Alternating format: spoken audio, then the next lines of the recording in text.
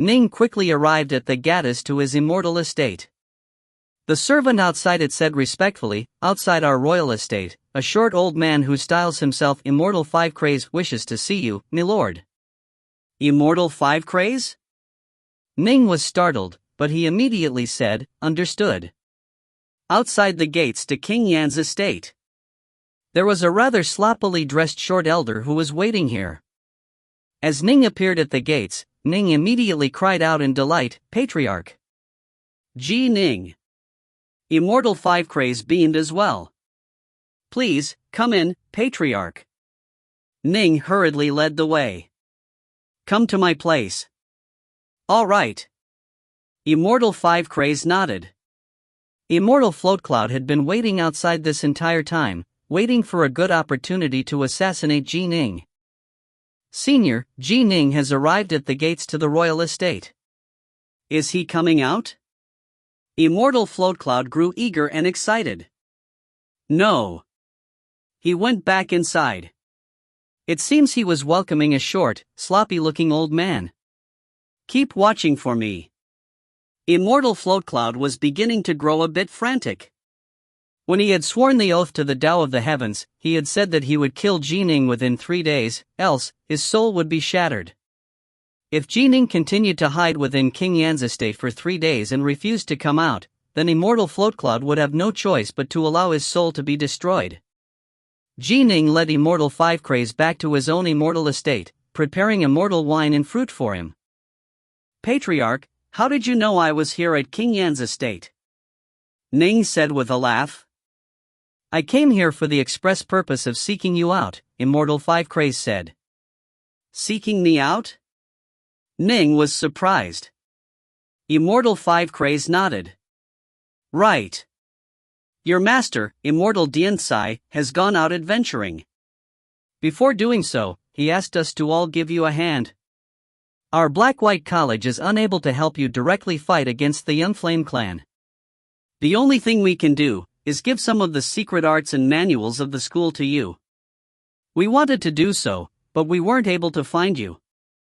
Just now, we received word that you had appeared in the Heavenly Treasures Mountain of the Imperial Capital.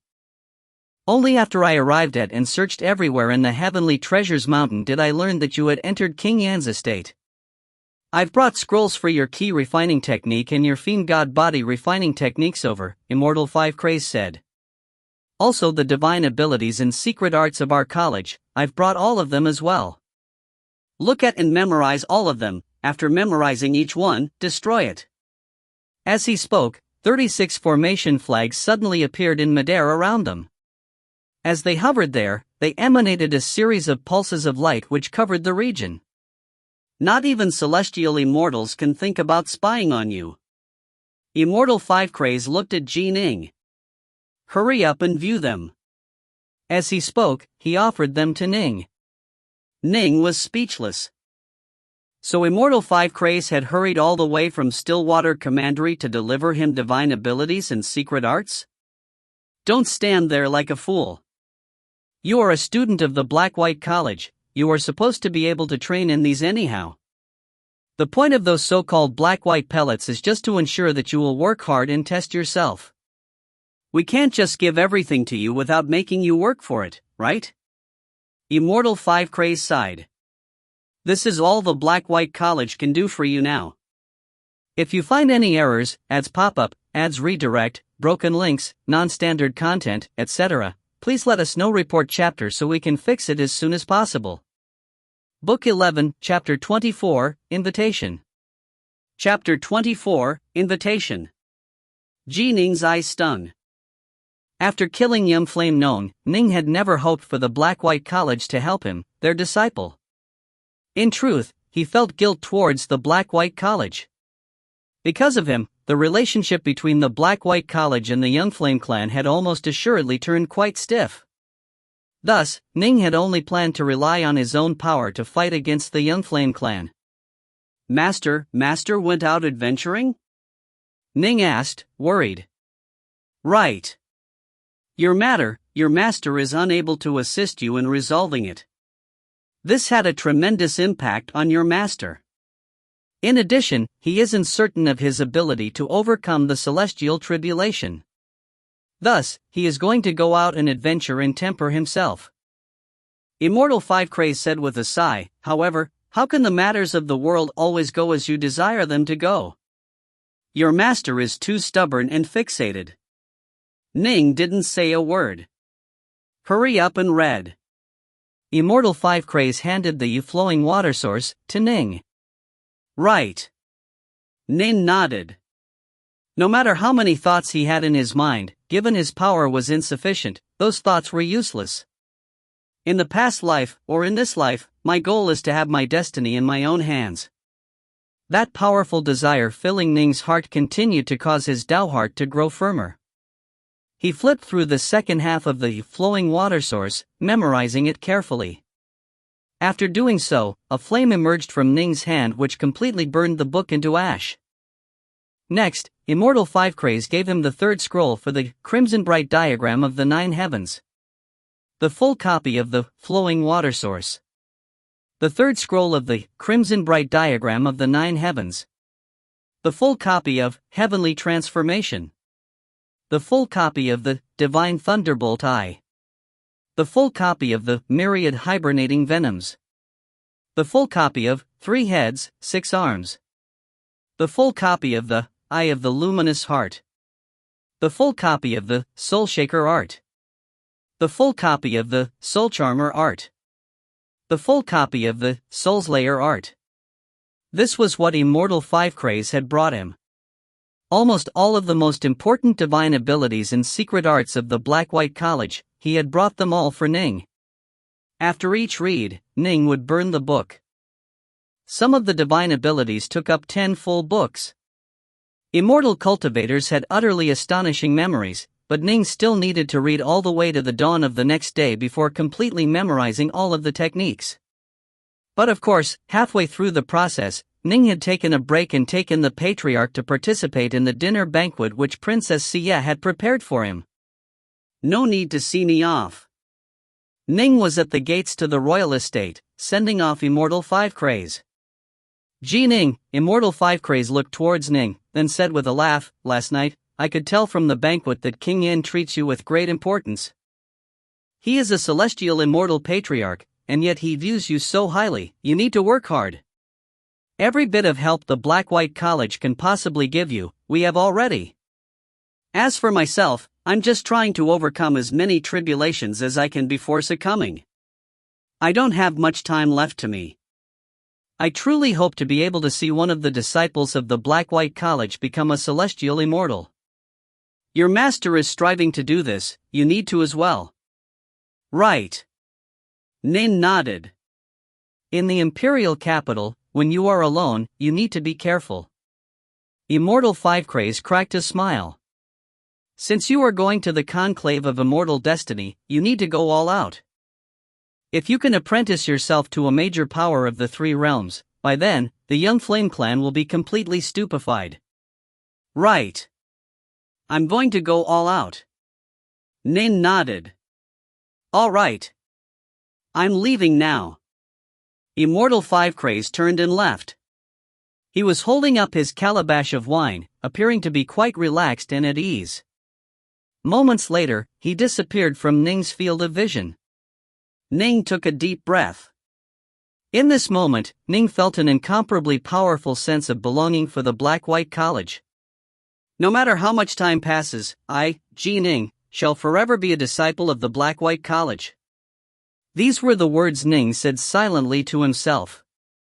And then, Ning turned and returned to the estate. Senior, Ning came to the entrance of the royal estate. He's coming out? Immortal Float Cloud asked frantically. He just went back inside again. Immortal Float Cloud's face was filled with indisguisable franticness. He barked, keep watching.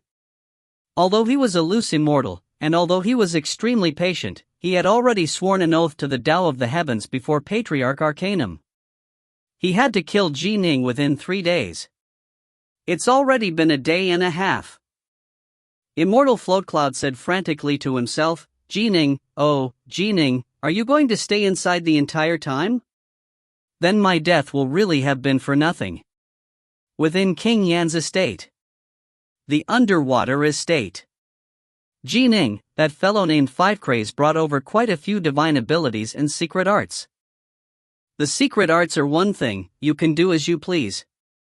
But of the divine abilities, you absolutely cannot train in the myriad hibernating venoms. Absolutely not, the giant yellow bear said.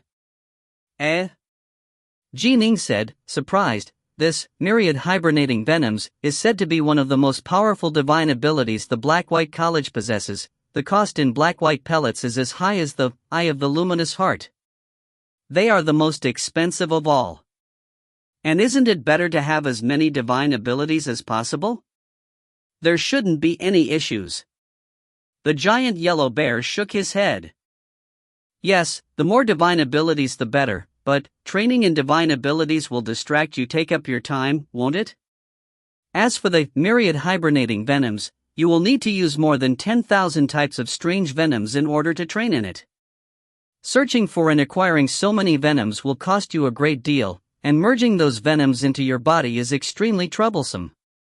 It will cost you a lot of effort, for little gain. In addition, the more pure a divine body is, the better. Fusing so many venoms into your body isn't worth shit. In the future, after you become an Empyrean god, you'd probably have to actually purify your body of those venoms and actively wipe out the traces of this divine ability from it. Ning was speechless. What about the other divine abilities? Ning hurriedly asked. Heavenly transformation, and 3 heads, 6 arms. Virtually all of the fiend gods of the 3 realms train in these 2 divine abilities. Although they are very common, they are still quite useful, the giant yellow bear said. You are definitely going to train in them. As for the rest? Didn't you already acquire the Pentabolt Vajra? You can train in both the Pentabolt Vajra and the Divine Thunderbolt Eye, and the 2 can actually support each other, causing both to grow stronger. In addition, in reality, this Divine Thunderbolt Eye is in reality the foundation for one of the supreme divine abilities of the 3 realms, the Thunder God's Eye. Ning laughed. So it really is true that having an old man at home is like having a treasure. Yep. So you little tyke, need to be more polite to me, the giant yellow bear said smugly. How powerful is that Thunder God's Eye you spoke of, the one you said is a supreme divine ability of the 3 realms? Ning asked, curious. Amongst the countless divine abilities of the 3 realms, it can rank in the top 100, I suppose. It's on a lower level than your star-seizing hand, the giant yellow bear said. But it's still quite powerful. Anyone who can completely master the Thunder God's Eye will become a major figure of the 3 realms. Ning nodded. During the past year, he had already trained the Pentabolt Vajra, Soldiers of the Mind, and 3 heads, 6 arms, to a very high level. There's still more than a year from now until the conclave of immortal destiny. I need to reach a certain level of accomplishment in the Divine Thunderbolt Eye, the Soul Charmer art, and the Soulslayer art, Ning mused to himself. Open. Ning let out a loud shout within the underwater estate's main hall. His forehead suddenly split apart, revealing a vertical eye slit. A bolt of thunder snaked out from it, crashing against the ground of the distant hallway. Someone's coming? It's not even dark, dinner hasn't even begun. Why has a servant come? With a thought, Ning willed the Divine Thunderbolt Eye in his forehead to close. He had just reached a basic level of understanding of this technique, but the power was already quite something. Ning arrived at the entrance to the Immortal estate, with Uncle White and Little Chang hurriedly following. What is it? Ning asked. The female soldier servant at the gate said with a laugh, "The princess is asking you to meet her, young master." Oh? Ning nodded. Uncle White, Little Chang, I'm going to make a short trip. Soon, Ning arrived at his cousin's residence. She was currently within her pavilion, and in her hands she held a leather scroll that was covered with golden light. All of you, leave, Yuchi-Cie instructed. Soon, the entire courtyard was emptied, save for Ning and Yuchi-Cie. Little brother, after you went to the Heavenly Treasures Mountain and tossed out 2.5 million kilograms of liquefied elemental essence to buy the peacock plumes, word of you spread. Many in the imperial capital now know about you. Uchiha handed the golden leather scroll to Ning. So, someone has already come to invite you to attend a banquet. Ning accepted it and took a glance. Kind Water Clan? Ning's eyes lit up. Ning had already purchased intelligence reports regarding the various major powers of the imperial capital. Although he didn't know the details, he knew the rough situation. The Kind Water Clan and the Young Flame Clan are mortal enemies. In addition, the Kind Water Clan is even more powerful than the Young Flame Clan. Uchiha laughed. According to the stories, back in the Fiend God era, the Kind Water Clan led a large number of tribes, as did the Shaman Clan. The Shaman Clan and the Kind Water Clan fought for a long period of time before the Kind Water Clan finally submitted to them. Ning sighed in amazement. He didn't know about the hidden histories such as these. Back in the Fiend God era, the Kind Water Clan even declared themselves as emperors. Uchiha's side moved. Even after submitting, they still remain one of the top 3 clans of the entire Grand Xia dynasty. Ning knew about this part. As for the leader of the top 3 clans, that was of course the Imperial Shaman clan. It was they who had unified and controlled the world. As for the second and the third, they were the Kind Water Clan and the Black God Clan. The Kind Water Clan and the Young Flame Clan have an enormous feud between them. And the first one to invite me really is the Kind Water Clan. Ning laughed. Right. This invited you as well, cousin. They asked you to accompany me tonight. I won't go. Although they invited me, that was just to be polite. I've never liked to get too involved with them, Uchiha said, shaking her head.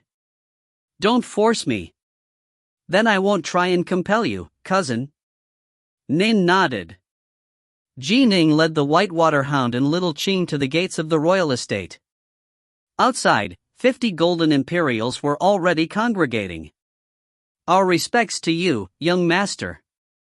The leader of the Imperials, Immortal Plume Rider, said. Sorry to trouble you, fellow Daoist Plume Rider, Ning said. This is no trouble. We are at the command of King Yan. Naturally, we will strive to do our utmost to protect you, young master, Immortal Plume Rider said. Ning waved his hand, and instantly, a large ship appeared. This was a large ship that was ancient and unadorned, and yet faintly radiated a threatening presence. This was one of the treasures which Immortal Juhua had left behind. It was a construct ship, and was quite a bit more valuable than even the Black Dragon carriage that Young Flame Gnome had. Let's go. Ning, Uncle White, and Little Chang all boarded the large ship. Push. The crowd of golden Imperials boarded as well. In a very practiced manner, the golden Imperials quickly assumed positions throughout the ship, all of them vigilant and continuously scanning the area. The warship immediately released crushing waves of energy as it began to fly towards the place which the Kind Water Clan had invited Ning to meet at. This was a place that could be considered one of the most exquisite of entertainment venues, Cloud Water Manor. Swoosh! Immortal Float Cloud appeared in midair, staring at the distant, enormous warship flying through the skies. The Golden Imperials standing aboard the warship caused him even more frustration. My 3-day deadline is growing closer and closer. He finally came out, but why is he bringing a squad of Golden Imperials with him? How am I supposed to kill him when he is protected by Golden Imperials? True panic was in the eyes of Immortal Float Cloud now. He truly didn't want to end up having no chance to attack, and then being punished by the Tao of the Heavens by having his soul shattered. That would be too unjust. If you find any errors, ads pop up, ads redirect, broken links, non-standard content, etc., please let us know. Report chapter so we can fix it as soon as possible. Book 11, Chapter 25, Cloud Water Manor. Chapter 25, Cloud Water Manor. Cloud Water Manor. It was built over the massive Nine Sun Lake. Wreathed by clouds and mist, it appeared like an abode for immortals, built amidst the clouds. A large, plain, ancient-looking warship came cruising forward, flying towards the Cloudwater Manor. Is this young Master Ning? An attendant had been waiting for quite some time, outside the Cloudwater Manor. Ning, leading a group of golden Imperials, disembarked from the warship. With a wave of his hand, he collected it, then walked to the long-awaiting, white-robed, youthful-looking primal Taoist. He said, "I am Ning. Per orders from my young master, I have been here awaiting you, young Master Ning." "Young Master Ning, please follow me." The white-robed youth gave the golden Imperials behind Ning a glance. His eyelids couldn't help but twitch. Someone who could summon a troop of golden Imperials when traveling was definitely no ordinary person. He was absolutely someone with a background, with a backer. For those important officials and senior ministers, the backer was the Emperor of the Grand Xia himself. That was why they would be bestowed with a squad of golden Imperials. In turn, only the important figures of the Imperial clan would be bestowed with golden Imperials. The only reason Ning had a troop of golden Imperials was because behind him stood King Yin. This Cloudwater Manor is quite awe-inspiringly majestic.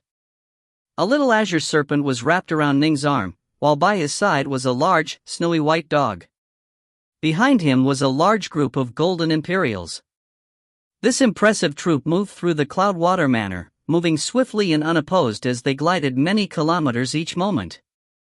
The white-robed youth who was leading the way said with a laugh, "Cloudwater Manor was only completed after our kind water clan spent countless treasures in 3 years of time. After its initial creation, countless years of time were spent to carefully carve and sculpt it. Only after all these efforts did the Cloudwater Manor before you come into being. The kind water clan lives up to its name." "Formidable, formidable," Ning said in praise. This was a mighty tribe which had once been able to struggle against even the Imperial Shaman clan over control of the world, a clan that absolutely ranked amongst the top 3 clans of this major world. Its roots were unfathomably deep. One could tell this just by looking at the many restrictive formations set up on a building like Cloudwater Manor, which was most likely on par with some of the main headquarters of other supreme clans. The Kind Water clan had indeed spent boundless effort on Cloudwater Manor, as the largest business building the Kind Water clan owned within the imperial capital. Ning's praise for it truly came from the heart. The white-robed youth, hearing Ning's praise, couldn't help but smile. He then said, "The young master is right up ahead. He's prepared a banquet long ago, and is awaiting you, young Master Ning." "It seems I am late," Ning laughed. Soon, they arrived at a long pathway that hung in the air. As they walked through the pathway, they could look down and see the rippling waves of the lake, as well as the mist that filled the entire place. This corridor led to an enormous building that was at least 3,000 meters high. This building was standalone, and the Cloudwater Manor had only a single corridor that led to it. In front of the doors to the building, there were 2 servants standing guard. These servants were both Wanxiang adepts. Upon seeing the white-robed youth, they immediately pushed the door open with tremendous courtesy. "The young master is right inside," the white-robed youth laughed. "This place is fairly secluded, and it has a wonderful view of the beautiful scenery of the Nine Suns Lake, but..." Ning led his troop of golden Imperials in, and the door closed behind them. "Ah, brother Ning truly is extraordinary. Just a short while ago, you spent 2.5 million kilograms of liquefied elemental essence to purchase the peacock plumes, causing your name to be spread throughout the imperial capital. Now, shortly after entering King Yan's estate, you actually re-emerged with a squad of golden Imperials. I have no choice but to be in awe of you, so much so that I might prostrate myself before you. Songspare, how about you?" A slightly frivolous voice spoke out. A youth dressed in loose white robes walked over barefooted, his long hair casually unbound. His eyes had a seemingly drunk look in them, appearing to be quite hazy. His face, however, was covered with a warm smile as he came to welcome them. Next to his side was a tall, muscular, black-robed youth. This tall youth nodded as well. I am in awe as well. King Yan is notorious for being unapproachable. He's quite cold and grim. There are truly very few youngsters who he views with importance. For Brother Ning to be able to emerge in just 2 short days with a squad of golden Imperials, he truly is formidable. Of the two, the white-robed, barefoot youth appeared to be a bit more of a dandy, and he seemed to be quite free and relaxed. As for the other, the tall, muscular, black-robed youth, he emanated a sharp, fierce aura. Behind the two was a man and a woman, who followed them. "You praise me too much," Ning laughed. His invitation to the Cloudwater Manor had come from Kindwater Xiaolu. Ning naturally knew of Kindwater Xiaolu, one of the 4 duklings of the imperial capital. The white-robed, barefooted youth was Kindwater Xiaolu. Although he and Young Flame Gnome shared the same reputation of being one of the 4 duklings of the imperial capital, their clans were mortal enemies, and so the two naturally had been on extremely tense terms. Normally, they struggled quite viciously against each other. Still, in terms of resources, personal ability, connections, or tribal strength, Kindwater Xiaolu was superior to Young Flame Gnome. Brother Ning. The white-robed, barefoot Kindwater Xiaolu warmly took Ning by the hand. "Come, let me make some introductions." Kindwater Xiaolu pointed towards the tall, muscular, black-robed youth. "This person is the truly peerless genius of the younger generation of the Skyfarmer clan, Skyfarmer Songspair. Songspair isn't like me. I often go out and party, but Songspair is quite low-key. He focuses on his training, and often goes out to temper himself through adventuring. In fact, he's almost never in the imperial capital. The only reason he's here right now is the conclave of immortal destiny. Since he just so happened to hear about your matters as well, Ning, and was curious about you, he told me that he wanted to meet with you." Skyfarmer Songspair? Ning was secretly surprised. Amongst those who were believed to have a good chance of ranking number 1 in the conclave of immortal destiny were the likes of Xiaomong Zishan, Kang Wujiu, Adept Woodpass, and some other exceedingly famous people. Although Skyfarmer Songspair was comparatively speaking much more low-key, he was still the most outstanding figure amongst the younger generation members of the Skyfarmer clan, and was believed to definitely rank in the top 100, and in fact was a genius likely to be able to explode forth with tremendous power. He was too low-key, causing others to be unable to be certain of his current level of power. Brother Ning. Songspair laughed. Brother Songspair. Since the man had warmly greeted him as Brother Ning, Ning naturally wouldn't treat him coldly. If he were to foolishly respond to him as fellow Taoist Songspair, then the man would probably think Ning was not giving him face. "Come. Let me introduce you to another person who is taking part in the conclave of immortal destiny." Xiaolu pointed to a man behind him. This man was dressed in violet robes, and his skin was pure white and incomparably beautiful. His eyes even seemed to have a hint of devilishness to them. "This is a good friend which I met many years ago, Xiaolang. He's definitely one of the most famous of playboys. In the imperial capital, quite a few maidens are completely smitten with him, wanting to marry him." "So he is Xiaolang?" Ning said to himself. Xiaolang was recorded in his intelligence records as well. He was quite dissolute, and his temperament was a bit bizarre.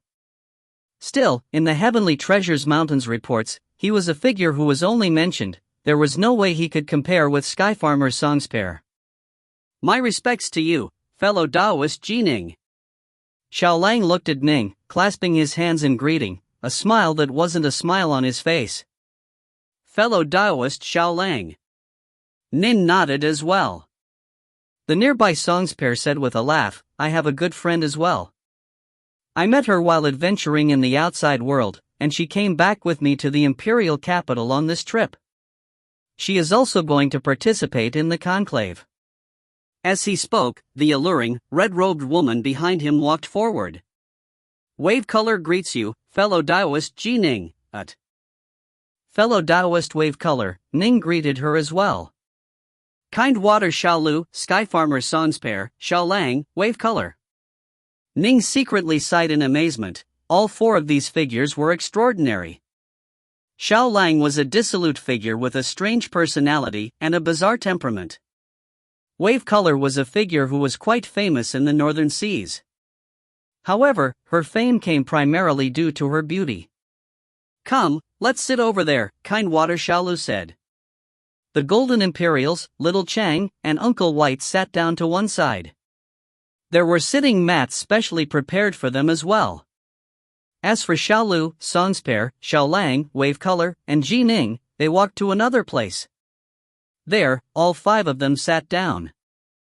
"I had originally planned to invite you, brother Ji Ning, to go stay with me at the Kind Water estate. I didn't expect that you would have ended up staying at King Yan's estate so quickly." Xiaolu let out a very regretful sigh, then laughed. "If you ever are dissatisfied with your accommodations, you can move out and come stay at my Kind Water estate. King Yan treats me with great kindness, and he cares greatly about me. He's also bestowed Golden Imperials onto me. How can I possibly disappoint him like that?" Ning laughed. This was what he and his cousin had decided on as their cover story. To the outside world, they would only say that King Yin cared about Ji Ning. "It's true." Xiaolu nodded. He didn't truly expect to be able to pull Ning over to his side, he was just speaking casually. Glug. Xiao Lang, seated to one side, drained his cup of wine. He thought to himself, this Ji Ning's only trained for 30 years. How formidable can he be? He simply managed to kill young Flame Nong and acquire many treasures, then spent 2.5 million kilograms of liquefied elemental essence to purchase the peacock plumes. That's the only reason why he's famous in the imperial capital. His luck really is good, though. Princess Xie took a liking to him and brought him to King Yan's estate. Given how much King Yan's temperament and how much he dotes on Princess Xie, I imagine that it was she who asked King Yan to send a squad of Golden Imperials to follow Ji Ning around. Xiao Lang looked down on Ji Ning. He had been adventuring for many years, and he was much more famous than Ning. This time, he wanted to truly shine during the conclave of immortal destiny. Ji Ning? A little fellow who only grew famous through killing young Flame Nong, and who relied on a woman to make King Yin care about him. Actually, in his heart, Xiao Lang felt some jealousy, because Ning was able to produce 2.5 million kilograms, while he, Xiao Lang, wasn't even close to be able to doing that. Ning was also able to command a squad of Golden Imperials. How majestic and awe-inspiring is that? Although Xiao Lang was now living in the Kind Water estate, how could he move about in as majestic a manner as Ning? Lucky punk. You aren't strong enough. When enough time passes, others will discover that you are nothing more than lead covered by gold paint. Xiao Lang drank there by himself. He couldn't be bothered to even chat with Ning. Xiao Lang was a strange, eccentric figure to begin with. Others didn't think anything of this. Amongst immortal cultivators, there were many with far more bizarre temperaments than him. Ning, Xiaolu, Song's pair, and Wave Color were chatting quite happily amongst themselves. Ji Ning, Cloudwater Manor just recently purchased some strange creatures, all of which came from one of the lesser worlds. This lesser world is quite unique. There are thousands of types of bizarre life forms within it. These two can be considered some exceptionally powerful creatures of this lesser world. Each of them are comparable to peak Wanxiang adepts in power. Kind Water Xiaolu pointed towards the large arena, more than 300 meters in diameter, up ahead.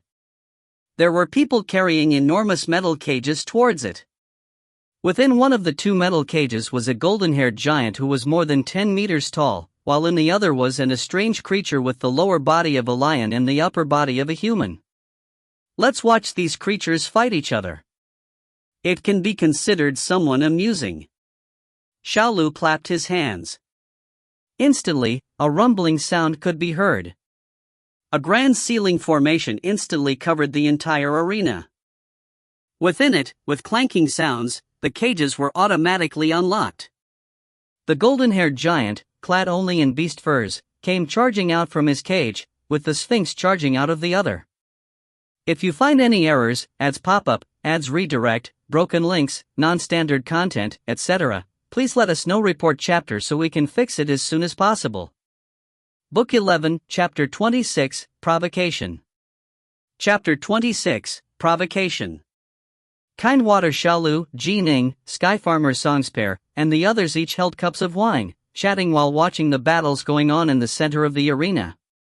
Within the Grand Ceiling formation, the golden-haired giant and the Sphinx both charged out of their pens, then raised their heads and let out bellows. Although the sound of their bellows was blocked out by the Grand Ceiling formation, the sonic booms were visible from outside. Their physical bodies are quite powerful. They should be fairly low-level fiend god body refiners of a sort. Fairy Wave Color laughed, instantly transforming into a rupturing sight that caused both the golden-haired giant and the Sphinx to stare, stunned, at the alluring woman outside the formation. Even creatures of other races find it hard to withstand Fairy Wave Color's allure, Kindwater Xiaolu laughed. But soon, the golden-haired giant and the Sphinx regained their faculties. The two now stared fixedly at each other. Ever since the day they had been seized and brought to this water cloud manor, they had been told by the staff, "One of you must die in every single battle. If you survive 9 in a row, you'll be able to leave, and you'll become a soldier for our Kindwater clan." The golden-haired giant and the Sphinx, in their own respective lesser world, were supreme experts who normally had a group of servants following them. Ever since that group of terrifying immortal cultivators had arrived in their world, however, they had quickly been subjugated, and the two had become slaves, then sold off to this Kindwater clan. When this had happened, they discovered, to their amazement, that virtually every single servant of the Kindwater clan was more powerful than them. They felt utter despair. They no longer harbored any hopes for escape. They had no choice but to obey. They hoped for just one thing, to survive the 9 battles, and then become soldiers of the Kindwater clan. Gold Sea clansmen, prepare to die. The Sphinx bellowed, then sent its 4 limbs flying forward as it transformed into a tornado that pounced towards the golden-haired giant. "It is you who shall die." The giant bent down, charging forward as well. Boom! The two collided head-on. The Sphinx left a bloody wound on the chest of the golden-haired giant, while the giant's fist smashed hard against the head of the Sphinx. Blood splattered everywhere. The wounds of both combatants quickly closed, and they continued to battle. They are indeed fiend god refiners. Ning nodded. The cultivators of that lesser world are all fiend god refiners, Xiaolu said. Still, they use the most low level of fiend god body refining techniques.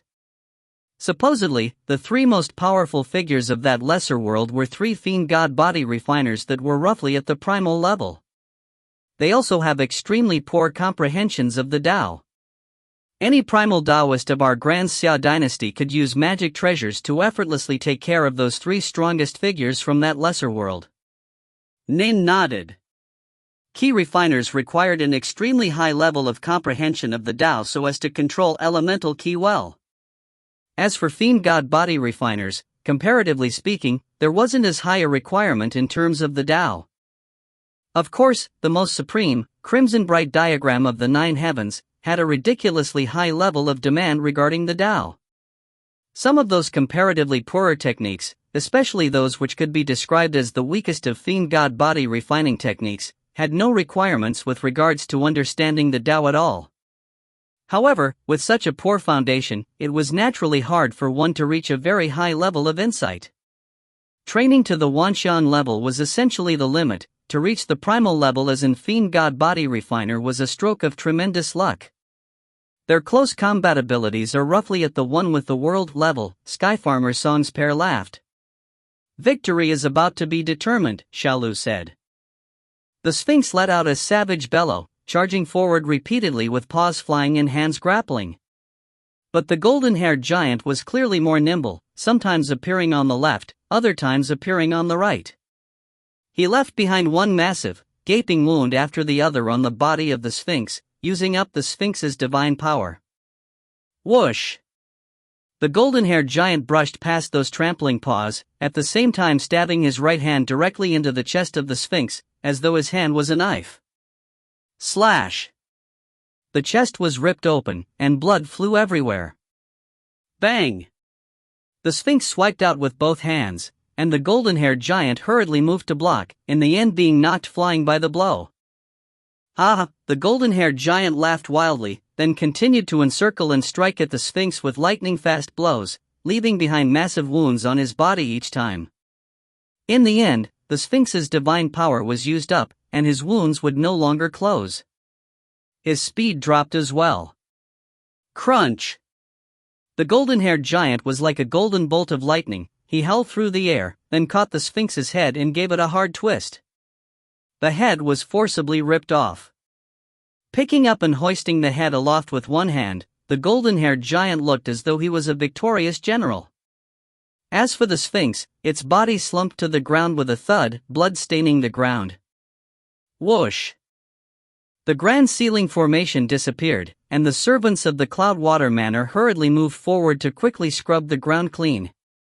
The Sphinx's body was disposed of as well, and soon, the arena was now completely spotless once more. Reporting to the young master, a manager of the Cloudwater Manor said respectfully while standing within the arena, "This golden-haired giant has already won 9 consecutive victories. According to the rules, he is now a soldier of our kind water clan." The golden-haired giant was standing obediently to the side of that Cloudwater Manor manager. "Oh?" Xiaolu, seated high above them, laughed. "What a coincidence for him to win his 9th victory today. I will bestow you with a flagon of immortal nectar. Work hard for my kind water clan. My kind water clan will definitely not mistreat our soldiers." "Thank you, exalted Immortal." The golden-haired giant knelt down on one knee, his voice rumbling. Although his words sounded rather muddy, they were the words of the human tongue. He was a creature comparable to a Wanshang adept, after all, and was quite intelligent and thus quick to learn a new tongue. Soon afterwards, the golden-haired giant departed. In his place within the arena appeared a troupe of seductive female dancers, who began to dance with fans while the sound of music rang out from the side. In the imperial capital of the Grand Xia, these creatures from other worlds are set to fight each other. When I first arrived at Stillwater City, in the gambling arena, I fought against those monstrous beasts, as well as with other humans. Those monstrous beasts and humans weren't able to refuse at all, they were forced to obey and go fight. The weak are given no choices. Only by becoming strong can one have the power to choose. First, grow strong enough to choose for yourself, only then can one master one's own destiny. This was what Ning was thinking to himself. Only by constantly reflecting on one's own heart and mind could one make one's Tao heart continually grow stronger. The conclave of immortal destiny is a chance for me to be reborn anew and change my life. I need to rely on the conclave and make myself even more powerful through tempering through adversity. All sorts of performances were going on in the center of the arena. Ning and the others were clinking wine glasses together while watching. As for the antisocial Xiaolang, who was rather unhappy to begin with, upon seeing how courteously Xiaolu and Sung's pair treated Ning, he was growing even more unhappy. "Everyone!" Xiaolang suddenly spoke out. Instantly, Ning and the others all looked over. Xiaolang rarely spoke. Since he now spoke, everyone naturally turned to look at him. The battles of these creatures aren't interesting enough. As I see it, why don't I have a little spar with fellow Taoist Ning? Xiaolang's eyes had a hint of desire for battle in them, as well as complete confidence. I hear that fellow Taoist Ning's power is formidable. He was even able to kill young Flame Known, and in particular was also able to kill that primal level fiend god under young Flame Known's command. This makes my hands itch. Today, fellow Taoist Ning and I will merely spar with each other. If one party is unable to keep fighting, then we can just simply admit defeat. We absolutely won't harm the friendship between us. Fellow Taoist Ning, what say you? Ning was startled. Why did the man suddenly want to spar with him? Although it was Ning who killed the Hydriga fiend god, that creature was a primal level fiend god with the power of a supreme loose immortal. Anyone with half a brain would understand that Ning must have used some sort of special method to kill it. Otherwise, just by relying on his own true power, how could he have done so? Xiaolu, Songspair, and Fairy Wave Color just watched, waiting to see Ning's reaction. No need. Ning shook his head. Xiaolang, upon hearing this, became all the more convinced that Ning had no ability, which was why Ning had no confidence in fighting him. Ning was, after all, just 30 years old. It's just a spar, not a life-and-death battle, Xiaolang said unhappily. Fellow Daoist Ji Ning, your fame is widespread. You even killed a primal-level fiend god, why don't you dare spar against me? It was luck that allowed me to kill that primal-level fiend god, not my own true power, Ning said. Xiaolang secretly snickered.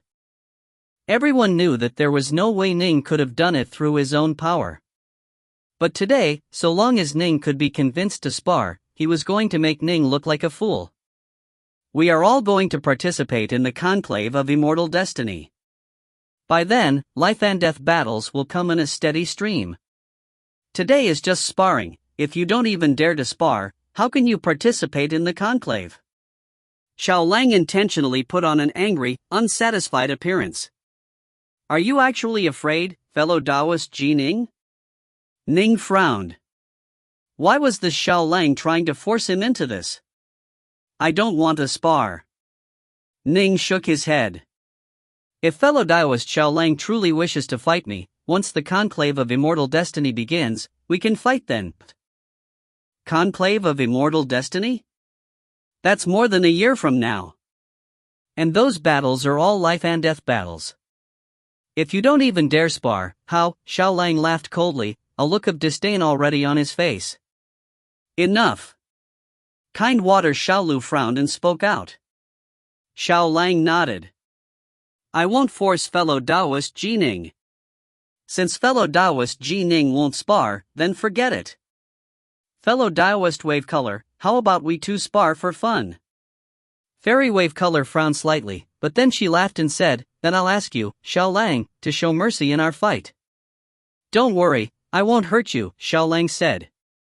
I'll stop after knocking your magic treasures away. This caused anger to appear in Fairy Wave Color's heart. It was just as the story said, this Xiaolang truly did have a bizarre disposition. He was so arrogant in his speech. Then let's do it. Fairy Wave Color immediately flew towards the center of the arena. All right. Xiaolang's body blurred, then he appeared within the arena as well. As for the dancing women that had been in the arena, they all quickly fled and left. Ning sat there, looking at the arena and at Xiaolang and Fairy Wave Color. He frowned to himself. This Xiaolang really thinks he is invincible. I've just arrived at the imperial capital. The young Flame clan is definitely scheming to act against me, so I need to be vigilant for a period of time. This Xiaolang might be secretly working for the young Flame clan, and might throw out some terrifyingly powerful magic treasures at me, such as that lock scroll, at which point I might suffer a tremendous loss. Although I have a primal twin, my true body is still more important. In the conclave of immortal destiny, the usage of Dao seals and certain other magic treasures was forbidden. One had to rely on one's own true power, only in such a way could geniuses be chosen. But in a spar in the Cloudwater manner, if Xiaolang truly had been sent by the young Flame clan, if he were to suddenly produce a terrifying, bizarre treasure and destroy Ning's true body, that'd be a completely unfair death. This kind Water Xiaolu was actually able to bring even a person of such a disposition into his estate. Ning gave a glance to the nearby Xiaolu. Xiaolu continued to smile as he watched the arena. Xiaolu knew exactly what sort of a weird, twisted personality Xiaolang had. But even if Xiaolang was a rabid dog, so long as he obeyed orders, he would still be very useful. Sometimes, there were things that he couldn't do that a rabid dog could. If you find any errors, ads pop up, ads redirect, broken links, non-standard content, etc., please let us know. Report chapter so we can fix it as soon as possible. Book 11, Chapter 27, Assassination. Chapter 27, Assassination. Within the central arena. The Grand Ceiling Formation now covered this region, and a violet-robed Xiaolang and a red-robed Fairy Wave Color were staring at each other from afar. Ah, Fairy Wave Color, if you aren't able to withstand my attacks, then hurry up and admit defeat. Xiao Lang laughed in a rather sickly fashion. And then, following his laughter, his skin turned completely red, as though a river of lava was flowing beneath his skin. His eyes also turned the color of fire as well. He lifted his hands slightly. Whoosh! Instantly, petals of fire began to emerge around him, each of them blazing with the stench of blood. At the same time, the arena seemed to instantly become transformed into a world of fire. Although the flames just hovered there in the air, it caused the insides of the grand ceiling formation to become extremely hot, and even the air in the arena began to shimmer in a twisted manner. Oomph! Fairy Wave Color let out a cold snort. Whoosh! A jade-green ribbon suddenly howled through the air. This jade-green ribbon swirled out in circles, instantly and completely guarding an area of tens of meters around Fairy Wave Color's body. At the same time, it caused a seemingly limitless amount of watery mist to emerge, and the region around her seemed to become a world of water. Around Xiao Lang, the temperature was extremely high. Around Fairy Wave Color, however, was a world of watery fog and mist. The fire and the water began to clash against each other, and crackling sounds could be heard. Your alluring charms are useless against me. Xiao Lang emitted a shrill screech, and his fiery, lava-like eyes became even more savage. Have a taste of my blood flame earthfire. As he let out the screech, Xiao Lang suddenly opened his mouth. Whoosh!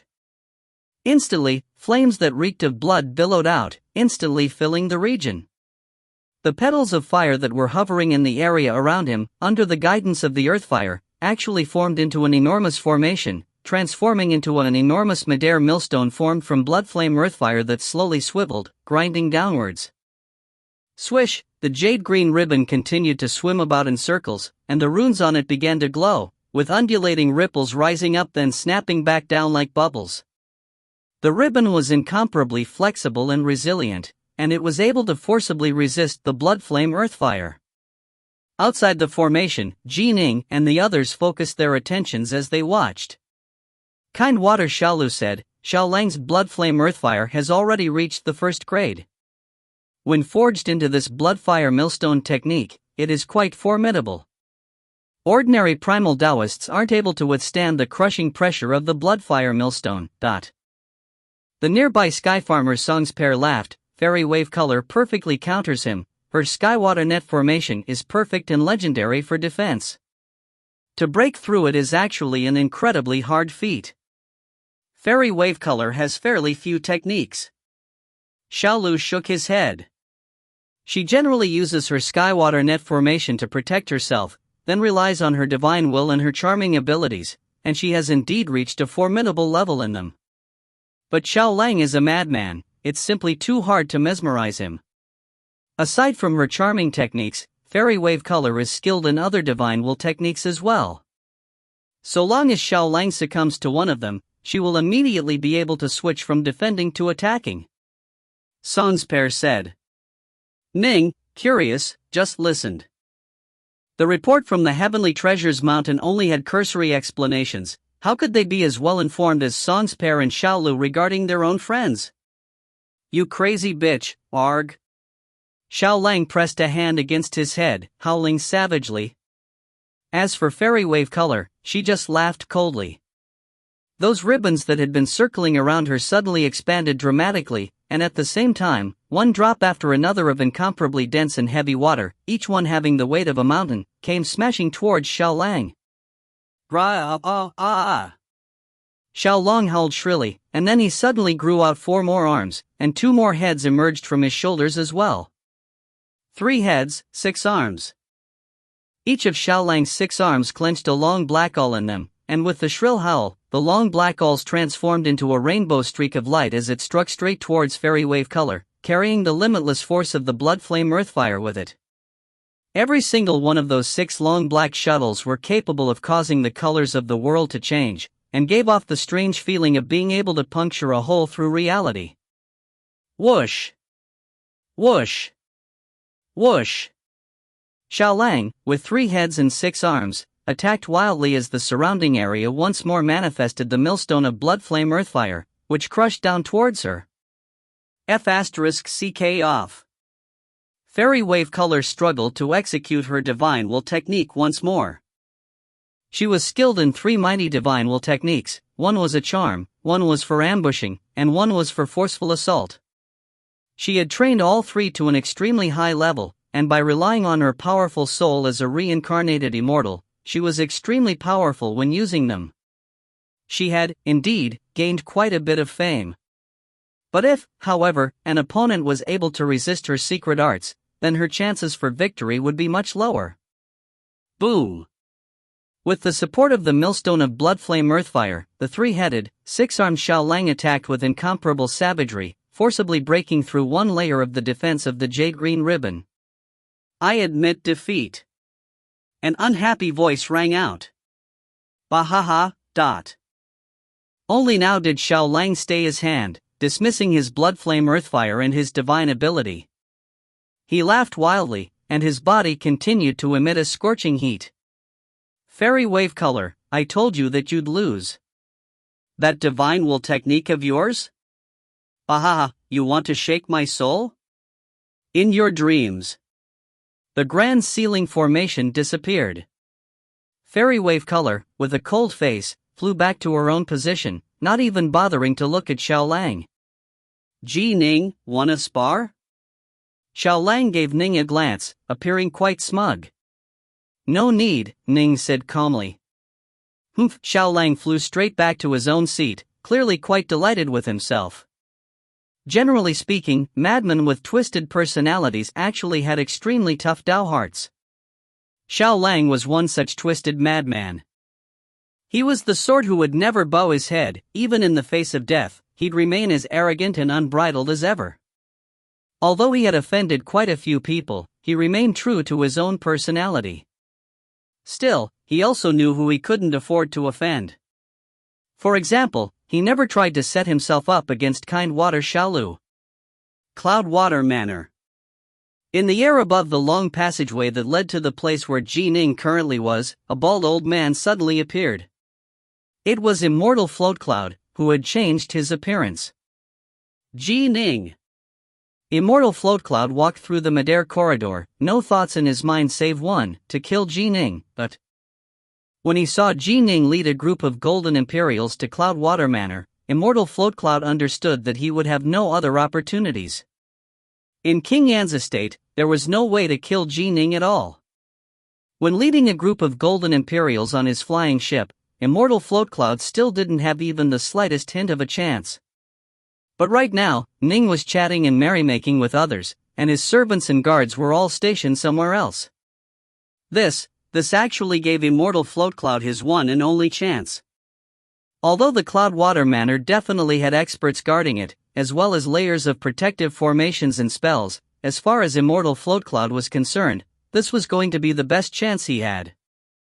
If he continued to hesitate, then by the time Ning returned to King Yan's estate and rested for a day without leaving, he, Immortal Floatcloud, would have his soul devoured and shattered due to his oath to the Tao of the Heavens.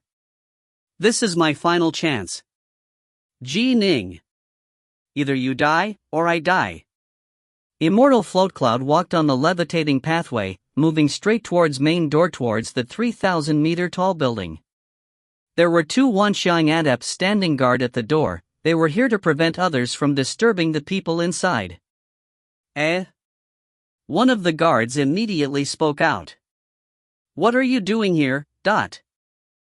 The noise cancellation features of the Cloudwater Manor's buildings were simply too good. There was no way for the people inside to hear the noises coming from outside. Ning and the others continued to eat, drink, chat, and laugh. They weren't on guard at all. I came to meet young Master Kindwater, Immortal Floatcloud said. As his words rang out, the 2 Wanxiang guards suddenly felt their souls grow dazed. And in that instant that their souls were stunned. Immortal Floatcloud, with a single step, appeared before the door, then pushed it open and charged in. Bang! The door immediately swung open. Fairy Wave Color, I don't want to criticize you, but your weakness is way too obvious. If your Divine Will technique is useless, then you are guaranteed to lose. Xiaolang, who had just won, was incomparably smug right now. and Ning. Hey, Ning, you've only trained for 30 years. I recommend that you don't go embarrass yourself in the conclave of immortal destiny. Train for another 3 centuries. Enough. Xiaolu spoke out. And just as Xiaolu spoke out, the door suddenly opened. Xiaolu, Songspair, Ning, and the others all turned their heads to look. Because the building in which they were having their banquet was 3,000 meters high, the servants who brought in food and wine, as well as the dancers and musicians, would all come in through another corridor. And when they did, they would all be completely silent. Very few would just push the main door open. Swoosh! Immortal Float Cloud, after pushing the door open, took a single step and appeared directly in front of Ning. At the same time, a white bone needle suddenly appeared in his hand, and he sent it flying forward, straight towards Ning. The surrounding world instantly froze. A powerful, deathly aura emanated outwards as the white bone needle, carrying an infinitely terrifying aura, pierced straight towards Ning. White bone immortal slayer needle. Xiaolu, Songspair, Ning, Fairy Wave Color, and the smug Xiao Lang all had the looks on their faces completely changed. In this instant, all of them felt cold fear. They all knew how terrifying the white bone immortal slayer needles were, and they all watched as one of them flew straight towards Ning. But it must be a deathsworn the young Flame Clan has sent over, and it is a loose immortal deathsworn at that. Only an earth immortal or loose immortal can activate this white bone immortal slayer needle. Xiaolu immediately shattered a Dao seal, and a stream of jade water immediately began to glow as it flowed over his body. With the emergence of this needle, even though Ning is a fiend god body refiner, even his soul will probably be destroyed, to say nothing of his fiend god body. He's dead. He's dead for certain. That's a white bone immortal slayer needle. It's a killing technique against even many loose immortals. Many loose immortals would perish to it, only a few, extremely powerful loose immortals would be able to block it, but they would still be injured. Ning is absolutely dead. Xiao Lang was actually delighting in Ning's misfortune. He, too, could guess that this was a deathsworn from the Young Flame Clan. In this instant, Xiaolu, Songspair, Fairy Wave Color, and Xiao Lang were all certain that Ning was most likely going to die. As for the golden Imperials which Ning had brought with him, they were shocked as well. Protect the young master. The problem was, it would take the 50 golden Imperials a little bit of time to assemble into a Dao soldier formation, then hurry over to save Ning. But, how fast was the white bone immortal slaying needle flying? There was no time for them at all. No one could save Ning. Everything relied on Ning himself. The Young Flame Clan. Ning instantly understood, and he immediately unleashed his divine ability. Ning's body instantly exploded forth with divine power, becoming incomparably tall and muscular. Lightning began to crackle on his body as he seemed to transform into an enormous Vajra. At the same time, 4 more arms grew out from his body, and 2 more heads emerged from his shoulders. 3 heads, 6 arms. Ning's 6 arms wielded the 3 Dark North swords and 3 heaven-ranked flying swords. These 3 were all top-grade magic treasures left behind by Immortal Juhua, which he personally used for battle. Water Flame Lotus. Thanks to the treasures which Young Flame Gnome had left behind, Ning's Earthfire and Dire Ice had both reached the 2nd grade already. An enormous water flame lotus appeared, swiveling around this 3-headed, 6-armed fiend god. Star-seizing hand. Ning's 6 arms exploded with awe-inspiring power. Grand Dao Domain. The 3-headed, 6-armed Ning, wielding 6 enormous immortal swords, crackled with electricity. His aura filled the heavens, and a water flame lotus swiveled around him. At the same time, the entirety of the building became instantly transformed into a world of sword ki. The limitless field of sword ki instantly filled the entire building, and sword ki was stabbing everywhere. The 6 enormous swords in Ning's hands began to glow with an incomparably dazzling golden metallic light, a light that was so strong that it was all but in material form. Block. The 3-headed, 6-armed Ning used all 6 swords to simultaneously block towards the white bone immortal slaying needle. If you find any errors, ads pop up, ads redirect, broken links, non-standard content, etc., please let us know. Report chapter so we can fix it as soon as possible. Book 11, Chapter 28, Bloodcoil Heavenlock Formation. Chapter 28, Bloodcoil Heavenlock Formation. Although this was slow to describe, in reality it happened in an instant. Faced with the lightning-fast Whitebone Immortal slaying needle, Ning didn't even have time to make his primal twin emerge to block. After all, although he could indeed make his primal twin emerge from the underwater estate extremely quickly, it would still need to unleash the hundreds of heaven-ranked flying swords and execute the lesser thousand swords formation. All these things took time. The Whitebone Immortal slaying needle, however, gave Ning no such time at all. Ning only had enough time to immediately activate his divine abilities, then block. Boom! Although the water flame lotus surrounding Ning was incomparably resilient, it was still instantly penetrated through. The three-headed, six-armed Ning held his immortal swords in his hands, unleashing his most powerful attacks to block the Whitebone Immortal slaying needle. Clang! Clang! Clang! Clang! Clang! Clang! Dot. 6 consecutive and incomparably ferocious collisions. Of the 6 swords, 3 were Dark North swords and thus possessed tremendous power. As for the other 3 heaven-ranked swords, although Ning's true body couldn't fill them with his elemental ki, as heaven-ranked artifacts, they were still quite tough and strong. If Ning had used earth-ranked flying swords, the Whitebone Immortal slaying needles probably would have pierced straight through them. These 3 heaven-ranked flying swords Immortal Juhua had left behind wouldn't shatter, at least. They would at least allow Ning to unleash the full power of his star-seizing hand.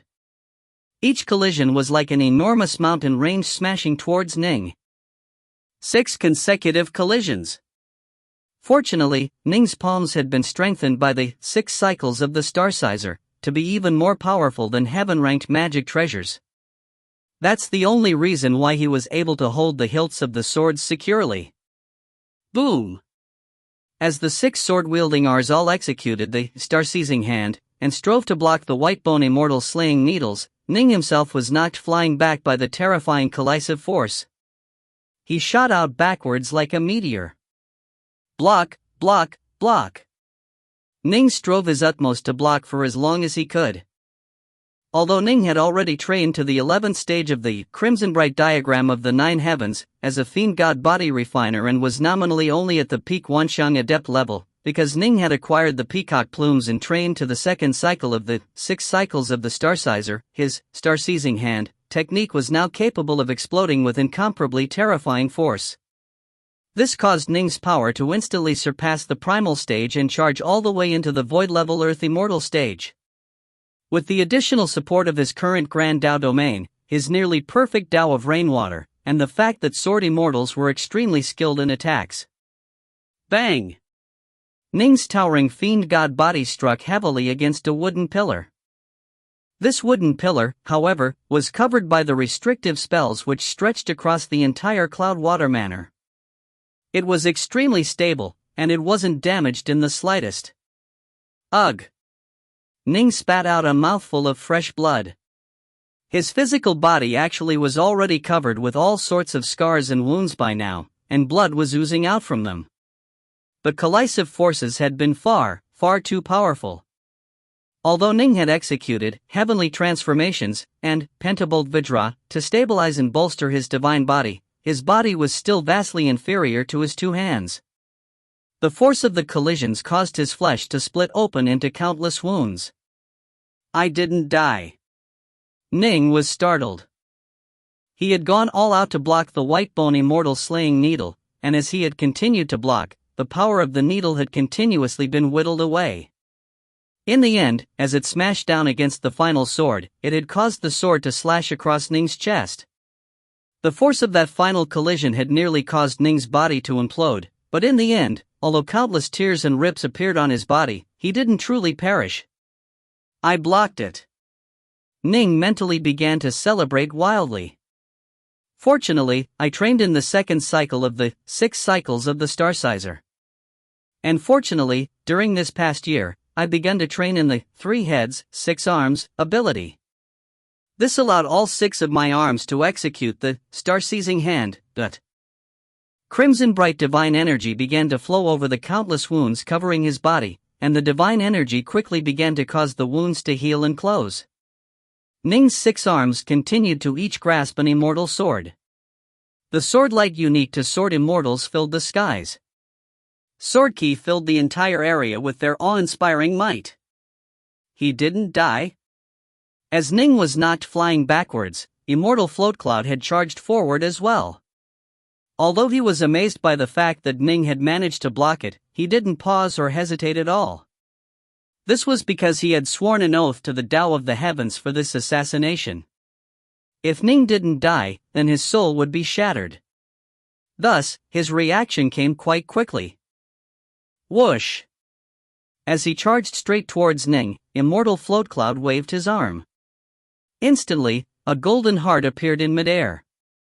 The golden heart immediately began to manifest thousands of veins and arteries, forming an enormous net that completely covered the empty central region they were in. This enormous net formed from countless blood vessels glowed with a bloody light, and an aura of power emanated from it. For the sake of assassinating Ning, Immortal Float Cloud had prepared 2 magic items. The first was the White Bone Immortal Slaying Needle. It possessed astonishing power, and Immortal Float Cloud believed that even he would be heavily injured upon being assaulted by it. Ning? Ordinary protective items would be immediately shattered by it. Ning would almost assuredly perish. The other item was this, the Blood Coil Heavenlock Formation. Once the formation was set down, it would take a good amount of time for either the Imperial Guard or the loose Immortals on guard here to charge through it. As long as he had enough time, he would be able to kill Ning in a one-on-one fight. He was a supreme loose immortal. Ning was merely a Wanxiang adept. Even though the White Bone Immortal Slaying Needle had been blocked by some strange magic treasures, in a true one-on-one fight, if he had enough time, he refused to believe Ning could withstand him. Both treasures were single-use items.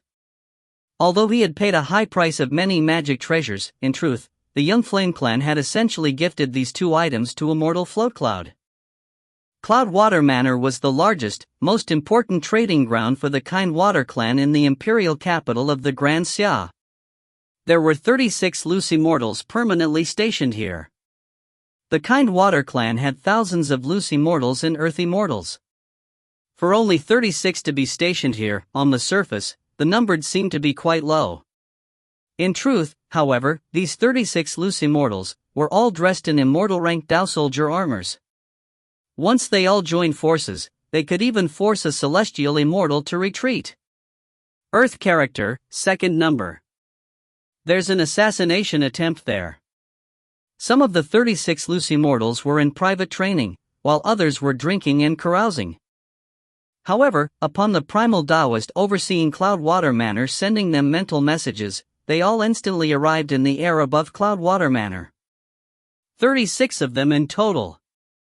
They were all dressed in black Dao armors, and they each emanated with terrifying auras that filled the heavens.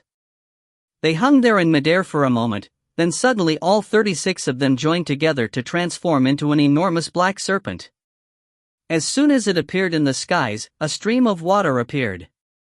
The surrounding space was completely frozen. The giant black serpent immediately charged towards the 3,000-meter-tall building where Ning and the others were currently located. Whoosh! The enormous ceiling, under the control of the overseer of Cloudwater Manor, split open, allowing the giant black serpent to immediately charge in. Although this took time to describe, in truth, the 36 loose immortals were incredibly fast. And yet, despite their speed, by the time they arrived, the Blood Coil Heavenlock formation had already completely covered Ning's region. He's dead for sure. Xiao Lang stared at the area covered by the massive net of blood vessels. This is the Blood Coil Heavenlock formation. It can only be acquired at a cost of 500,000 kilograms of liquefied elemental essence, and it can only be used once. Although it can only be used once, it has truly astonishing power. Even if the Imperial Guard of the Grand Xia were to arrive, it would take them some time to break through it. Although Cloudwater Manor is guarded by experts of the Kindwater clan, I imagine it will take them time to break through as well. Skyfarmer Songspare, Kindwater Shalu, and Fairy Wave Color were all in a stunned state as well as they all sighed. The reason why they were stunned was because they all saw how just now Ning had instantly exploded with terrifying power. All of those divine abilities aside, Ning had demonstrated a grand Dao domain, and it had even had the resilience and elasticity of water. Ning's swordlight had flowed in a steady, unbreakable stream as his 6 immortal swords had blocked the Whitebone Immortal slaying needle. Clearly, Ning was incredibly powerful in terms of the Dao. Just by virtue of the fact that he has comprehended a grand Dao domain, this Ji Ning has vastly surpassed all of those geniuses who have only mastered a single Dao path. Xiao Lang, Fairy Wave Color, they are vastly inferior to Ji Ning. Xiao Lu secretly sighed to himself. And he was actually able to survive under the assault of the Whitebone Immortal slaying needle. Clearly, in that instant when he unleashed his full power, he reached the level of a loose immortal, but those who dared to participate in the conclave of immortal destiny were generally geniuses at the peak Wenxiang adept level who were capable of exploding forth with the power of a peak primal Taoist. Only a small number were able to reach the combat power of a loose immortal. Only. Immortals had tremendously varying levels of power as well. Void-level Earth Immortals, for example, were also divided into early, middle, late, and peak stages. Because of different levels of insight into the Tao, Immortals had tremendously different levels of power as well. Even those most supreme of Wenxiang adept geniuses were only comparable to ordinary loose Immortals or Earth Immortals. But even amongst supreme geniuses, there were still differences. Ning, because of his star-seizing hand, could be considered an ordinary void-level Earth Immortal, but with the powerful life force of his fiend god body, and the added support of the 3 heads, 6 arms, ability giving him 6 arms that could use the star-seizing hand, Ning was able to stay alive against the assault of even a Whitebone Immortal slaying needle. What a pity! Songspare secretly sighed to himself. What a genius! And he's only trained for 30 years? Fairy Wave Color secretly sighed as well. He's already so strong at 30 years of age. He is indeed much stronger than me. But he's gonna die soon. Xiao Lang stared fixedly at the grand formation.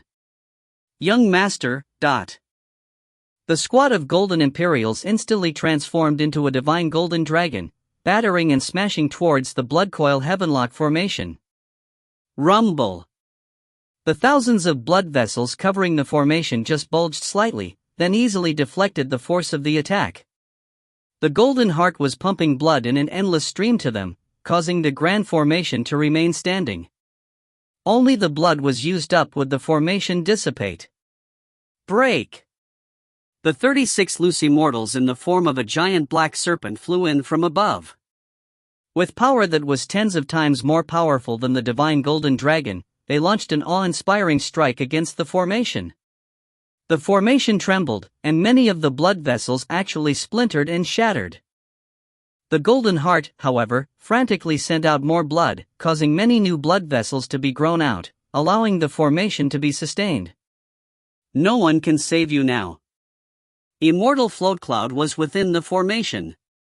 In front of him, 3 flying swords had appeared, forming into a formation diagram.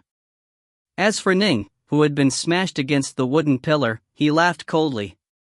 Young Flame Clan, right? Next to him, a black-robed youth suddenly appeared. This black-robed youth looked identical to him, and as it appeared, more than 200 flying swords appeared around him as well. Ning's true body suddenly vanished from sight. He had entered the underwater estate. After all, during the previous exchange, Ning's true body had been heavily wounded and needed to recuperate. His divine power had been almost used up, with only 20% remaining. He didn't have enough to continue fighting against this immortal. Rumble! With the 9 precious Waterbreaker Godshark swords serving as the core, the other 200+ heaven-ranked flying swords were all activated, causing the insides of the Bloodcoil Heavenlock formation to be filled with an endless amount of sword ki. This sword key was tens of times more powerful than the sword key Ning's true body had shown earlier. Primal twin? Immortal Floatcloud's eyes instantly turned huge. He stared at the 3 heaven-ranked flying swords in front of him, then at the 200-plus heaven-ranked flying swords hovering in front of the distant, black-robed Ning. What? Outside the formation. Songspair, Xiaolu, and Fairy Wave Color, who had been feeling pity for Ning, were all flabbergasted. But, impossible. Xiaolang, who had been smirking coldly as he watched Ning go to his death, actually called out in shock. If you find any errors, ads pop-up, ads redirect, broken links, non-standard content, etc., please let us know. Report chapter so we can fix it as soon as possible. Book 11, Chapter 29, Primal Twin vs. Loose Immortal. Chapter 29, Primal Twin vs. Loose Immortal. The black-robed Ning stood there, more than 200 heaven-ranked flying swords floating around him. The amount of sword ki filling the region inside the Bloodcoil Heavenlock formation was simply astonishing and heart-shaking. Anyone could tell what terrifying power this black-robed Ning possessed. And, given that Ning's true body had suddenly vanished, everyone present could guess that this black-robed Ning was a primal twin. That's a primal twin. How? But Ning's only trained for 30 years, a look of shock and anger was in Xiaolang's eyes, along with disbelief. He's only trained for 30 years. How can he have a primal twin? He dared to split his soul in half? Isn't he afraid of death? What a formidable primal twin. All of those 200-plus flying swords seem to be heaven-ranked. I heard that this Ning purchased hundreds of high-grade heaven-ranked flying swords from the Heavenly Treasures Mountain, so it was for the sake of giving them to his primal twin for use. This Ning is exceptionally wealthy. His primal twin has probably trained all the way up to the peak primal level at one go. Kind Water Xiaolu secretly sighed in amazement. To be able to simultaneously control more than 200 heaven-ranked magic treasures, he absolutely has a peak Loose Immortal's power. His true body has vanished, it should have entered an estate that he carries with him. Mobile estates are exceptionally valuable. How much money does this Ning have? Can it be that he gained an enormous sum from the Witch River Immortal estate? Not even young Flame Gnome had an estate that he could carry around with him, but Ning did. Xiaolu believed that Ning must have acquired it from the Witch River Immortal estate. He had no idea that this immortal estate which Ning was carrying with him had been gifted to Ning by the giant yellow bear, the spirit of the underwater estate, for free. Formidable. Sky Farmer Songspair stared at the formation. Such power, and yet, when Xiaolang challenged him in such an insulting manner, he didn't pay him any heed. He truly has tremendous restraint. Fairy Wave Color sighed in amazement as well. They could all guess that Ning's true body was now hidden within the estate he carried with him. Mobile estates could indeed hold people, but no matter what, either Ning's true body or his primal twin had to be in the outside, real world. If both hid inside, then the mobile estate would be forced to reveal itself. Generally speaking, mobile estates weren't too strong in terms of resisting attacks. Enemies could forcibly take it over, then toss it into the voids of the 3 realms, at which point the person inside would be doomed. The Witch River Immortal estate, for example, was immobile and couldn't be carried away. That was why it was able to be used as a headquarters and why it had such strong defenses.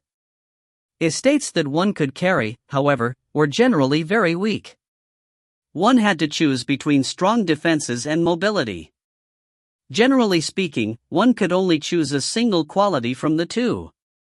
Except, of course, for the likes of the underwater estate. Da was 3 lives, one of the primordial fiend gods who had been born before the universe had been established, had used all of his effort to craft it for his heirs.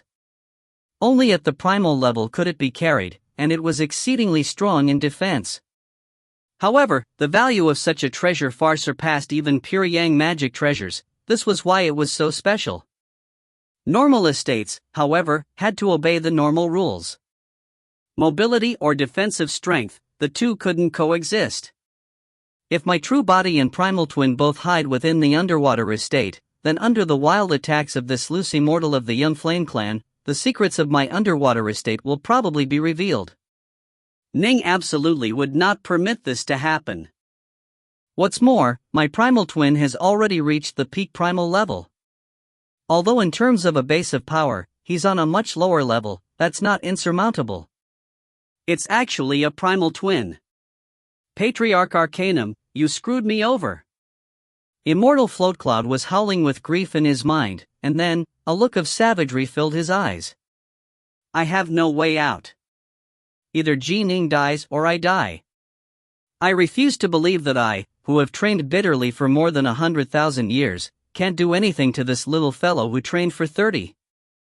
These thoughts flashed through his mind lightning fast.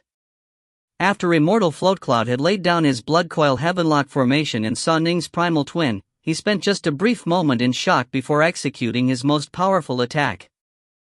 Heaven. Earth. Mortal. Immortal Floatcloud bellowed, his entire face instantly turning completely red. Ignoring all consequences, he immediately used a forbidden technique. Within the core of his body, a golden lotus primal exploded forth with even more elemental ki. The auras of those three flying swords in front of him, which vaguely formed into a sword diagram formation, suddenly increased dramatically, and the formation diagram seemed to truly materialize. The enormous formation diagram seemed capable of swallowing the universe. It was incomparably vast, and clouds and fog appeared within the formation. Kill. Immortal Floatcloud immediately used his most powerful killing technique.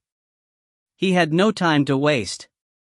The 36 loose immortals of the Kind Water clan who were outside were joining forces to wildly assault his blood coil heavenlock formation. Once the formation was broken through, then in the face of those 36 loose immortals who were dressed in immortal rank Dao armors, he probably would be finished in a single exchange. Naturally, he had to seize the moment. Rumble. Heaven, Earth, Mortal. The three top-grade flying swords, surrounded by the spinning formation diagram, seemed to carry the majesty of the world itself as it came crashing downwards towards Ning. This was using raw force to suppress the foe. The distant black-robed Ning, faced with this attack, didn't move slower than Immortal Floatcloud at all. He also immediately executed the Lesser Thousand Swords formation. Under the guidance of those 9 Waterbreaker Godshark swords, the power of the 200-plus heaven-ranked flying swords was joined together by the Lesser Thousand Swords formation, forming in front of Ning a flying sword that was surrounded by an aura of golden light. In terms of elemental ki, I'm a major level below him. But in terms of the Tao, I've comprehended the grand Tao domain of the Tao of the sword, and I've mastered the Tao path of rainwater. The two have been fused into one, and sword immortals specialize in attacks. In terms of treasures and formations, I have the Lesser Thousand Swords formation. That Heaven-Earth Mortal formation clearly isn't all that exquisite. This technique of mine belonged to the Thousand Swords Immortal, a major foe of Immortal Juhua who Immortal Juhua had never been able to forget. Even the spirit of the underwater estate praised this technique. And, for the Young Flame clan to send you as a deathsworn means that your status amongst the loose immortals of the Young Flame clan probably wasn't that high either.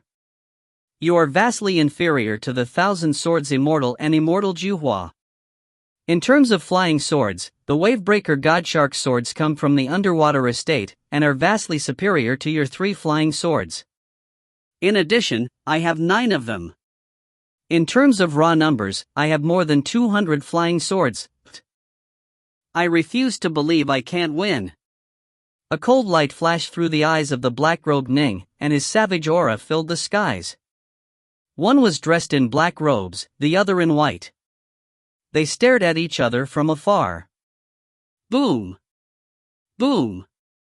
The 3 flying swords, carrying the enormous formation diagram with them, came crashing downwards. As for that flying sword wreathed in golden light in front of Ning, it instantly pierced through the skies, carrying a sharp sheen that caused one's heart to tremble. It clashed directly against the enormous formation diagram ahead of it. Rumble.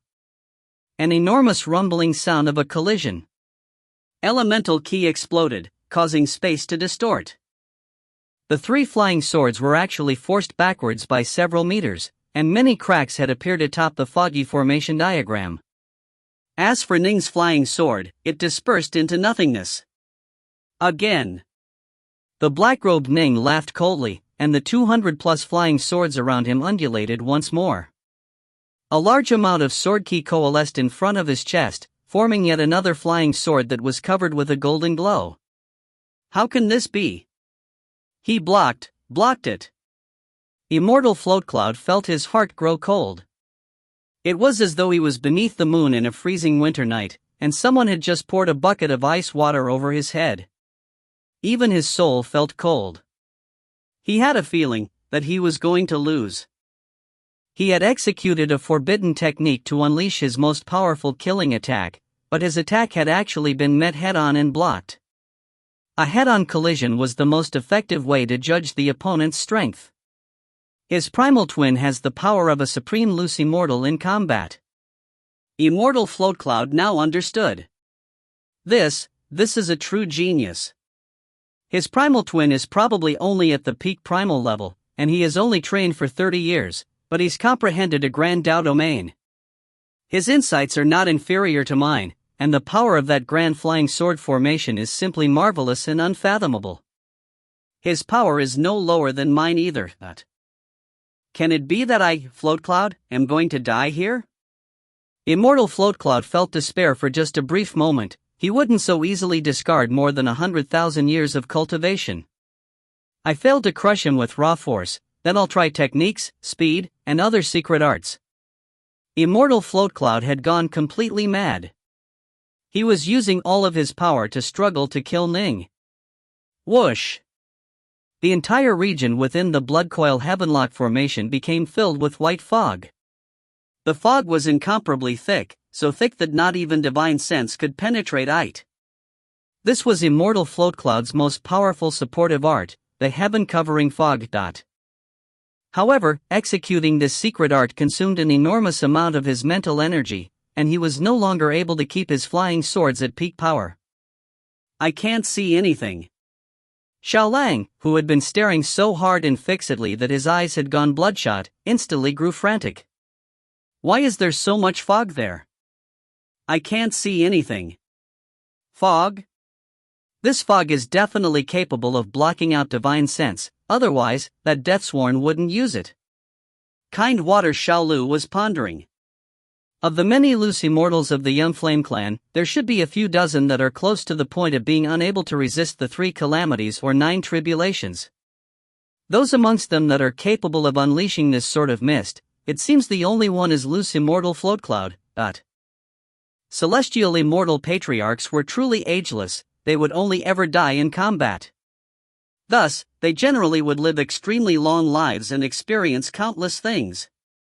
It was thus quite hard for anyone to know for certain how many of the celestial immortals of a particular clan remained alive. Loose immortals, however, were different. It was incredible for a loose immortal to live even a few million years, such as Immortal Juhua. This was why the Earth Immortals and loose immortals of every tribe could generally be located and verified. The Kind Water clan, at least, was quite familiar regarding the statuses of the vast majority of Earth Immortals and loose immortals of their mortal enemy, the Young Flame clan. This Ning is so formidable.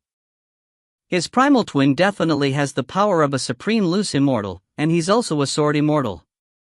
In a head-on clash, he was no weaker than that loose immortal Deathsworn. Songspare mused to himself, but with this bewildering fog unleashed, Ning can't see anything at all. He's now in a bit of danger. Strike! The 36 loose immortals, in the shape of that giant black serpent, were absolutely as powerful as a celestial immortal. They once more charged towards the Bloodcoil Heavenlock formation. They had smashed against it 8 times now, and they had shattered countless blood vessels of the formation. However, that golden heart continued to frantically spew out even more blood, forming more arteries and veins as it strove to support and maintain this formation. Still, one could tell that scars were beginning to appear on the surface of the golden heart.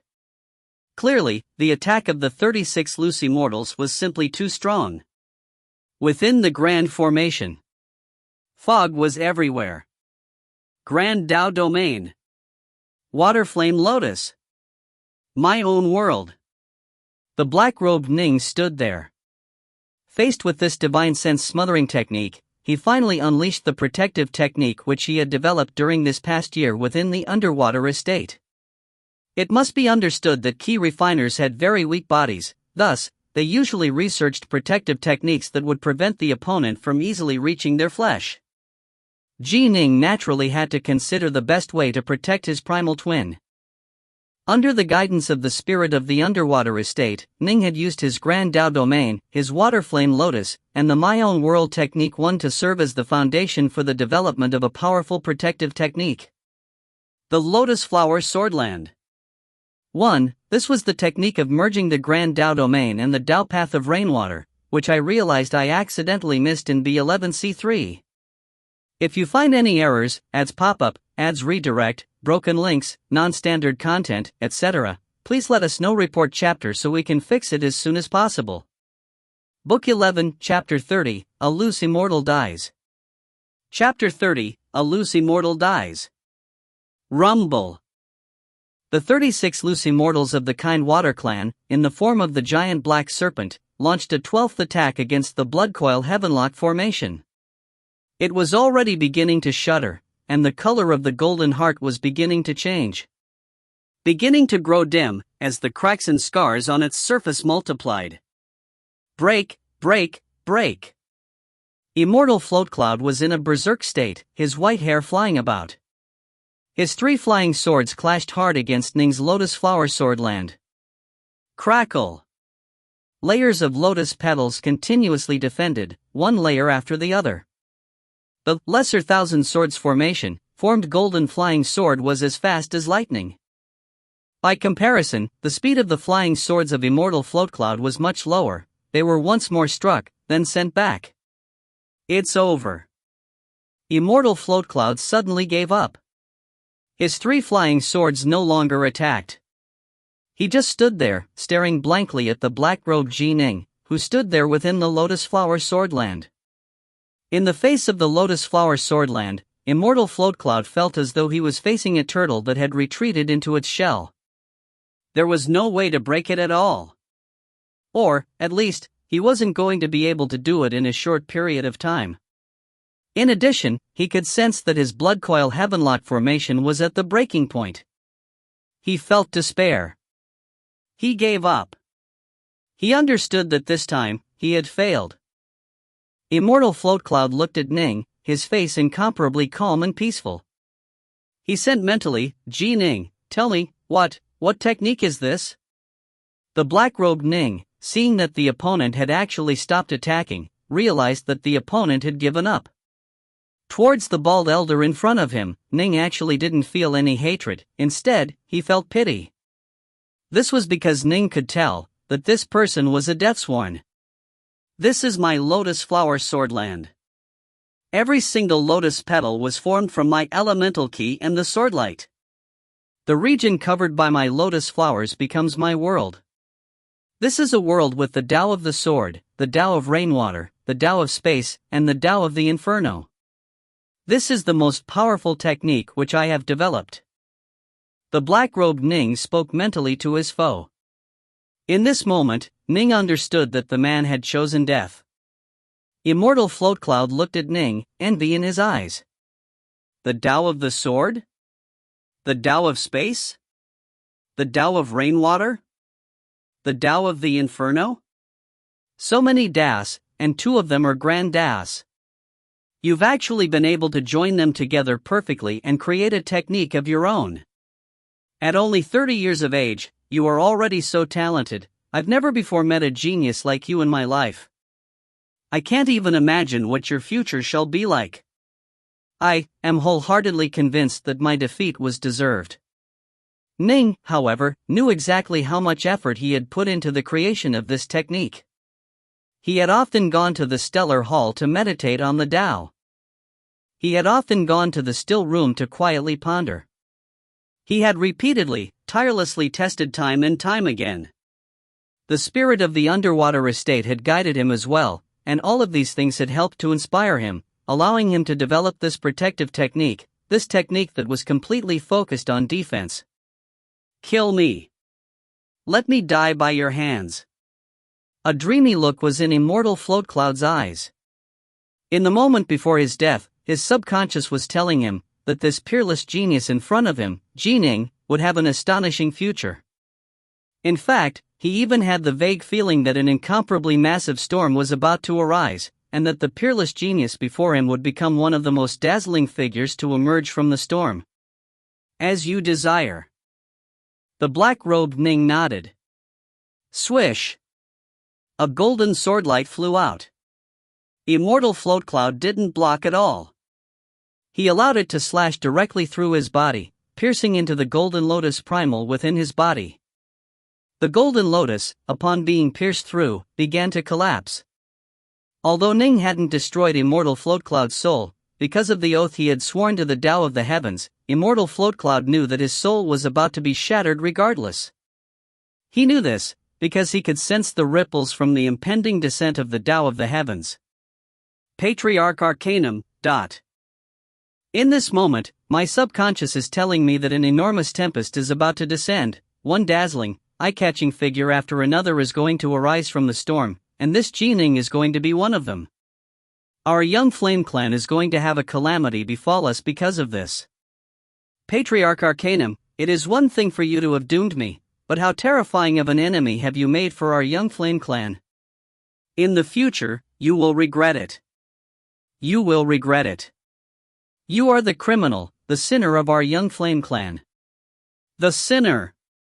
But none of this has anything to do with me any longer. I, whose soul is about to shatter, no longer have any connection to anything at all. Immortal Floatcloud closed his eyes. His body completely dissipated into nothingness, revealing an already battered and disintegrating golden lotus primal. Under the descent of the ripples of the Tao of the Heavens, the golden lotus was completely annihilated, quickly and completely vaporizing. The more powerful a cultivator was, the more faith they would place in what their subconscious told them. Immortal Floatcloud, in the moment before his death, could also sense that in the future, a terrifying storm was about to arise, and that even the likes of the young flame clan, which had existed from the earliest days of the Fiend God era until now, would be shaken and perhaps be thrown down by the storm. Boom. As the swordlight of the Lesser Thousand Swords formation pierced through the golden lotus primal and as Immortal Floatcloud transformed into nothingness, a massive explosion could suddenly be heard. The blood coil Heavenlock formation blew apart, and a giant black serpent coiled in the air above it, staring down at Ning, who was being protected by a titanic, swiveling lotus flower. One lotus petal swept around and picked up the flying swords, storage treasures, and other relics left behind by the deceased Immortal Floatcloud. This petal then drifted over to the black-robed Ning. The black-robed Ning waved his hand, collecting it all. The entire manor was completely silent. The terrified servants, the stunned Golden Imperials, Skyfarmer Songspair, Kindwater Xiaolu, Fairy Wavecolor, Xiaolang, and even the 36 loose Immortals, who had dropped their formation, all of them stared at the black-robed Ning, protected by the defensive layers of the enormous Lotus Flower Swordland. They had just witnessed a Wanshang Adept's primal twin execute a mighty loose Immortal. If you find any errors, ads pop up, ads redirect, broken links, non-standard content, etc., please let us know. Report chapter so we can fix it as soon as possible. Book 11, Chapter 31, Fame from the Battle. Chapter 31, Fame from the Battle. Kindwater Xiaolu, Skyfarmer Songspair, and the others were unable to even breathe. They were all in a state of shock. Xiaolu, who's this friend of yours? The leader of the 36 loose Immortals, a burly and muscular bearded man, spoke out. Uncle Fan, he is Ning. I invited him here, but who would have thought that he'd suffer an attack from a loose Immortal Deathsworn? Xiaolu said. Ning? The bearded, burly Uncle Fan immediately realized who Ning was, as did the group of loose Immortals behind him. The death of young Flame known wasn't something everyone knew, but most of these loose Immortals who were permanently stationed at Cloudwater Manor knew about this matter. They thus immediately guessed that it had been the young Flame clan who had sent out the loose Immortal Deathsworn. Instantly, these immortals of the Kind Water clan began to feel a sense of delighted schadenfreude. The Kind Water clan had been mortal enemies with the Young Flame clan for countless eons now. My young friend Ning.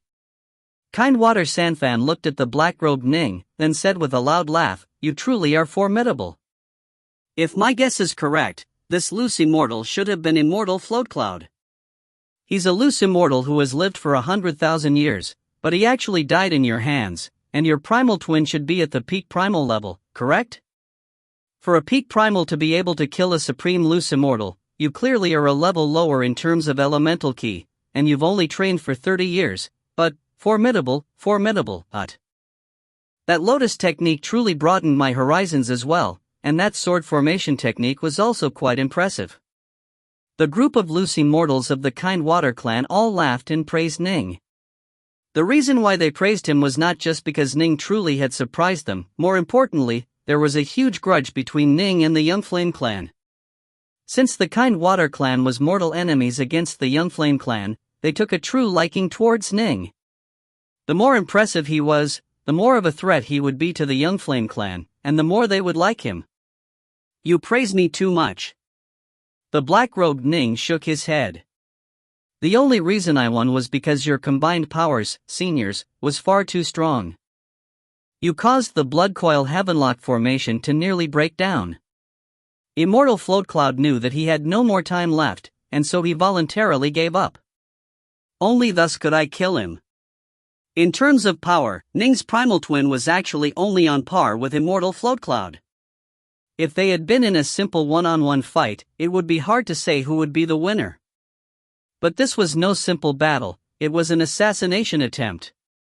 An assassination attempt in the Cloudwater Manor of the imperial capital of the Grand Xia. It had to be resolved quickly. As a deathsworn, Immortal Floatcloud had already been forced to the brink from the very beginning. If he wasn't able to kill Ning in a short moment, then he would have no choice but to welcome death in his despair. Swoosh! Swoosh! The Whitewater Hound and Little Chang charged over to the black-robed Ning. Previously, the two had been seated alongside the Golden Imperials, drinking and eating with them. When Ning suffered the attack, not even the Golden Imperials had been able to protect him in time, much less the two of them. The two had been frantic and nervous, and had been driven nearly to the point of insanity. They didn't even dare to send soul messages, for fear that Ning would be distracted by them. After all, this was a life-and-death battle. If Ning was distracted and something untoward happened as a result, then it truly would be too late for regrets. Fortunately, Ning had survived. You killed him, that's all that matters. Kind Water Sanfan shook his head, then laughed. Your primal twin is at the peak primal level, it is a full tier lower than Immortal Floatcloud in power. But in the end, Immortal Floatcloud wasn't able to do anything to you. There's nothing he can say about his loss, and your victory was a clean and fair one. Right at this moment, a powerful aura suddenly spread out from the air above them. This caused all the people present, including the loose immortals, Ning, Xiaolu, Songspair, and the others to all raise their heads to look. From the open ceiling above them, a group of figures flew downwards, with the leader dressed in black armor and the rest dressed in silver armor. These were the Imperial Guards of the Grand Xia. The leader, a black-armored youth, chortled, appearing to be quite relaxed and at ease. The silver-armored warriors behind him also seemed quite relaxed. Xiaolu, what's going on in your Cloudwater Manor? The black-armored youth laughed. Just now, when the watchers of the Imperial Guard headquarters were scanning the entire Imperial capital, they realized that 36 loose immortals had appeared in the air above Cloudwater Manor, and that they had all formed into the Kind Water Godsnake and flew into this building. Something happened? The Imperial Guards watched over the entire Imperial capital, including the streets, the arenas, and the many immortal estates. Once powerful ripples of battle were felt, the Imperial Guard would immediately hurry over. However, places like the Heavenly Treasures Mountain or Cloudwater Manor would often have some gambling duels and battles. These locations had all applied for permission for these events from the Grand Xia dynasty. That was why they were permitted to hold battles, with conditions. The so-called battles with conditions were almost all gambling battles and duels. Assassinations, however, were still absolutely forbidden. When the Imperial Guard had first noticed the powerful ripples coming from Cloudwater Manor, they had thought that it was a fairly powerful betting duel going on. Only after seeing the 36 loose Immortals form into the kind water god snake did they realize that something was wrong. Still, with so many experts protecting Cloudwater Manor, the Imperial Guard didn't panic. One of the deputy commanders just grabbed a few people and casually sauntered over. It was an assassination, Xiaolu laughed. The loose immortal deathsworn assassin should have been Immortal Floatcloud of the Young Flame clan. Brother Hong, although I say that it was Immortal Floatcloud, that's just a guess. Immortal Floatcloud of the Young Flame clan? Who was he assassinating? The black-armored youth, Shaman Hong, exclaimed in surprise. Xiaolu pointed at Ning. Look. Him right there. Shaman Hong looked towards Ning with curiosity. Him? Shaman Hong said, the Young Flame clan sent a deathsworn to assassinate you, but you remain alive? Ning was speechless. This man was excessively impolitic in his words. He actually said to the assassination target, you remain alive? How was Ning even supposed to respond to that? Ji Ning, let me make the introductions, Xiaolu said. This is Deputy Commander Xiamang Hong of the Imperial Guard, and a good friend of mine. Ning instantly understood. Xiamang Hong? So he was of the Imperial clan of the Grand Xia. Most likely, he was viewed with some degree of importance by the Imperial clan, otherwise, Kindwater Xiaolu wouldn't be so courteous to him. Brother Hong, this Ji Ning is a good friend of mine. When Immortal Floatcloud tried to assassinate him, he used the Bloodcoil Heavenlock formation to seal the region off from outsiders, causing the many Immortals of my Cloudwater Manor to be unable to save Ji Ning in time. Fortunately, Ji Ning had a primal twin, and his primal twin should have been at the primal Taoist level, and yet, he was able to actually kill Immortal Floatcloud. You tell me, is he amazing or not? Xiaolu said. He's that amazing? Xiamang Hong's eyes lit up. Ji Ning? I know about you. You are the little Wanshang adept fellow who killed Young Flame Gnome, right? I didn't expect that you'd actually have a primal twin. If my memory serves, you've only trained for 30 years, and in 30 short years, you produced a primal twin that was able to kill Immortal Floatcloud, who was a full tier higher in power. Impressive, impressive. I, Xiamang Hong, deeply admire people of ability. I imagine that after this assassination attempt, you are a bit unsettled. In a few days, I'll send someone to invite you over. I'll put on a feast, and we can chat a bit. You have to give me this face, right? I naturally will accept Commander Xiamang's invitation, the black-robed Ning said. Brother Ji Ning, you truly did scare me silly this time, Xiaolu said, looking at Ning. It was a series of frightening events, even I thought that you would find it hard to overcome this tribulation. Brother Ji Ning's power is truly formidable. In this conclave of immortal destiny, I am certain that Brother Ji Ning will shine quite brightly. Skyfarmer Songspair nodded in praise as well. For Ning to be able to use his true body to survive the attack from the Whitebone Immortal Slaying Needle was enough for Skysong to feel certain that Ning's true body was incredibly powerful as well. I quite admire Brother Ji Ning as well, Fairy Wave Color said with a laugh while looking towards the nearby Xiaolang. But just now, someone was provoking Brother Ji Ning repeatedly, insisting on sparring with him and looking down on him, and saying that if Brother Ji Ning went to the conclave, he would just lose face, and advising Ji Ning to go back home and train for 3 more centuries. But the person who said that is quite incredible as well. Xiaolang's face instantly began to alternate between purple and pale.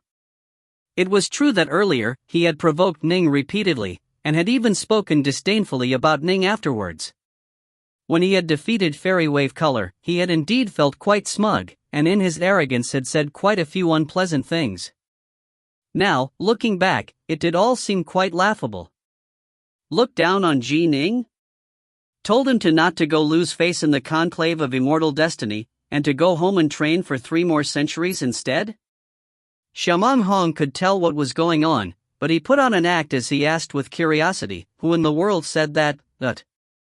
Who else could it be? None other than the distinguished, elegant, and suave young master, Adept Xiao Lang, Fairy Wave Color said, pointing at Xiao Lang. Earlier, Xiao Lang had given her no face at all. Women held grudges. Xiao Lang? It was you who looked down upon Ning? Xiaomeng Meng clearly was playing his role to perfection as he looked at Xiao Lang. Xiao Lang gritted his teeth, his face pale. Humph! He let out an angry snort, then turned and left, pushing open the main door and walking out from the corridor. He laughed? Xiaomeng Hong shook his head. Booering. Kind Water Xiaolu was still looking at Ning. Brother Ning, you suffered an assassination attempt at my Cloud Water Manor, and we weren't even able to help save you. The Cloud Water Manor was remiss, but the Cloud Water Manor is not to blame. This feud is one that I caused myself, Ning said. Since our Kind Water clan has established Cloud Water Manor, we absolutely have to protect our guests who come here. There is nothing more to be said about this. It was our Kind Water clan who did not do what we were supposed to. Here is a treasure I recently acquired. I saw that you, Brother Ning, are exceptionally formidable in lotus techniques, and this treasure might help bring you some more insight. Xiaolu suddenly produced a very slender bottle in his hand, topped by a lotus flower. This lotus bottle has been infused with some of the essence of the arcane secrets of the lotus within it. I'll give it to you in recompense, Xiaolu said, handing it over to Ning. Brother Ning, no need to refuse. If you refuse, I truly won't know what to do. Ning hesitated a moment, then accepted it.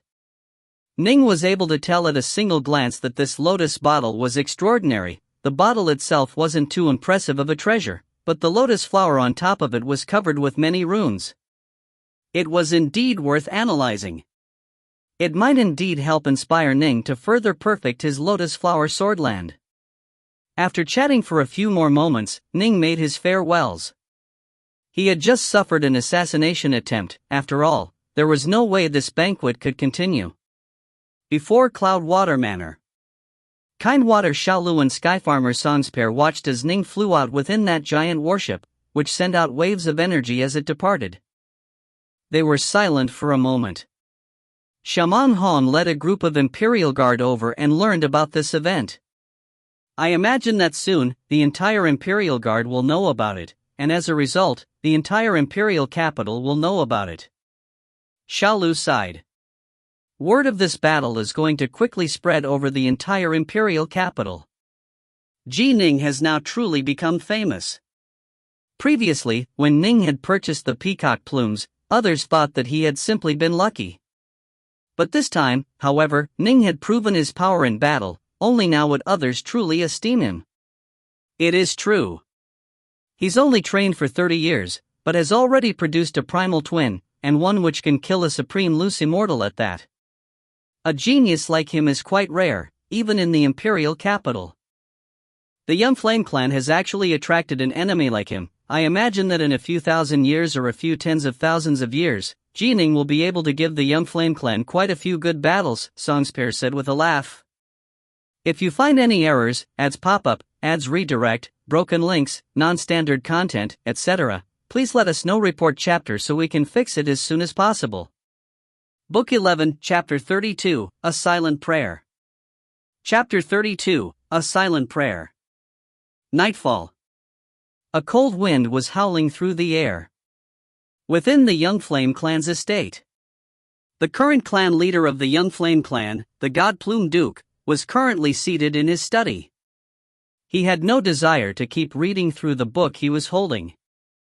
There was just a single thought in his mind: had the assassination of Ning succeeded? Tonight, Kindwater Xiaolu had invited Ning to a banquet. Immortal Float Cloud was going to take the chance to assassinate Ning. Naturally, the God Plume Duke knew of this plan. He was waiting for the results. Crack! The God Plume Duke suddenly turned to look at the life tablet placed at the edges of his table. This was the life tablet of Immortal Float Cloud, and at this moment, it had shattered. Float Cloud died. It seems the assassination attempt was made. However, I don't know if it was a success or not. The God-plumed Duke took a deep breath. Regardless of whether it had succeeded or not, Floatcloud would perish. If he succeeded, then he would go reincarnate. If he failed, his soul would be shattered. Time slowly passed. The God-plumed Duke continued to quietly wait for news to arrive. A long time later. Clan leader. An azure-robed servant charged in, then immediately whispered, "We have word." "Speak," the God-plumed Duke said calmly. Immortal Floatcloud attempted to assassinate Ning in Cloudwater Manor, and he even used the Blood Coil Heavenlock formation, engaging in a one-on-one fight with Ning within it. But Ning suddenly produced a primal twin and killed Immortal Floatcloud, the azure-robed servant said. The God-plumed Duke had an ugly look on his face. He hesitated for a moment, then said with a frown, "You said Ning's primal twin killed Immortal Floatcloud? But his true body is only at the Wanshan level. Can it be that his primal twin has already trained to the void level and become an earth immortal?" "His primal twin should be at the primal level," the azure-robed servant said. There shouldn't be any mistake about this. The God-plumed Duke sat there quietly pondering, and the azure-robed servant didn't dare to make another sound. After pondering for quite some time, the God-plumed Duke said coldly, "Immortal Floatcloud was a loose immortal of my Young Flame clan. How dare he act in such an audacious way? Without receiving permission from my Young Flame clan, he actually dared to go attempt to assassinate Ning on his own accord. This is a violation of the laws of the clan. Inform the outside world that Immortal Floatcloud violated the laws of the clan and has been expelled from the Young Flame clan, and is no longer a member of the clan. Also, blot out his name from the Young Flame clan registrar." "Yes," the azure-robed servant said respectfully. "Go now." The God-plumed Duke waved his hand, and the azure-robed servant hurriedly retreated. As for the God-plumed Duke himself, he sat there quietly for a long moment. This wasn't the news he had wanted. In fact, it was the worst news possible. Ning had actually been able to rely on his own power to kill Immortal Floatcloud. Then killing Ning was truly going to be difficult. He's trained for 30 years, but is already so formidable, he needs to be killed. But in the Imperial capital, killing him will be as hard as ascending to heaven. I imagine that we'll have to wait for him to leave the city before our Young Flame clan will be able to use all of the methods available to us to deal with him. But who knows how long we will have to wait before Ning will leave. The God-plumed Duke quietly pondered this issue. I can only hope that his true body will be killed in the conclave of immortal destiny by other supreme geniuses. His true body has far more potential than his primal twin does. So long as it dies, then his threat will be greatly lessened. Although the primal twin was currently more powerful than Ning's true body, without question, the true body had more potential and a much more solid foundation. It's time to pay a visit Patriarch Arcanum. In truth, the God-plumed Duke felt some resentment as well. This was all because Patriarch Arcanum had doted on Young Flame known too much. Otherwise, how could all of this nonsense have occurred? Once news of this battle spreads, the various major powers of the Imperial capital will most likely all learn about Ning. My Young Flame clan will have truly lost face. The God-plumed Duke shook his head. Then, by himself, he boarded his immortal carriage and departed from the Imperial capital to go pay his respects to Patriarch Arcanum. After the Imperial guards under the command of Shamong Hong returned to their headquarters, the news that Ning's primal twin had killed a loose immortal quickly spread throughout the entire headquarters. The Imperial Guard was the most important military which guarded the Imperial capital. All of the various major clans had disciples within it, and so this news quickly spread to all of the major clans as well. Now they all understood that it wasn't that Ning didn't know his own limits, rather, it was that he did indeed have enough ability to back up his actions. Stillwater Commander. The Black-White College. Amongst the powers that paid the most attention to Ning, the one which cared the most was the Black-White College. Within the headmaster's hall of the Black-White College. Apprentice nephew headmaster, why have you asked us to all gather here? Senior apprentice brother, For what reason have you asked us to hurry here so late at night? The first-generation Immortals and the second-generation primal Taoists who were gathered within the hall all spoke out to ask questions. Don't be impatient. Listen to me read this intelligence report. Taoist Jade C, the headmaster, was holding a copy of an intelligence report sent from the Heavenly Treasures Mountain. He read aloud, "Tonight, in the Kindwater clan's Cloudwater Manor located in the imperial capital of the Grand Xia, Kindwater Xiaolu hosted a banquet for Ji Ning. Ji Ning attended with a troop of golden Imperials. Halfway through the banquet, Immortal Floatcloud suddenly appeared. He first used a white bone Immortal slaying needle to ambush Ji Ning, who was heavily injured but managed to stay alive. Immortal Floatcloud then utilized the Bloodcoil Heavenlock formation to seal off the surrounding area, then engaged in a one-on-one fight with Ji Ning. Ji Ning's primal twin suddenly emerged. His primal twin had already reached the peak primal level. By using a sword formation technique involving hundreds of heaven-ranked flying swords, he executed Immortal Floatcloud. The hall was completely silent. Everyone was speechless for a moment, and then, a storm of commotion. Apprentice nephew headmaster, are you sure about what you read? Do you speak the truth? Ji Ning's primal twin killed Immortal Floatcloud? None of them could believe it. Many of them had actually been present when Ning had joined the school. That little fellow who had only been a Zifu disciple, after just 10 or so years, he had killed a loose Immortal? Was this a joke? This is a report from the Heavenly Treasures Mountain. How could they lie about something like this? Taoist Jade C looked at his fellow disciples. Wonderful, wonderful. Immortal 5 Craze called out, this is absolutely wonderful. Spread the news. Let all of the disciples of our Black-White College learn of this matter. Some would celebrate, some would mourn. News of Ning's battle spread throughout the entire imperial capital, and it also spread to the ears of certain people located in many other commandery cities. Some celebrated, some sighed in amazement, some felt jealousy, and some felt disdain. High Water Commander. The Dongyan Mountains. Late night. Within a mountain peak inside the Dongyan Mountains, Nine Lotus was seated by herself at the edges of a cliff. The cold night wind felt as sharp as knives of ice, but Nine Lotus allowed the wind to blow against her as she continued to sit there silently. Ever since she and Ning had parted ways at the Witch River Immortal Estate, Nine Lotus had begun to enjoy sitting by herself in this quiet place at night, a time of absolute stillness. She would just watch quietly until the sun rose. Little Yun. Suddenly, a voice rang out. Nine Lotus turned to look. A very beautiful woman walked over. It was her mother. Nine Lotus' mother looked at her daughter, feeling quite pained for her. Nine Lotus and her were extremely close. When Nine Lotus had returned from the Witch River Immortal Estate, she had truly been heartbroken, but had no one to talk to about it. Her mother had consoled her, and eventually, Nine Lotus had told her mother about the pain in her heart. Only then did her mother realize that her daughter had very nearly chosen to completely walk the same path with Ji Ning. Little Yun, are you still not over it? The mother sat down as well, looking at her daughter. I've been over it for quite some time, Nine Lotus said, gently shaking her head. I just continue to feel ashamed.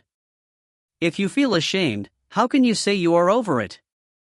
Her mother shook her head. No need to be ashamed.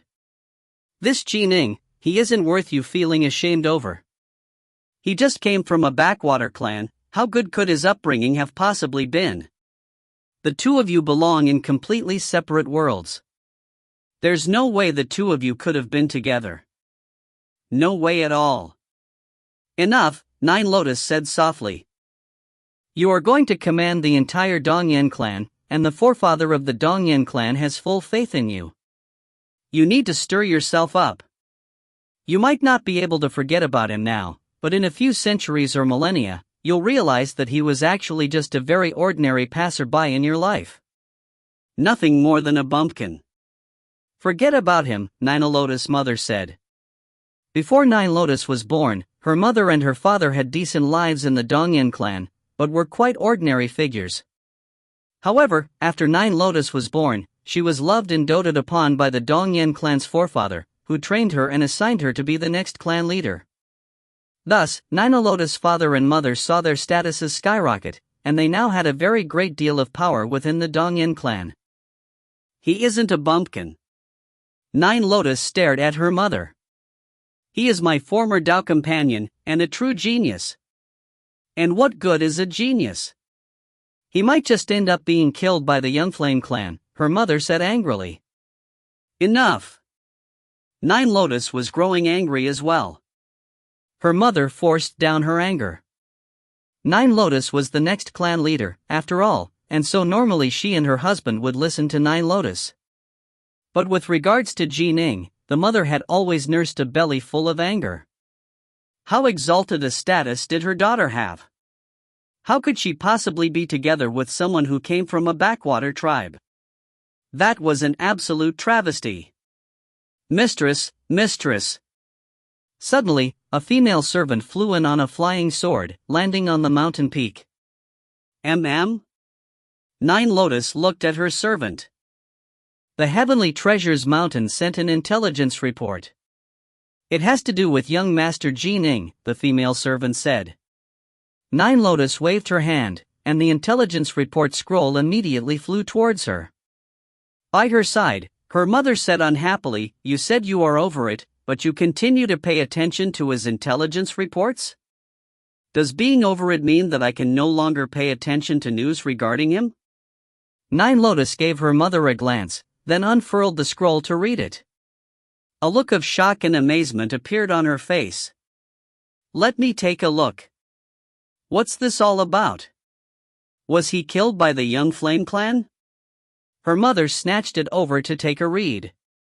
And as she did, she was so shocked that she jumped to her feet.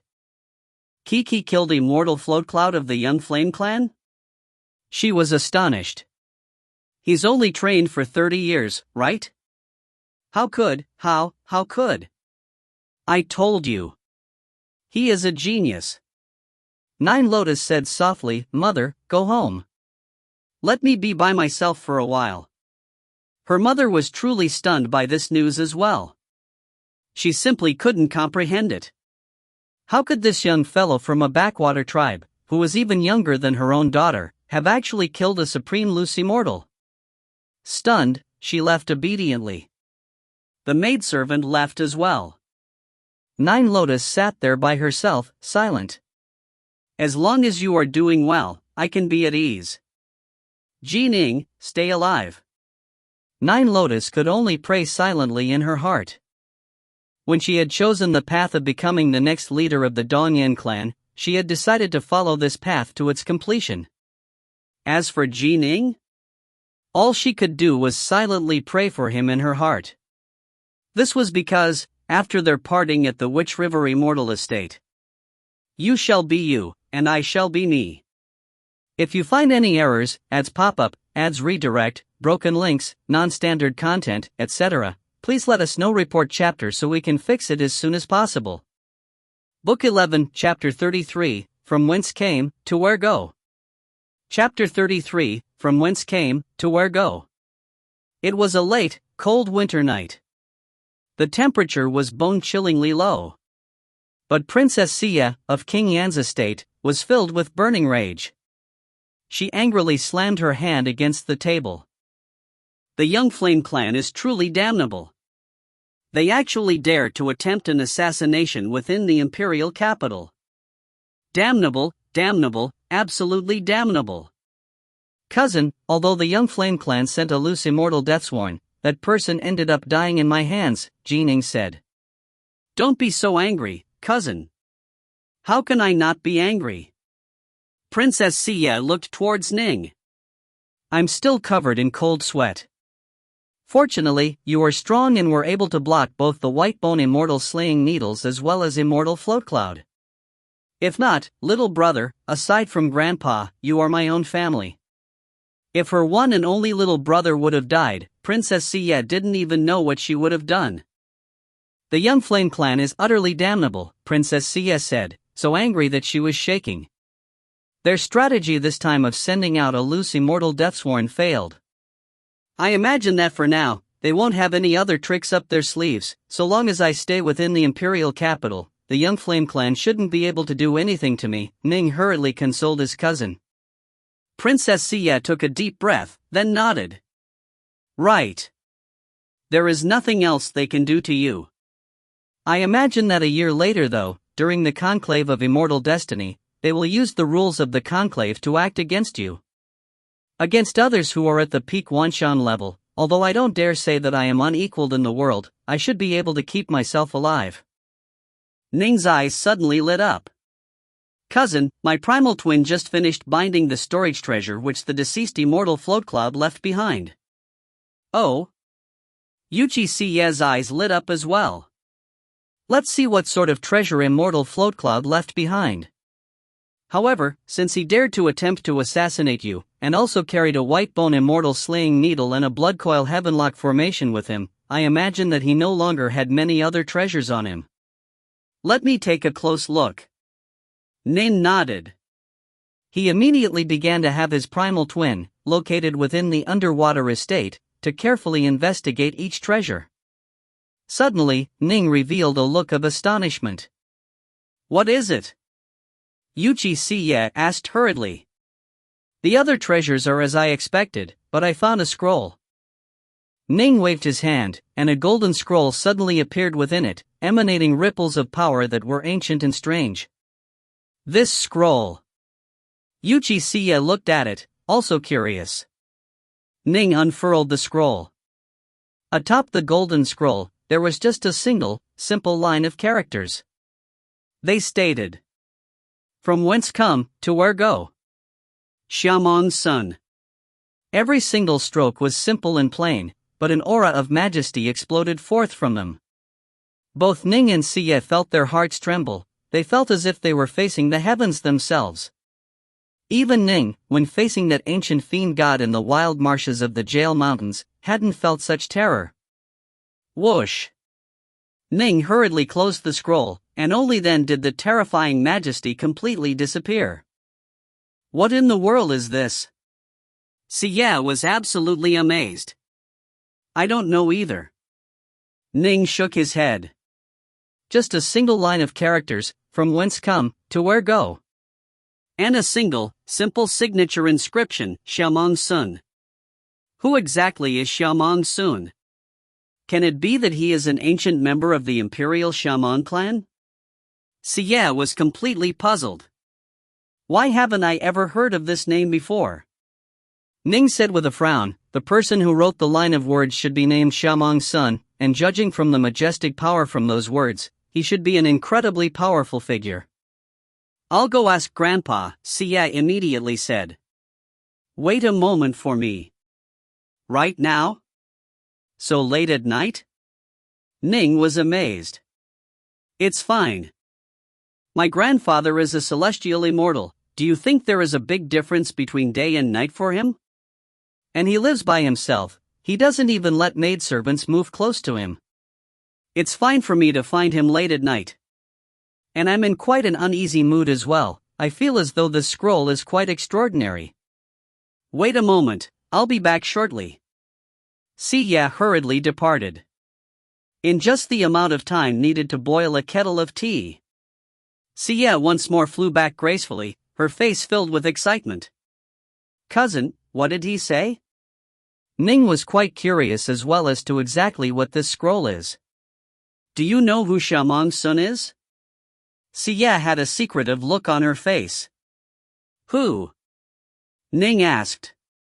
He had never heard of this name before. He is His Imperial Majesty, the Emperor of our Grand Xia dynasty. Siye whispered to him, he's also the founder of the Grand Xia dynasty, and the sovereign of this major world. His Imperial Majesty, the Emperor? Ning was awestruck. The Grand Xia Emperor stood far above them. He was the sovereign of this entire major world, and his power filled the skies. In fact, it was said that the Grand Xia Emperor could even sit down and speak to the Celestial Emperor as equals. One was the emperor of a major world of the mortal realms, the other was the emperor of the Deva realms. This was how things had been since the fiend god era. The Grand Xia Emperor had never been anyone else.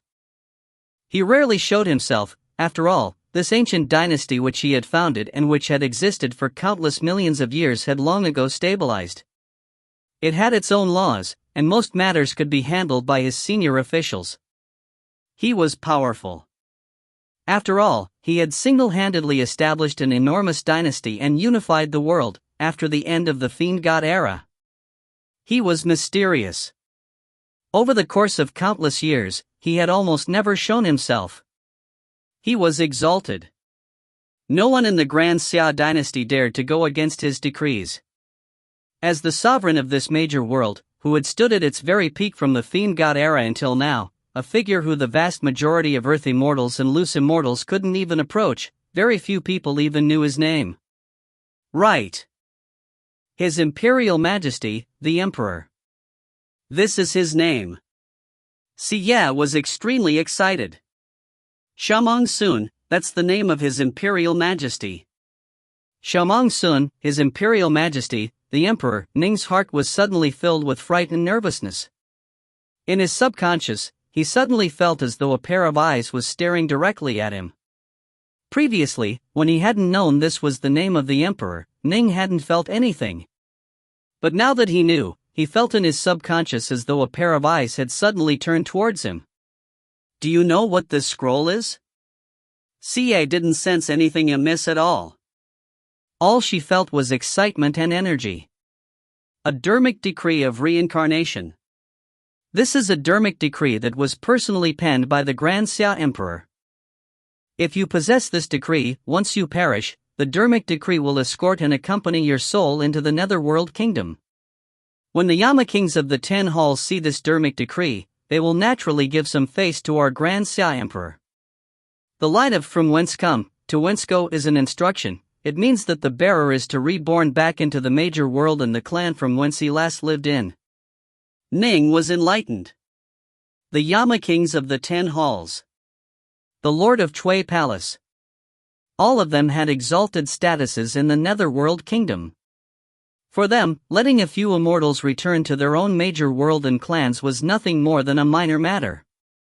It could also be viewed as helping to build up ties between themselves and the major power who wrote the Dharmic decree. Right. My grandfather said that you are not to rashly tell others of the name of His Imperial Majesty, Xia said hurriedly.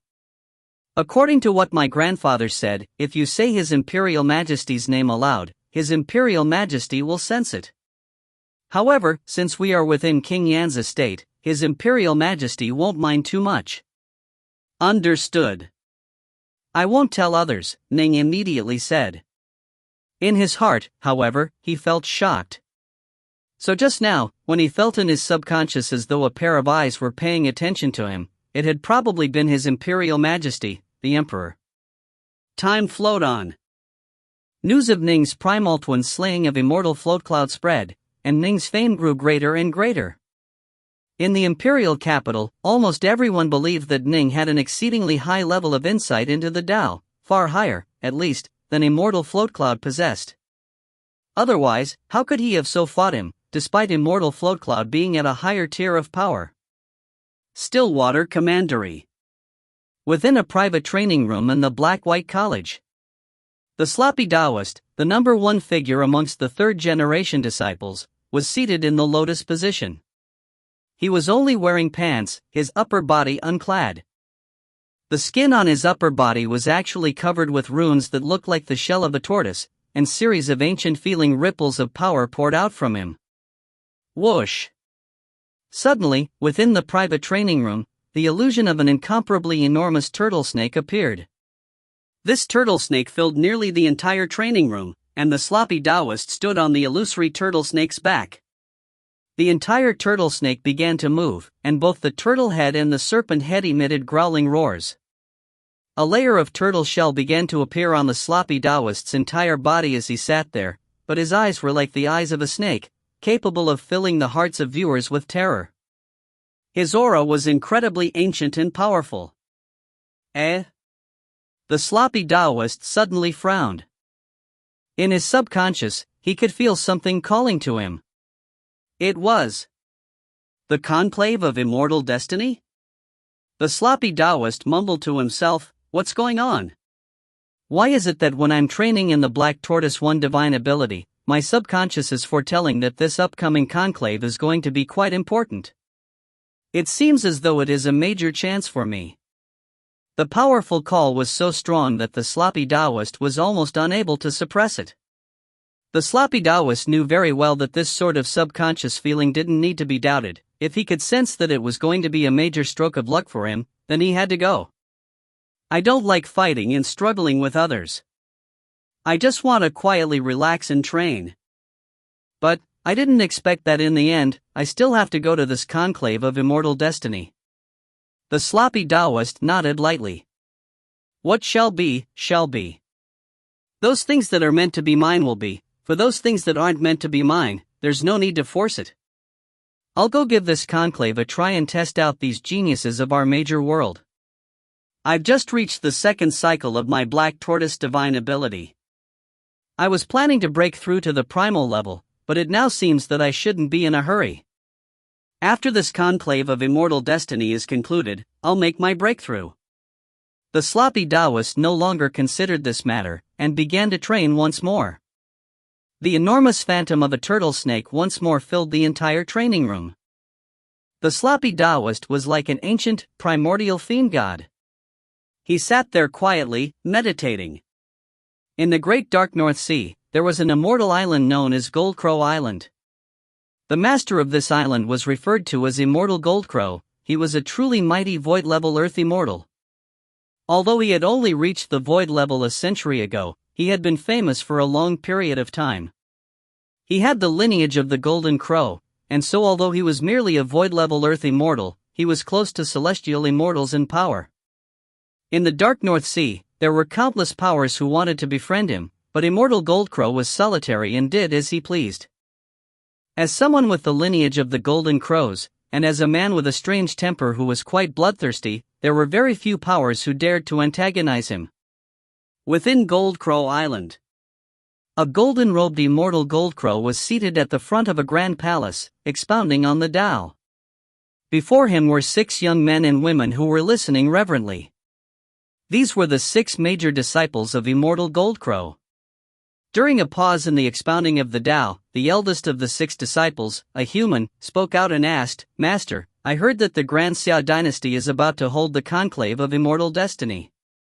Your disciple wishes to go, may I, You, with your level of power, plan to go to the conclave of immortal destiny? Do you want to die?" Immortal Gold Crow responded calmly, but as soon as his words came out, his face suddenly changed.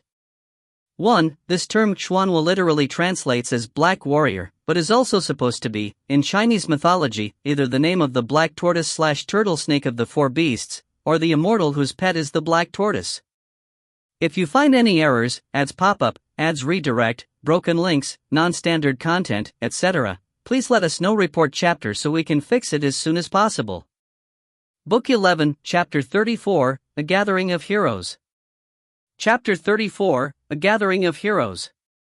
Immortal Gold Crow could sense a powerful beckoning coming from his subconscious, from deep in his soul. Why do I suddenly have such a powerful premonition? Immortal Gold Crow was stunned. As an immortal cultivator, he placed a great deal of faith in his subconscious premonitions.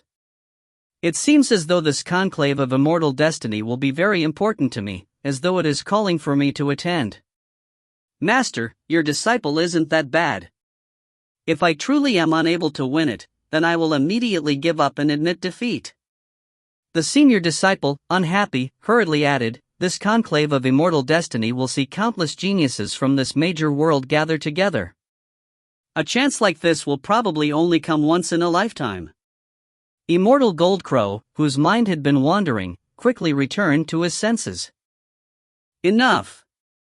Immortal Gold Crow snapped with a frown, still seated at the front of the hall. That little bit of talent you possess, you think that's not bad? You have always stayed in a distant island and your experiences are very shallow. You've only heard of the conclave, you have no idea how formidable the geniuses participating in the conclave truly are. This is a report from the Heavenly Treasures Mountain regarding the previous conclave. Go ahead and read it." As he spoke, he produced a book in his hand, then tossed it out. His senior disciple hurriedly caught it. "To enter the conclave without having at least a bit of ability, you won't even have a chance to admit defeat."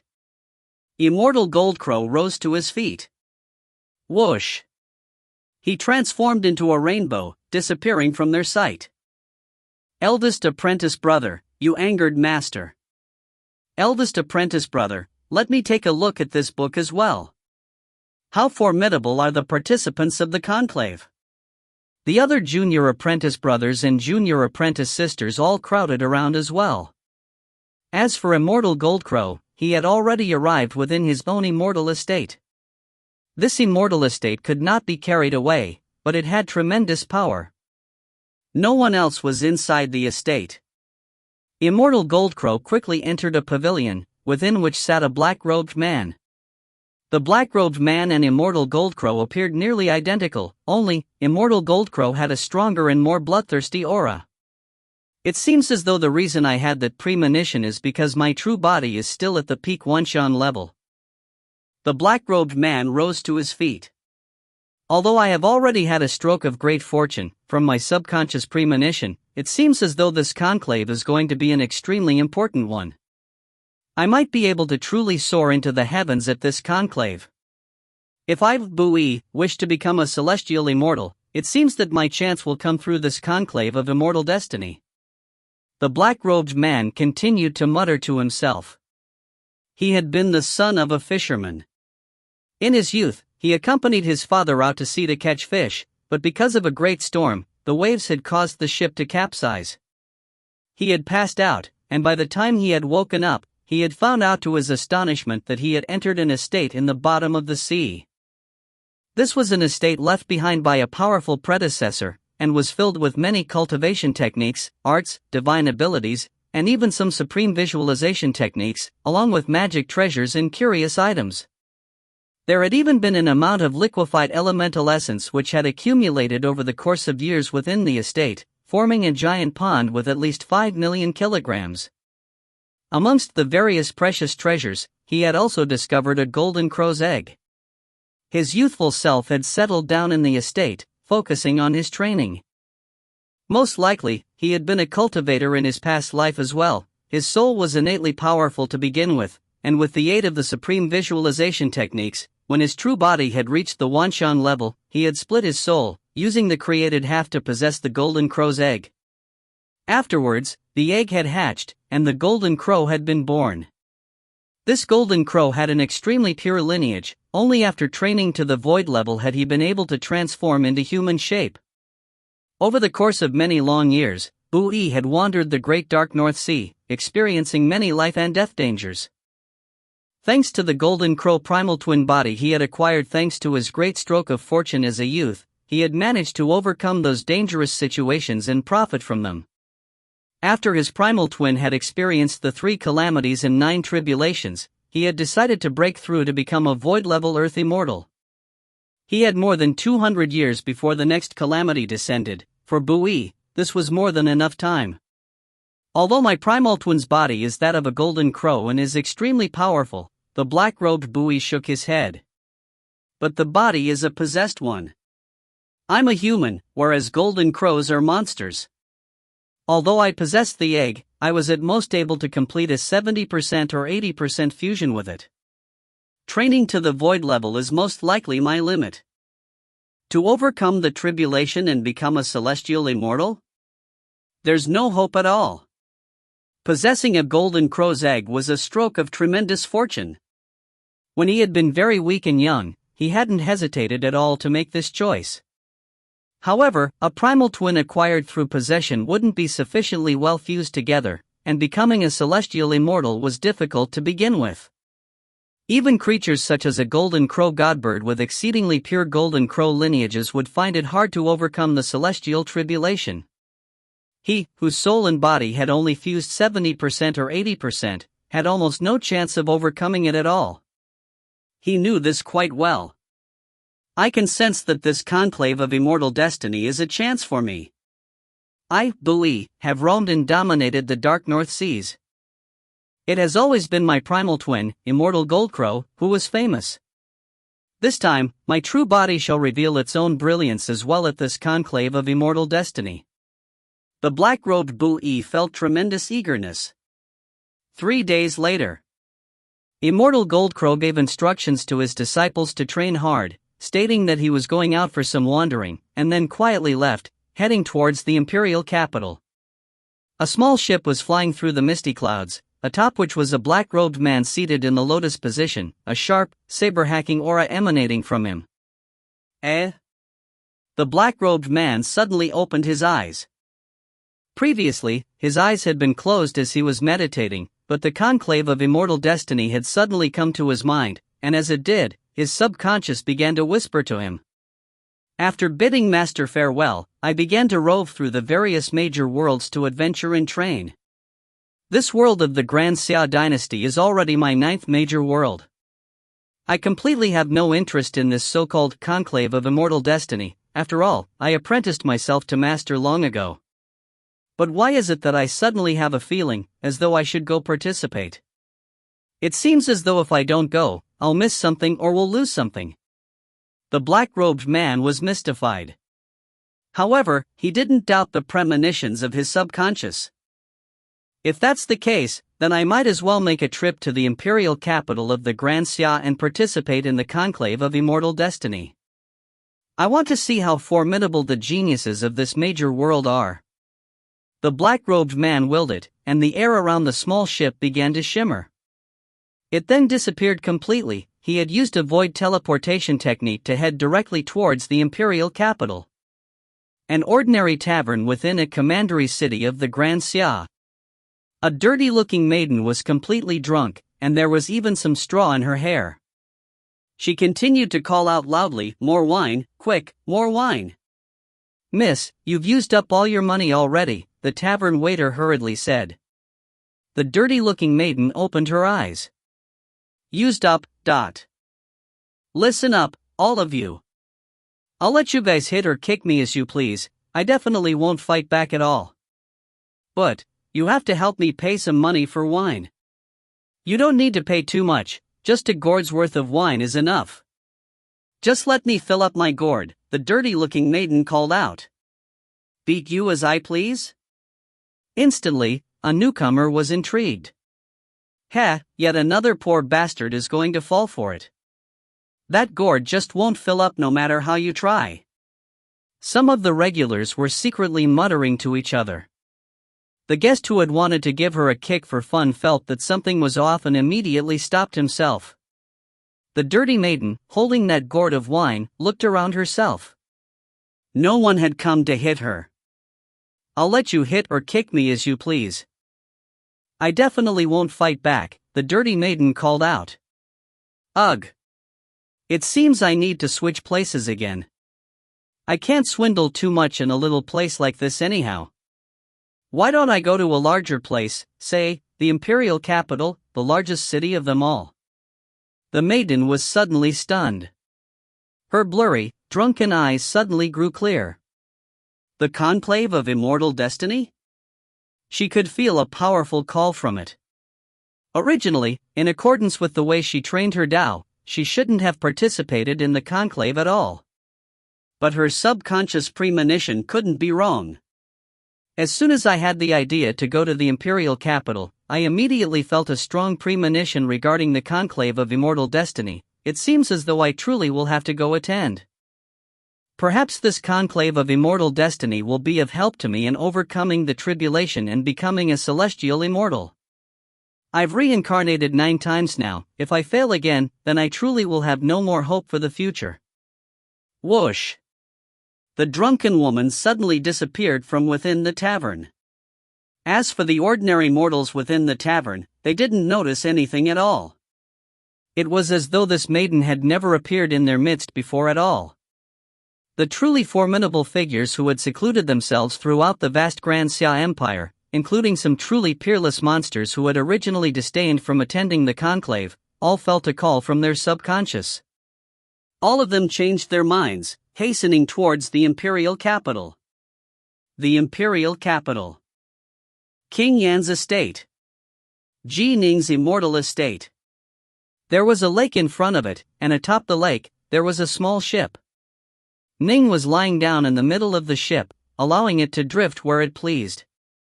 Perhaps because he had grown into a habit of drifting on a boat at Serpent Wing Lake, when Ning lay down in a boat and let it drift where it pleased, his soul felt exceptionally calm and empty.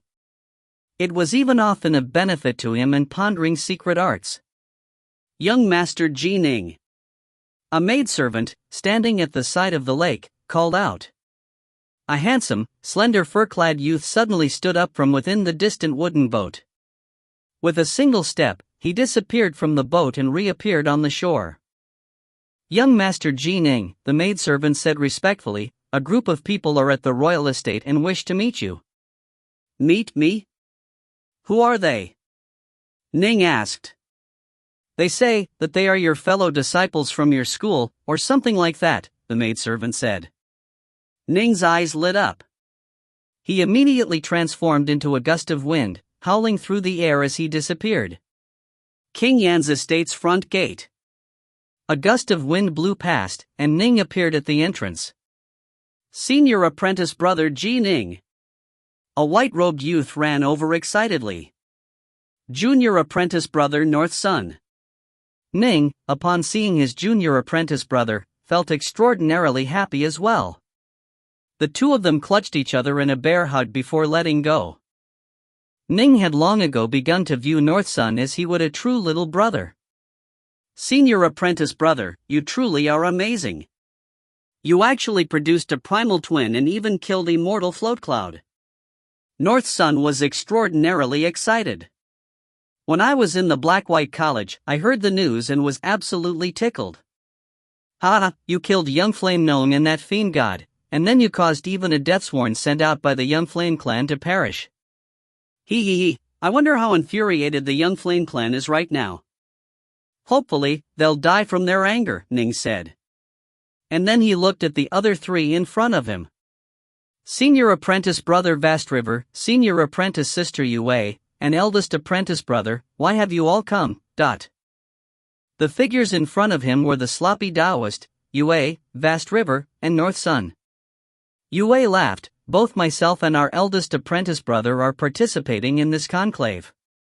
Senior apprentice brother Vast River and junior apprentice brother North Sun are here to watch. I imagine that once the conclave truly begins, quite a few other disciples of the Black-White College will come to watch as well. After all, actual participants are quite few in number, but quite a few spectators will be present. Eldest apprentice brother, you are attending as well? Ning was surprised. When he had chatted with Yue and the others about the conclave, it seemed as though the only member of the Black-White College to attend would be Yue. The others wouldn't participate, and the leader of the third-generation disciples, the sloppy Taoist, wasn't planning to attend either. What should happen, will happen, the sloppy Taoist said with a laugh. This time, our Black-White College will have a total of 3 participants in the conclave of immortal destiny. Senior apprentice sister Yue, senior apprentice brother Ji Ning, and eldest apprentice brother. Our Black-White College is definitely going to be famous. North Sun was filled with anticipation.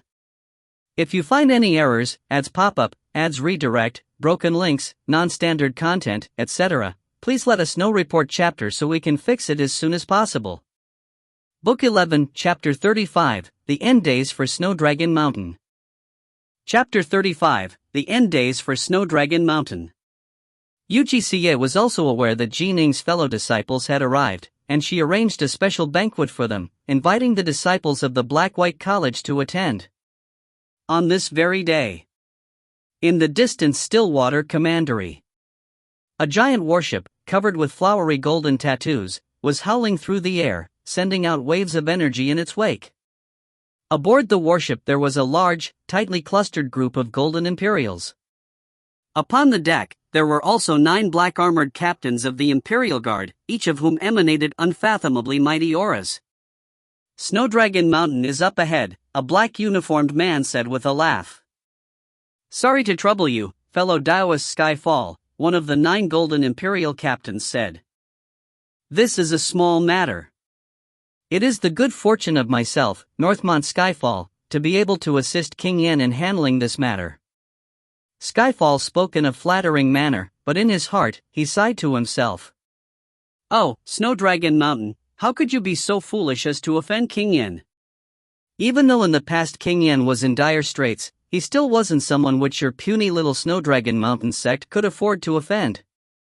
This time, King Yen has sent 9 full squads of Golden Imperials over. It seems as though he truly harbors hatred for Snow Dragon Mountain. I wonder what exactly Snow Dragon Mountain did to him in the past. Yuchi Snow, Yuchi Mount, their deaths were caused principally by Dong 7. Ning and Siya naturally hated the man deeply. King Yen knew how his granddaughter felt, and so immediately ordered 9 squads of Golden Imperials to head towards Stillwater Commandery. He instructed them to first notify Stillwater Commandery's Northmont clan of the following. In the past, when our Royal Excellency was wandering the world, a feud arose between himself and Snow Dragon Mountain. Today, we have come to annihilate Snow Dragon Mountain. We'd like to ask the Northmont clan to permit this. The Northmont clan's response: annihilate Snow Dragon Mountain? A little clan which didn't even have a single loose immortal or earth immortal? The Northmont clan naturally wouldn't care about this matter. In addition, given how diplomatic King Yen was by first sending people to notify them, the Northmont clan immediately arranged for Northmont Skyfall to personally lead the way, bringing these Golden Imperials directly towards Snow Dragon Mountain. Here we are. Skyfall pointed towards the area below them. Past the clouds, one could vaguely make out a long, winding mountain range, amongst which were 3 particularly imposing and tall mountain peaks that vastly surpassed the other 3 mountains. Snow Dragon Mountain? The 9 Imperial Guard captains looked down at the base, all nodding slightly. First capture Dong 7, then annihilate Snow Dragon Mountain, one of the captains said. Boom, dot. The warship immediately flew downwards, carrying boundless might and power as it soared directly towards the area above Snow Dragon Mountain's headquarters. This instantly caused a huge shock within Snow Dragon Mountain, who would actually dare to have their warship halt directly above the school. This was too arrogant. I wonder which fellow Taoist has arrived at Snow Dragon Mountain. Boom! Boom! Boom!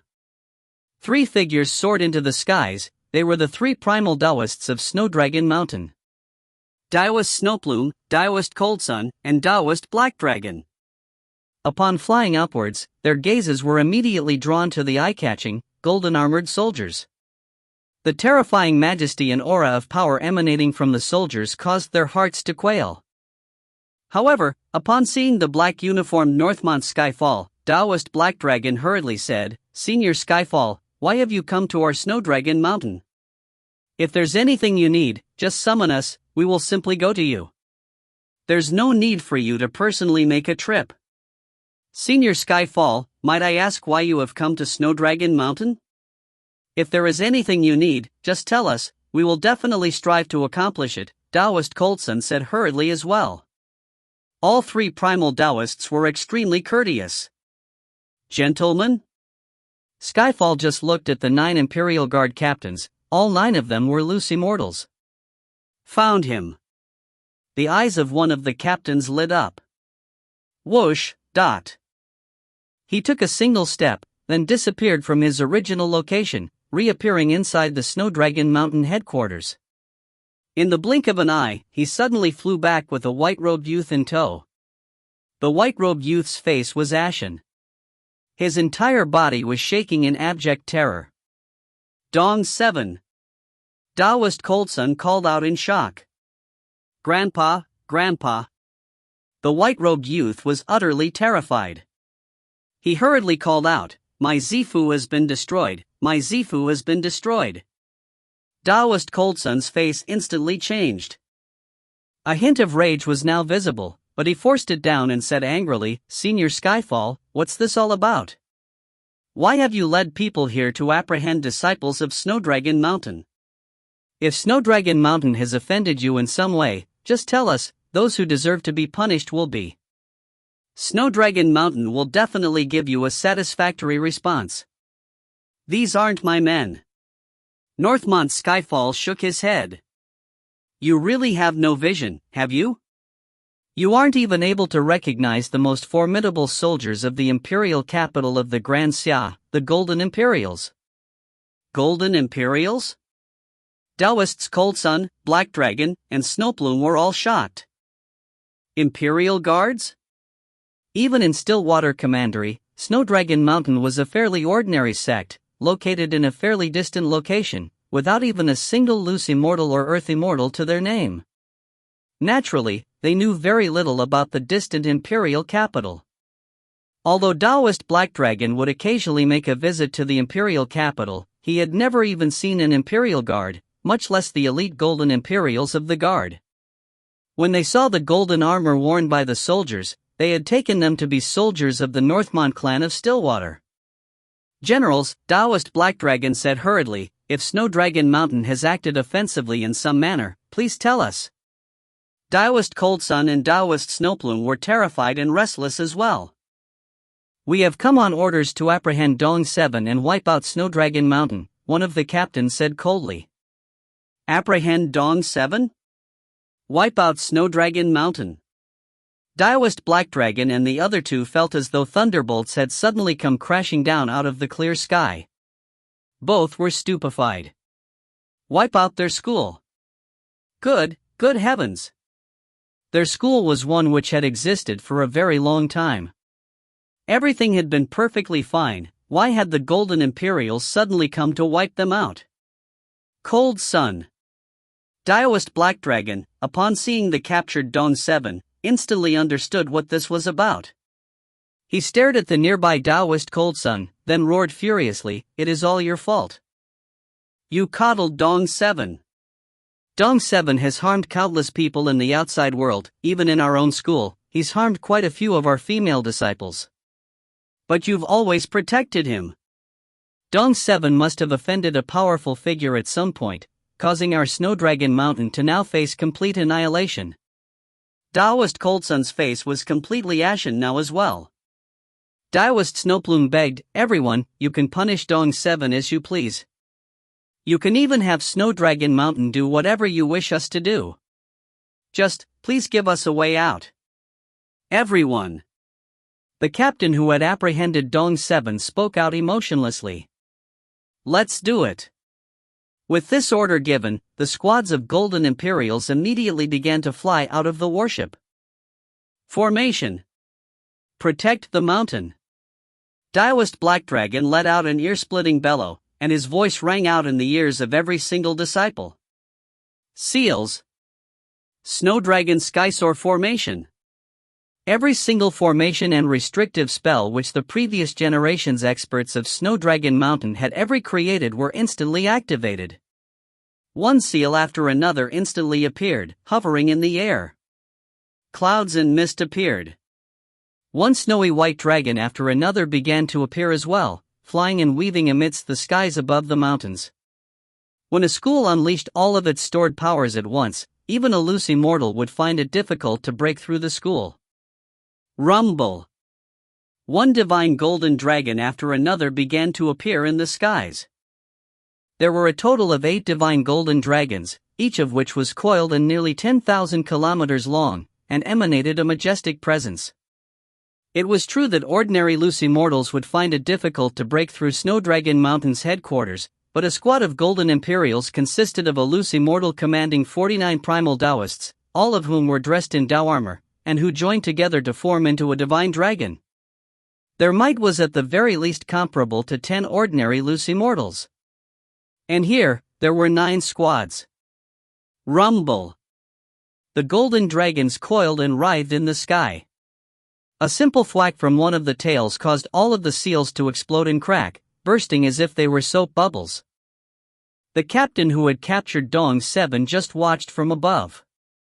As for the other 8 squads, they had all transformed into golden dragons and were launching attacks at the below Snow Dragon Mountain.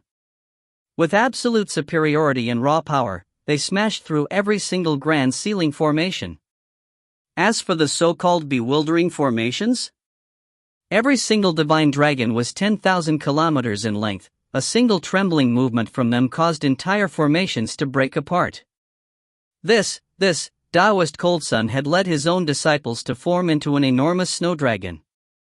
But, upon seeing the might and power of the divine golden dragons, he was so terrified he didn't even dare to go block. He was a primal Taoist, leading a group of Wanshang adepts and Zifu disciples in forming a snow dragon, and he was supposed to fight against a divine dragon formed by a loose immortal leading 49 primal Taoists? They were on completely separate levels. The difference in power was just too great.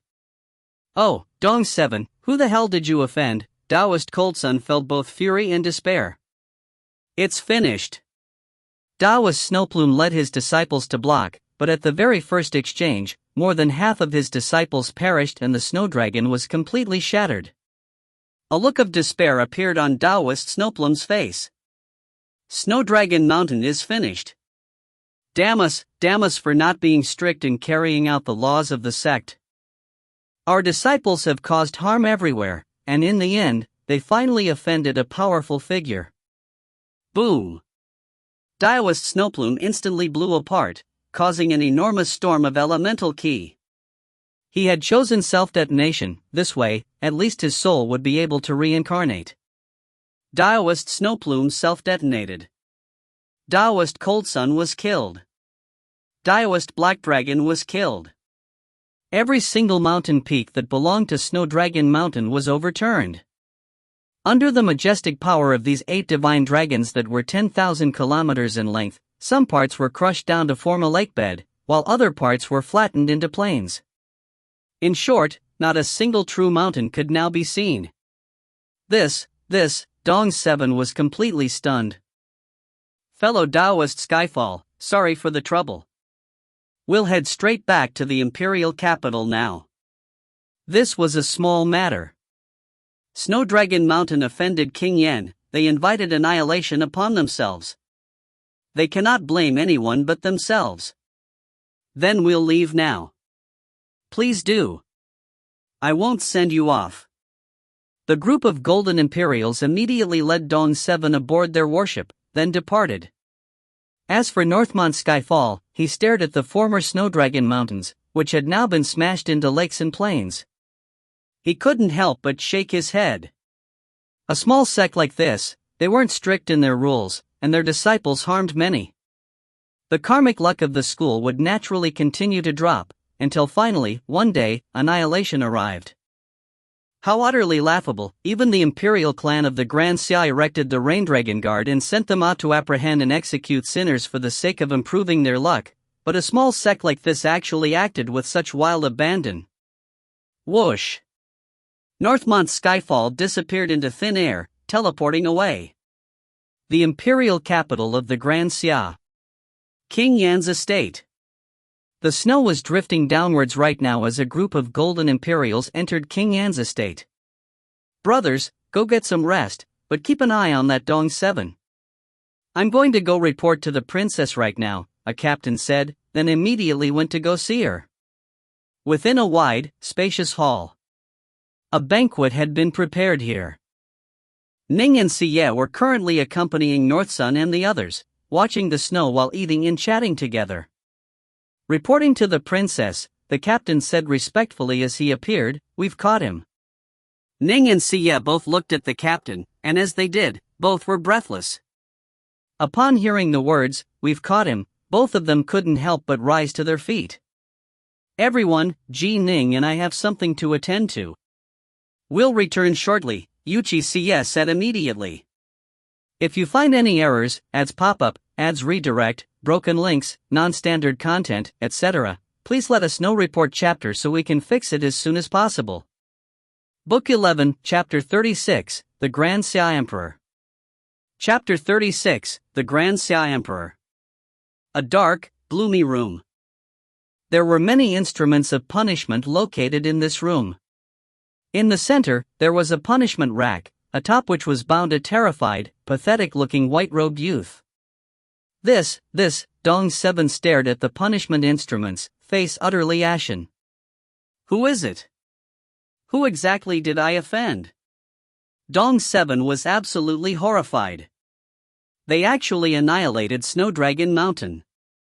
His previous arrogant demeanor had completely vanished, leaving behind nothing but terror. The soldiers in the corner of the room just watched quietly. Suddenly, rumble, the stone door swung open, and a woman walked in alongside a fur-clad youth. This caused Dong 7 to feel even more uneasy. He didn't recognize these two at all. Princess. The soldier on guard called out with respect. You can leave, Yuchi Siye instructed. Yes. The soldier immediately departed, and the stone door once more swung shut. Yuchi Siye and Ji Ning both stared at the terrified, pathetic man bound atop the rack. These two cousins had long ago repeatedly reviewed the intelligence reports regarding Dong 7. His appearance had been deeply engraved in both their hearts. Dong 7. Ning's eyes flashed with coldness. It was you. It was you. It was you who destroyed my family, who killed my father and caused my mother to die of depression as well. Siye's eyes instantly turned red. She picked up a large ladle, filled with a bubbling, hot silver liquid, then flicked it towards Dong 7. Crackle! The blazing silver liquid splattered on Dong 7's body. Dong 7 instantly emitted a miserable wail, and his neck stretched out as his agonized cries rang out. His face was as white as paper. After he somewhat came back to his senses, he pitifully cried out, "Mercy, mercy!" Ning's eyes were red as well. Everything had been a result of this wayward, hedonistic wastrel. This detestable person, this vile little creature who he, Ji Ning, now only looked down upon. But this detestable little creature had caused Ning's parents as well as his cousin's parents to all die early on. A feud of familicide, he could not live under the same skies with this man. It hurts, it hurts. Mercy! Dong Qi screamed miserably. Hurts? Ning picked up a blazing branding iron-type magic treasure and walked over. That was just the start. Dong 7, don't be in such a rush. Slowly enjoy this. No. Dong 7 felt his own heart quiver. He began to scream miserably once more, but protective formations covered this punishment room, and no one outside could hear him at all. Ning heated up this branding iron-type magic treasure, filling it with his elemental ki. Instantly, a crackling sound could be heard as he pressed it down against the tattered body of Dong 7. Smoke and steam arose. After he moved the branding iron away, he saw that Dong 7's skin now had the diagram of a flame branded into it, a brand which quietly activated the power of the natural world. Ah! It hurts, it hurts. Dong 7's entire body was quivering.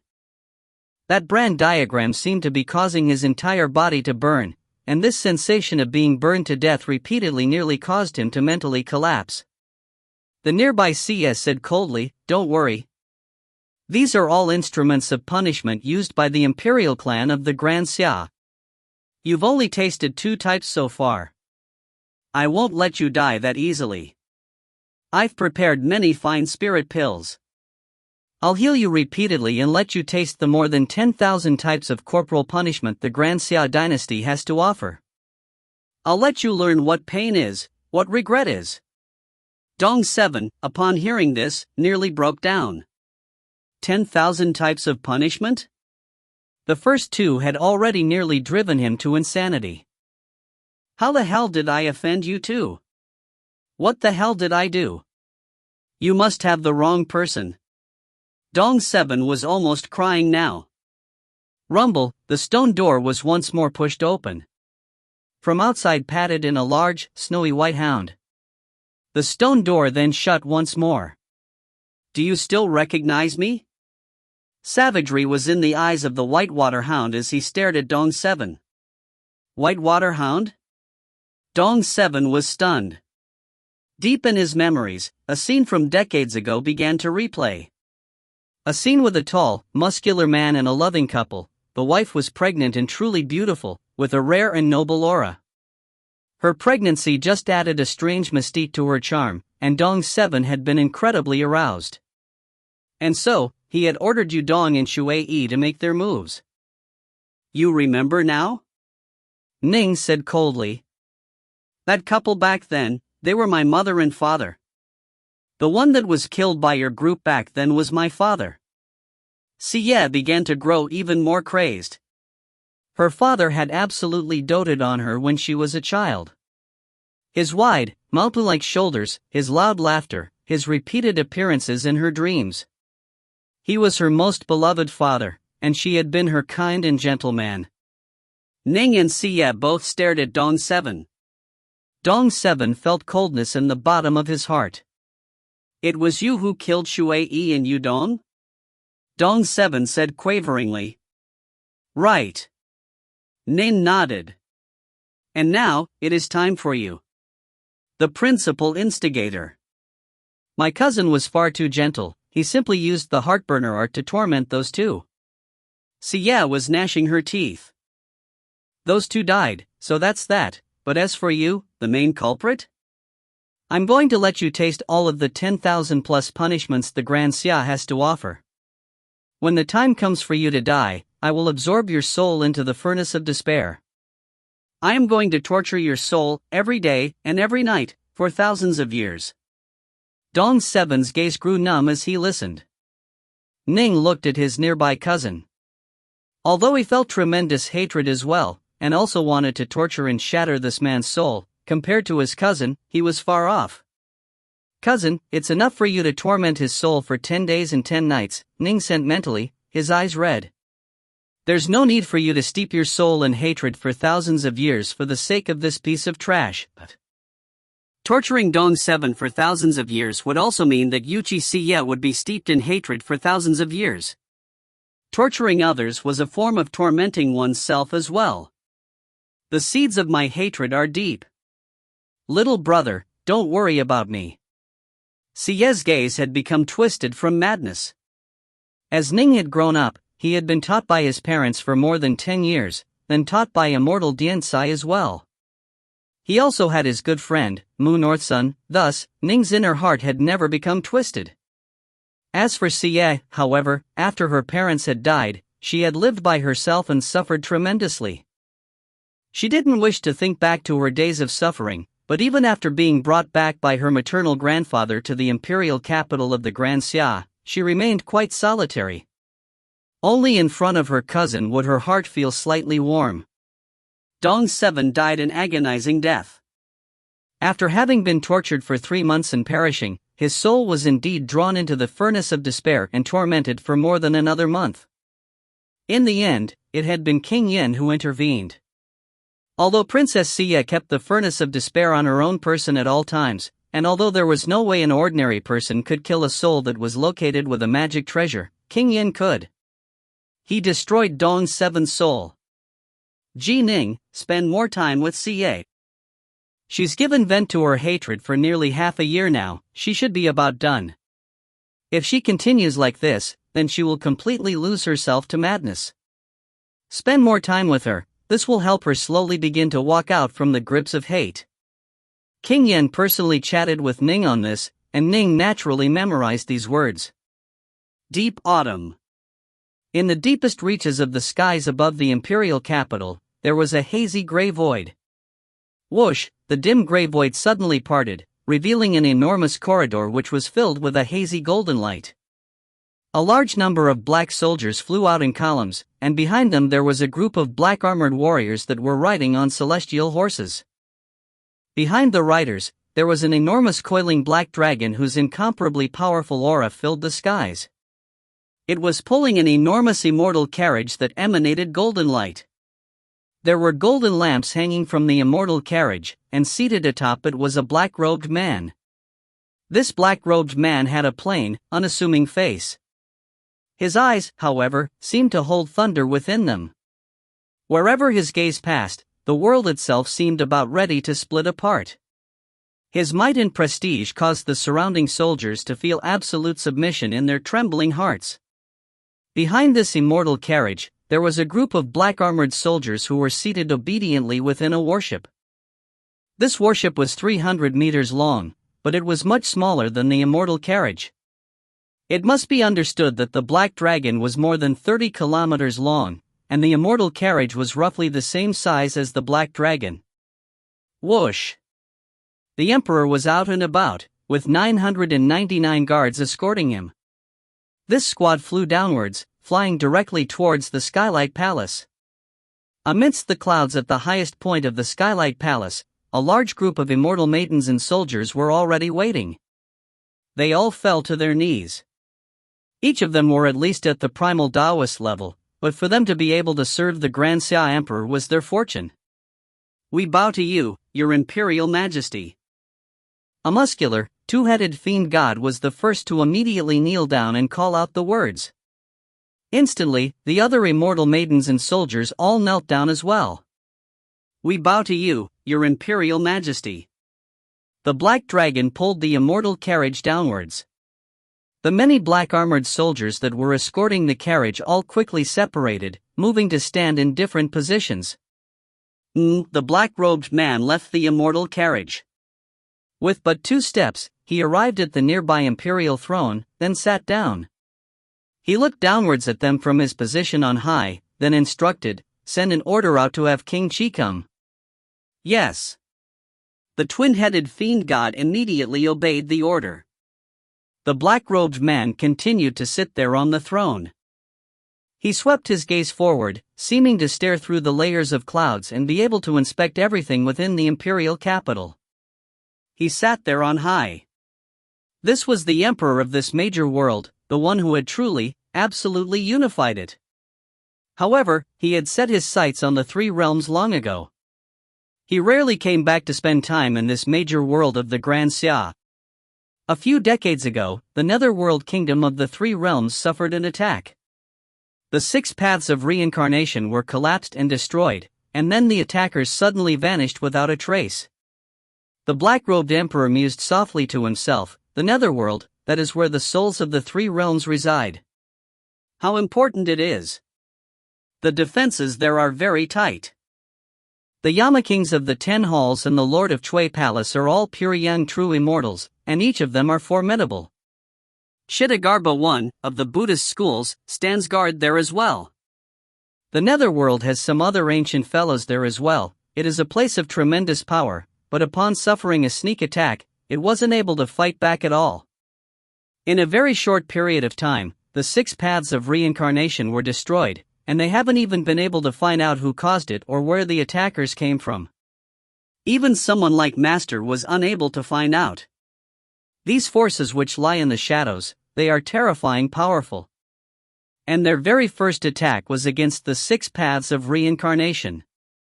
It seems, the 3 realms are about to fall into a state of chaos. The black-robed emperor had a look of deep worry within his eyes. When a tribulation came for the 3 realms as a whole, it would be incredibly terrifying.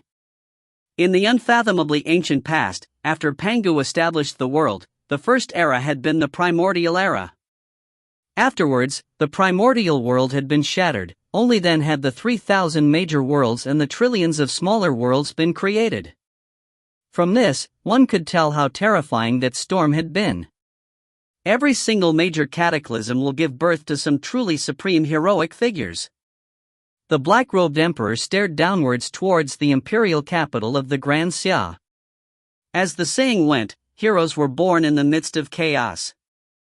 All of the powerful figures of the 3 realms had been born over the course of the truly major tribulations of the past. This will be the first conclave of immortal destiny after the destruction of the 6 paths of reincarnation. Then, most likely, some of those heroic figures that are going to emerge in this era will first appear in this conclave of immortal destiny, the black-robed emperor mused to himself. 1. This is the Bodhisattva who swore that he would only become a Buddha after emptying out all the hells of their sinners through enlightening mankind. If you find any errors, ads pop up, ads redirect, broken links, non-standard content, etc., please let us know. Report chapter so we can fix it as soon as possible. Book 12, Chapter 1, The Emperor's Decree. Chapter 1, The Emperor's Decree. My Imperial Shaman clan is the successor to and has the bloodline of the Imperial Xia clan of the primordial world of Pangu. We long ago unified this major world and have cultivated it for countless years.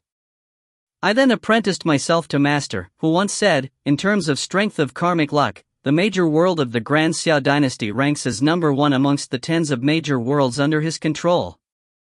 With so much karmic luck present here, the upcoming tremors that are going to give birth to some peerless heroes will very likely give birth to them right here, in the world of the Grand Xia. The black-robed emperor was pondering this matter.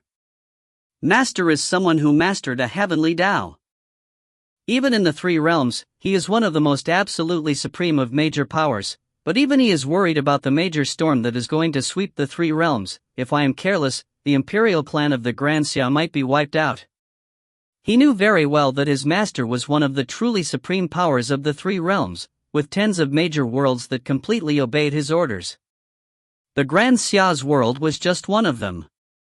As for the Celestial Emperor? The Celestial Emperor was nothing more than a person who was in charge of administrating and managing some of the rules of the three realms.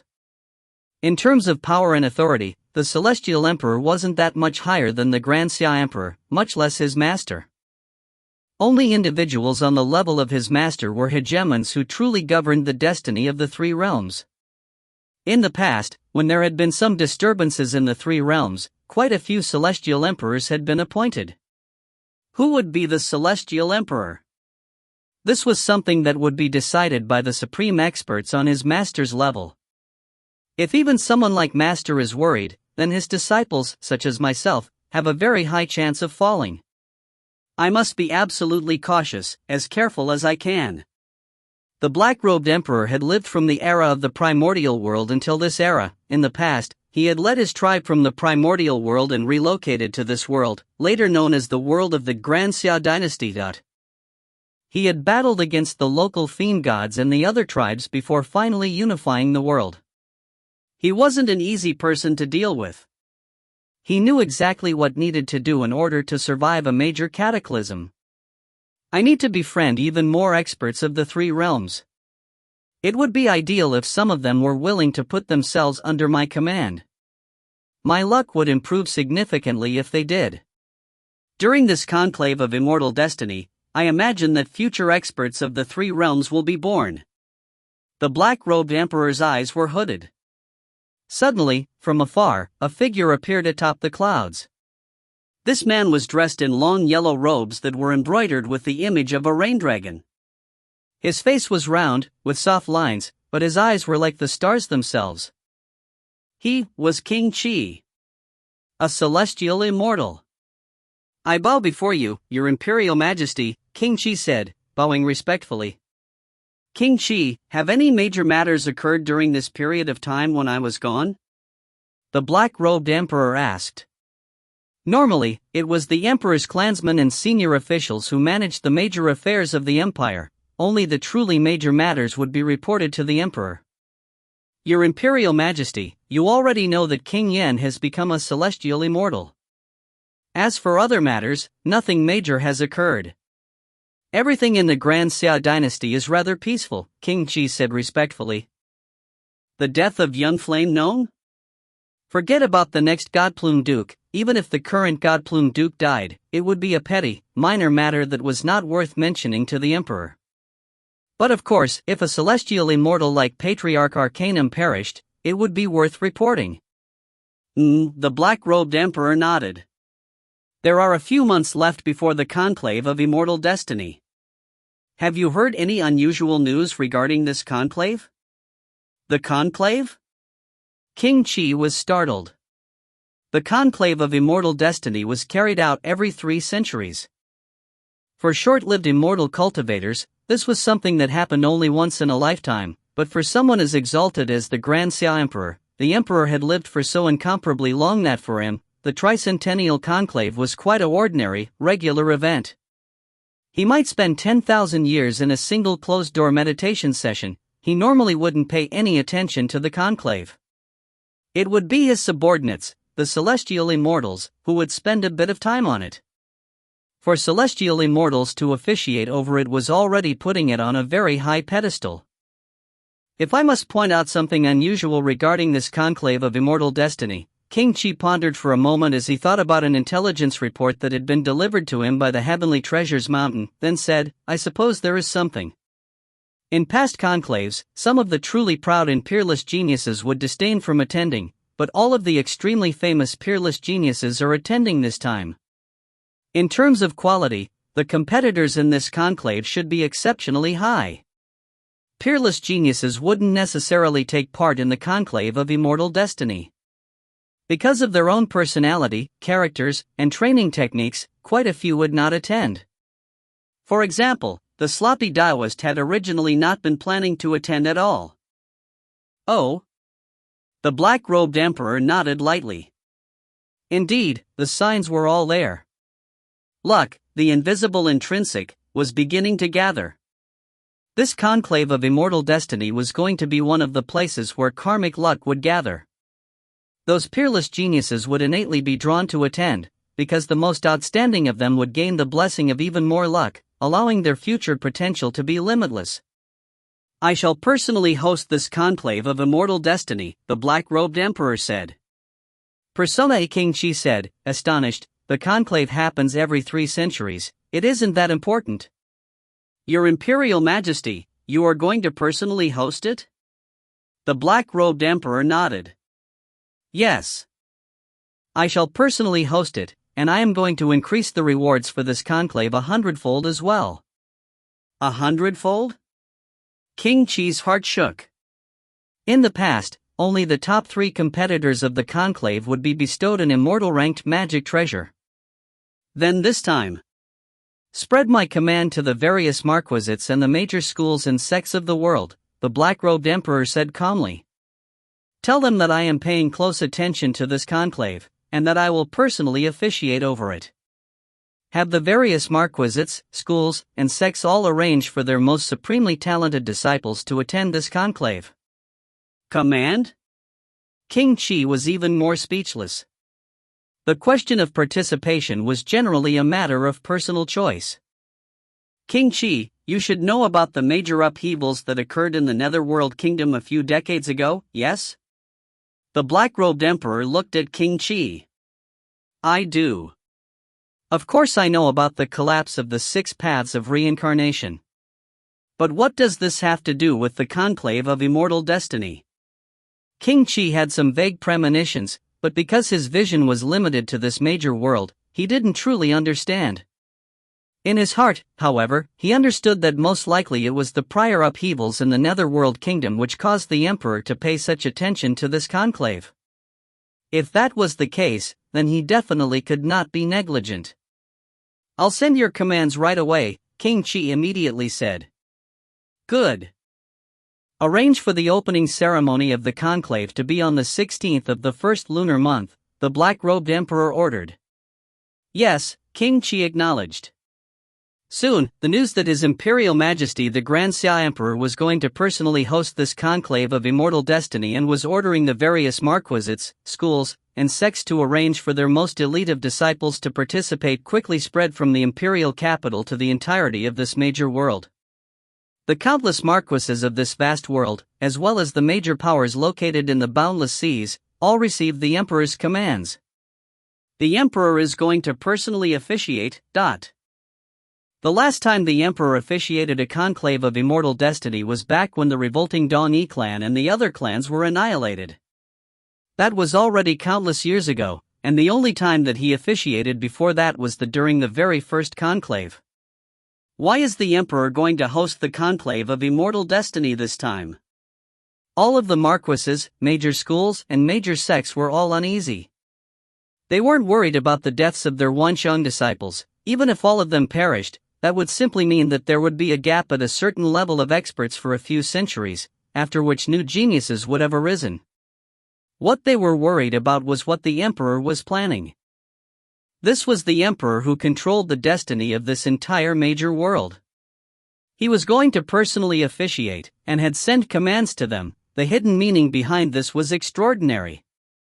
Patriarch, it was the Emperor who officiated over the very first conclave of immortal destiny. He also officiated the conclave that occurred after the revolting Dong Yi clan was wiped out.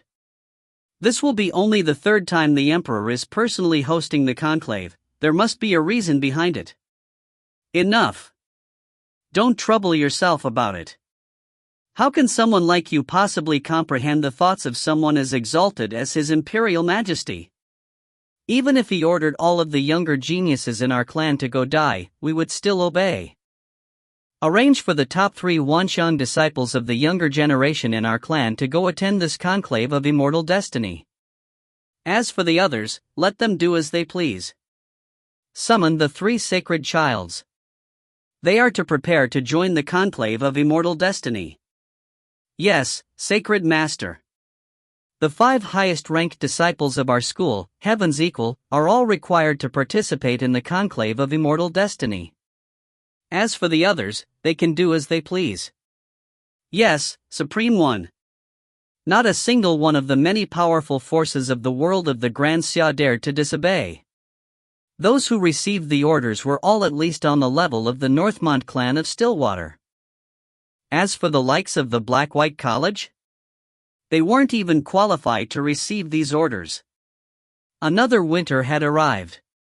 The sun shone down on the accumulated snow, making it gleam brightly.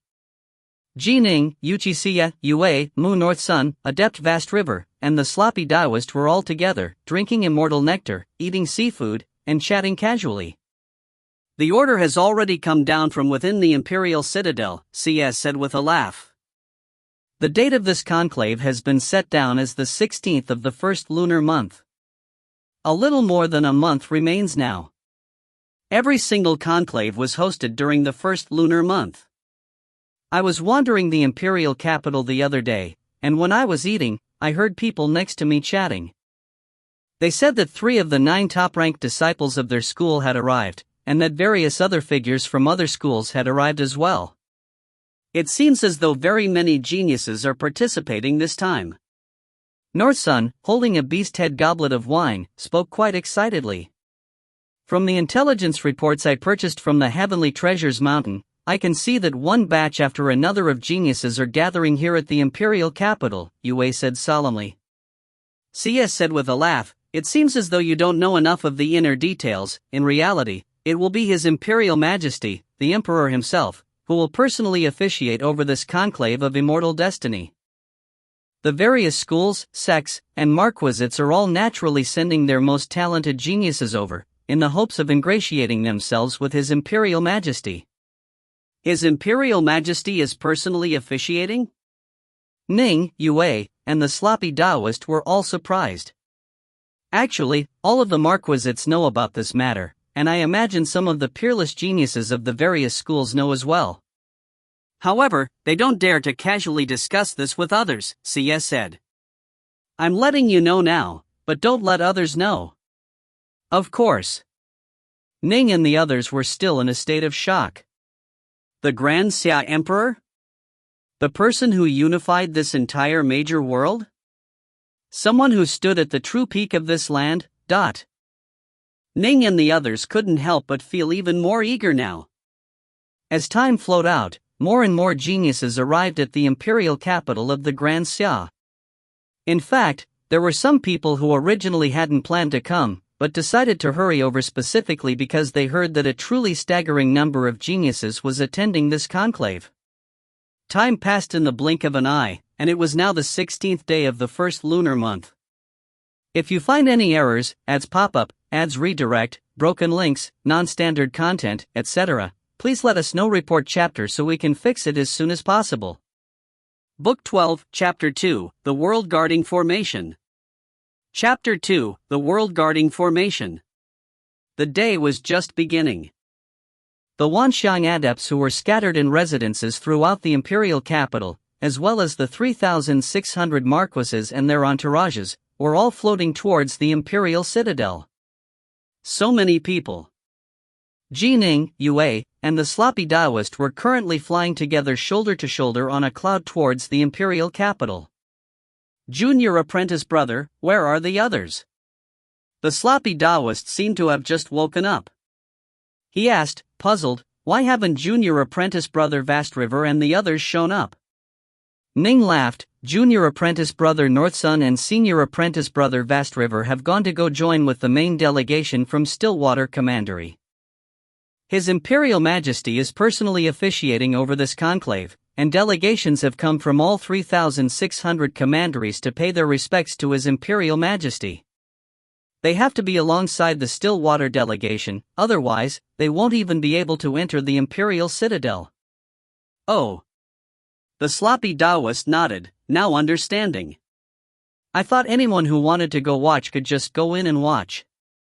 Senior apprentice brother, all you ever do is train. You should at least read some of the intelligence reports, Yue said helplessly. How can just anyone come and watch the conclave of immortal destiny? Do you think the Imperial Citadel is just a place anyone can enter? Well, I'm always in closed-door training, so, the sloppy Taoist scratched his head, grinning. Ning explained, there are 3 types of people who are entering the Imperial Citadel today. The first type consists of Wanshang adepts like us. Because we are going to risk our lives in battle, we can just go in directly. The second type consists of the delegations that are led by the various marquises who are going to go pay their respects to His Imperial Majesty. The third type consists of the likes of celestial immortals, such as King Yan, who can take Princess Siya directly into the Citadel. As for others? There might be some exceptional, powerful figures who can enter the Citadel, but I wouldn't know anything about that. The sloppy Taoist nodded in understanding. Right at this moment, as they were speaking, Ning's group had flown through the clouds and arrived at a large street. In the distance, they could see those 4 massive fiend gods that were 30,000 meters tall who were guarding the gates to the Imperial Citadel.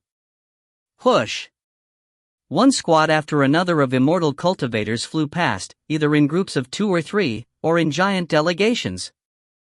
All of them were flying towards the Imperial Citadel. However, the gates to the Imperial Citadel remained shut. Soon, Ning's group arrived as well, and they landed. So many people. The sloppy Taoist looked around at his surroundings. A vast, tightly packed cluster of more than 100,000 individuals had already gathered outside the Imperial Citadel. Some were here to participate in the conclave, but most were here to spectate. A steady, unbroken stream of immortal cultivators continued to descend from the heavens. We might as well wait patiently. When the 9 gongs ring out, the Citadel gates will open, Ning said. They waited for nearly 2 hours. The golden crow had already risen high into the sky, and the light of the sun shone down upon the entire imperial capital. Clang! Clang! Clang! Clang! 9 consecutive gongs rang out. The sound was melodious, seeming to come down from the 9 heavens, causing the million-plus individuals who had gathered outside the Imperial Citadel to all quiet down. Rumble! The tall gates of the Imperial Citadel suddenly swung open. The 4 massive fiend gods stared down at the million-plus humans. One of them, a fire-spewing, fire-skinned fiend god, spoke out, Wanshang adepts who wish to participate in the conclave of immortal destiny, you can now enter the imperial capital. If you enter, then you must participate in the conclave, there will be no chance to change your mind. You may now enter. Instantly, with a series of whooshes, a vast locust swarm of figures all began to fly towards the Imperial Citadel's gates, blocking out the skies as they did so. How many people is this? The sloppy Taoist's eyes were completely round. Normally, each conclave of immortal destiny will generally have 20 or 30,000 competitors, Ning said with a laugh. In this conclave, since His Imperial Majesty is personally hosting it, this conclave is extraordinarily special, and I estimate that there should be roughly 100,000 or so. Much of this information had come to Ning via his cousin. On average, each commandery has sent 30 individuals? The sloppy Taoist pondered on this. It seems as though 99% of the formidable elites of the world have all come. This conclave of immortal destiny is different from normal ones, Yue said. As they flew into the imperial capital, they saw a wide, spacious thoroughfare. Those who shall participate in the conclave of immortal destiny, follow me. A deep, booming voice shook the heavens. Up ahead, a squad of imperial guards had appeared in midair, and they were guiding the way. They followed the wide thoroughfare and quickly arrived at an incomparably vast plaza. This plaza was so large that one couldn't see to the end of it with the naked eye alone. It was paved with pitch-black stones, and the paved stones were all covered with incomparably complicated runes. The runes covered the entire plaza, causing it to emanate a terrifying, heart-freezing aura. Those who shall participate in the conclave are all to wait in this region, the Imperial Guards up ahead instructed. Almost none of these geniuses and talents from around the world had ever been in the Imperial capital. They were all rather awestruck, and they behaved obediently, all moving towards the designated region. Whoosh, dot. The Imperial Guards quickly split apart, forming a perimeter that completely surrounded the region. They stood there with blank faces, not moving at all. These Imperial Guards also knew that today, His Imperial Majesty, the Emperor, was going to be personally hosting the conclave of immortal destiny. It was rare for Imperial Guards like them to encounter His Imperial Majesty. How could they not be extremely earnest and serious today? I imagine that this plaza is at least 10,000 kilometers wide. The chubby sloppy Taoist lowered his heads, inspecting the runes. And it contains an extremely terrifying formation, one that vastly surpasses any I have ever sensed. Right. Yue had a solemn look on her face as well as she carefully inspected the plaza. The voice of the giant yellow bear rang out in Ning's mind. It seems as though the roots of this Grand Xia dynasty of yours are actually quite deep. Based on what I can tell from the runic formations covering this plaza, it should be a single formation diagram. This formation diagram was formed from the linkage of more than 3 pure yang magic treasures, and more than 1,000 immortal ranked magic treasures. With but a thought, the Grand Xia Emperor could probably activate this titanic formation, formed from all those treasures. A formation formed from so many treasures, it should be a vast formation designed to safeguard his headquarters, and also to safeguard this entire major world of yours. Formidable, formidable. Incredible. I imagine that even most pure yang true immortals are unable to lay such a grand formation. The person who laid out this world-guarding formation is absolutely one of the truly top powers of the 3 realms, most likely on par with Master himself. What? Ning was shocked. Comparable with Dao's 3 lives? A formation which even most pure yang true immortals would not be able to establish? A world-guarding formation? Meant to protect this entire major world? What Ning didn't know was that the guess of the spirit of the underwater estate was absolutely correct. Although this ancient world-guarding formation hadn't been established by the master of the Grand Xia Emperor, and had instead been set up by another major power who was equivalent to him in power, it was indeed meant to protect this entire major world, and the headquarters of the Grand Xia dynasty. If the Emperor of your Grand Xia is a pure young true immortal, with a formation like this at his back, there are extremely few figures in the entirety of the 3 realms who can do anything to him at all. The major powers who are capable of acting against him, upon seeing the world-guarding formation, would probably give face to the major power who set up the formation and stay their hands. The giant yellow bear said. Formidable, formidable. The background of your Grand Xia Emperor is truly exceptional. He lives up to his reputation as someone capable of controlling an entire major world. The spirit of the underwater estate was tremendously experienced. At a single glance, he could tell how extraordinary the Grand Xia Emperor's background was. Then would His Imperial Majesty be able to discover your presence? Ning asked. Don't worry at all. Even the supreme major power who set up this formation would at most notice something unique about the underwater estate, but they can forget about trying to spy inside it. This is, after all, the treasure which Master poured all of his efforts into as his legacy. The giant yellow bear was extremely confident. Ning nodded. Rumble. Rumble. Rumble, dot. Ning and all of the other Wanxiang adept participants of the conclave all turned to look. One delegation after another, in absolute perfect formation, came flying over. They came over methodically, clearly understanding quite a bit about the rules of propriety. By contrast, Ning and the other geniuses had all flown in like a horde of locusts. 3,600 commanderies, and the 4 Cs. Ning could immediately tell that all of these delegations were split up by commanderies. The delegations all flew in, then settled down onto the plaza. Stillwater Commandery. Yue pointed towards the distance. Ning and the sloppy Taoist both looked over. The Stillwater delegation was led by a tall, skinny, black-robed man. His aura was heroic and majestic, and his bearing was extraordinary as well. It was the Marquis of Stillwater. Behind him was a group of Northmont clansmen. Amongst them, Ning noticed Northmont Byway, who was obediently following within the crowd. Behind them were 10+ individuals from the Black-White College, as well as representatives from the Dragonhunter clan, the Bluewood clan, and the other major clans of Stillwater Commandery. The entire Stillwater delegation consisted of at least hundreds of individuals. The delegations from the 3,600 commanderies and the 4 Cs all landed in perfect unison. Swoosh! Swoosh! Swoosh! One figure after another now began to soar in through the skies. Cousin. Ning could see that the figures who were flying through the skies included King Yen, who had led Xie directly into the skies and through the clouds. Is that junior apprentice sister Nine Lotus? The sloppy Taoist called out in surprise. Ning saw her as well. Nine Lotus was currently flying through the skies alongside a blue-robed man.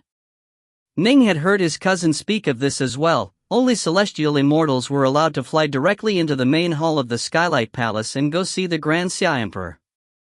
The others actually wouldn't even have a chance to see him at all. Celestial immortals were permitted to bring 2 followers with them, and so the blue-robed man should be a celestial immortal.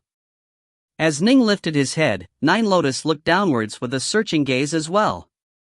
Suddenly, their gazes intersected. A familiar yet strange feeling resonated between their hearts. Both of them couldn't help but look away. The highest point of the main hall of the Skylight Palace. The Grand Xia Emperor, dressed in black robes, was seated on high atop his throne. The individuals below him were divided into 2 columns, all standing. Those standing closest to the Grand Xia Emperor were naturally the celestial immortals and kings of the Shaman clan, while those towards the rear consisted of the celestial immortals from other parts of the Grand Xia Empire. Although technically speaking, there had been no order for the celestial immortals to all attend as well, many of them were quite keen and sharp. They, too, sensed that there was something strange with the fact that the Grand Xia Emperor was going to personally officiate over this conclave, and so quite a few of them had hurried over as well. At a glance, one could see nearly 1,000 celestial immortals who stood there before the Emperor. We bow in respect to you, your Imperial Majesty. King Qi led the first respectful salute. Instantly, all the other celestial immortals bowed as well. As for the followers who had accompanied the celestial immortals, they all fell to their knees.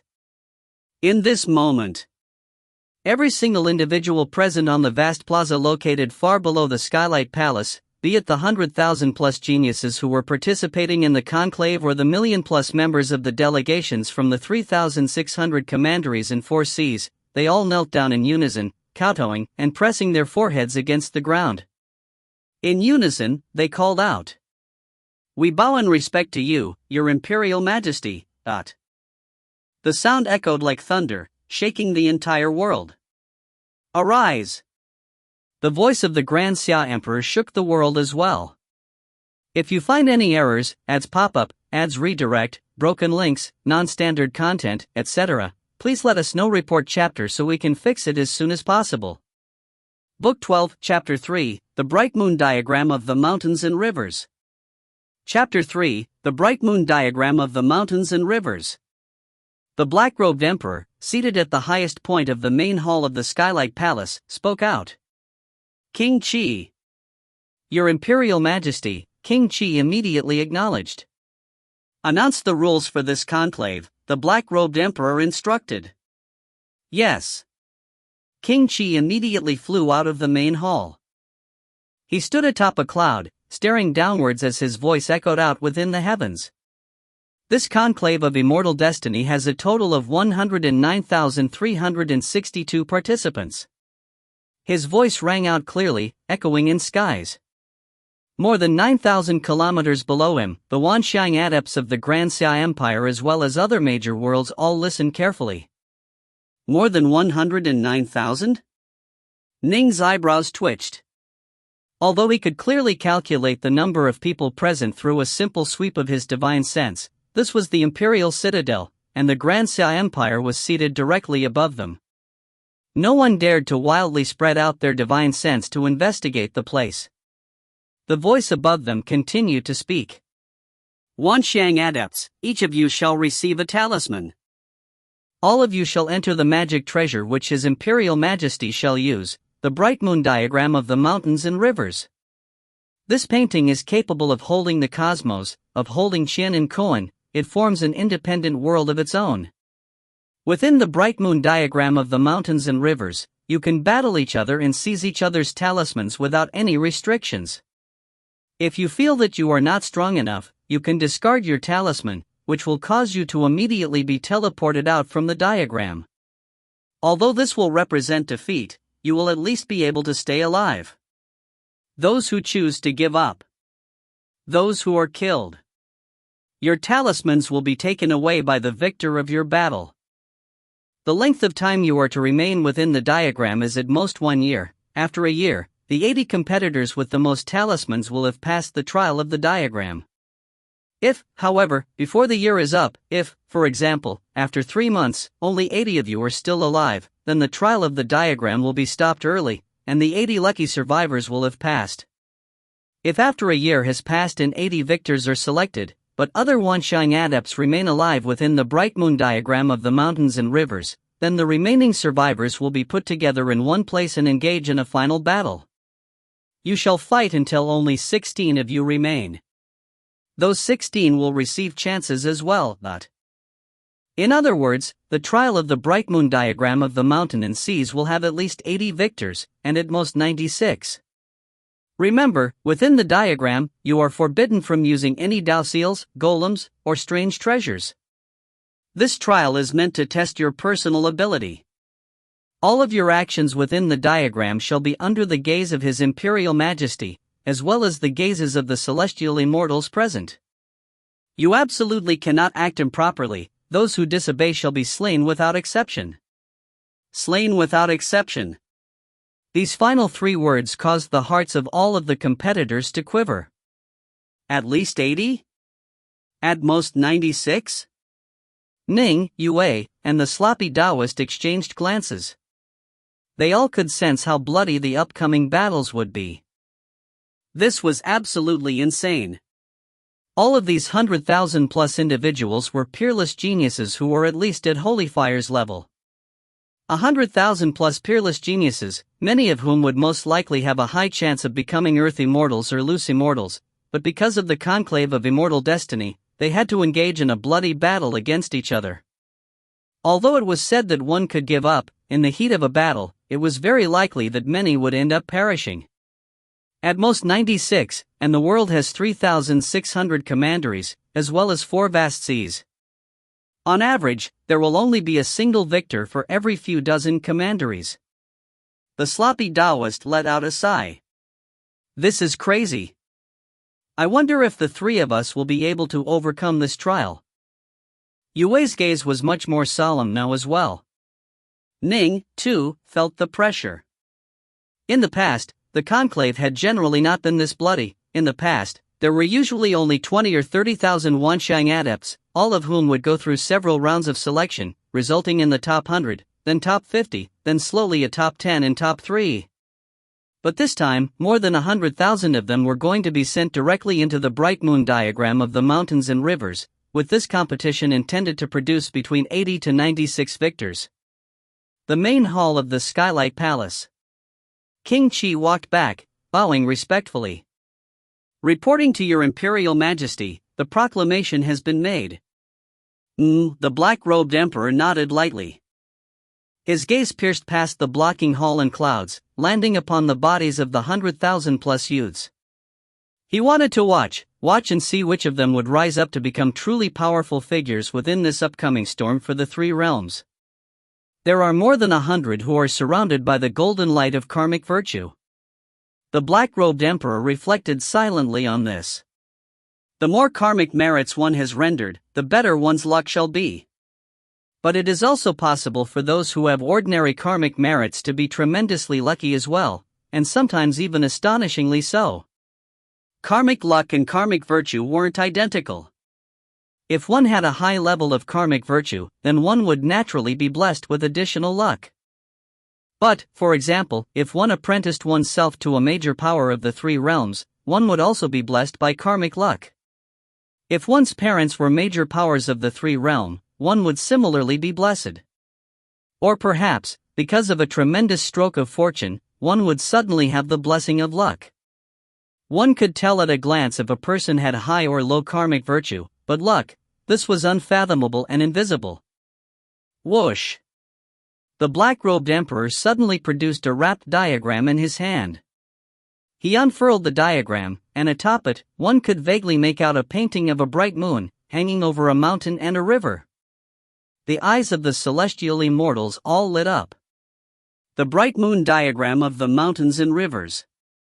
This was a pure yang magic treasure. It was a tremendously intriguing artifact for them, but at the same time, these celestial immortals were all pondering non-stop. Today, the Grand Xia Emperor had barely said anything to these celestial immortals before immediately beginning the initial selection tournament for the conclave of immortal destiny. From this, they could tell how much importance this conclave held for the Grand Xia Emperor. In fact, the very fact of him taking out the diagram and using it as the place for the competition was proof of how seriously he took this. Rumble! Ning and the others all raised their heads, looking towards the skies. The delegations from the 3,600 commanderies and the four seas all raised their heads to stare as well. In the air above them, an utterly enormous painting, at least 10,000 kilometers long, had suddenly appeared. It blocked out the skies, and one could even vaguely make out the world within the diagram. Swish! Swish! Swish! Swish! Swish! Swish! Ning, Yue, the sloppy Taoist, and the rest of the 109,362 individuals, who had all been just standing there, were suddenly and involuntarily pulled into the skies. All of them were sucked inwards as the surface of the vast painting began to undulate. When each of them touched the painting, their bodies also began to undulate. It was as though they were drops of rainwater that had landed on a lake. In just the blink of an eye, all of them had completely disappeared. The main hall of the Skylight Palace. The black-robed emperor finally revealed a smile as he said calmly, "This trial within the bright moon diagram of the mountains and rivers shall most likely go on for a year. Everyone, watch at your leisure. Prepare the banquet." Instantly, a large number of maids immediately moved over. They placed down long tables, then deliver pitchers of immortal nectar and platters of immortal fruit.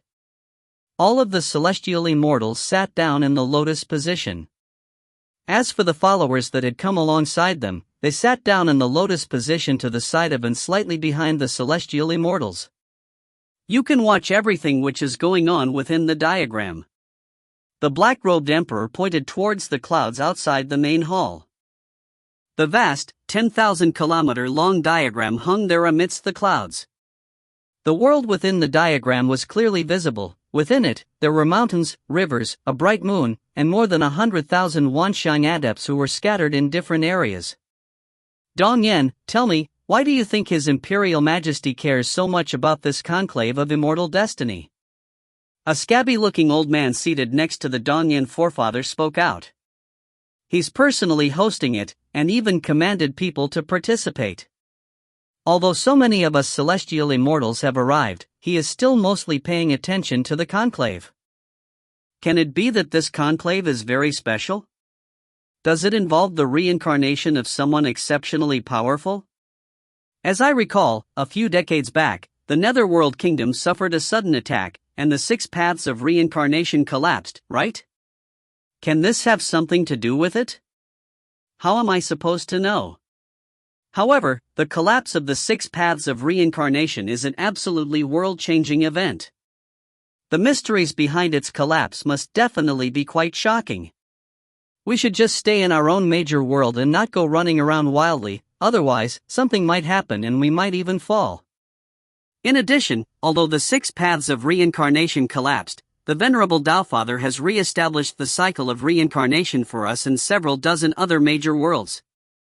We have the protection of the Venerable Taofather. There's no need for us to panic, the Dongyan forefather sent back. The scabby-looking old man nodded as well.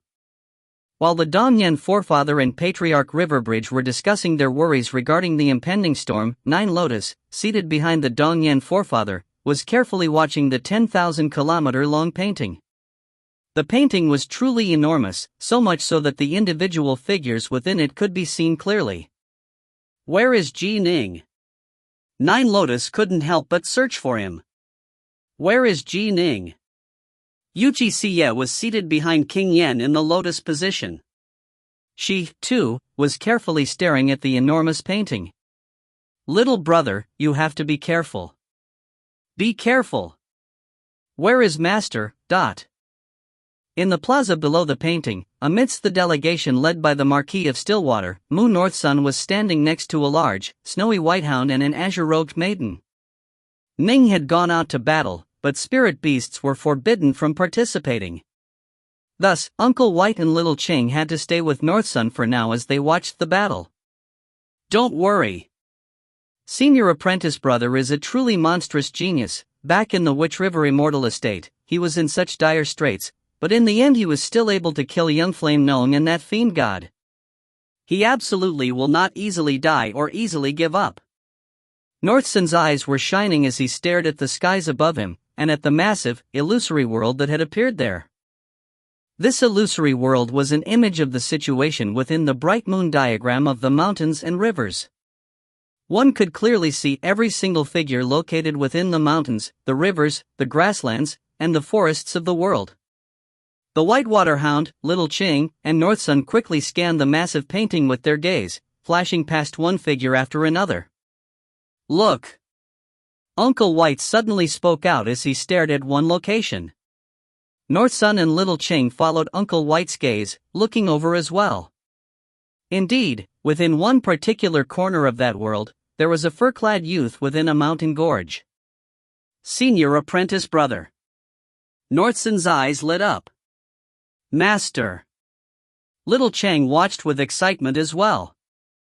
The nearby Immortal 5 craze quickly discovered Ning as well. His eyes were also filled with excitement.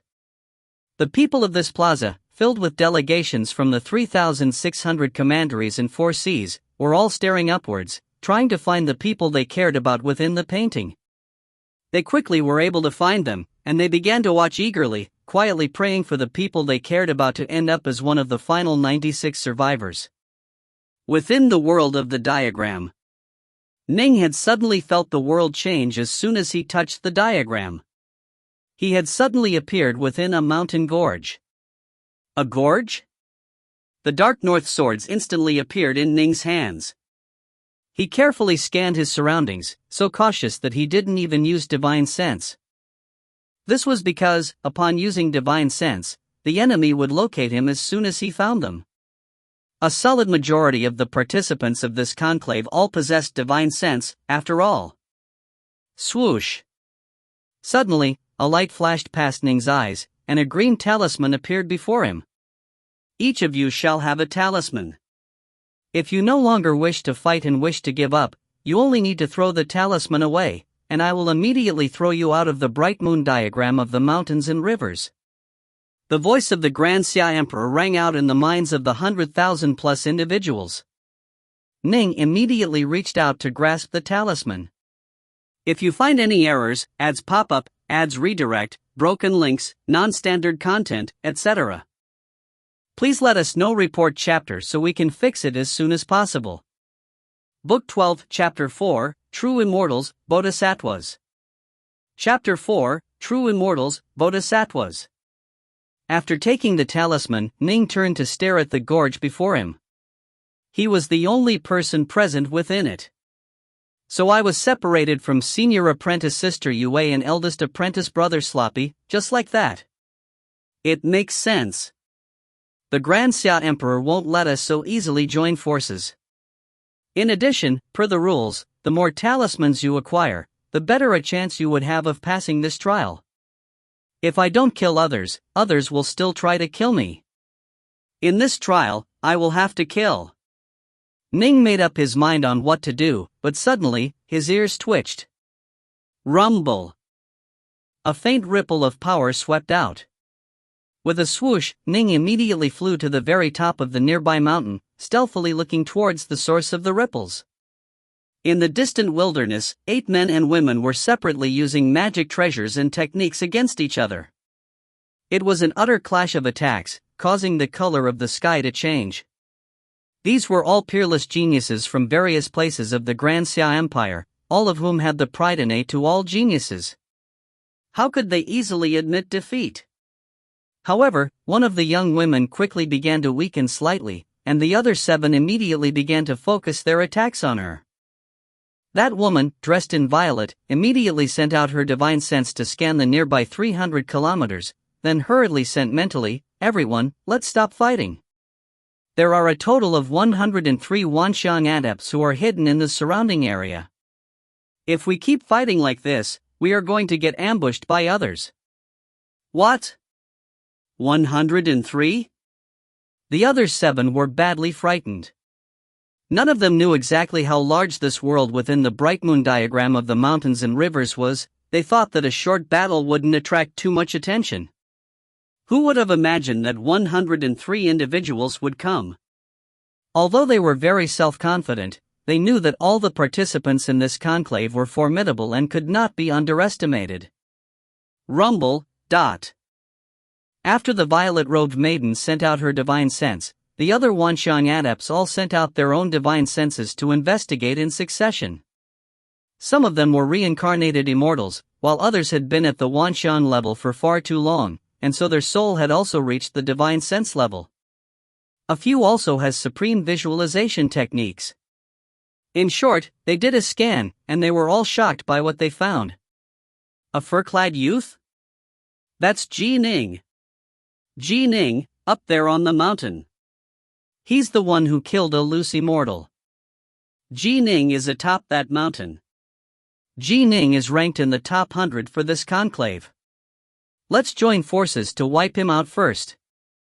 The divine senses joined together as they began to converse through it. Since they had decided to attend this conclave, they had naturally purchased intelligence reports from the Heavenly Treasures Mountain. Ever since Ning's primal twin had killed Immortal Floatcloud, his fame had skyrocketed. Even the Heavenly Treasures Mountain had come to believe that Ning's primal twin, despite being only at the peak primal level, was capable of killing supreme loose immortals. This meant that Ning was superior to loose Immortal Floatcloud in terms of the Tao and in terms of techniques. Naturally, this caused Ning to become quite famous. Let's join forces and wipe him out. Let's go. These Wanxiang adepts quickly came to the same conclusion. They howled through the air, flying towards the mountaintop where Ning was standing. More than 100 figures suddenly flew out, moving at astonishing speeds like thunderbolts or swift gales. Ning was badly startled. These individuals are all heroic talents in their own locales, but they don't seem to care about their bearing at all. Ning was helpless. He had watched those 8 fight, and none of them were easy to deal with. He was confident in being able to deal with 8, but more than 100? That was suicide. Time to go. Ning waved his arm, and a ship-type treasure appeared before him. Ning immediately jumped into it. Swoosh! The ship instantly transformed into a streak of black light, disappearing without a trace into the distance. Ning ran quite quickly. He killed young Flame Known, then a loose immortal. It is said that he is valued by King Yen as well. He really has quite a few treasures, and he really was able to run quite fast. The 100+ men and women in the air felt helpless as well. Unless they had already completely encircled him, if someone like Ning who was clearly more powerful than them wished to flee, it would be hard for them to stop him. They quickly began to stare vigilantly against each other, stealthily pulling apart. Nobody wanted to suddenly start a giant, chaotic battle of over 100 people. They were confident in their ability to handle a wild battle with 7 or 8 people, but a wild battle with over 100, once a person was trapped, there would be no way to escape. Time to go. This is going to be troublesome. More than 100,000 people, all of whom are crafty and cautious. To be able to survive to the very end and become one of the final 96, that is going to be very difficult. Power alone won't be enough. Even the most powerful competitor, when surrounded and attacked by 100 in a formation, will have no option but death. The people all quickly departed.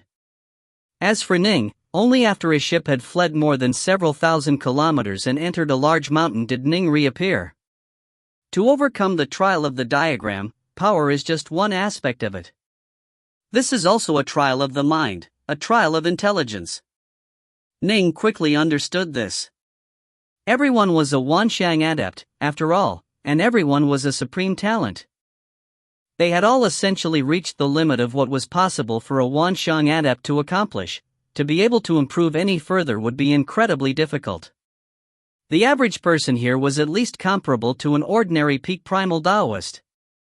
If 100 people joined together in a formation, then they would definitely be comparable to a supreme loose immortal. I have to be careful and cautious, and also ruthless. I need to seize any opportunities and to kill at high speed. I can't let myself be surrounded. Nin nodded to himself. In the plaza below, the delegates from the 3,600 commanderies and the 4 seas all raised their heads and watched, extremely nervous. Previously, they had all felt that their own disciples were quite formidable, but as they watched, they realized that every single person was crafty and capable. There were more than 10,000 who had reached the 12th level of the Crimson Bright diagram of the 9 heavens.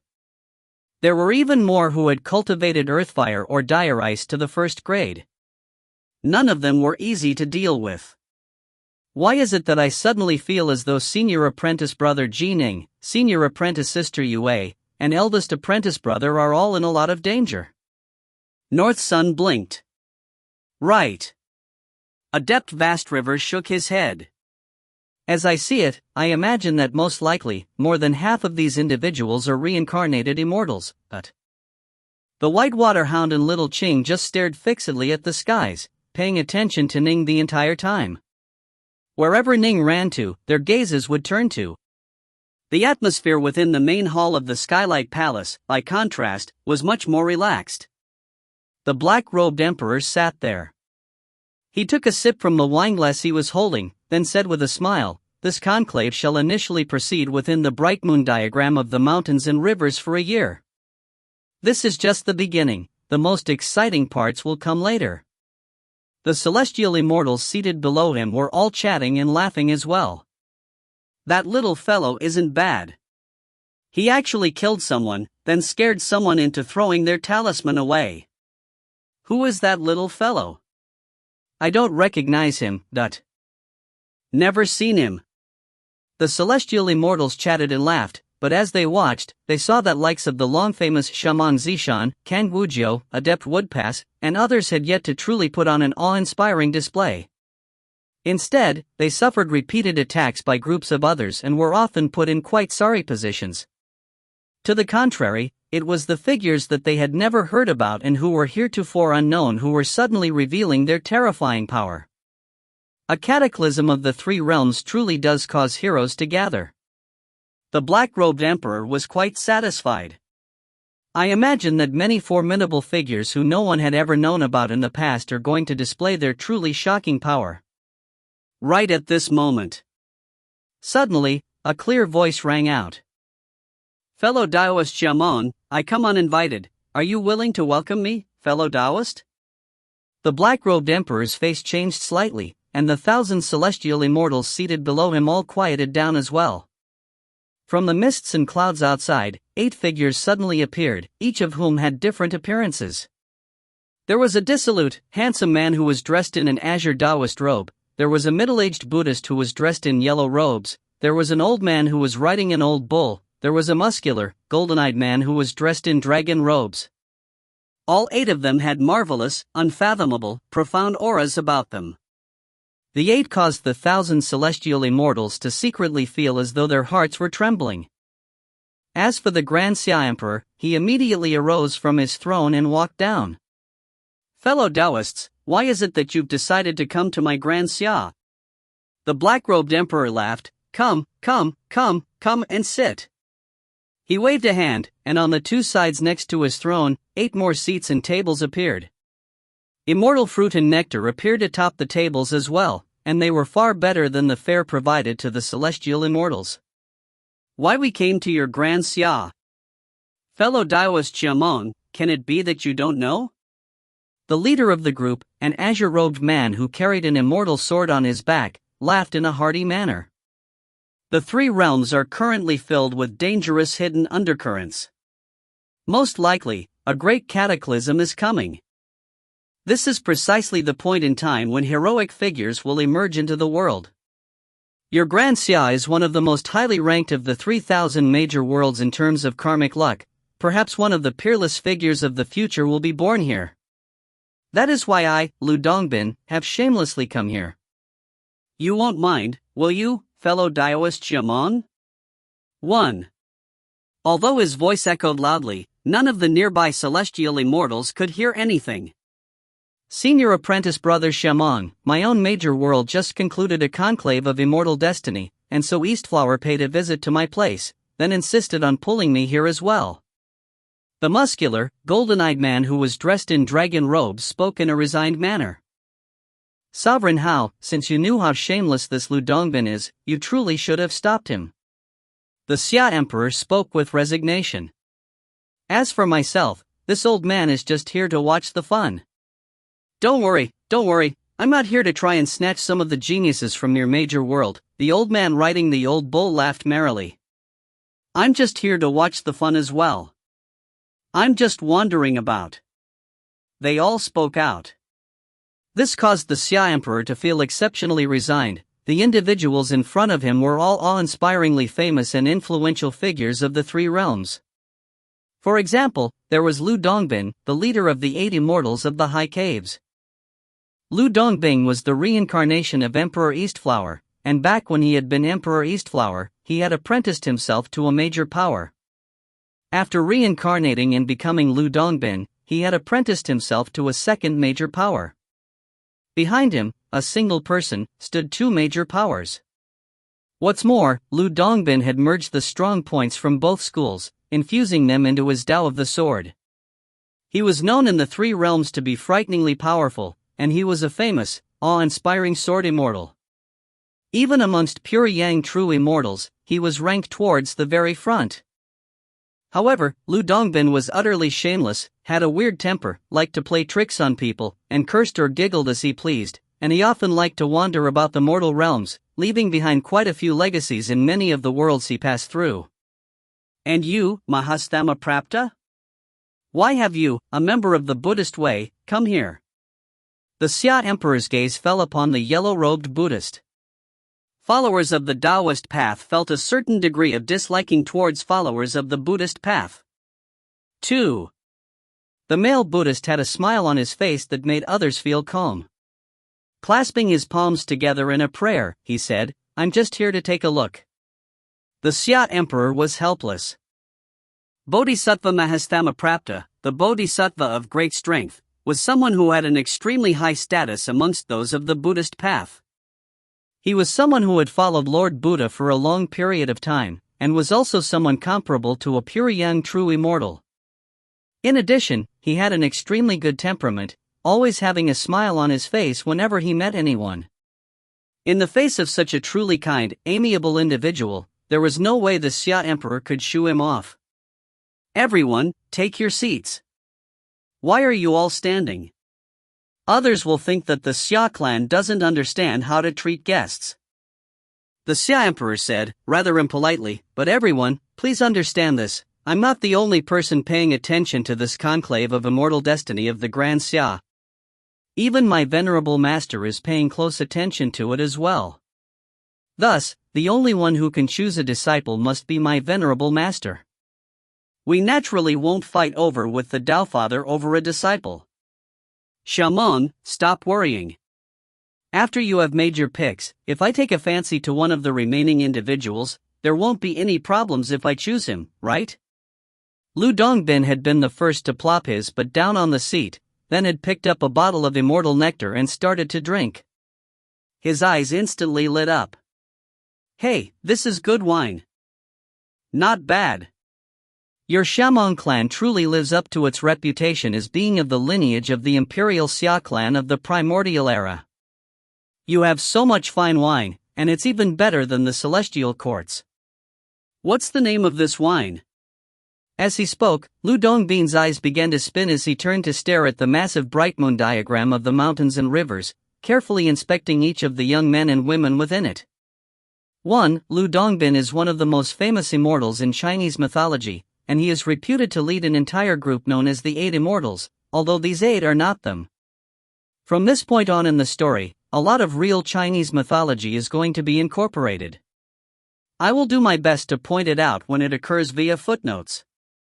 2. Mahasthamaprapta is a bodhisattva of wisdom. His name means great strength. If you find any errors, ads pop up, ads redirect, broken links, non-standard content, etc., please let us know. Report chapter so we can fix it as soon as possible. Book 12, Chapter 5, Life in the Diagram. Chapter 5, Life in the Diagram. The other pure Yang true immortals all turned their gazes towards the bright moon diagram of the mountains and rivers as well. The Xia Emperor felt resigned. He mused to himself, it seems it truly is the time for a cataclysm to befall the 3 realms.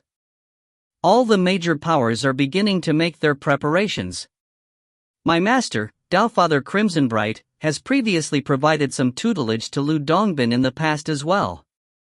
In his past life, Lu Dongbin had a very close relationship with me. He's not an issue, nor are the others, but that Bodhisattva, Mahasthamaprapta. The Xia Emperor knew very well that the supreme powers of the 3 realms were divided into many different organizations. Fortunately, all of the 8 pure Yang true immortals who had arrived today had major powers backing them who were on good terms with his own master, Tao Father Crimsonbright. The only exception was Mahasthamaprapta, who was of the Buddhist path. It couldn't be said that he was on good terms with Tao Father Crimsonbright, but they weren't enemies either. I have to be careful. If he takes a fancy to one of the individuals in this conclave, Mahasthamaprapta might actually plot to abduct the person in secret, the Xia Emperor pondered to himself. Within the diagram, Ning was atop a dwarf mountain, his body covered by trees and shrubs. Before killing Immortal Floatcloud, I was a very ordinary, unremarkable figure in the intelligence reports of the Heavenly Treasures Mountain who was casually mentioned in them. After killing him, however, my name became widespread throughout the Grand Xia Empire. Even the intelligence reports praise me tremendously, claiming that I have the power to rank in the top 100. Ning felt helpless. The Heavenly Treasures Mountain had to have some margin for error, and so in truth, they had only ranked 32 individuals as having the power to rank in the top 100. The 32 the Heavenly Treasures Mountain ranked as being in the top 100 were all but guaranteed to truly have that power, and Ning was one of those 32. From this, one could imagine how within the diagram, the top 32 such as Shamong Zishan, Kang Wujiu, Ji Ning would instantly be attacked by groups upon them being discovered. The other immortal cultivators all believed that the likes of Ji Ning had a very high chance of winning, and so they needed to eliminate them as soon as possible. Only then would they themselves have a chance to pass this trial. I need to change myself slightly. Ning had just suffered an attack from more than 100 individuals. Fortunately, his treasured ship had been able to flee fast enough. Whoosh! Ning's magic robes transformed into ordinary black robes, no longer appearing like furs. There should be quite a few black-robed youths, Ning mused to himself. I won't be recognized on sight, at least. Time go to. From a fur-clad youth to a black-robed youth. Ning quietly began to wander the world of the diagram. Every so often, he would spread out his divine sense to scan the 10 surrounding kilometers. Within this short distance, Ning could instantly move to a location, and that way, he wouldn't startle too many with his divine sense. Whoosh! Whoosh! Whoosh! He spread out his divine sense repeatedly. On the 18th time, Ning immediately discovered a white-robed maiden who suddenly turned her head towards him, having noticed him. Swoosh! Ning seemed to have transformed into a giant rock, howling through the air as he moved at lightning speed and charged down from his mountain peak. In a flash, he appeared in front of the white-robed maiden. Do you want to die? The white-robed maiden's face turned cold, and a pair of short sticks appeared in her hands, flashing with electric light. As Ning attacked, the first thing he did was will an enormous water flame lotus to appear. After developing the lotus flower swordland, he had gained insights into both this technique and his water flame lotus due to their commonalities. During the past year at the imperial capital of the Grand Xia, Ning had carefully worked to further refine his technique, making the water flame lotus technique even more perfect. In addition, after a full year of cultivation, the earth fire and dire ice in Ning's body had already risen to the first grade as well. The earth fire and dire ice of the first grade served as the foundation, and the true lunar tattoo and the true solar tattoo within his divine body activated fire and water of the natural world in support. The Tao of the sword, the Tao of rainwater, the Tao of the inferno, the Tao of the gale, and the Tao of space were all joined together as well, to finally form into this water flame lotus, which now had reached a ridiculous level of power. The white-robed maiden was completely shocked. This enormous water flame lotus was at least 3,000 meters, completely surrounding her. A technique? The white-robed maiden laughed coldly. Her body suddenly expanded dramatically in size as she transformed into a 36-meter-tall giant. The giant white-robed maiden also activated the 3 heads, 6 arms divine ability. In her hands, she now wielded 6 of the short sticks, each of which flashed with electric light. The sticks in her hand howled through the air as she smashed downwards towards the layers of water flame lotus petals binding her. Bang! Bang! It was as though 2 mountains had collided. The 6 short sticks carried the majestic, divine power of lightning. Given the power of this woman, a fiend god body refiner, when she smashed down upon the flower, a layer of leaves cracked, but new leaves were then born from the water flame lotus. What? The white-robed maiden was shocked. Per her predictions, she should have been able to smash through this technique like rotting wood, but in reality, the breaking process was very slow. The enemy's technique could continue to be maintained indefinitely. What a fellow! This white-robed maiden is probably even a bit more powerful than Taoist Snowplume was. Ning was shocked as well. Fortunately, my Earthfire and Dire Ice have both reached the first grade, and I've further perfected this technique. If this was a year ago, she probably would have broken through it. However, since you can't break through my water flame lotus, then you have lost. Whoosh! More than 700 flying swords immediately appeared in the air around Ning, with the nether cold swords serving as the core. All of them were earth-ranked flying swords. Go! Ning pointed, and instantly, a golden flying sword that had formed in front of his chest howled forth as it flew out, striking towards the white-robed maiden. The golden flying sword carried a terrifying sword intent that struck directly at the opponent's soul. This was the terrifying sword intent which only sword immortals possessed. You are Adept Dark North, Ning.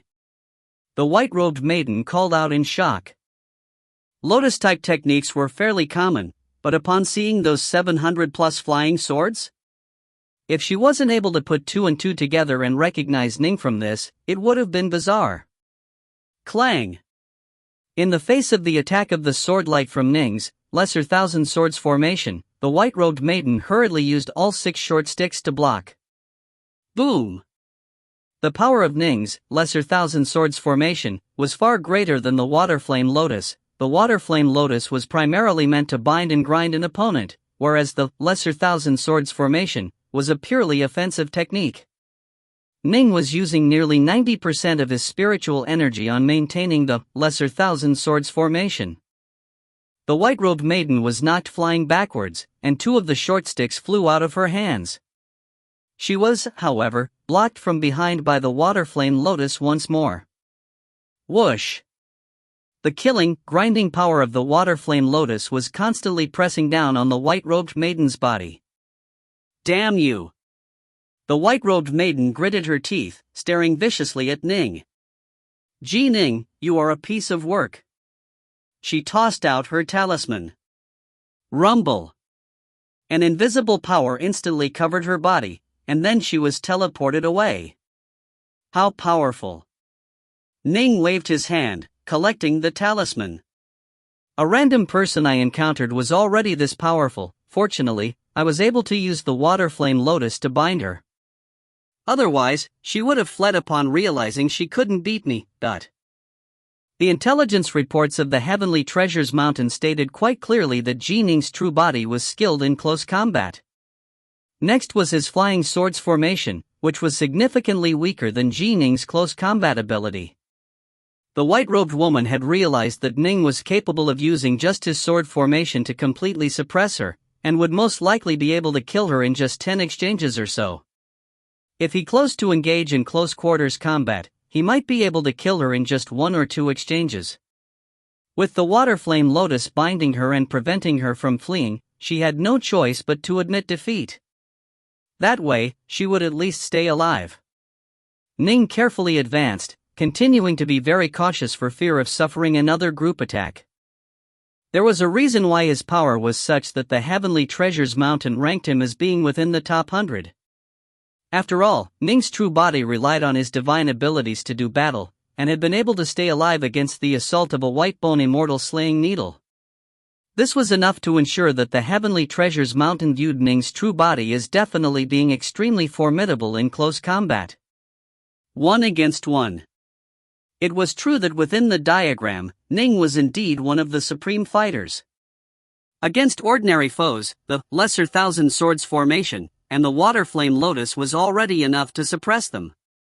Against powerful foes, he would have to use both the water flame lotus and close quarters combat. But of course, that was in one-on-one fights.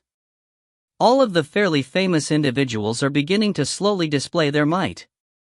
The Xia Emperor accompanied the 8 pure young true immortals in drinking as he watched. Previously, Shamong Zishan, Kang Wujiu, and the others had all suffered quite a bit. However, they quickly hid their tracks and began to act with great caution. Whether through killing their foes or forcing them to voluntarily give up, they began to slowly accumulate more and more talismans. Still, things were quite early. Thus, with each kill, they only acquired 1 or 2 talismans. That dirty-looking maiden, she's quite formidable. The Xia Emperor's eyes lit up. The Xia Emperor suddenly looked towards the nearby Lu Dongbin. Lu Dongbin had left behind many legacies throughout the 3 realms, and liked to take on new disciples. Amongst pure yang true immortals, he was one of the most powerful. Naturally, he had quite an astute gaze. The Xia Emperor couldn't help but laugh and say, "Lu Dongbin, which of these youths do you view as having the most luck surrounding them?" The most luck? Lu Dongbin half lay there, sipping his wine. He glanced out of the corner of his eyes at the diagram, then shook his head and said, "How can you tell just by looking? Luck is unfathomable and ever-changing to begin with. Even someone with tremendous luck can still be killed." The Xia Emperor felt resigned. Of course he knew that lucky individuals could be killed as well. Those blessed by luck would just have more lucky encounters and have the assistance of the heavens. They could still, however, be killed. In fact, the person who killed them might even be able to steal their luck, but it was also possible that their own luck would lessen as a result. For example, let's say an individual was the only child of a major power. Killing this person would cause the major power to feel great hatred, and perhaps even personally intervene. In this case, one's luck would naturally lessen. For another example, if one person had a tremendous stroke of fortune and acquired a huge treasure repository, this person could be said to have had great luck. But if he were to killed by another and his treasure repository stolen, then his luck would now be the killer's. Thus, luck was something which could neither be seen or felt, it could only be hypothesized based on numerous factors. This required astute judgment. Clearly, Lu Dongbin was a person with incredibly astute judgment. You alcoholic! I asked you to tell me, but you refused to. The Xia Emperor felt resigned. Of course, I know that lucky individuals can be killed, but lucky individuals will still have a higher chance of becoming powerful figures of the three realms, right? But what if I told you, then you picked that person? Lu Dongbin glanced sideways at him. Pick your own. I told you that I'll definitely let you and your Dao father pick first. I'll pick from whoever is left. The Xia Emperor felt resigned. What could he do against such a shameless person? Within the diagram. More than 5 days had passed. Ning was currently resting within a cavern estate. There was a cold pool of water here. When washing his face in it, Ning felt incomparably refreshed. 5 days. I've acquired a total of 50 talismans, Ning mused to himself. However, at the beginning, there will be many Wanshang adepts within the diagram, and I would often encounter them. Later on, however, the number will begin to drop and it will be more rare to run into someone. In addition, those who survive until the end will be extremely powerful and hard to deal with. Still, there's a benefit to that as well. Those who survive for longer will also have more talismans on them. Ning's eyes suddenly flickered. Rumble. A vague, trembling ripple was sweeping towards him from far away. A battle? And it seems it's quite a big one. Ning immediately transformed into a streak of light, leaving the cavern and carefully moving closer. If you find any errors, ads pop up, ads redirect, broken links, non-standard content, etc., please let us know. Report chapter so we can fix it as soon as possible. Book 12, Chapter 6, Junior Apprentice Brother Ji Ning. Chapter 6, Junior Apprentice Brother Ji Ning. The bright moon diagram of the mountains and rivers was perpetually cast in the glow of moonlight. Ji Ning passed through a mountain forest, silently and soundlessly arriving at the mountain's peak. He hid there within the grass, staring into the distance. Off in the distance, within a gorge, there was a mirror-like lake. A massive battle was underway at the lake. 3 individuals were attacking a single woman. The 3 individuals included a black-robed man who hovered in midair, an enormous black flood dragon coming into being in front of him. The black flood dragon appeared to be real, and its aura was powerful. It was savagely attacking the woman. The second of the 3 attackers was a silver-haired woman. The silver-haired woman, every so often, would open her mouth, and with a whoosh, an incomparably terrifying gust of bale wind would be unleashed. It was as though countless sharp swords were flying out, slicing away at even the ground itself. The bale wind, carrying a glowing azure light, was savagely attacking the woman as well. The last attacker was a silver-robed youth with a cold, arrogant face. He pointed from far away into the air, and as he did, an enormous greatsword that was 300 meters long would appear, chopping down repeatedly as its tip pierced towards the woman. The person the 3 were attacking was an absolutely peerless black-robed beauty. Around her, there was a pair of enormous phoenixes, one of fire and one of ice, which swirled around her, struggling to defend.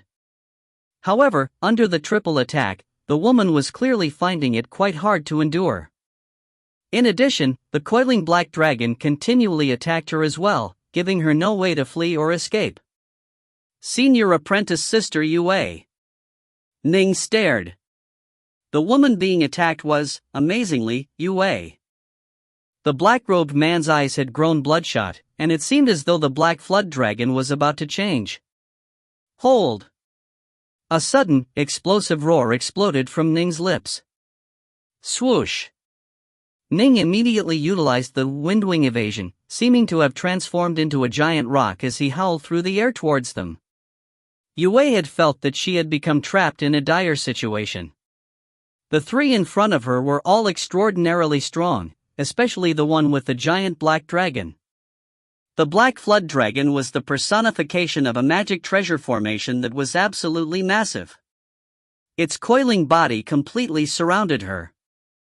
As for the silver-haired woman, her Bale wind technique was extremely amazing as well. When the gust of Bale wind blew out, when one tried to dodge, it felt as though one was moving against the wind. The technique lowered her speed ridiculously. It's only the 6th day, but I'm already in grave danger. Yue Wei gritted her teeth. Rumble. 36 Rahu god needles formed into an enormous phoenix of ice, whose entire body seemed to be produced from arcane ice that was incomparably hard. It blocked the Bale wind repeatedly, as well as the strikes from the flood dragon and the massive sword. This was the absolute best defensive technique Yue Wei had available to her. As for the other 36 Rahu god needles, they were formed into the enormous phoenix of fire. Its flames blazed ferociously, and it clashed repeatedly against the Bale wind, causing even the Bale wind to crumble, while at other times forcing the flood dragon or the massive sword back. But it could only knock back one thing at a time. Senior apprentice brother, senior apprentice sister, this woman's power is formidable. She certainly must have many talismans on her. She might have over 100. I'll tie her down, you two, kill her at one blow. The black-haired man sent a mental message to the other two. They were from the same school, and although he seemed old, he was actually the junior disciple. All right. It'll be up to you, junior apprentice brother. The silver-haired woman and the silver-robed youth both responded. The black-robed man immediately gritted his teeth as his eyes began to turn bloodshot. His elemental ki wildly exploded forth, and the enormous black flood dragon let out a furious howl as its head actually split into two enormous heads. The two-headed black flood dragon's aura instantly expanded greatly, and it threw itself towards the phoenix of ice. So long as it was able to break through the phoenix of ice, Yue Wei wouldn't have anything to rely on and would be finished. Damn! Yue Wei gritted her white teeth, revealing a look of savagery as well. But right at this moment. Hold! A furious roar, filled without elemental ki, instantly exploded forth into the area. The silver-haired woman, the silver-robed man, and the black-robed man all turned to look. They saw a black-robed youth who was howling through the air as he flew towards them like a giant rock. Yue Wei turned her head and saw the black-robed youth flying towards them from afar. Upon seeing his face, her heart suddenly shook. Ning! Yue Wei couldn't believe it. In the moment that she had been trapped in a dire situation, her junior apprentice brother had actually arrived as well. Can this be fate? Yue Wei's heart instantly was thrown into a rather chaotic state. Actually, a long time ago, shortly after Ning had joined the Black-White College, Yue Wei had investigated Ning's background and learned of his past. She, too, had a tragic past, and her parents had both passed away as well. This was why Yue Wei had, from the very beginning, felt well disposed towards Ning. When Ning had instantly shocked everyone in such a splendid manner during the Dao debates, she liked him even more. In the end, after she personally intervened and defeated Ning, she even teased him a little bit. Given her normal, icy disposition, why would she so casually tease one of her junior apprentice brothers like that? She had always been quietly watching Ning. However, Ning ended up being together with Nine Lotus. This tied Yue Wei's heart up in knots, but all she could do was silently bless them and hide everything she felt in her heart. Afterwards, when she learned that Ning had defeated Taoist Snowplume, she had an excuse to go seek him out alongside Moon North Sun and Adept Vast River. In fact, she had even been preparing to stay for the next 2 or 3 years at Serpent Wing Lake, but who would have thought that young Flame Gnome would invite them to the Witch River Immortal Estate? That journey to the Witch River Immortal Estate. In the end, it caused Nine Lotus and Ning to part ways for good. Nine Lotus had chosen to leave. As she had, in that moment, Yue Wei had a sudden impulse. She wanted to say to Ning, "I will go with you." But she wasn't in a position to say such a thing. She was not Ning's Dao companion. In addition, her power was truly not enough to help Ning at all in facing the disaster that was unfolding for him. The only thing she could do was rack her brains to come up with strategies for him. After she and Ning separated, she watched as he wandered by himself. She could only repress all her feelings once more, and once more silently bless him. Who would have imagined? Ning was even more brilliant than she had thought he would be. His primal twin had actually slain Immortal Floatcloud, causing the young Flame Clan to be unable to do anything to him. In addition, Ning was participating in the conclave of immortal destiny as well. This caused a surge of delight in Yue's heart. Only, after entering the world of the bright moon diagram of the mountains and rivers, they had all been separated. The world of the diagram is enormous, and there are more than 100,000 people present. On just the 6th day, and coincidentally just as I found myself in a dire situation, Ning arrived? Can this be fate? Are the hands of fate at work here? Yue was shocked, delighted, and stunned. The distant Ning howled through the air like a streak of lightning. The silver-robed youth, the silver-haired woman, and the black-robed man were all enraged. Junior apprentice sister, stop him, the silver-robed youth sent mentally. Right. The silver-haired maiden immediately stared at the distant Ning. Suddenly, she opened her mouth. Whoosh! The Bale wind came out, filling the skies with its azure light. If one looked carefully, one would be able to see that in reality, this was a tempest formed from countless azure needles, and thus had even more penetrative power than ordinary wind attacks. Whoosh! A beautiful water flame lotus appeared, swiveling around Ning. The enormous water flame lotus was incomparably resilient, and the layers of leaves actually completely blocked the Bale wind. After all, Ning was using earth, fire, and dire ice of the first grade to serve as his foundation of this technique, then activating the fire and water of the natural world to condense around it. In terms of technique quality, Ning was a hair above his opponent. This was a self-created technique, after all. In addition, he had both earth, fire, and dire ice, whereas this woman only had Bale wind. Although the power of her Bale wind was truly astonishing, it was still blocked by the water flame lotus. F***ck off. The approaching Ning's body suddenly expanded as he transformed into a 54-meter-tall black-robed giant. The surface of his body flowed with electricity, and Ning's forehead suddenly split open as well, revealing a vertical eye. Divine ability, Divine Thunderbolt Eye. Crack! A bolt of lightning thundered out from Ning's third eye, that vertical slit in his forehead.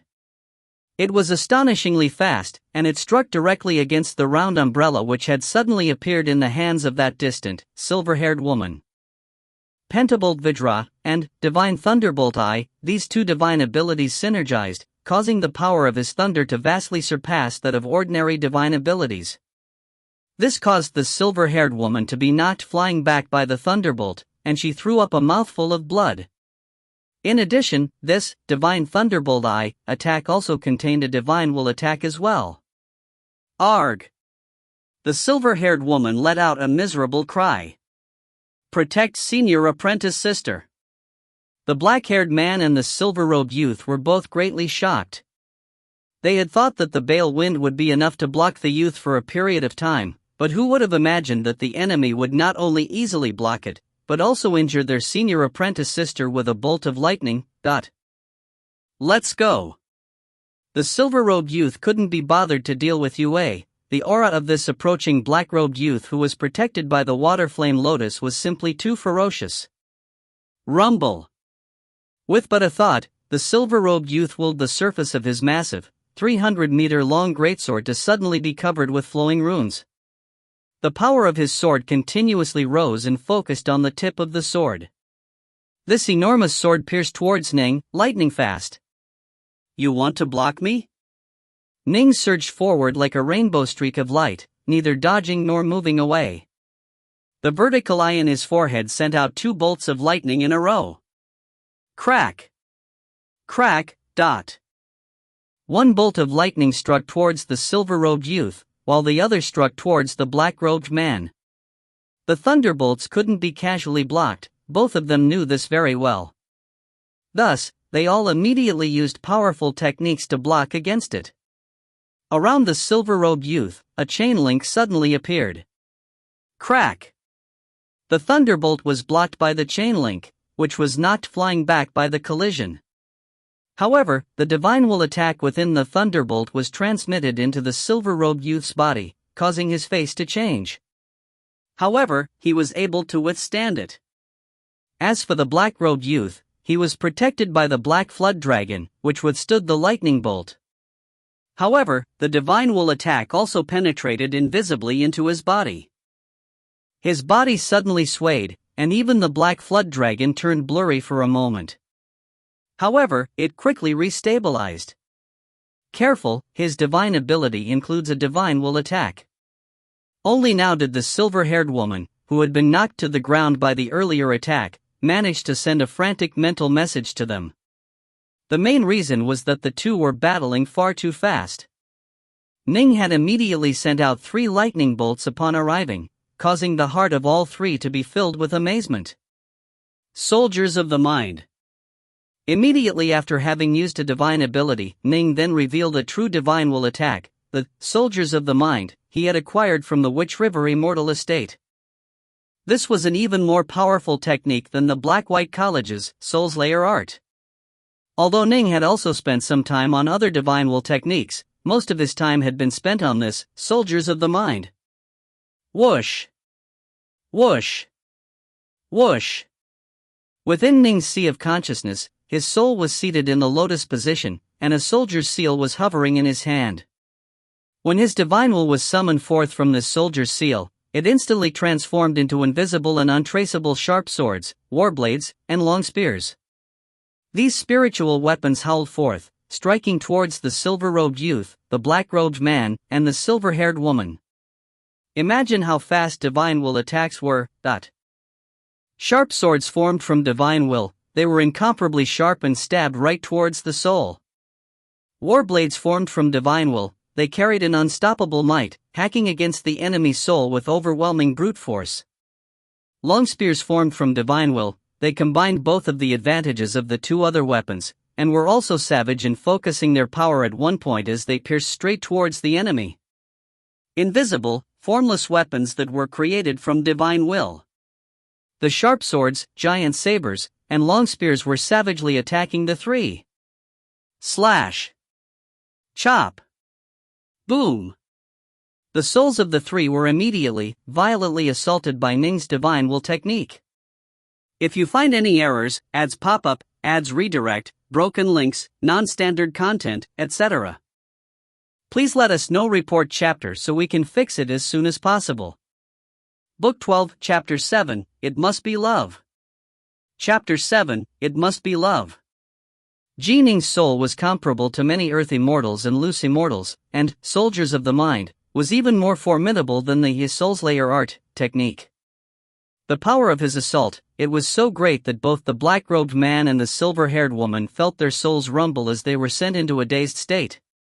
Only the silver-robed youth was dazed momentarily before immediately regaining consciousness. Not good. The silver-robed youth was shocked. Even I passed out for a moment. How can junior apprentice brother and junior apprentice sister withstand that?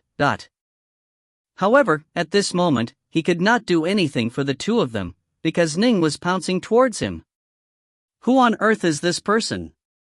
He is so powerful that just by using a divine will attack, he was able to set me back? The silver-robed youth's heart clenched, and he didn't dare to be the least bit overconfident. He hadn't been able to recognize Ning, who had only used a single lotus technique so far. Your divine will attacks are formidable, but I refuse to believe that you are that formidable in actual combat as well. A cold look flashed through the eyes of the silver-robed youth. Bam! The power of the enormous, 300-meter-long greatsword was now completely focused on the tip, where black and white light had joined together to form a strand of golden swordlight. The silver-robed youth had already poured all of his power into this attack. A powerful soul might be stemmed from a person's birth. Although the black-haired youth that was pouncing towards him had a powerful soul, he didn't necessarily have a high level of insight into the Tao. Die! The charging Ning showed no mercy at all. The layers of the water flame lotus swiveling around him blocked the massive sword, which repeatedly hacked against it but was firmly stopped. A cold light flashed through Ning's eyes. Divine ability, star-seizing hand, dot. Clank! The dark north sword in Ning's hand instantly lit out a brilliant flash of swordlight, and with a massive boom, it collided against and actually knocked that enormous enemy sword flying. As for Ning, after the sword in his left hand knocked the massive sword flying, he immediately used the windwing evasion technique to arrive in front of the silver-robed youth. The silver-robed youth was tremendously shocked. He couldn't believe that his most powerful technique had been knocked away by a single sword blow. He was one of the most elite of geniuses within his school. He no longer had the courage to fight against Ning, and he immediately produced dozens of talismans and threw them all away. He had given up his talismans and was planning to flee. It must be understood that the bright moon diagram of the mountains and rivers was a pure yang magic treasure. Naturally, it had a soul as well. There was no way that Ning and the others could deceive the spirit of the diagram as to how many talismans they had. They had to throw out all of their talismans in order to be teleported away. Swish! Ning's swordlight had already arrived in front of the silver-robed youth. Clang! The silver-robed youth used both his earthfire and his chains, striving to buy himself just a single moment of time. Boom! Ning's swordlight was like an attack unleashed by one of those ancient, primordial fiend gods. It possessed an utterly shocking power that shattered the earthfire and sent the chains flying. The body of the silver-robed youth, when struck, was instantly turned into pulp. Blood sprayed everywhere, along with chunks of flesh and bits of bone, but even as it sprayed everywhere, it was completely vaporized in midair by the terrifying swordki. It was all too fast. Although the silver-robed youth had already thrown away the talismans, there was an extremely short window of time between the talismans being thrown away and himself being teleported away. In a true, close-quarters battle, that window of time was enough for Ning to attack 10 more times with his sword. Ning felt hatred for these three for daring to act against his senior apprentice sister, and so he showed no mercy at all. In addition, the silver-robed youth truly was quite powerful. Without using the star-seizing hand, Ning would only at most be able to seize an advantage. He wouldn't be able to cause the foe to completely collapse at all. He had to use his star-seizing hand, and use overwhelming raw power to deal with this foe. Boom! Boom! The two enormous phoenixes of fire and ice struck against the bodies of the other two temporarily stunned adepts. Although the stunning effect was only for a short moment, Yue was a true expert as well. She naturally seized the chance to immediately change from defending to attacking as she sent her phoenix of fire and her phoenix of ice to separately attack the black-robed man and the silver-haired woman, instantly killing the two. Yue then turned her head, looking at the black-robed youth who was 54 meters tall, crackling with lightning, and who had a vertical eye slit in his forehead. She was both excited and nervous. Senior apprentice sister. Ning's third eye closed. The lightning around his body vanished. He returned to the size of a normal person. Junior apprentice brother. Yue spoke out as well, and her eyes glistened like jewels. The main hall of the Skylight Palace. Those three are disciples of my heavenly silkworm sect. That black-robed woman is almost finished, yet another is going to be a slain and vanquished corpse of my heavenly silkworm sect. An extremely skinny and shriveled celestial immortal was laughing smugly right now. Normally, when in front of their own disciples, these individuals would maintain the majestic decorum expected of a celestial immortal. Here, however, in front of all of these other celestial immortals, they would reveal his true personality, acting with abandon. When it was time to be smug, they would be smug. When it was time to mock, they would mock. That black-robed maiden is quite formidable as well. Look at those two techniques of hers, one is a phoenix of fire, the other a phoenix of ice. As I see it, she has absolutely mastered two complete Dao paths. Next to the first celestial immortal was a laughing fat man whose robe was open, revealing his chest. Right. She has mastered two complete Dao paths. That's the only reason why she was able to hold off the attacks of three of my sect's disciples for a period of time, the skinny, shriveled celestial immortal said confidently. Do you know which school the black-robed maiden comes from? The bare-chested fat immortal asked. No idea. The wizened celestial immortal shook his head. Who knows what minor sect she's from? Major sects naturally sent quite a few disciples, who would usually travel in pairs or trios. The fat immortal's eyes suddenly lit up. Help has arrived. The shriveled celestial immortal's eyes narrowed. He, too, saw that within the enormous diagram, a black-robed youth had suddenly appeared to assist the black-robed maiden being attacked by those three adepts of his. The black-robed youth was ridiculously powerful. He instantly defeated the three, as easily though he were bursting through rotting wood, and in the end all three died. Humph, the shriveled celestial immortal couldn't help but frown. He slammed his wineglass against the table, appearing to be quite vexed. Aha, didn't you say the black-robed maiden was going to die? The chubby celestial immortal began to laugh loudly.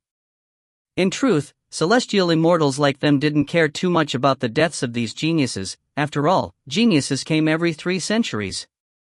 Their deaths were minor matters. However, when so many celestial immortals were gathered together, they naturally hoped that the disciples of their school would be outstanding and earn some face for them from their peers. But of course, that was just a matter of face. The 1,000 celestial immortals down below were chatting amongst themselves. Up high, the Xia Emperor and the other 8 pure young true immortals were chatting as well. Look there! Lu Dongbin's eyes suddenly lit up as he pointed towards a corner of the diagram. Look at the black-robed girl being attacked by those 3. A black-robed youth appeared next to them. Look, quick! See that look in the black-robed girl's eyes? That look in her eyes that instantly appeared when she looked at the black-robed youth, a gaze that is extremely complicated, as though long-suppressed emotions were instantly unleashed. Although it was only for an instant, I dare say that this black-robed woman must have fallen in love, Fallen in love? The Xia Emperor, the Bodhisattva of great strength, Sovereign Hao, the immortal elder of the Northlands, they all were completely speechless. They had followed Lu Dongbin's pointing finger to watch, and they had been paying attention to Ning, who had exploded with power. Who would have thought that Lu Dongbin, however, was paying attention to the look in Yue's eyes? That gaze, it was really, not only has this woman fallen in love, I dare say that she's never confessed it to this black-robed youth before. Lu Dongbin swept his gaze across the other true immortals, then laughed smugly. Any of you wanna bet with me on this? The Xia Emperor and the others exchanged glances, all feeling quite resigned. Senior apprentice brother Shaman, that black-robed youth of yours is rather formidable, Emperor Hao congratulated.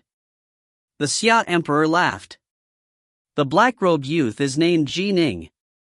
He numbers amongst the few dozen most famous figures participating in this conclave of immortal destiny. His primal twin has even killed a loose immortal. Oh? The true immortals present all nodded, but to them, killing a loose immortal was an extremely minor matter. They naturally wouldn't pay too much attention to it. What they cared more about was if any of the many geniuses present at this conclave would become one of the powerful experts of the 3 realms in the future. And if so, who would it be? One of the few dozen most famous? He lives up to the reputation. The Bodhisattva of great strength smiled and praised him. They actually didn't feel that Ning was particularly outstanding. After all, in the past 5 days of the conclave, quite a few members of the 100,000 plus competitors had revealed astonishing levels of power. They were all Wanxiang adepts, but had been capable of exploding forth with power comparable to an ordinary loose immortals, and in fact, there were 2 Wanxiang adept monsters who had comprehended 5 complete Dao paths. Comprehended 5 Dao paths? Even this wasn't enough to shock the pure yang true immortals present. This was because they felt that it wasn't too shocking for some peerless geniuses to have mastered 5 complete Dao paths after having spent 300 years at the Wanxiang level, all for the purpose of surprising everyone at this conclave. Pure yang true immortals like them, they were major figures of the 3 realms, and so naturally their vision was quite broad. If one looked at the 3 realms as a whole, it was indeed not rare for competitors with 5 mastered Dao paths to appear at the conclave. That little lass is quite interesting, quite interesting.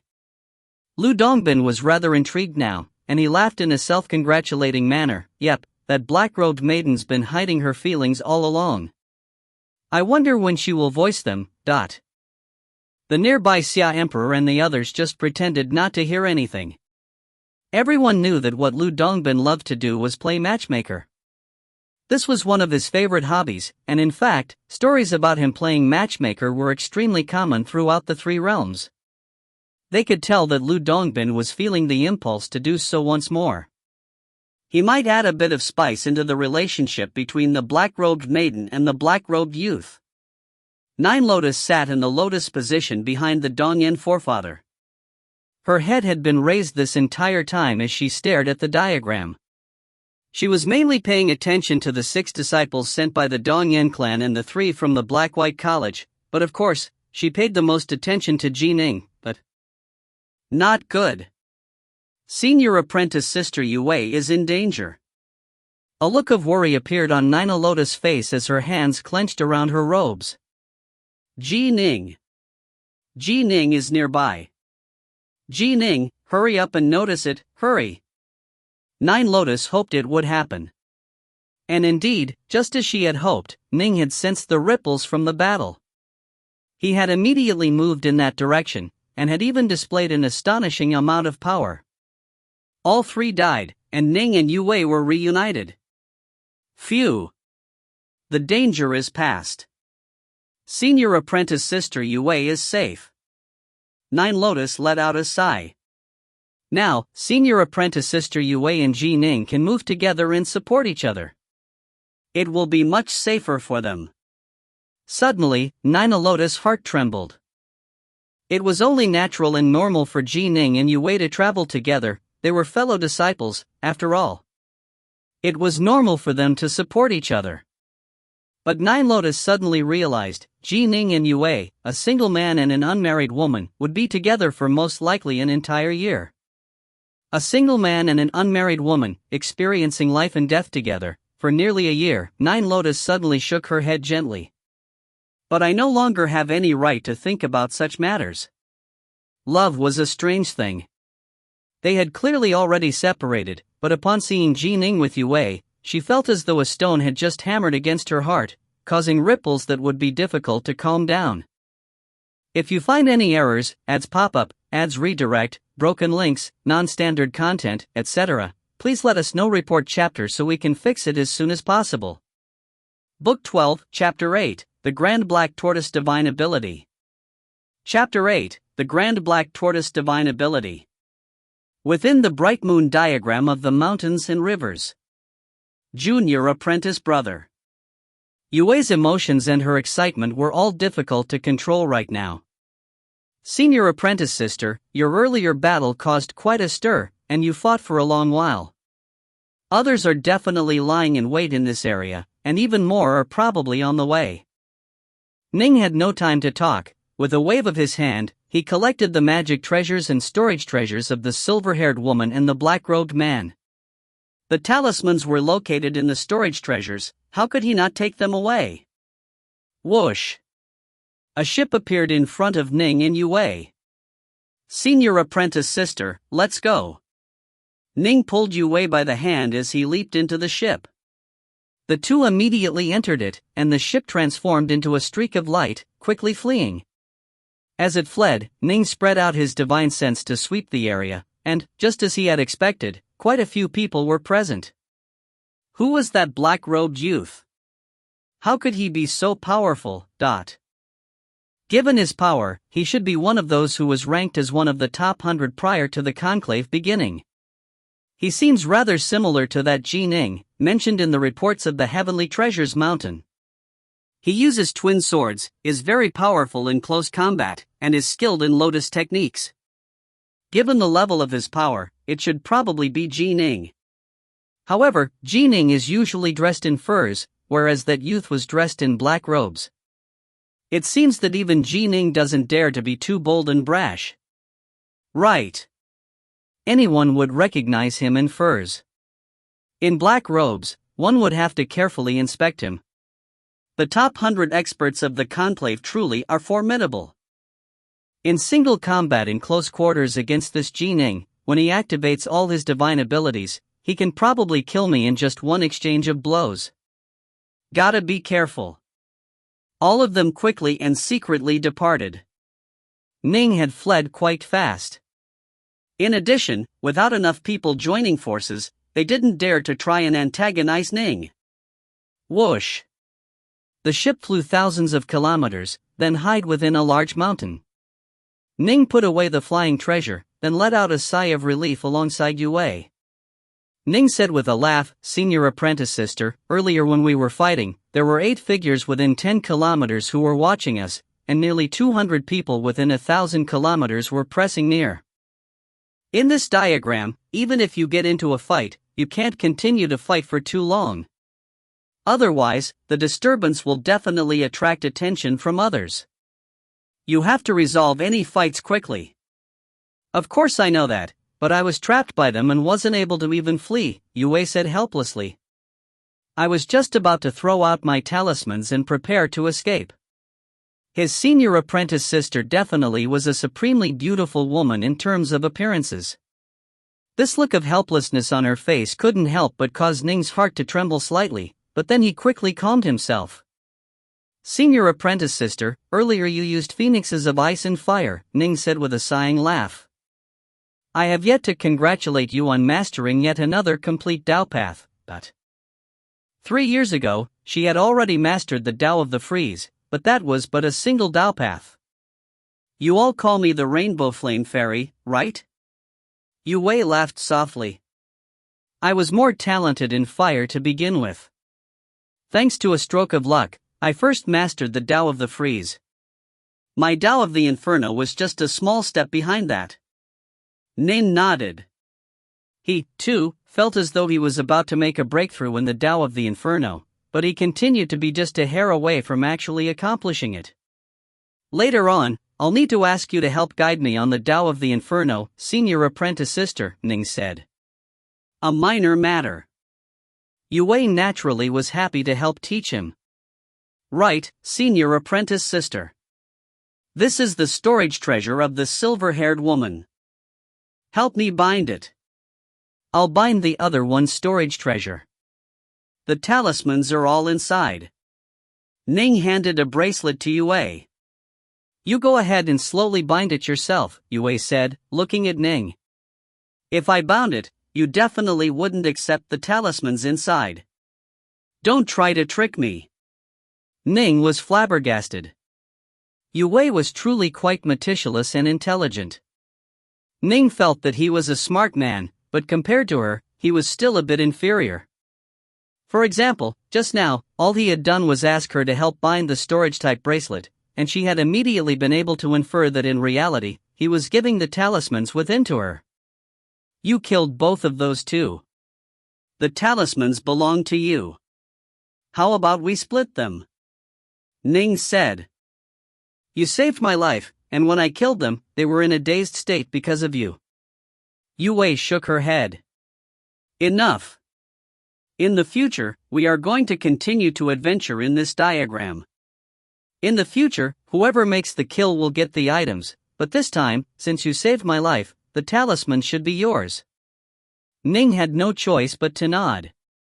Seeing how Ning was behaving, Yue felt quite happy, and the corner of her lips couldn't help but curve upwards. "Let's go. Senior apprentice sister, you battled for a long time earlier, you need to first restore your elemental ki and also calm your mind." Ning immediately led Yue to quickly find a cave to hide in. Time flowed on. The days passed, one by one. Together, Ning and Yue truly were much more formidable. Yue had mastered 2 complete Dao paths, and was able to combine fire and water together. Her phoenixes of ice and fire were indeed incredibly powerful, and in terms of defense alone, the ice phoenix was comparable to Ning's water flame lotus. This was the reason why Yue had been able to hold on for so long against the attacks of those 3. In terms of offense, the fire phoenix was quite astonishing as well. With each other's support, even if 10 or so people attacked them at once, they would still have a chance at winning. Yue truly is extraordinary. She has comprehended 2 entire Dao paths. Immortal 5 Craze was quite delighted with the performance of these two disciples of the Black-White College. He often bragged about them to the nearby members of other major powers of Stillwater Commandery. Ning is even more formidable. One of the 96 positions will definitely go to our Black-White College. And the eldest disciple of the third generation, Little Sloppy, has yet to show his power. Ning is formidable, but I really don't see anything remarkable about that the sloppy Taoist of your Black-White College. A white-haired loose Immortal of the Skysplitter sword sect shook his head and sneered, clearly unhappy at how smug Immortal 5 Craze was acting. You are just jealous. Immortal 5 Craze stared at him. The conclave had been going on for more than a month. The sloppy Taoist was reclining lazily within a cave. Next to him was a pool of water that was both clear and refreshing. The first 3 months will be the craziest. I'll relax for 3 months. Those who survive to the end will all be formidable, and will definitely have many talismans on them.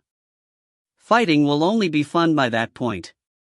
The sloppy Taoist just lay there, producing a large cooked rib and beginning to gnaw on it, covering his mouth in oil. Suddenly, whoosh! A wind blew past, and 8 figures suddenly appeared at the entrance to the cave.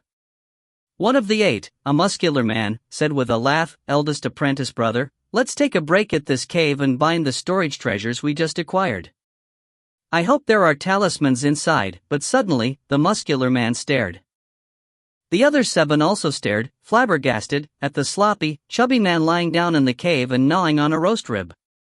The world of the diagram was clearly quite large. The chances of encountering someone in a cave they randomly selected was very low. For the sloppy Taoist, despite having often hidden in this cave during the past month, this was his first time encountering someone at the entrance. If you always walk by the side of the river, eventually your shoes will get wet. The sloppy Taoist resignedly stood up and muttered to himself, then said with a chortle, "Everyone, I'm resting here. Why don't you leave? Or perhaps I shall leave, ... Little sloppy kid, are you playing dumb or actually dumb?" A youth with triangle pupils said coldly, "Be good and hand your talisman over and we can spare your life. Otherwise, don't blame me for showing no mercy." "Nope." The sloppy Taoist shook his head. "Don't waste words with him. Attack!" The leader, a youth holding a feather fan, let out a cold laugh and then immediately waved his hand. Feathers instantly began to shoot out from the feather fan in his hands, and hundreds of feathers instantly formed into an enormous immortal crane. The immortal crane screeched as it sent its claws tearing towards the sloppy Taoist, and the surrounding rocky walls of the cave were beginning to shatter from the force of the attack. Die! The muscular man let out an angry roar, then immediately expanded in size to 36 meters. Because they were in a cave, he had to squat down and lower his head. He also suddenly activated the 3 heads, 6 arms, divine ability, and in each hand he wielded an enormous great axe. He transformed into a streak of lightning, charging forward. Each of the 8 released their own techniques. 3 were fiend god body refiners, while the others were ki refiners. Each had secret arts of their own, and the immortal crane of the 9 heavens technique of their leader, the fan-wielding youth, wasn't that much weaker than even the lesser thousand swords formation. However, although the technique was fine, the power a technique could actually unleash depended on the user. For example, when Ning used the lesser thousand swords formation, it was even more powerful and dazzling than when the thousand swords immortal had used it back when he himself had been at the peak Wanshan level. These 8 all came from an extremely large clan from the eastern seas known as the Myriad Beasts School. This was ranked as one of the most supreme of schools in the entire Grand Xia dynasty, and it was ranked several tiers higher than the Black-White College. It had hundreds of loose immortals and earth immortals. Naturally, all 8 were extremely powerful. Rumble! The battle began. Rocks began to fly everywhere, and the mountain peak itself began to crumble. Boom! Within the crumbling mountain peak, the illusion of an enormous turtle snake suddenly appeared. A powerful aura that filled the heavens swept out from it. A chubby youth with the eyes of a snake and whose skin was covered with tattoos that looked like the shell of a turtle was there, and with his bare hands, he smashed aside a giant, blood-red seal, then slapped a terrified white-robed youth into dust with a single palm blow. Next, his hand formed into a claw, striking forward like the beak of a crow and piercing directly through the head of one of the fiend god refiner men. Then, with a swiping movement, he completely tore the fiend god refiner's body apart. Whoosh! The enormous illusion of the turtle snake quickly ground apart the body of the fiend god refiner, quickly transforming it into ash. Quick, run! My lord, ... How can he be this powerful? The records of the Heavenly Treasures Mountain regarding the most powerful participants made no mention at all of this sloppy-looking fatty. The geniuses of the Myriad Beasts school had completely collapsed. They all threw their talismans, but in total 6 of them still ended up being killed by the sloppy-looking fatty. Only 2 of them just barely managed to escape with their lives. Phew! The sloppy Taoist stood there atop the destroyed mountain. Waving his hand, he collected up all the talismans and storage treasures. He was completely back to normal, and no longer seemed as terrifying as he had before. I didn't want to fight in the first 3 months, but they actually forced me to unleash my grand divine ability. The sloppy Taoist shook his head. The participants of the conclave of immortal destiny truly are extraordinary. The attacks of just 8 of them were enough to force me to use my grand divine ability. I imagine that many others are going to quickly arrive. I'd best leave. Whoosh! With a single step, the sloppy Taoist transformed into a gust of wind and disappeared. The main hall of the Skylight Palace. The faces of the Xia Emperor, Lu Dongbin, the immortal elder of the Northlands, and the rest of the 9 had all changed. Although it didn't appear as though they were paying much attention to the diagram, since they were pure young true immortals, they actually saw everything which was going on within it. The Grand Black Tortoise Divine Ability. Grand Emperor Xuanwu. 1. He's actually a successor for Grand Emperor Xuanwu. I wonder if he is a personal apprentice or just an honorary apprentice. They all had solemn looks on their faces now. Grand Emperor Xuanwu, he was one of the major powers of the 3 realms, and an extremely terrifying figure.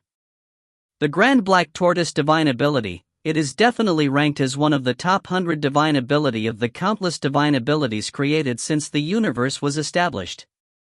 Lu Dongbing spoke with a serious look on his face. I didn't imagine that here, at the conclave of immortal destiny of your Grand Xia Empire, I'd be able to see one of the most supreme divine abilities of the 3 realms. 1. As noted previously, Xuanwu, literally Dark Warrior, is both the name of an immortal as well as the Black Tortoise of the 4 beasts. There are many legends regarding the both, and often the legends are linked, such as the Black Tortoise/Turtle Snake originally being the guts and intestines of Xuanwu.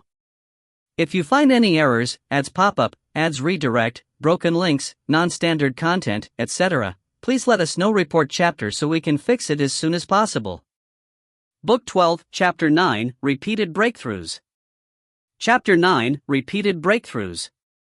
The Xia Emperor, Sovereign Hao, and the rest of the 9 pure young true immortals were all staring at the distant, massive diagram which hung in the skies. They stared at that sloppy-looking, chubby youth.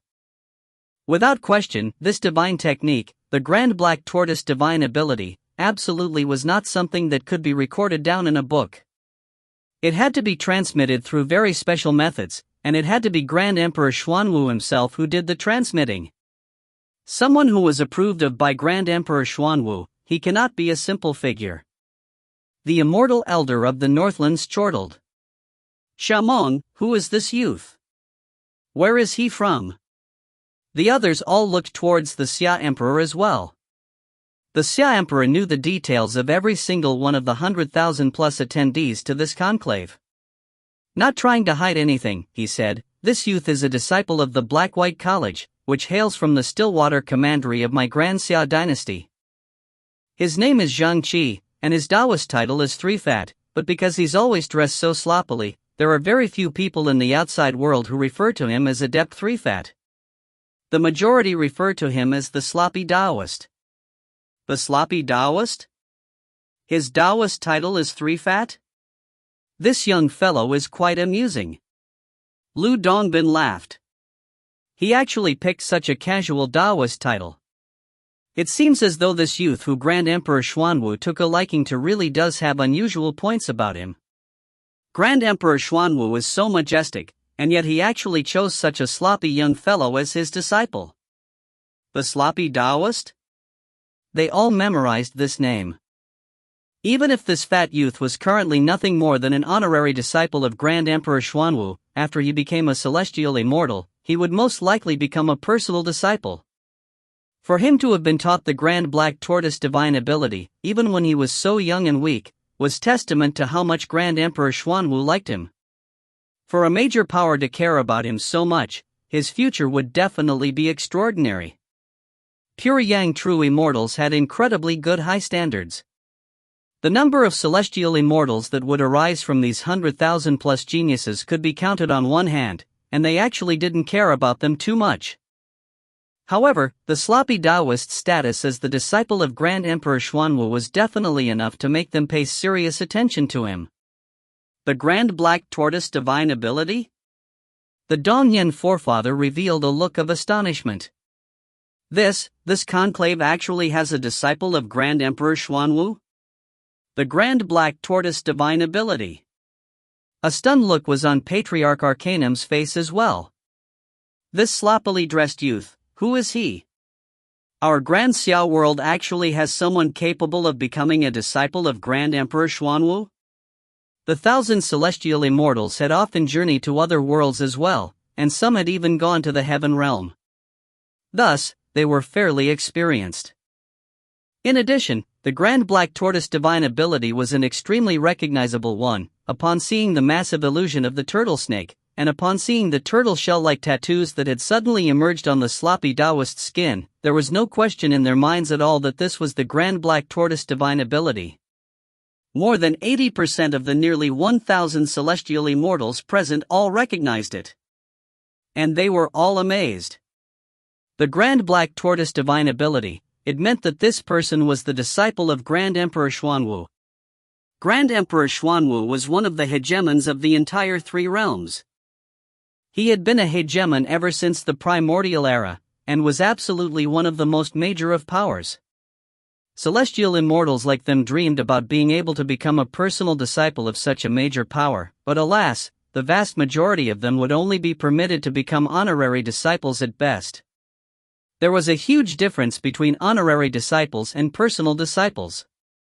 Personal disciples, to be one meant that the major power would use all of his effort in training you. Honorary disciples, by contrast, were just honorary. You'd be qualified to go listen to the major power expound on the Tao, but it would be hard to even speak a single word to that major power in private. But celestial immortals were carefree immortals who had escaped the restrictions of the 3 realms, and were able to dominate a local region. Major powers needed servants to take care of matters for them, which was why they give appropriate celestial immortals a status of being honorary disciples. But the sloppy Taoist was different. He had been taught the Grand Black Tortoise divine ability when he was merely a Wanxiang adept. His treatment was absolutely on par with a personal disciple's treatment. Even though he was currently just an honorary disciple, that was merely because he was currently too weak. After becoming a celestial immortal, he would be immediately promoted to personal disciple. The plaza below. The Patriarch has ordered us to immediately investigate who that sloppy-looking fatty is. An azure flood dragon that had shrunken in size and was coiling in midair stretched out a claw, pointing towards a spot in the sky. We'll investigate right away. The Supreme One has ordered us to investigate that sloppy-looking fatty. Celestial immortals were on too high of a level, and so they knew very little about the geniuses in this conclave of immortal destiny. The sloppy Taoist, at least, was someone which almost none of them recognized.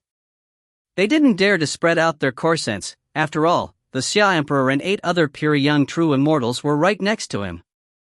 All they could do was just to send orders to their subordinates. More than half of the major powers of the 3,600 commanderies in 4 seas immediately began to investigate. Soon, they discovered that this person was named Zhang Qi, his Taoist title was 3 Fat, and that most referred to him as the Sloppy Taoist. He was a disciple of the Black-White College of Stillwater Commandery. Stillwater Commandery, the Black-White College? Black-White College?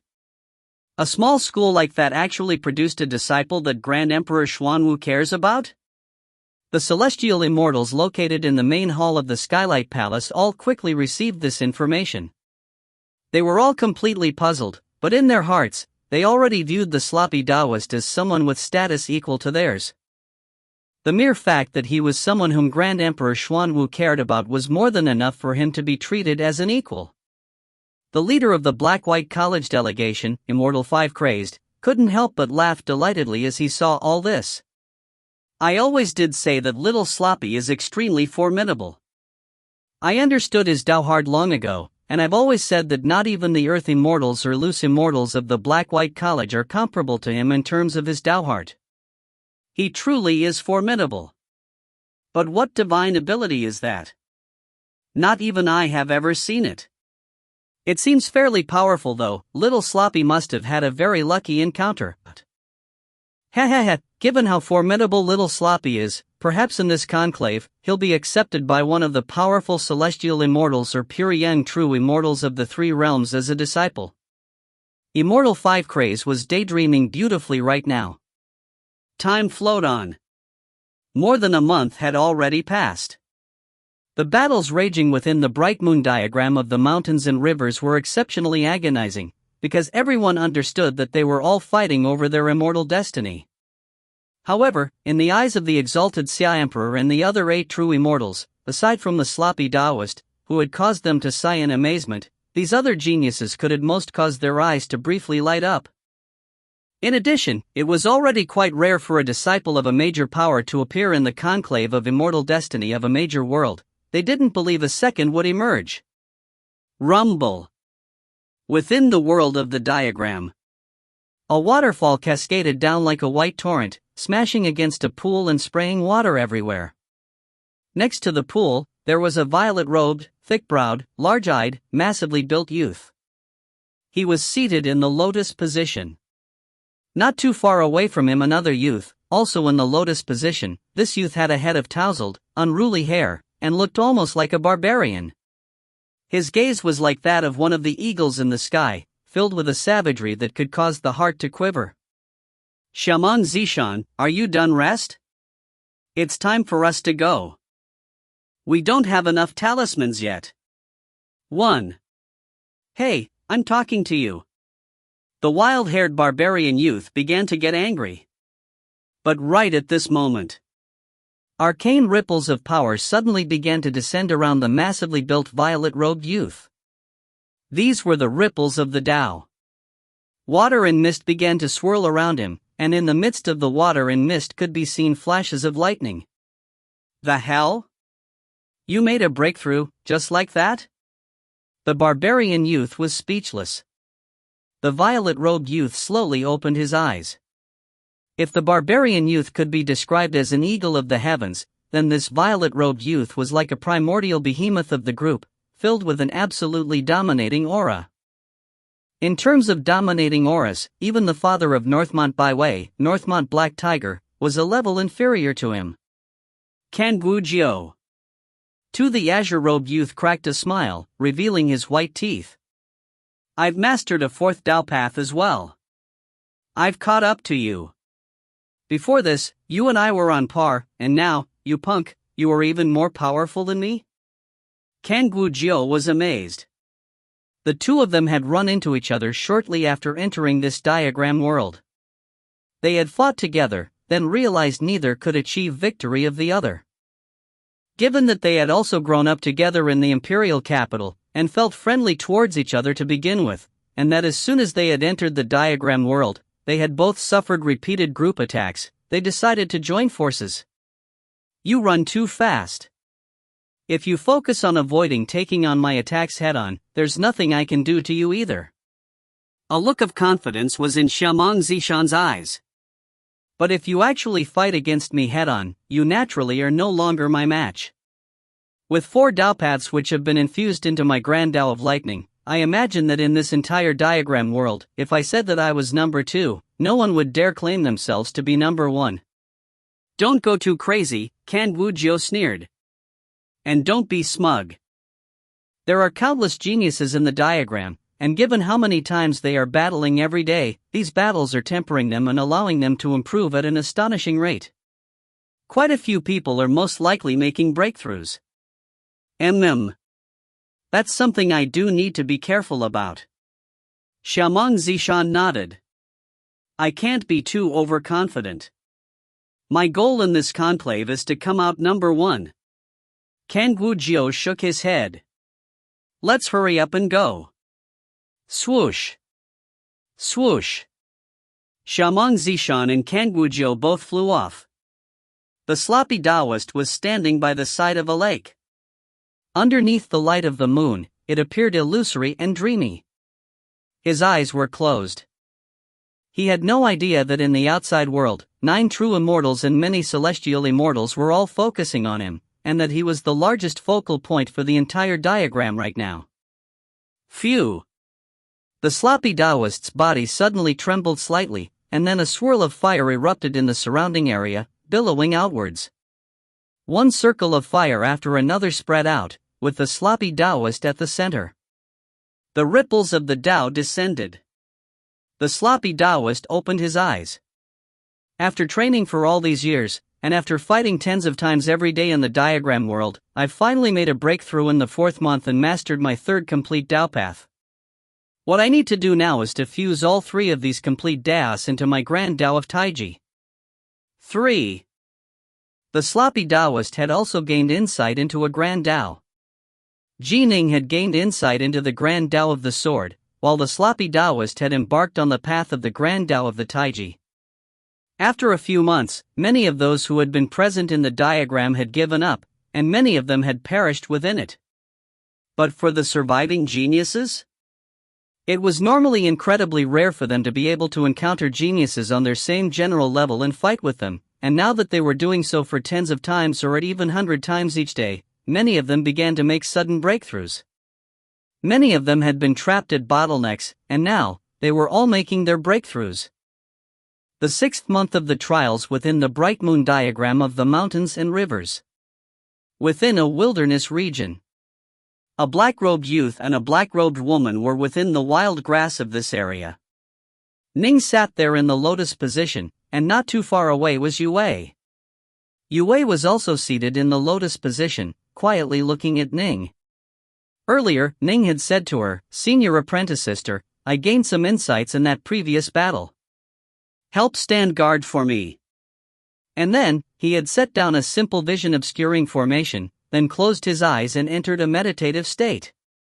Yue looked at Ning, whose eyes were still closed. She carefully looked at his eyes, his nose, his lips. She looked at him very carefully and very earnestly. 1. Zishan means violet mountain, which goes with his preference for violet clothes. 2. Jiu means hawk, hence the description of him as looking like an eagle. 3. This is the same Taiji as the Taiji diagram, aka the Yin-Yang diagram, or in Tai Chi martial arts. The concept of the Taiji is one of the most fundamental ones in Taoism. If you find any errors, ads pop up, ads redirect, broken links, non-standard content, etc., please let us know. Report chapter so we can fix it as soon as possible. Book 12, Chapter 10, The Most Powerful Two-Man Squad. Chapter 10, The Most Powerful Two-Man Squad. Yue rested her hands on her chin, just looking at Ning. In fact, an unconscious smile even crept onto her face. It was very quiet. They were underneath the light of the moon. The only people present were herself and her junior apprentice brother. She just gazed at her junior apprentice brother, and everything seemed so perfect. The plaza of the Imperial Citadel. Wait. Mu Northsun stared at the image of Ning and Yue within the diagram in the skies. Yue sat there, resting her hands on her chin and staring intently at Ning. Can it be that senior apprentice sister Yue has fallen for senior apprentice brother Ning? Good heavens! Little Qing, wrapped around Nordsen's arm, was staring intently as well. Just from the look on Yue's face, anyone with the slightest bit of intelligence would be able to guess that Yue harbored feelings for Ning. That little girl Yue and Ning. Immortal 5 craze revealed a grin. As he saw it, since both Yue and Ning were peerless geniuses of the Black-White College, they were quite a match for each other. Look, that expression on that little girl's face. I told you all. I told you that this little girl must be in love with that Ning fellow. Lu Dongbin urgently pointed at a corner of the massive diagram while saying to the nearby Xia Emperor, Sovereign Hao, and others, I wanted to bet with you earlier, but none of you were willing. You are the Sage of Love, a legendary matchmaker, the Moon Elder, who would dare bet against you in such a matter? A pure young true immortal dressed in black Taoist robes that had a blood-colored Taiji diagram embroidered onto them laughed. 1. True Lord, I'm no Sage of Love. I don't even have a Tao companion. I'm definitely not the Moon Elder either. The Celestial Court already has a designated Moon Elder, Lu Dongbin said hurriedly. Buffoonery and jests, shamelessness and thick-skinnedness, a master of pretense. In short, any place with Lu Dongbin in it would be a place of laughter. This was why Lu Dongbin had so many friends in the Three Realms. He was an incredibly good-natured fellow, had powerful backers supporting him, and was very strong in his own right. How could he not have countless friends? Nine Lotus, seated behind the Dongyan forefather, tightly grasped at her robes as she stared at the massive diagram. She chewed on her lips, a complicated look in her eyes. Senior apprentice sister Yue, towards Ning, you. In the past, she had only been a bit worried. Although over the past few months, Ning and Yue had grown fairly close as they had adventured together, Nine Lotus had chalked that up to being because they were fellow disciples of the same school. But upon seeing that look, she had no more doubts at all. I've made my choice.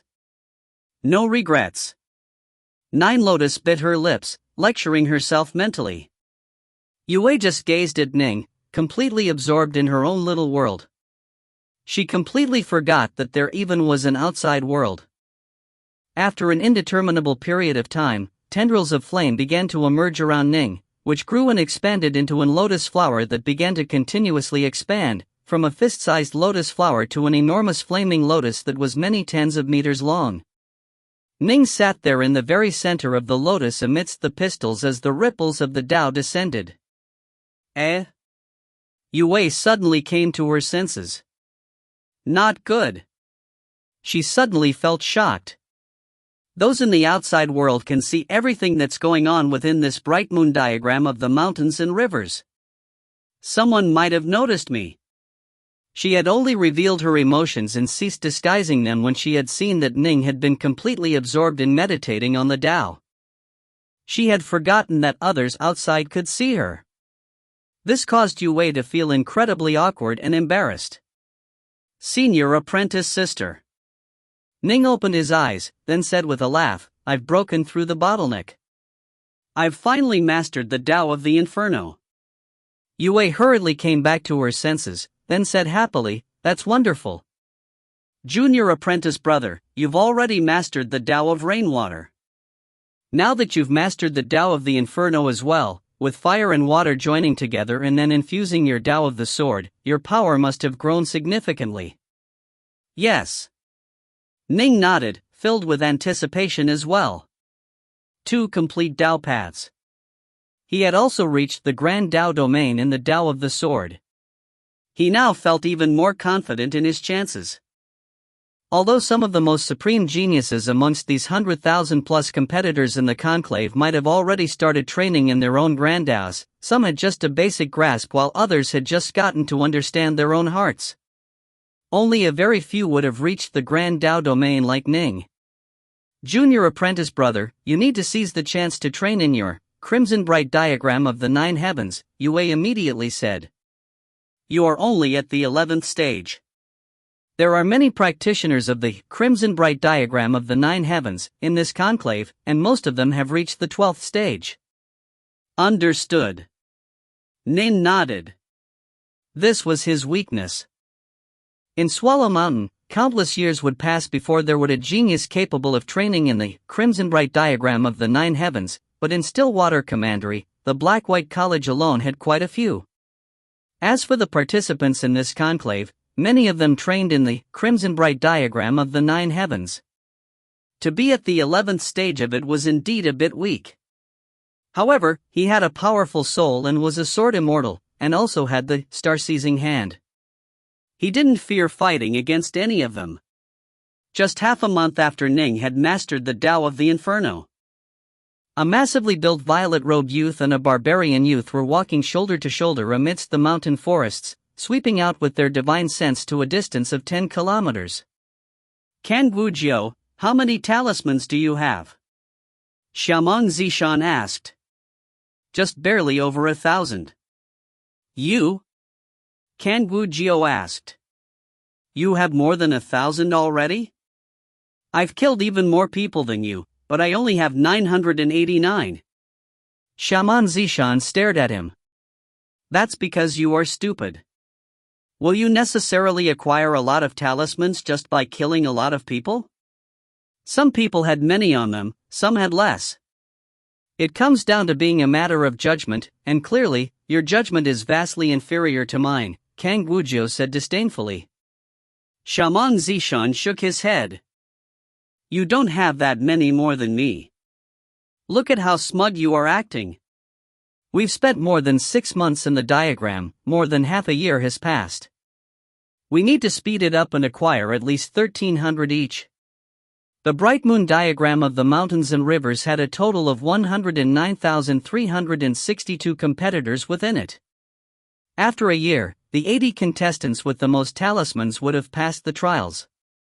Thus, so long as they acquired at least 1,370 talismans, it was guaranteed that you would have passed. And given that some would have more and others less, while some of the losers would also have talismans, 1,300 was probably going to be enough. We have to aim for 1,400. Only then can I be at ease, Kangujiu said. While chatting, the two continued to sweep their divine sense forward. Whoosh! They continued to advance rapidly forward. Kangujiu and Xiamong Zishan's eyes suddenly flickered. Swoosh! Swoosh! The two transformed into streaks of light, instantly charging forward by many kilometers. Many kilometers away, halfway up a tall mountain peak, there stood a black-robed man and a woman. It was Ning and Yue. Ning and Yue both had powerful souls as well. When the enemy swept them with their divine sense, they both immediately noticed it. A moment later, 2 figures appeared in the distance. Them? Ning and Yue were both shocked. They immediately recognized the two, because these two were simply far too famous. And, more importantly, the two hadn't changed their clothes at all. Xiamong Zishan? Kangujiu? Ning's heart clenched. According to the reports from the Heavenly Treasures Mountain regarding the peerless geniuses participating in this conclave, the number 1 ranked figure was Xiamong Zishan, while the number 2 was Kangujiu. Xiamong Zishan trained in the crimson bright diagram of the 9 heavens, and also trained in my divine abilities that were used only by the Imperial Xiamong clan and were not taught to outsiders. His talent was absolutely top-notch as well, and the Grand Xia Emperor was quite pleased with him. Supposedly, he had long ago been guided by the Grand Xia Emperor into the tutelage of one of the experts of the 3 realms, and his power was immeasurable. Kangujiu was one of the rare, peerless geniuses of the Kangwu clan. His age was comparable to Xiamong Zishan's, and ever since they had been young, they had been famous geniuses of the imperial capital. They had grown up together. Because Xiamong Zishan was of the imperial clan, he was ranked as number 1 while Kangujiu was forced to be ranked as number 2. But no matter what, without question, these two were the 2 most famous participants in this conclave. Given how famous they are, they assuredly have the power to back it up. Why have the two most famous figures joined forces? Ning felt nervousness in his heart. If he encountered one of them, he would dare to fight, but he had Yue with him as well, and she was a key refiner. Although she had mastered 2 complete Daos, her power was still quite a bit lower than figures like Shamang Zishan and Kangujiu. Lu Dongbin, weren't you paying a great deal of attention to that little girl? This time, that little girl and Ji Ning have really run into trouble, the immortal elder of the Northlands called out with a chortle. Lu Dongbin was watching. He said vexedly, "This really does seem to be trouble." Those two are named Shamang Zishan and Kangujiu, right? Their power can be considered to be in the absolute top tier of these 100,000 plus competitors. Even compared to the sloppy Taoist, they would still probably be on par. You can't say for certain who is stronger until they actually fight, but Ji Ning and the little girl are a bit too weak. But Zishan is the most outstanding member in the junior generation of my Shaman clan, and has a chance to rank in the top 3 this time. The Xia Emperor laughed as he spoke. It was rare for him to care about someone from the younger generation, but Shamang Zishan was the one he liked the most. Senior apprentice sister, Ji Ning. Nine Lotus watched nervously. She knew how frightening Shamang Zishan and Kangujiu were. Earlier, when she had watched as Shamang Zishan and Kangujiu had been headed in the direction of Ning and Yue, she had begun to feel nervous. And in the end, they really did encounter each other. I hope nothing bad happens. Nine Lotus was extremely nervous. Within the world of the diagram, the friends and family outside were worried, but there was nothing they could do. Ning and Yue were now both very cautious as well. You are Ji Ning? Kangujiu's hawk-like eyes stared at Ning, immediately recognizing him. He's Ji Ning? Doesn't Ji Ning dress in furs? The nearby Shamang Zishan said. I told you that you are an idiot, but you wouldn't listen. Can't you just change your damn robes? Kangujiu shook his head. I acquired quite a few paintings of Ji Ning. I collected many paintings of all the geniuses. Just by looking at a single one, it can be hard to recognize the real person, which is why I had to view many of them. I have more than 100 paintings of Ji Ning, so I recognized him at one glance, Kangujiu said confidently. Ning and Yue exchanged a glance. From the way the two were chatting to each other and from how calm they were, it was clear that they were very confident. Senior apprentice sister, don't fight them head-on. Use your phoenixes to attack them, while I'll tie them up for a while. You flee first, then I'll come afterwards, Ning sent. Yue nodded as well. She knew that if it weren't for her, it would be much easier for Ning to flee, but with her here, although their attack power was greater, fleeing became trickier. As Ning and Yue were chatting mentally. Hand over your talismans, and I'll spare your lives. Kangujiu's voice suddenly turned sharp, and his mental message echoed in Ning and Yue's minds. Kangujiu charged forward, and suddenly in midair a massive black vulture that was 300 meters long suddenly appeared. The plumes of the black vulture glowed with an oily light, and its eyes seemed almost alive as it dove forward with a screech. 1. In Chinese Taoist religions, a minor divinity known as the Moon Elder is responsible for marriages and matchmaking, much like Cupid is in Western mythologies. If you find any errors, ads pop up, ads redirect, broken links, non-standard content, etc., please let us know. Report chapter so we can fix it as soon as possible. Book 12, Chapter 11, Ji Ning battles Shamang Zishan. Chapter 11, Ji Ning battles Shamang Zishan. That's the venomous nether vulture's secret art. Ning immediately recognized the technique. Kangujiu had become famous long ago, and this venomous nether vulture art was his signature technique. It was an enormous venomous nether vulture that was formed from many magic treasures in a formation. As for Kangujiu himself, he was hidden within the grand venomous nether vulture.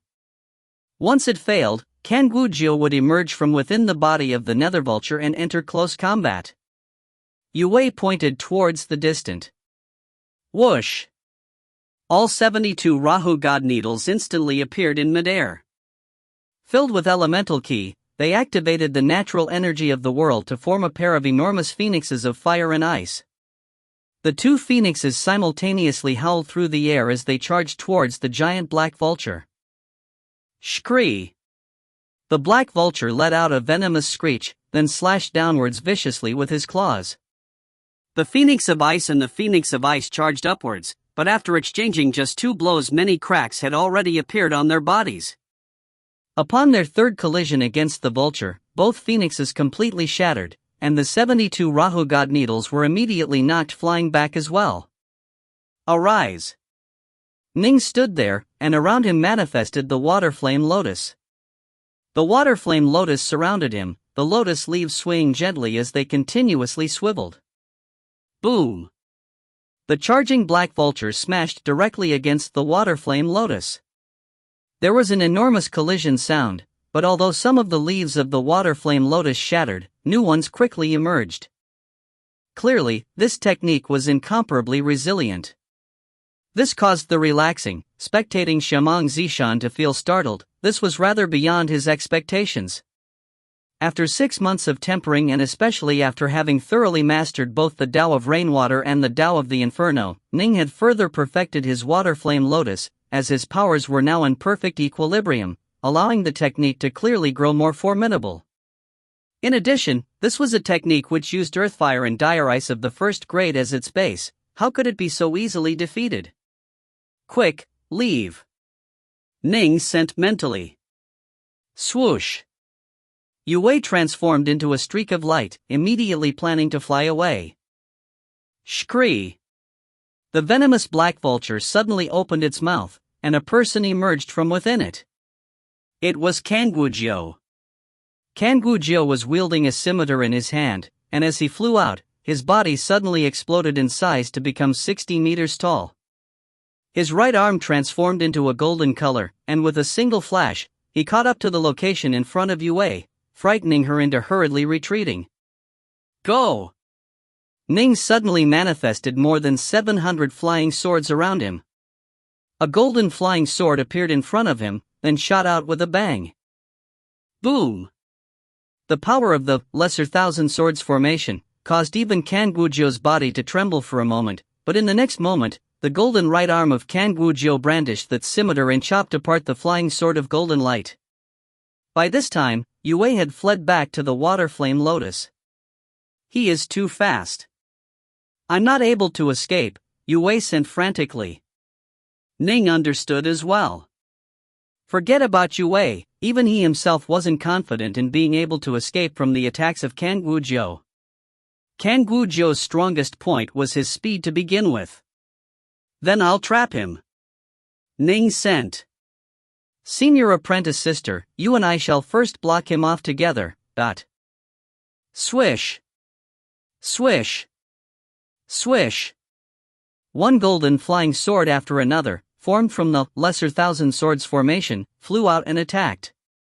As for Yue, the 72 Rahu god needles in front of her flew out once more.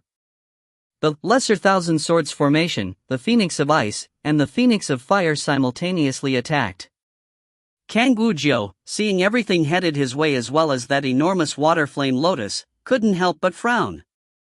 He mentally barked, Shamang Zishan, why aren't you helping out yet? There was no way Kangujiu could dominate Ning and Yue by himself, after they joined forces. It's just 2 people. I thought you could handle it by yourself. Shamang Zishan laughed loudly in response. Kangujiu, remember, don't let these 2 escape. You are most skilled in pursuing and trapping enemies. Don't worry about that. Kangujiu stood there in midair, pointing towards the distance. Instantly, a fierce gale arose in the surrounding area, howling as it spun into a tornado. The spinning tornado covered the surrounding area, stretching several kilometers and completely trapping Ning and Yue within it. I'll use the Qin Heaven Soul Wind to trap them, the venomous Nether Vulture to support it, and I'll personally be prepared to attack at any time, Kangujiu sent mentally. Under these 3 techniques, there's no way they'll escape. As for fighting them head-on, I'll leave that to you. Ha ha ha. Xiamang Zishan laughed loudly. Boom, dot. His footsteps suddenly began to cause the mountains to tremble as he immediately transformed into a 60-meter-tall giant, and his entire body began to radiate with a violet-colored lightning. The violet-colored lightning even began to appear in the surrounding area, and an enormous black metal staff appeared in his hands. Wielding the black metal staff, he charged into the heart of the giant tornado towards the water flame lotus. Bang!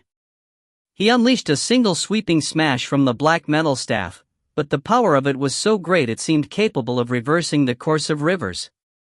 Many of the leaves of the water flame lotus were completely smashed apart into two pieces. Such power! Ning was shocked. Why was the man even more powerful than he had predicted? In the Heavenly Treasures Mountains reports, it didn't seem as though Xiamang Zishan was quite this terrifying. Ning's water flame lotus wasn't even able to withstand a single blow from this man. Ji Ning, right? Come. Xiamang Zishan laughed loudly, possessing the aura of a dominating mountain that would crush and destroy anything before it. Ji Ning suddenly took a step forward as well. Boom! He transformed into a 54-meter-tall giant, and lightning crackled around his body as well. In his hands, two dark north swords appeared. He charged forward, and as he did, a third eye appeared in the middle of his forehead. A succession of lightning bolts slammed out towards the distant Xiamang Zishan, who actually didn't dodge at all, but the violet lightning crackling around his body was enough to easily deflect Ning's thunderbolt strikes. As for the divine will component to the attack, he paid even less attention to that. Soldiers of the mind. An invisible, formless surge of divine will shot out, forming into sharp swords, warblades, and long spears. The weapons howled as they flew towards Xiamang Zishan's sea of consciousness, frantically chopping and stabbing at it. Xiamang Zishan paused momentarily, but he then quickly regained control over himself. The savagery in his eyes only grew stronger. So you have some ability after all. You live up to your reputation as the #1 expert in the Heavenly Treasures Mountains intelligence report. The enormous Ning charged forward, twin swords in his hands and absolute confidence in his eyes. Haha! Xiamang Zishan twirled his black metal staff, his aura of power filling the heavens. Even before his breakthrough, he had been ranked by the Heavenly Treasures Mountain as the #1 figure in this crowded. Now that he had made a breakthrough, Xiamang Zishan personally believed that he had no equals left. His goal in this conclave was to become the #1 champion. The two instantly collided against each other. A dazzling swordlight filled the skies. A massive staff shattered apart the water flame lotus with the force of a flood. Boom! Ning took 3 steps back. Xiamang Zishan took 3 steps back as well. The surrounding mountain had begun to crumble, and even the mountain peak was trembling, on the verge of collapse. What? Kangwu Jiao, in midair, was astonished. He blocked that madman Xiamang Zishan? This Ji Ning has incredibly terrifying close combat power. What a fellow! You actually managed to receive the 3rd stance of my self-created Qianquan Staff of Force. Have a test of the 4th stance I just created. This is a stance which I created by fusing 4 complete Dao paths into my Grand Dao of Lightning. Xiamang Zishan was clearly growing even more berserk as he charged towards Ning once more, and the staff in his hands verily surged with flows of violet lightning. As his staff smashed down, it seemed to tear apart the world itself. Ning stepped forward to receive the blow, the dark north swords in his hands transforming into dazzling streaks of swordlight as they blocked the terrifying staff. Boom! A heavy collision. Xiamang Zishan didn't even take a single step back, but Ning was actually forced backwards until his back slammed into the mountain wall behind him. The mountain peak, already trembling and unstable, suddenly began to collapse. How can this be? Ning's face was completely ashen. In his very first clash against Xiamang Zishan, he had already executed the star-seizing hand. In the first exchange, he had barely managed to fight the man to a standstill, but now that this man had used an even more powerful technique, Ning was now in a position of absolute inferiority. His staff techniques are more powerful than my sword techniques. Ning understood the issue. The difference between the two in terms of the Tao was too great. In addition, the enemy had reached the 12th level of the Crimson Bright diagram of the 9 heavens, which was more than Ning. This opponent was of the Imperial Shaman clan. Although the divine abilities he trained in couldn't compare to Ning's star-seizing hand, they were still some of the better divine abilities of the 3 realms, and the difference wasn't too staggeringly great. Rumble! The mountain peak collapsed, sending rocks flying everywhere. Ji Ning and Shamang Zishan stared at each other, completely ignoring the flying rubble. The flying rubble couldn't even strike them. As soon as they came near, the divine power covering their bodies would instantly smash them apart. 3 heads, 6 arms. Ning's body suddenly swayed as 2 new heads and 4 new arms emerged. Ah, me too. Shamang Zishan's body swayed as well, and he too used the 3 heads, 6 arms technique. He was now wielding a total of 3 giant black metal staffs.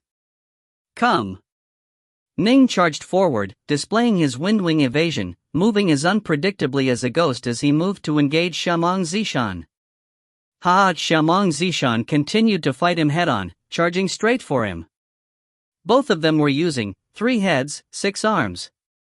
6 swords, fighting against 3 black metal staffs. Swordlight flowed through the air like streams of running water, incomparably beautiful. A flood of staff blows filled the skies like bolts of thunder.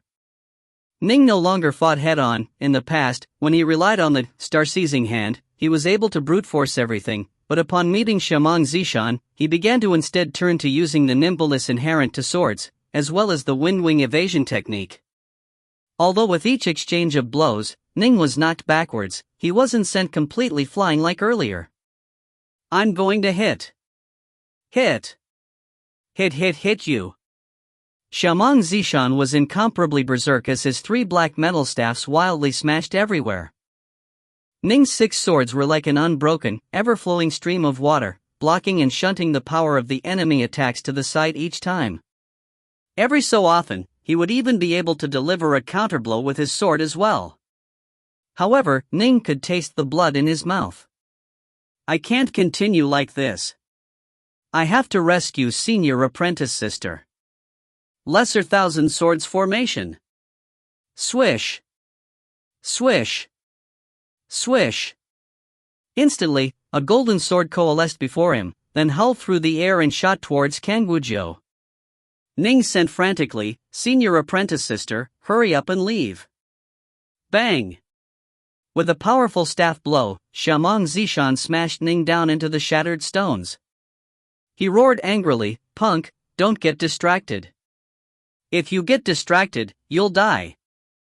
The fight between Shamang Zishan and Ji Ning had long ago attracted the attention of almost everyone, from the pure Yang true Immortals and celestial Immortals to the people on the plaza below the Skylight Palace. Shamang Zishan and Kangwujiu. The Heavenly Treasures Mountain reported these two as number 1 and number 2.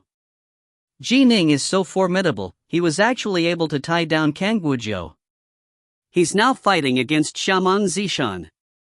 Shamang Zishan is so powerful.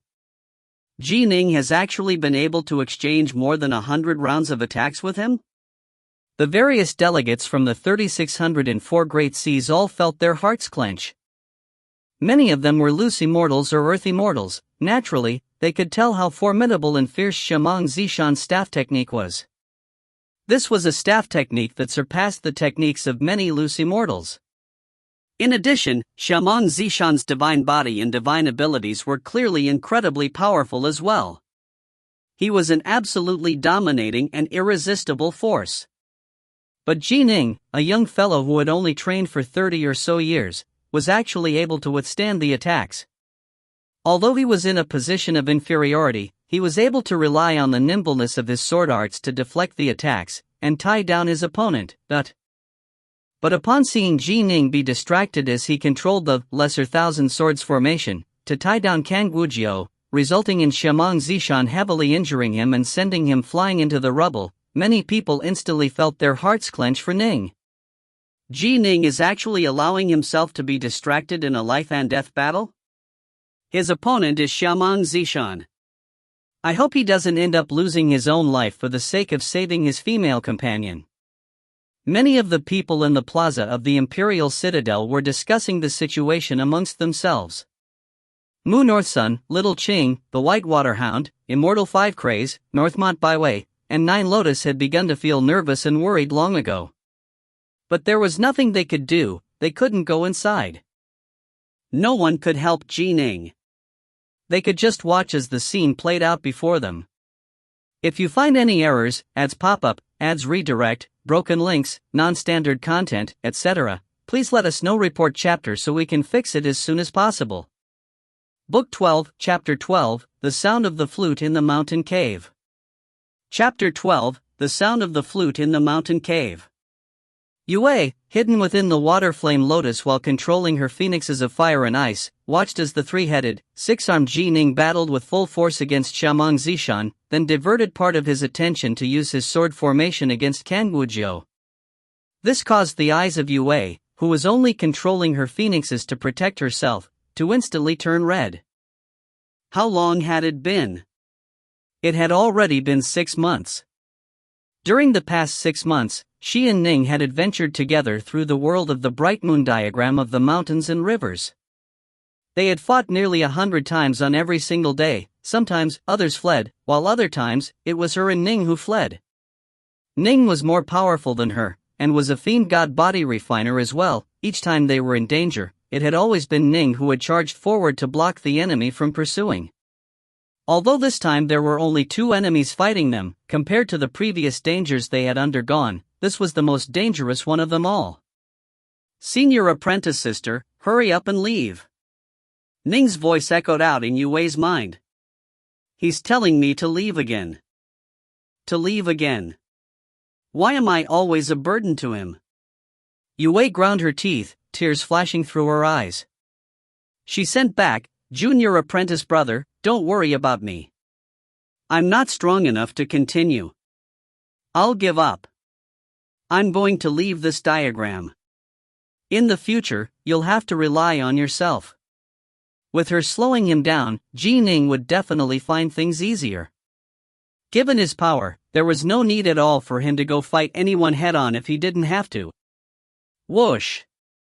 In front of Yue, many talismans suddenly appeared, and they scattered out in the area around her. She truly didn't want to accept this. It had only been 6 months. She truly wanted to accompany Ning in continuing to journey through the world of the diagram until the year was over. Give up the talismans and I'll spare your life. Kangujiu, in midair, revealed a smile. But suddenly, his smile froze. This was because Yue, who had just thrown out all her talismans, actually grabbed a handful back.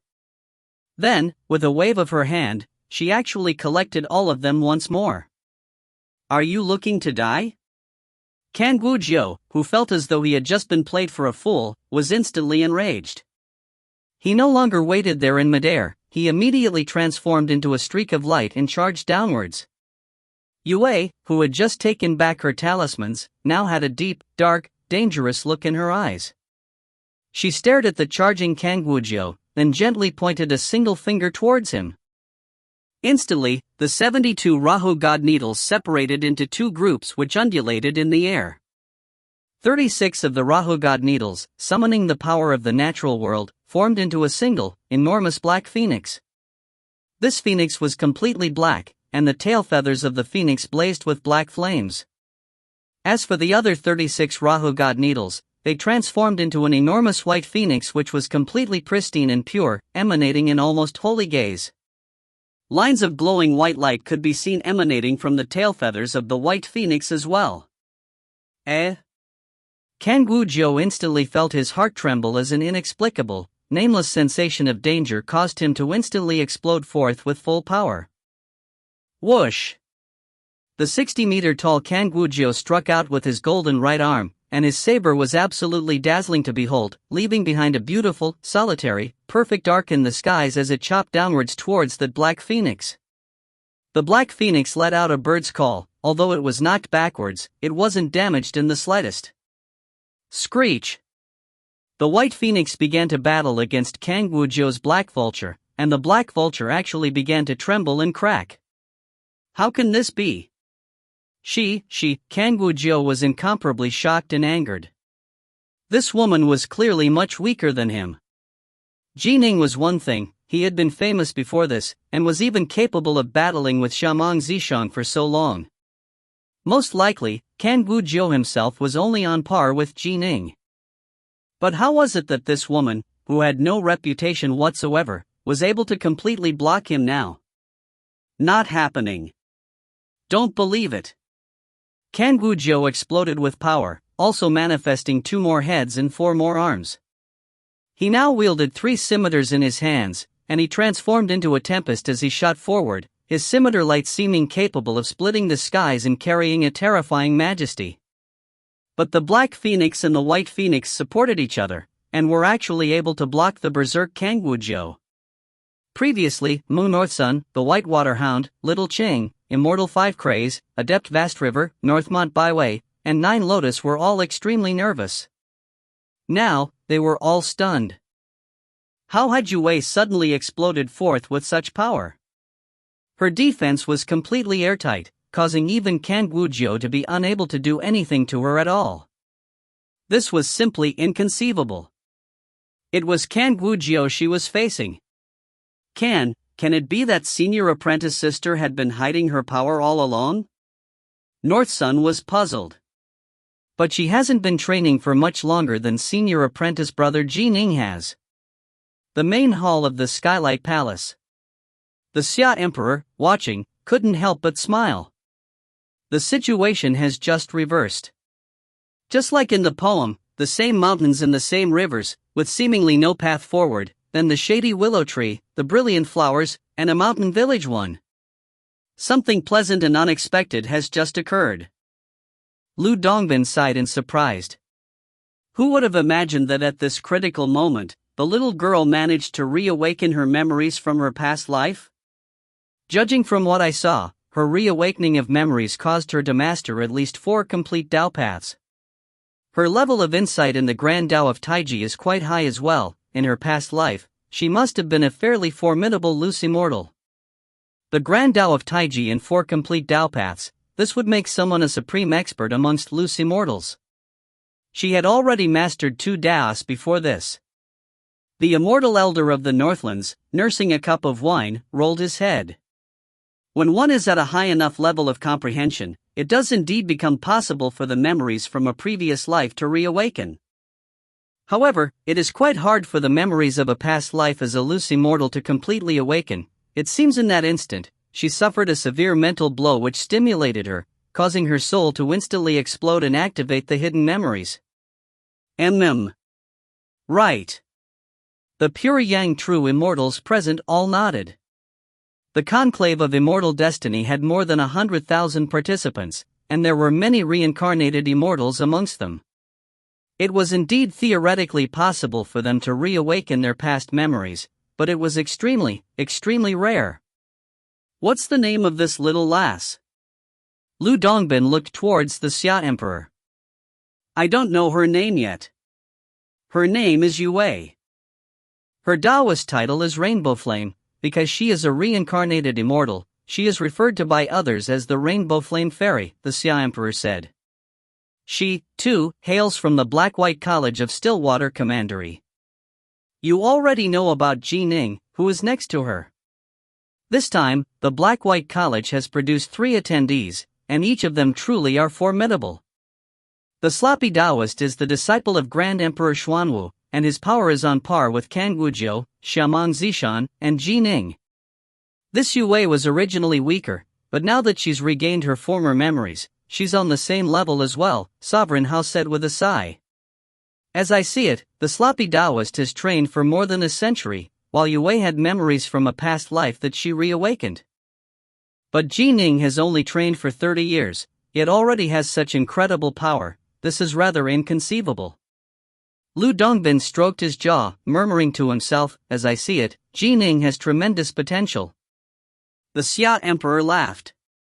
Lu Dongbin, can it be that you want to take on a disciple? No, I actually have more of a liking for that little lass named Yue. Lu Dongbin's eyes lit up. She was actually stimulated to the point of having her former memories awaken. This little lass is quite amusing. The others all immediately shook their heads. Reincarnated immortals generally didn't have much potential. If they weren't able to overcome the tribulation and become a celestial immortal in their past life, then the chances they would succeed in this one would be very low. Ning does have some potential. The Xia Emperor murmured quietly to himself. He had already taken notice of 21 youths in this conclave, each of which had tremendous potential. Ning was one of them. Within the world of the diagram. Boom! Ning was suppressed by Shamong Zishan's might. Although he used his agility to counter the others' raw power, he was still wounded by their colliding blows. Still, this sort of injury was minor. Ning was still paying full attention to his senior apprentice sister, only to discover that under Kang Wuzhou's attack, Yue had suddenly exploded with power. She was actually able to fight him to a standstill. This caused Ning to feel both astonished and delighted. Junior apprentice brother, come over here. Hurry up and collect your sword array, Yue sent frantically. Senior apprentice sister. Ning stopped wasting time with Shamong Zishan. With a whoosh, he swept through the air to move towards Yue, while at the same time mentally commanding the Lesser Thousand Swords formation, swords to return to him. Let's go. Yue grabbed Ning by the arm. The Black Phoenix and the White Phoenix suddenly began to revolve around each other, forming into a black and white vortex. Yue grabbed Ning, then charged into the vortex. Swoosh! A brilliant, dazzling streak of black and white light appeared in the skies. They had instantly moved more than 1,000 kilometers away. What technique is this?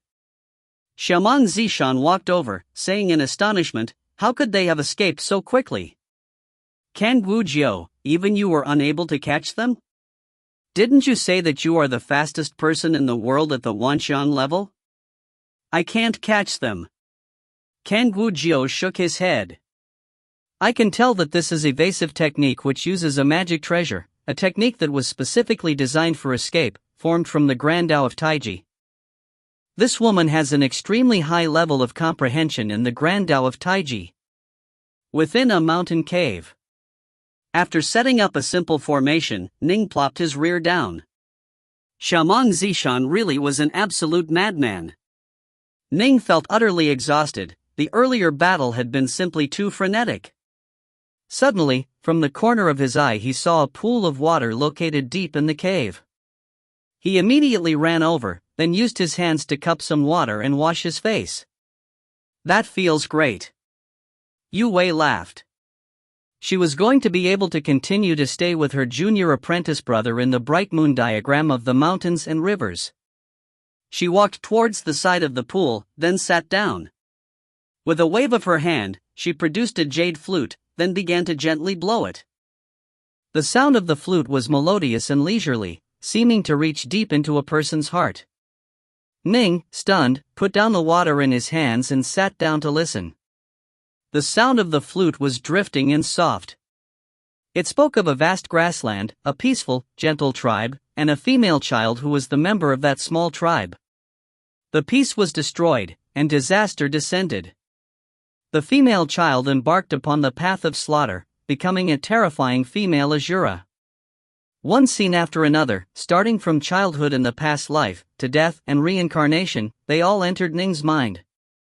The sound of the flute seemed to possess an indescribable magic power, causing Ning to feel joy, rage, sorry, and pleasure.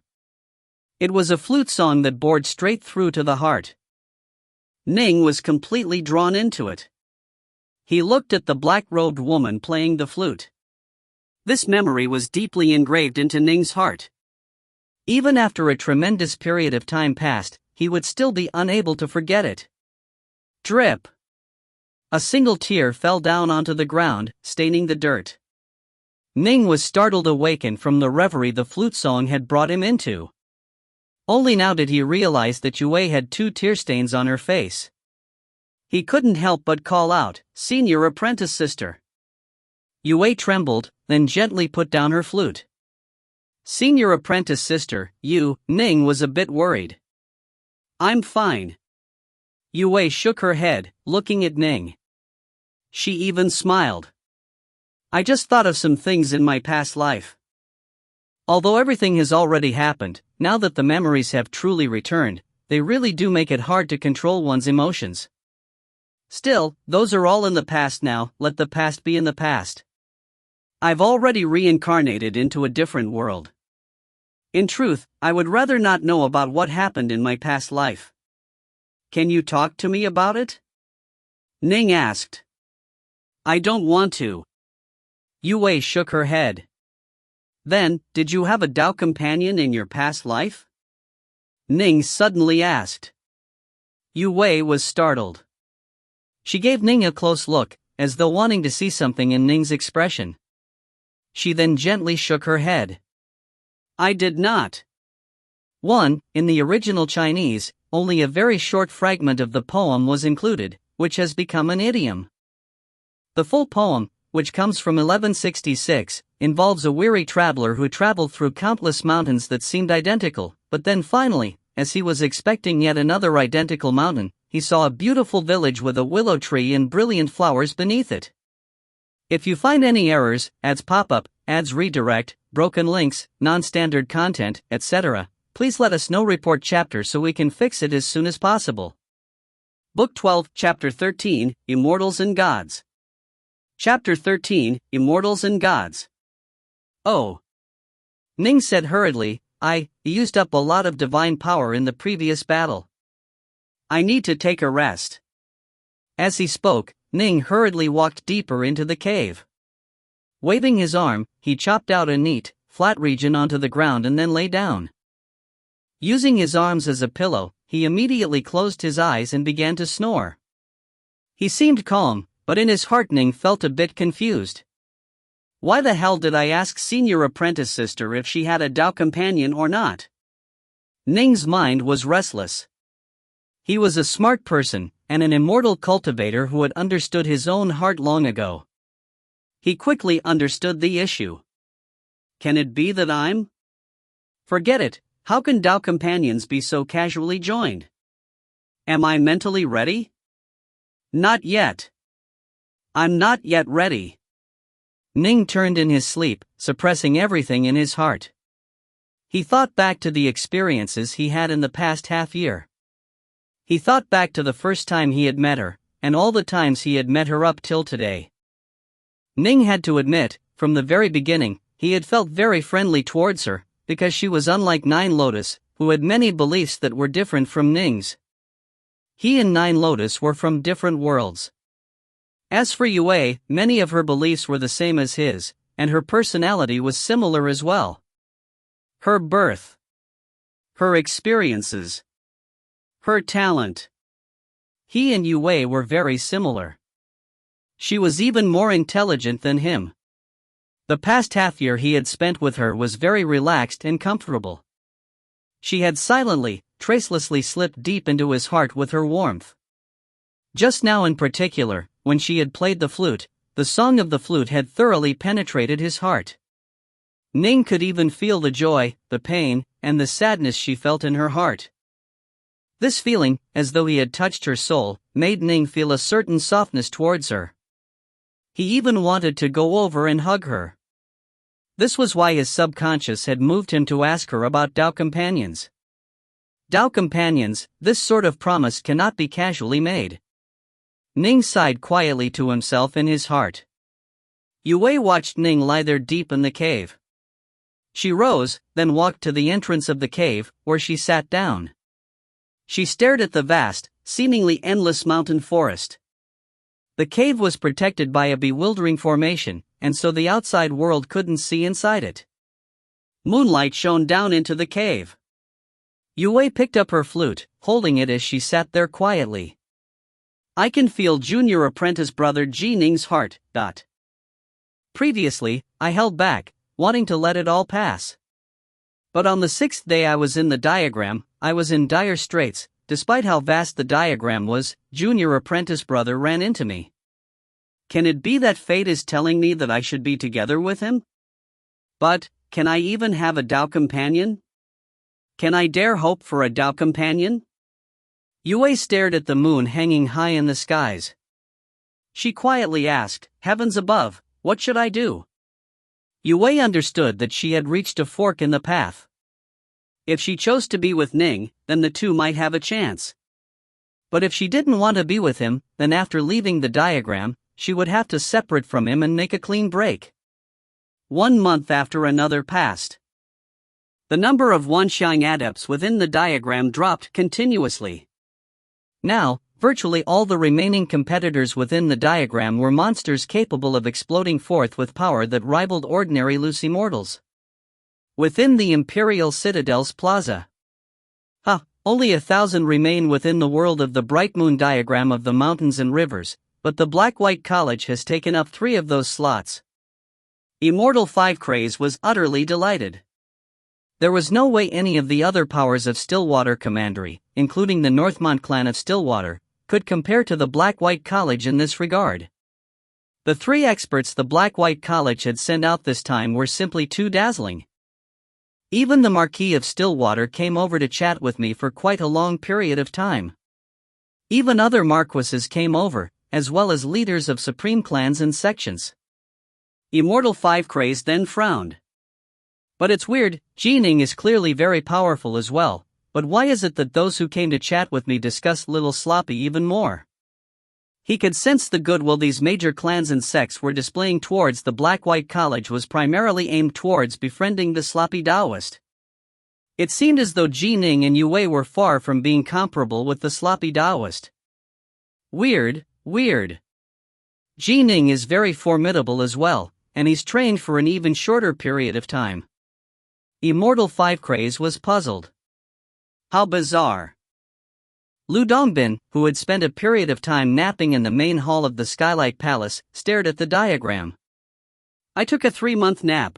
Why is that this little girl named Yue still hasn't become Tao companions with Ning yet? Tao companions represent a promise that cannot be so easily uttered. The pure young true immortal who was dressed in black robes decorated with a blood-colored Taiji diagram shook his head. You can't dawdle when it comes to matters of love. Lu Dongbin shook his head. Based on my experiences roaming the 3 realms and countless minor worlds, matters of love must be immediately seized and settled down upon at the critical moments in time. If you hesitate, the more you dawdle, the more difficult it will become to form Tao companions.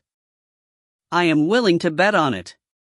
If this Yue and Ning are to become Tao companions, they'll become Tao companions within the diagram. If they don't, then after they leave it, without these shared daily life and death experiences, the chances will drop even more. Do any of you dare to bet against me? Lu Dongbin stared at them. Lu Dongbin, you are a sage of love. You spout so much wisdom about love, why don't you have a Tao companion of your own? The true immortal with the blood-colored Taiji diagram robes spoke out. Those in the game are blinded by it. Those who are watching the game have clear eyes. Lu Dongbin gave a calm response, then stopped talking. Within a quiet mountain, a bewildering formation had been set down. Ning was seated in the lotus position atop a grassy area. Streams of fire and water swirled around the surrounding area. Surges of power from the solar star and the lunar star were being absorbed into Ning's body. Although they were within the world of the diagram, he was still able to train in the crimson bright diagram of the 9 heavens. Rumble. A series of rumbling sounds could be heard from within Ning's body. His bones were clattering together as his muscles and skin were rapidly transforming. At his current level, Ning's physical body was already extremely tough. He wasn't too far off from the likes of the fiend god, Shangli Feng. A casual breath from him could generate a hurricane that would sweep out for 1,000 kilometers. Slowly, everything calmed down. Ning opened his eyes, revealing a smile. Junior apprentice brother? Yue, who had been standing guard for him, looked eagerly at Ning. I've already broken through. Ning let out a laugh. It took me quite a few years, but I've finally managed to reach the 12th level of the Crimson Bright diagram of the 9 heavens. And it really is different, the 12th level of this technique. It's comparable to ordinary early primal stage fiend god body refiners. My divine body and my soul have completely joined, and I can feel that my soul is rapidly strengthening. Fiend god body refiners and key refiners, these were two different paths. Upon reaching the primal level, fiend gods could directly split off a clone. Upon reaching the void level, they could pluck out a hair and transform it into a clone. Now that Ning had trained to the 12th stage, his body was actually quite similar to the primal turtle snake in that it was capable of nourishing the soul. In addition, he was able to join his soul to his body. His soul was able to enter every single part of his body. In other words, Ning's current body was no longer made of mere flesh. His flesh and blood contained his soul within it as well. This was why he was now capable of creating mobile clones. Your soul is rapidly gaining in strength? Yue hurriedly said, I heard that the souls of fiend gods are generally even more powerful than that of ordinary primal Taoists. It's true. Ning nodded. The soul nourishment provided by my divine body is even more astonishing than that provided by the primal turtle snake. Based on what I sensed when I created my primal twin, my fiend god body is strengthening my soul at least 5 or 6 times faster than the primal turtle snake did. No wonder fiend god body refiners are so powerful. Everyone says that at higher levels, fiend god body refiners are even more powerful, especially after overcoming the celestial tribulation and becoming Empyrean gods. Empyrean gods are comparable to pure yang true immortals in power, Yue sighed. Senior apprentice sister, you know about Empyrean gods and pure yang true immortals? Ning was startled. Don't forget that I'm a reincarnated immortal. Yue nodded. Based on what I know, for immortal cultivators, the stages are Zifu disciples, Wanshang adepts, primal Taoists, void-level earth immortals, and, for those who pass the celestial tribulation, the stages are celestial immortals and true immortals. True immortals are also known as pure young true immortals. After them are golden immortals of the great firmament, also known as Tao Fathers of the great firmament. Alternately, they can just be addressed as Tao Father. Tao Fathers are the absolute most supreme figures of the 3 realms. They are unquestioned hegemons who are even more exalted in status than the celestial emperor. Ning's eyes lit up. He didn't know any of these things. He had only trained for 30 years. Compared to someone who had memories from a past life, he did indeed know very little regarding the 3 realms. Golden immortals of the great firmament, also known as Tao Fathers of the great firmament or as Tao Fathers? Ning murmured to himself. Mastery of a Tao path is a prerequisite for becoming a celestial immortal. Mastery of a grand Tao is a prerequisite for becoming a pure yang true immortal. And mastery of a heavenly Tao is the prerequisite for becoming a Tao Father of the great firmament. Yue said. Ning's heart shook. Mastery of a heavenly Tao. When the Black-White College's headmaster Taoist Jade had discussed these things with him, he hadn't explained in such detail. It seemed as though Yue was truly extraordinary in her past life. At least, she knew much more than Taoist Jade. After Pangu established the heavens and the earth, there were 10 heavenly Taos. This is common knowledge for celestial immortals. It was a celestial immortal who told me this, Yue said. 10 heavenly Taos? Ning immediately asked, what are the 10?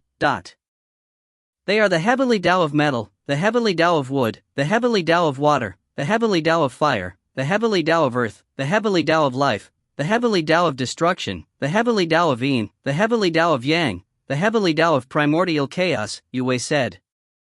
Ning immediately memorized this all. Metal, wood, water, fire, earth, yin, yang, life, destruction, and primordial chaos. All things in the world were born from primordial chaos. They are then split into yin and yang. The 3 realms, its foundation comes from the 5 elements, Yue said. For example, your Tao of rainwater actually belongs to the grand Tao of the water drop. As for the grand Tao of the water drop, it belongs to the heavenly Tao of water. Ning nodded. Tao. Grand Tao. Heavenly Tao. The 5 elements served as the foundation for the functioning of the 3 realms, and were all heavenly Taos. This was as he had expected. Mastery of a complete grand Tao is already incredibly difficult, Yue said.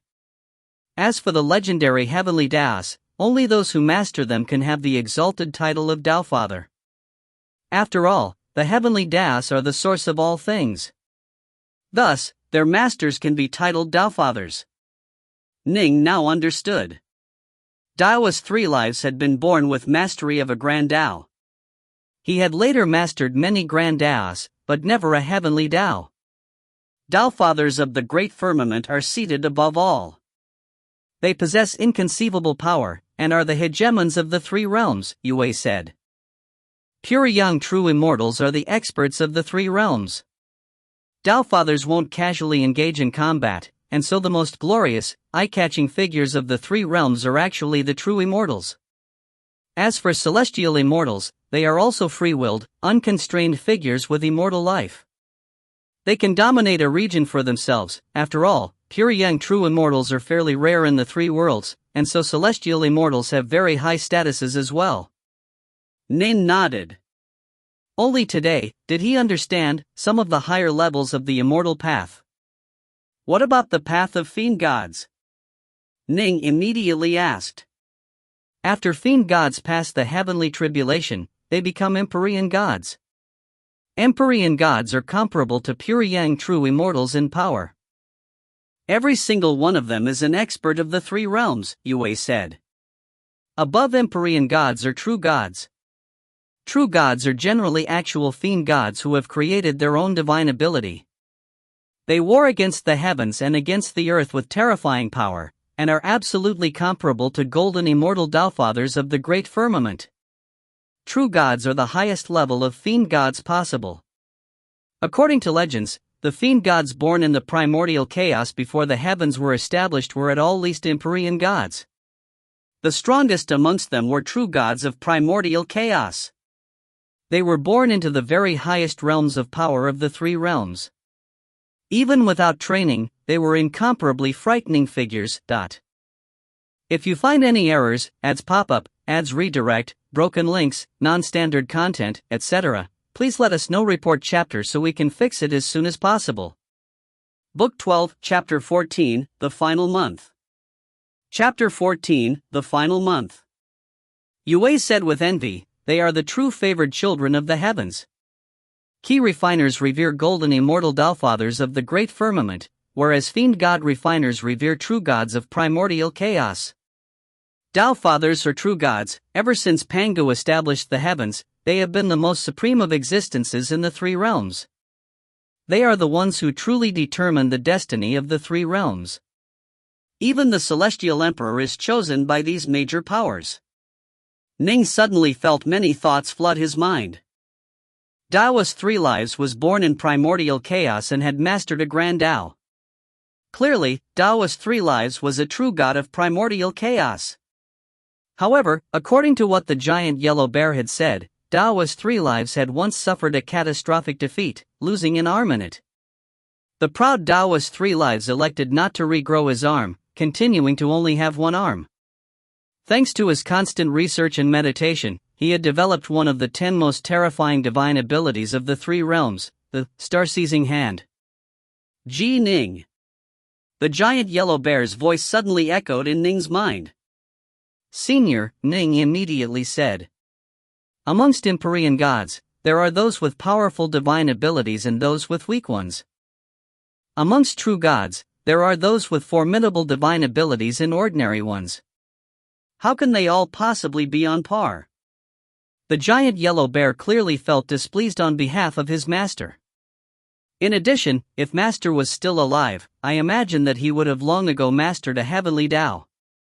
Only, despite the passage of ages, Master has never come to seek me out. The giant yellow bear's voice suddenly faded away. He didn't know if Daoist 3 Lives was still alive or not either. After this conversation with Yue, Ning's vision had been greatly broadened. At the most exalted, venerable positions were the Tao Fathers of the Great Firmament and the true gods of primordial chaos. The three realms were their chessboard, and they controlled everything in it. The Celestial Emperor and the Yama Kings of Hell were jointly decided upon and appointed by them. However, I wonder what Daoist 3 Lives encountered in the past, which caused even him to feel that he had no confidence in being able to survive, Ning pondered to himself. When Daoist 3 Lives had left behind the underwater estate, he had gone to deal with a so-called tremendous calamity. Afterwards, all word of him had been lost, and he had never returned to the underwater estate. Daoist 3 Lives was a major power. Something that could cause even him to feel uncertain regarding his chances of survival. What sort of calamity was that? The three realms. I imagine that senior apprentice Sister Yue doesn't know the true face of the three realms either. Ning continued to feel as though a layer of gauze was preventing him from understanding the truth of things. For example, in the Netherworld Kingdom, he had encountered a terrifyingly strong power which had assaulted the 6 paths of reincarnation. Fortunately, Ning had leapt into the 6 paths and been reincarnated, otherwise, he would have died permanently on the spot. Who attacked the 6 paths of reincarnation? The more Ning's horizons were broadened, the more he was amazed, because the 6 paths of reincarnation were the most important, central region for the functioning of the three realms. Most likely, even major powers wouldn't dare to act rashly there. Otherwise, the other major powers would be enraged and join forces to deal with them. I'm nothing but an ant, this matter isn't for me to worry about. If the heavens fall, the tall fellows will hold it up. Ning quickly discarded these thoughts for now. Time passed in the blink of an eye. It was already the 12th month within the trial of the diagram. This was the final month. A dirty-looking maiden and a violet-robed youth were walking forward, shoulder to shoulder. Where the hell did this adept 9 deaths come from?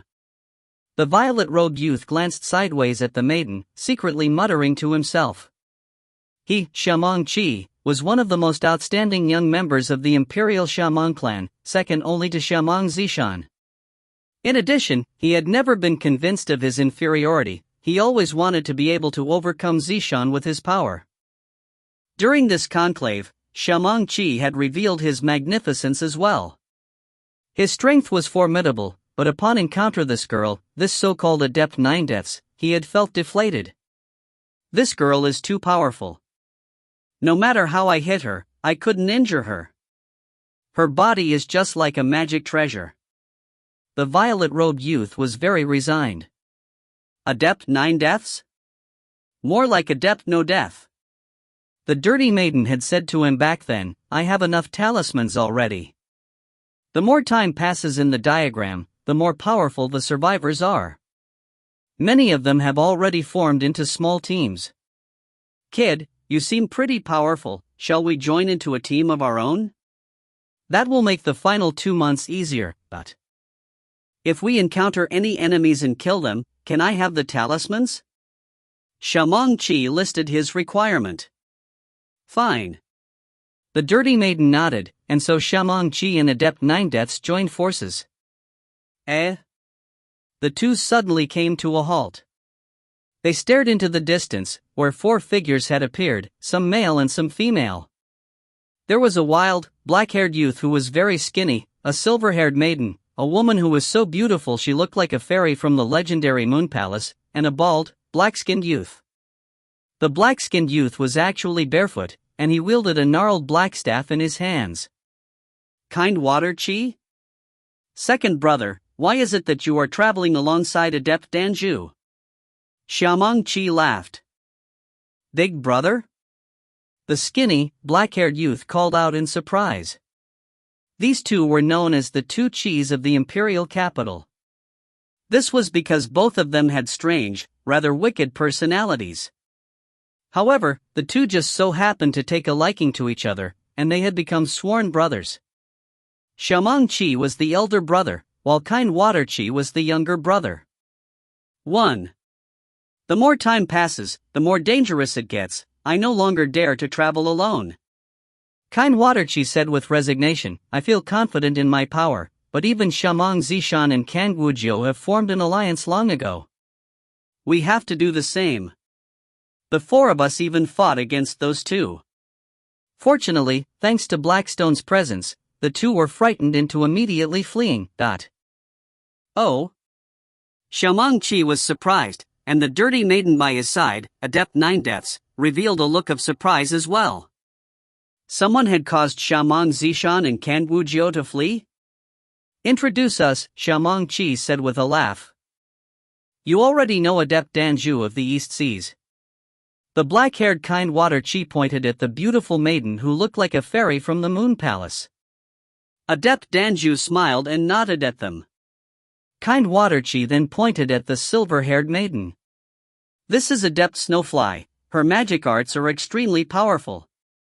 He then pointed at the barefoot, black-skinned youth with a gnarled black staff. This is Adept Blackstone. Adept Blackstone is exceptionally skilled in the Fushi formation staffs, and a true grandmaster of the art of formations. With him present, we can flee when we wish and attack when we wish. Adept Blackstone is also extremely powerful in close combat. With a single blow, he was able to block an attack from Shamong Zishan. As I see it, Adept Blackstone absolutely has a chance to become number one in this conclave. Shamong Chi and Adept Ning Deaths both looked towards the bald, staff-wielding, black-skinned youth. It was quite curious. When they faced this bald, black-skinned youth, they felt as though they were facing the vast heavens themselves. A grandmaster of formations? Capable of withstanding Shamong Zishan in close combat? Shamong Chi was secretly shocked. The dirty maiden looked towards the bald, black-skinned youth with curiosity as well. He, in turn, was looking back at her. The two of them both had an indescribable feeling that the other was quite terrifying. How about it? Shall we travel together? Shamong Chi asked. Kind Water Chi looked towards the black-skinned youth. The black-skinned youth gave the dirty maiden a glance, then revealed an extremely thin smile. Fine. Fine. The dirty maiden spoke out as well. And so? The six of them joined into a squad. In this squad, Adepts Blackstone, 9 Deaths, and Danju had already acquired more than 1,400 talismans. As for the other three, Shamong Chi, Kind Water Chi, and Adept Snowfly still needed a bit more. Ning and Yue were wandering the mountains as well. They moved as fast as the wind, instantly moving across the peaks. As they walked, they released their divine sense to scan up to 1,000 kilometers away. Although it was the 12th month already, nothing had changed between the two. Ning and Yue acted like a pair of normal fellow disciples. Senior apprentice sister, how many talismans do you have? How many more do you need? Ning asked. Do you have enough? Yue asked. I have 1,200 or so, Ning said. Actually, since everyone is going to have different amounts of talismans, I should have a 99% chance of ranking in the top 80. Better to be safe. Only if you have 1370 will you be absolutely certain to be qualified of passing the trial, Yue said. I have slightly fewer talismans than you, I have nearly 800. Ning nodded. The two had continued to split talismans based on who had killed the foe. Although Ning had been trying to hold back for her sake, ever since he had reached the 12th level of the Crimson Bright diagram of the 9 heavens, his power had simply grown too great. Upon encountering some powerful foes, Ning had to explode forth with full power. Naturally, he would thus be the one to kill them, and so the talismans would go to him.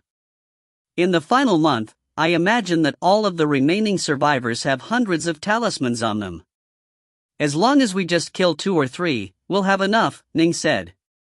But killing those final 2 or 3 will be very hard. Yue spoke with great solemnity as well. There were now fewer and fewer people present.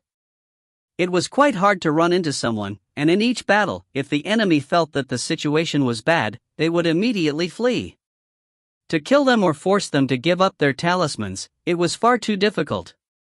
We still have plenty of time. We have more than half a month, Ning said. The two continued to advance, and in the blink of an eye, they had passed more than 1,000 kilometers. Their divine sense continued to sweep out to 1,000 kilometers as well. Eh? Ning and Yue suddenly raised their heads, staring towards the sky. A ship was charging downwards at high speed towards them. That ship is covered with restrictive spells, making it unable to be scanned by divine sense. They come with ill intentions. Be careful. Yue mentally messaged Ning, but the two were bold due to their power, they wouldn't easily retreat or flee. Swoosh! 1,000 kilometers was passed in an instant. The ship vanished, and 6 figures appeared on the grassy ground. Ning and Yue's pupils contracted. Shamong Qi, a genius of the Imperial Shamong clan. Kind Water Qi, a genius of the Kind Water clan. An adept Danju. Ning and Yue's glances fell upon the figure of the beautiful adept Danju, who looked like a fairy maiden from the Moon Palace. Of the 6 before them, the most famous one was adept Danju. The main hall of the Skylight Palace. For the Jining, Yue pair, their earlier encounter with Shamong Zishan and Kangwujiu was a tribulation. Lu Dongbin said with a sigh, that time, they only escaped because Yue awakened her former memories. This time, these 6 are even more powerful. That dirty maiden has mastered 5 complete das. That bald, barefoot, black-skinned youth is an expert in formations. Both of these two are capable of fighting to be the number 1 competitor in this conclave. Upon encounter this 6-person squad, Jining's duo is in huge trouble. Within the world of the bright moon diagram of the mountains and rivers, how many have died in the past year? Each battle was a life and death trial for them. For your precious little pair of Dao companions, this is nothing more than a slightly tougher trial, True Lord Chiji said calmly. 2. This battle is going to be interesting, the Xiat Emperor laughed. There were roughly 20 or so that had a chance at the top spot in this conclave. Adept Nine Deaths, Adept Blackstone, and Ji Ning, after his recent breakthrough, they all had a chance at becoming number 1 in this conclave. 1. Chi can mean bizarre/strange/wondrous. 2. Chiji literally means crimson taiji, this is most likely the person with the blood taiji robes mentioned earlier. If you find any errors, ads pop-up, ads redirect, broken links, non-standard content, etc., please let us know. Report chapter so we can fix it as soon as possible. Book 12, Chapter 15, Dire Circumstances. Chapter 15, Dire Circumstances. Although Ji Ning and Yue were wary, they weren't afraid. As they saw it, the only one of the 6 who they needed to be careful of was Adept Danju. Ning had broken through to the 12th level of the Crimson Bright diagram of the 9 heavens, and he was completely confident in being able to defeat Adept Danju. What he didn't realize was that although Adept Danju was formidable, in this 6-person squad, Adept Blackstone and Adept Nine Deaths were even more frightening. Whoosh! The bald, barefoot, black-skinned youth suddenly smirked, and instantly, streaks of light shot out everywhere like bolts of lightning. They were ancient, plain-looking Fushi staffs. Fushi staffs. A formation. Ning was startled. There were very few supreme geniuses who also trained in formations. Rumble. Streaks of light intersected and runes formed and flowed. The formation appeared, locking down the nearby region of space for 10 kilometers, completely capturing Ning and Yue within it. Done. The black-skinned youth said calmly, I've already sealed this area off. There's no place these two can run to. Whether you decide to kill them or release them is up to you. He actually sat down in the lotus position towards the edges of the ceiling barrier, planting his gnarled staff next to him. He just sat there, clearly not wanting to intervene. He already had enough talismans. For him to set up this grand ceiling formation against the enemies was enough of a show of kindness for his teammates. Have him do battle as well? He couldn't be bothered to, and in his bones, he wasn't the type of person who enjoyed battle. Ji Ning. Xiamang Qi said coldly, obediently hand over all of your talismans, and the two of you can live. Otherwise, death is your only escape. Hand over your talismans. Kind Water Qi barked as well. Hand them over. The silver-haired maiden, Adept Snowfly, barked at them as well. These three didn't have enough talismans yet. Naturally, they felt the most urgent. Adept Danju smiled. Fellow Taoist Ji Ning, to tell you the truth, there are people in this squad who are more powerful than me. I urge you to cease any attempts at struggling and hand over the talismans. That way, you will stay alive. You've only trained for a very short period of time, your potential is limitless. There's no need for you to push yourself too far in this conclave. Ning stood there in the distance. Come and take them, if you can. He replied coldly, you want me to just give them up to you? Keep dreaming.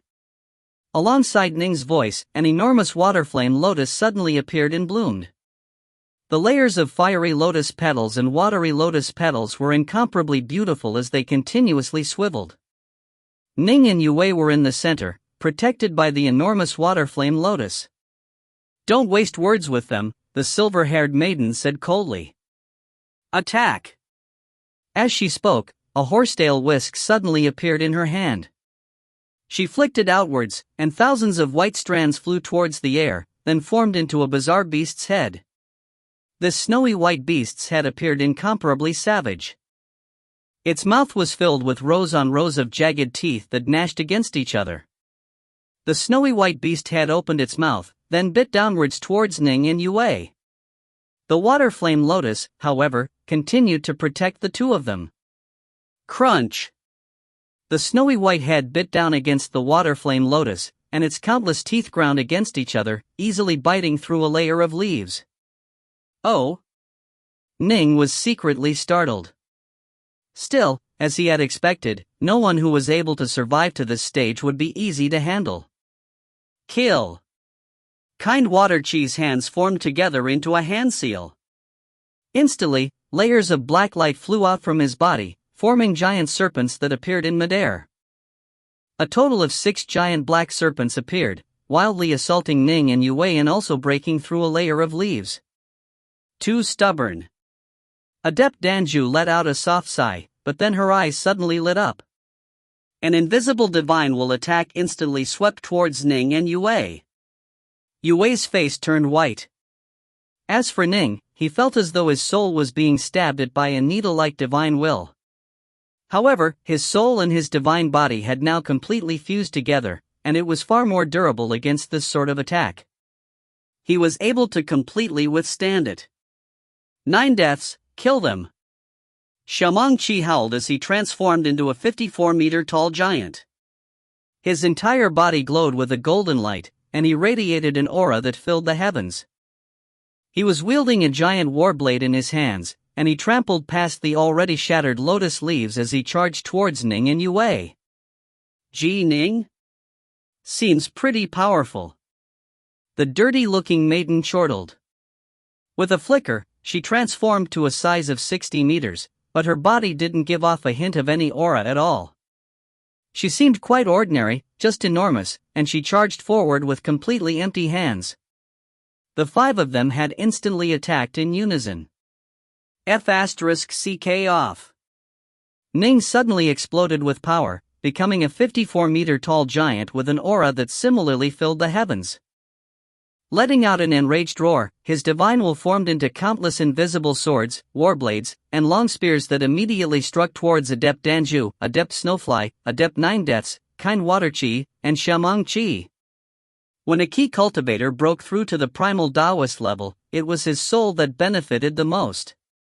Similarly, once a fiend god body refiner broke through to the primal level, his soul would be tremendously benefited as well.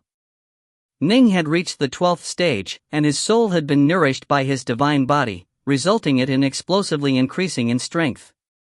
In fact, it was already almost comparable to his primal twin's soul. In this clash, the faces of all 5 immediately changed. Break! Ning, his aura filling the heavens, wielded two enormous immortal swords in his hands as he charged forward, sending the swords howling forth as his swordlight chopped directly against that enormous snowy white beast's head. Boom! The snowy white beast's head was immediately chopped apart and collapsed, transforming back into countless white strands that flew back to the silver-haired maiden with the flywisk. She had a look of shock on her face. Go! After breaking through the snowy white hound with one sword chop, Ning sent his dominating swordlight forward once more, charging straight against the 6 giant black snakes, knocking all of them flying backwards. Kill! With the next step, Ning arrived in front of Xiaomangqi, and his swordlight chopped directly towards him. Block! Xiaomangqi was frightened by Ning's ferocious, savage aura. He didn't dare to be overconfident, and he focused on defense. Clang! With a loud sound, Xiaomangqi's enormous, 54-meter-tall giant body was knocked backwards like a meteor, slamming directly against the walls of the distant ceiling barrier. He's this powerful? Xiaomangqi, kind water Qi, and adept snowfly were both awestruck.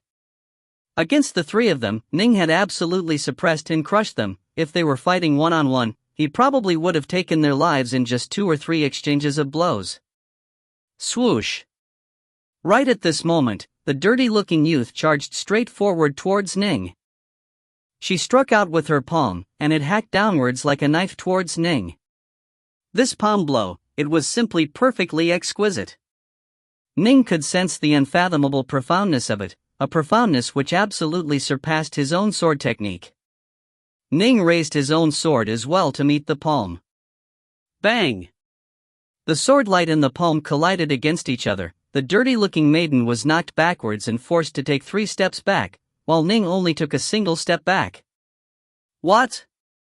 Ning was shocked. During the final few months in the world of the bright moon diagram of the mountains and rivers, he had always immediately used the star-seizing hand. When he attacked, he didn't dare to hold anything back at this point. After all, none of the survivors were easy to deal with. For example, against Xiaomangqi, even though he had immediately used the star-seizing hand, he still hadn't been able to kill him with a single blow. Clearly, all of the survivors were extremely powerful.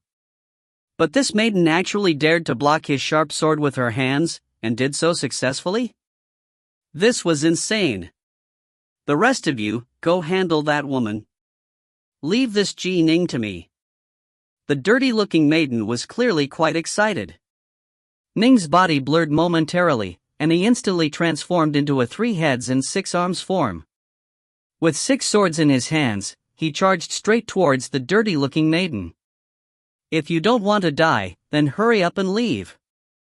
It's so rare for me to encounter a good opponent. Instead of leaving, the dirty-looking maiden went to welcome his attacks. Kill, kill, kill. Ning showed no mercy at all. After using 3 heads, 6 arms, his swordlight rained down like a curtain of lightning. This dirty-looking maiden, however, relied on her pair of palms. They danced in front of her and were actually able to block the majority of the swordlight. Although the remaining swordlight blows were able to pierce onto her body, they were only able to leave some minor wounds on her. How can her body be as tough as magic treasures?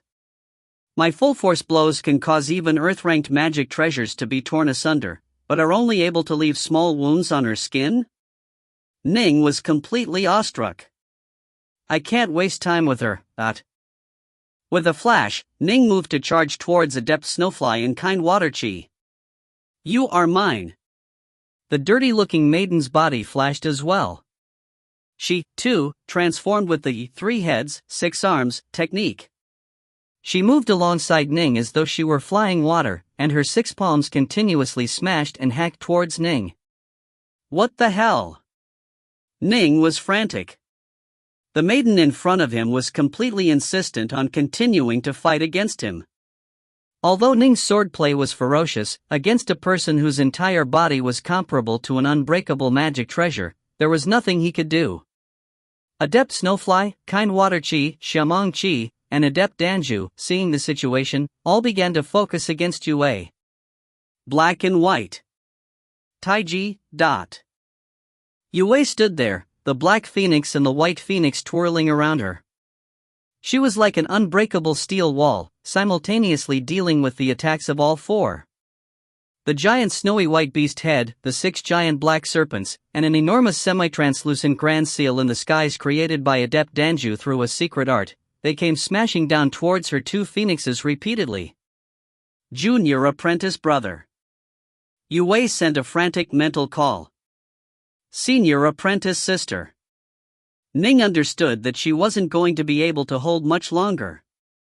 Although her power had increased tremendously, and although she was an expert at defense, she still wasn't going to be able to defend against 4 at once.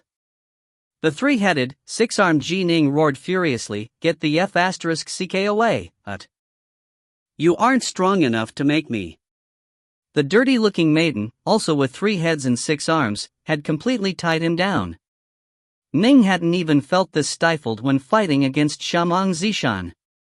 Not only did this maiden have a body like a magic treasure, she also had an extremely high level of comprehension regarding the Tao.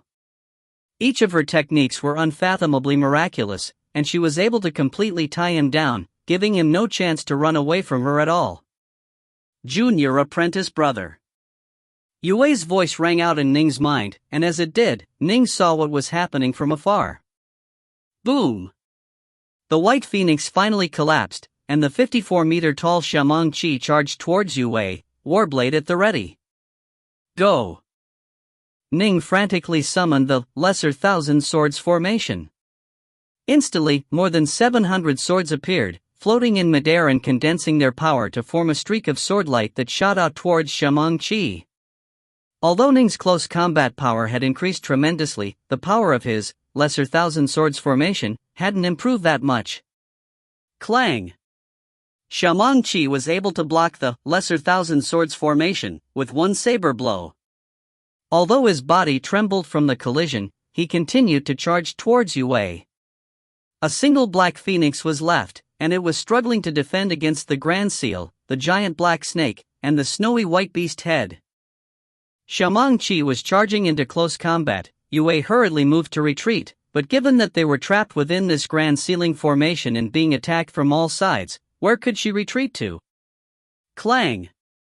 After Shamong Qi's warblade blocked the attack from the Lesser Thousand Swords formation, his right arm suddenly began to emanate hundreds of bizarre colors and even a strange black key that caused one's heart to tremble as he grabbed towards Yue.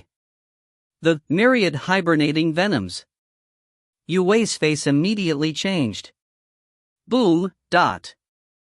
Although she struggled to block, how could she compare in close combat to a fiend god refiner like Shamong Qi?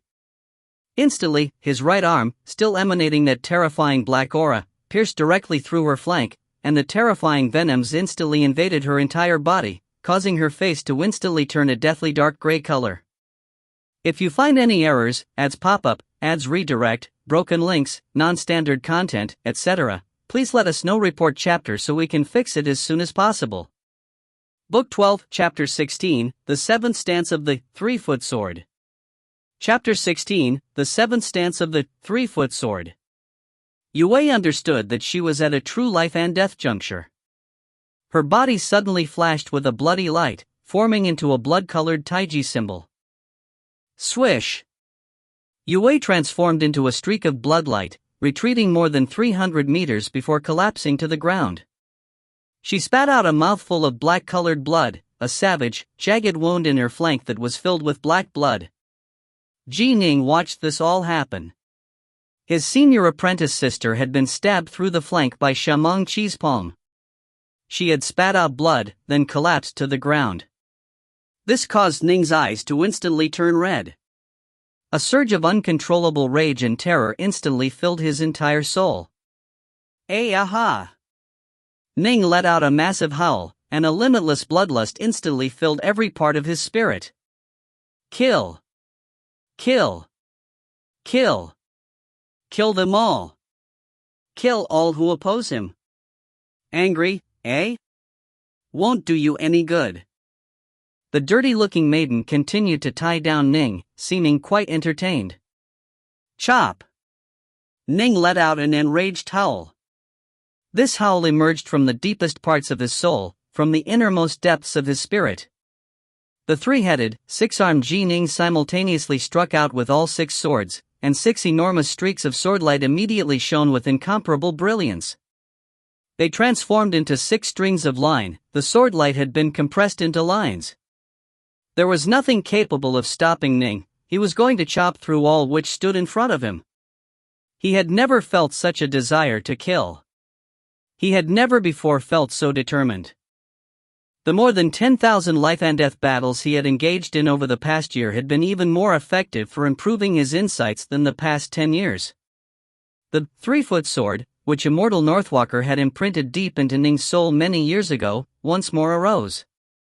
A limitless, terrifying killing intent, determination which no one would withstand at all, and sword heart that was completely enlightened, many former insights, they all combined together, allowing Ning to immediately execute the 7th stance of the 3-foot sword.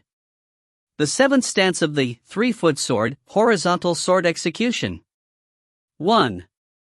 Whoosh. Whoosh. Whoosh. Whoosh. Whoosh. Wash. 6 rays of silken lines of swordlight sliced through the body of the dirty-looking maiden. When the first sword descended, her face began to change, because the first sword actually chopped straight through her hand, cutting it off. Her body, as tough as a magic treasure, was completely unable to block this fierce, sharp swordlight. Retreat. The dirty-looking maiden no longer appeared as relaxed as she had earlier. In fact, she even seemed slightly frightened as she frantically retreated. Whoosh. As her hand was chopped off, a massive wound appeared on her chest as well. However, she did manage to actually retreat. Her fiend godlike body frantically healed as she stared towards Ning in both terror and rage. Swordlight compressed into silken lines. He's actually reached this level. Swordlight like silk. He's only trained for 30 years, right? He's actually reached the level of swordlight like silk. He truly is a rare genius of the Tao of the sword. He truly does have a chance to make it all the way to the top position of this conclave. I imagine that even Xiamong Zishan is inferior to him. Within the Skylight Palace, the 9 pure Yang true immortals and the 1,000 celestial immortals were all stunned by this.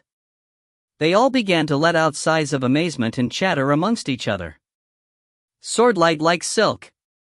This meant that a person had already reached a truly, incomparably high level of attainment in the Tao of the sword. The 7th stance of the 3-foot sword, horizontal sword execution, was at the level of the swordlight like silk. Actually, each of the final 3 stances of the 3-foot sword were more terrifying than the last. The 7th, the 8th, the 9th, they were so formidable that not even Immortal Northwalker was able to record them down in books. For the first 6 stances of the 3-foot sword, it could be said that one would advance through them in an orderly fashion, all the way until one reached the Grand Tao Domain level. The increase in power between each stance wouldn't be too great, because these 6 stances focused on an orderly sort of improvement. They were primarily meant for guiding and teaching, which was why they could be compiled into books.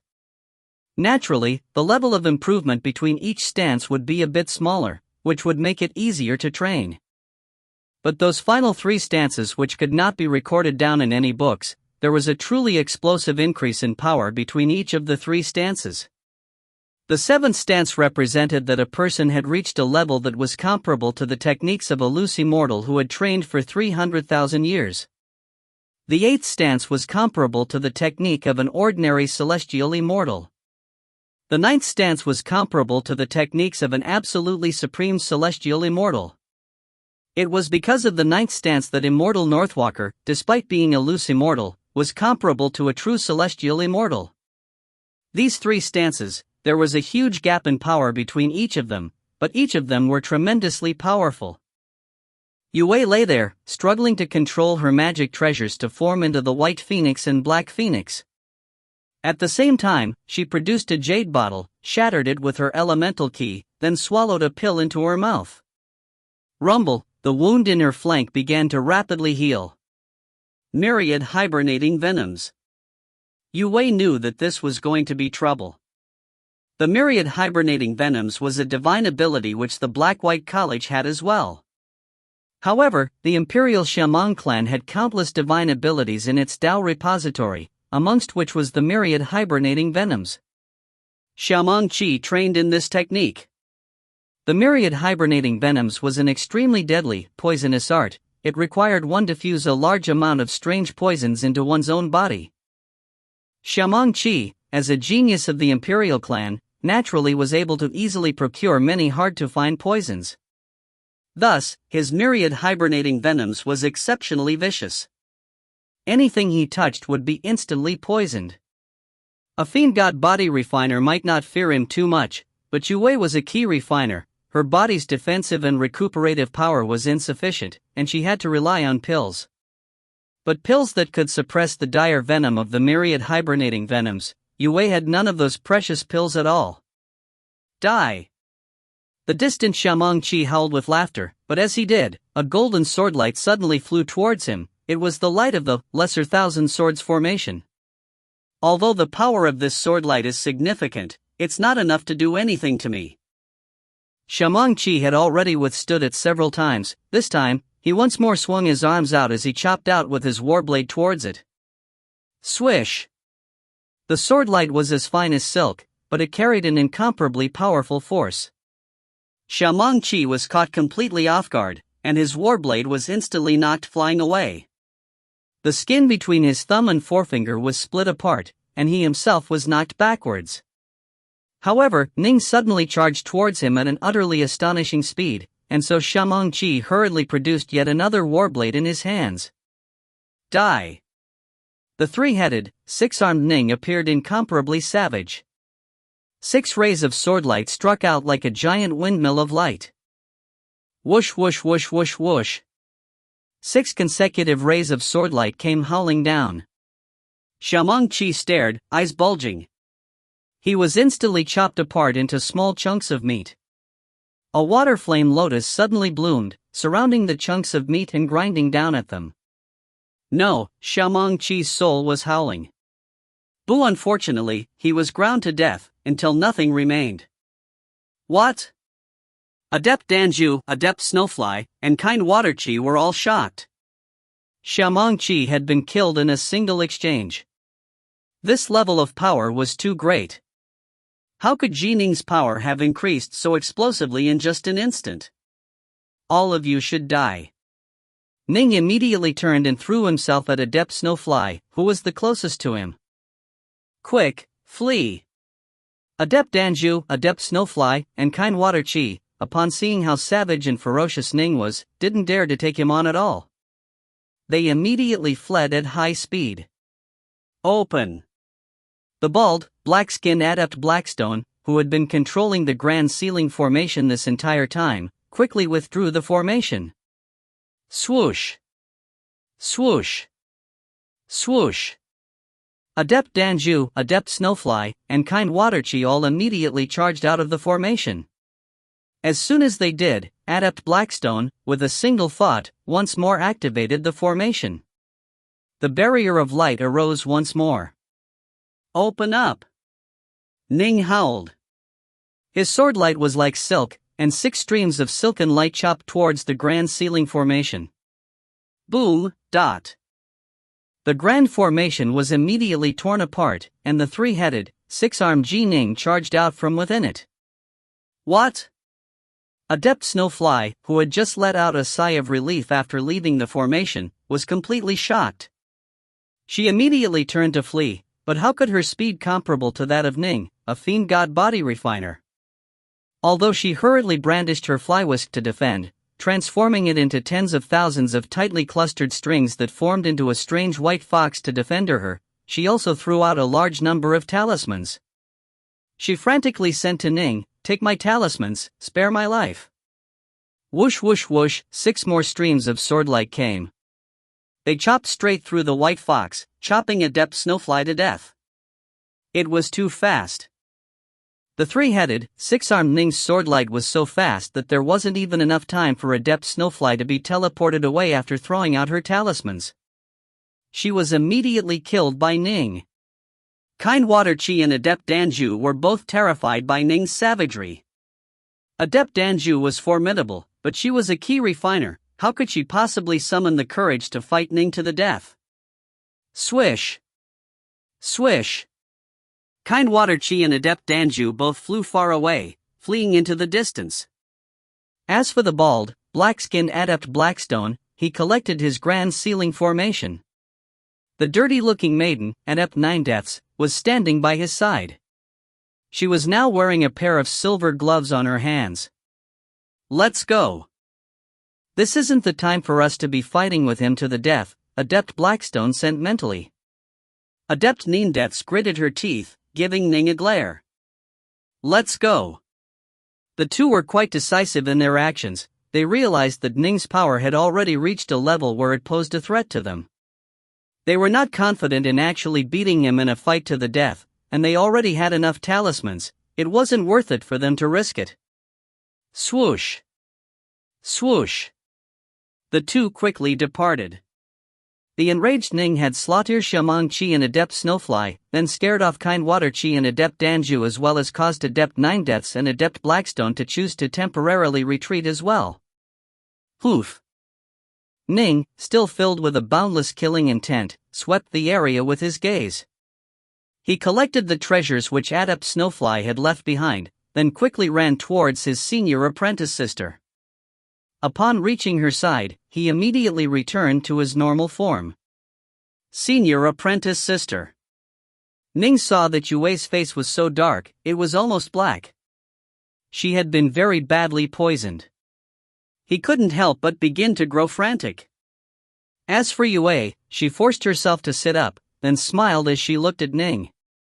Ning had seen everything. It had been Shamang Chi who had used the divine ability, Myriad Hibernating Venoms. This divine ability was one which the giant yellow bear of the underwater estate had forbidden him from training in, although it was quite formidable when the practitioner was weak. Once the practitioner grew strong, he'd probably actually have to spend some effort in purging the poisons from his body. But, it had to be said that this was an extremely terrifying divine ability at this level. Anyone who was touched would immediately be poisoned and see their power drastically lowered. I have anti-venoms here. They might be able to suppress. Ning was extremely frantic. It's fine. I'm fine. Yue sat there, looking at Ning. She smiled, then shook her head gently.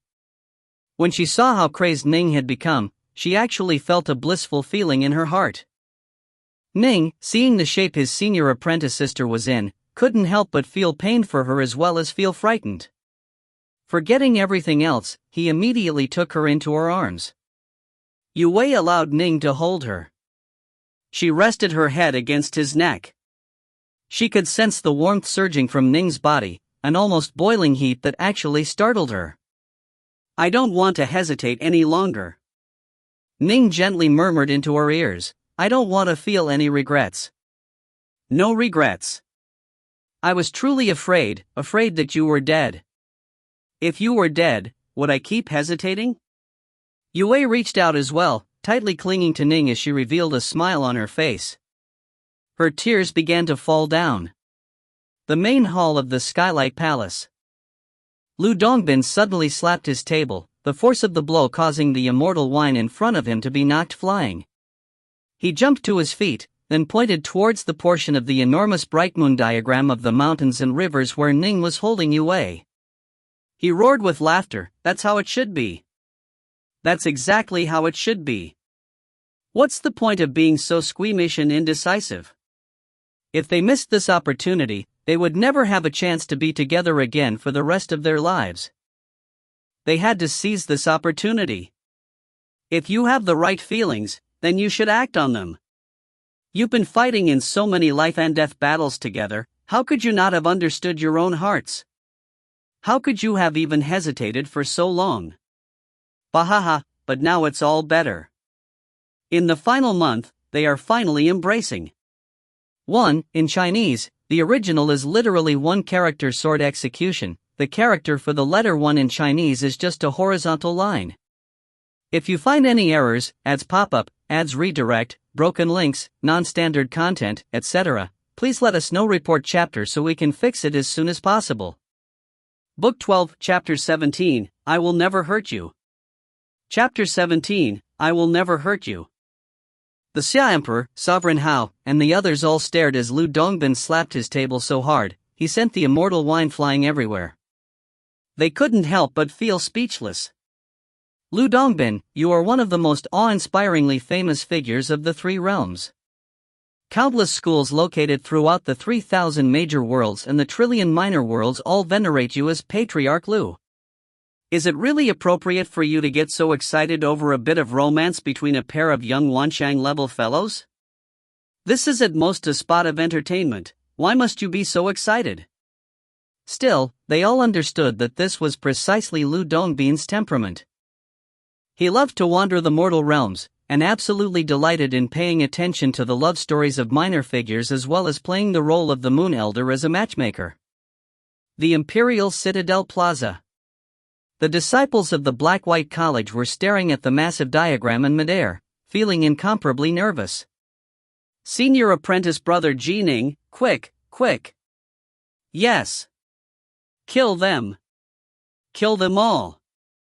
Mu Northsun was incomparably agitated as he stared at the explosively savage Ning within the diagram. Quick, quick. Immortal 5 Craze watched anxiously as well, and in the end, he finally let out a sigh of relief. Fortunately, Xiamangqi was only a Wanshang adept as well, although his myriad hibernating venoms is powerful. By relying on some pills, its effects can be suppressed for a short while, at least. Wayaat? Northsun, Little Qing, the Whitewater Hound, Immortal 5 Craze, Adept Vast River, Northmont Byway, and the others all suddenly stared with bulging eyes. Because Ning and Yue were actually embracing. But, Northsun actually began to stammer. Master and Miss Yue, Little Qing was completely flabbergasted as well. Northmont Byway was the first to recover. Roaring with laughter, he slapped his thigh. My brother Ning truly is formidable. In the conclave of Immortal Destiny's trial within the bright moon diagram of the mountains and rivers, he actually is going to be returning with a beauty in his arms. Right. Immortal 5 Craze shook his head a few times, feeling extremely delighted. The Black-White College is going to be the talk of the world for some time now. Nine Lotus watched this silently. She felt as though the entire world had turned still. He ended up with senior apprentice sister after all. It's for the best. I am myself. He is himself. Only, should I hope that the two will forever be together and forever be blissful, or should I hope that they will separate as well? Nine Lotus wanted to offer them her prayers, but while searching in her own heart, she found that deep inside her heart, for some reason she couldn't explain, she still felt a strange sort of hope. Hope that Ning and Yue would separate as well. Nine Lotus was an immortal cultivator who understood her own heart. She immediately analyzed and realized what she was feeling. She quietly said to herself, it is said that the trial of emotions is the most difficult trial to overcome, although I have already comprehended my own heart. Whenever I see Ning, waves always once more appear upon the lake of my heart. If I wish to be able to walk further on the path of immortal cultivation, then I should never meet him again. It will be better for him. It will be better for me as well. Nine Lotus made up her mind. After this conclave of immortal destiny concluded, she would return to the Dongyan clan. Unless there was an absolutely pressing need, she would absolutely never meet Ning again. The nearby Dongyan forefather glanced sideways at Nine Lotus, seated by his side. He saw the look in her eyes. A look of determination. The Dongyan forefather shook his head gently. He had not desired for things between Ning and Nine Lotus to end up like this. However, this was Nine Lotus' decision, born from her heart. He would not interfere.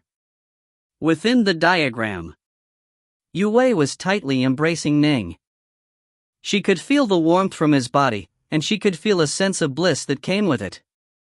It had been a long, long time since she had felt this sort of bliss. Far too long. Even in her past life, as a child, she had known this bliss for just a brief period of time. Now, she once more felt this sense of bliss and contentment. This caused uncontrollable tears to streak down her face. She moved slightly, clutching Ning even more tightly to her.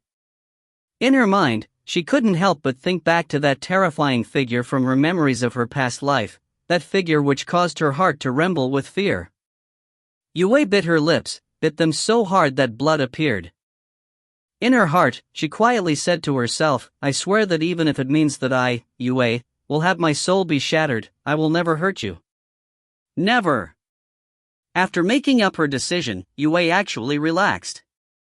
Now that she was mentally prepared for her soul to be destroyed, the knot in her heart had been resolved. My man. Yue revealed a smile on her face. Ning held Yue in his arms, smelling the fragrance that came from her body. The feathery down on her clothing around her neck rubbed against his face. Ning felt calmer than he ever had before. It had been a long time since he had felt so calm. He could feel that the heart of this woman before him was extremely close to his own. It was as though the two of them were one. From today onwards, Ning whispered words gently into Yue's ears, words that sounded like a sort of promise. Yue, you shall be my woman. And you'll be mine as well, Yue replied softly. The two could both sense each other's hearts. You are willing to die for me. I am willing to die for you. In the future, we shall walk the immortal path together, never leaving or separating. Yue. Ning released Yue, looking at the deathly dark pallor to her face. He said with concern, You've been badly poisoned? The poisons of the myriad hibernating venoms are very unique. Yue gently shook her head. The pills I have on me only suffice to temporarily suppress them for 2 to 4 hours.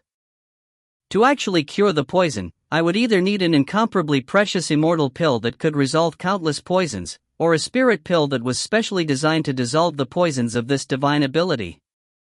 There's no way I can do this from within the world of the diagram. I have to leave.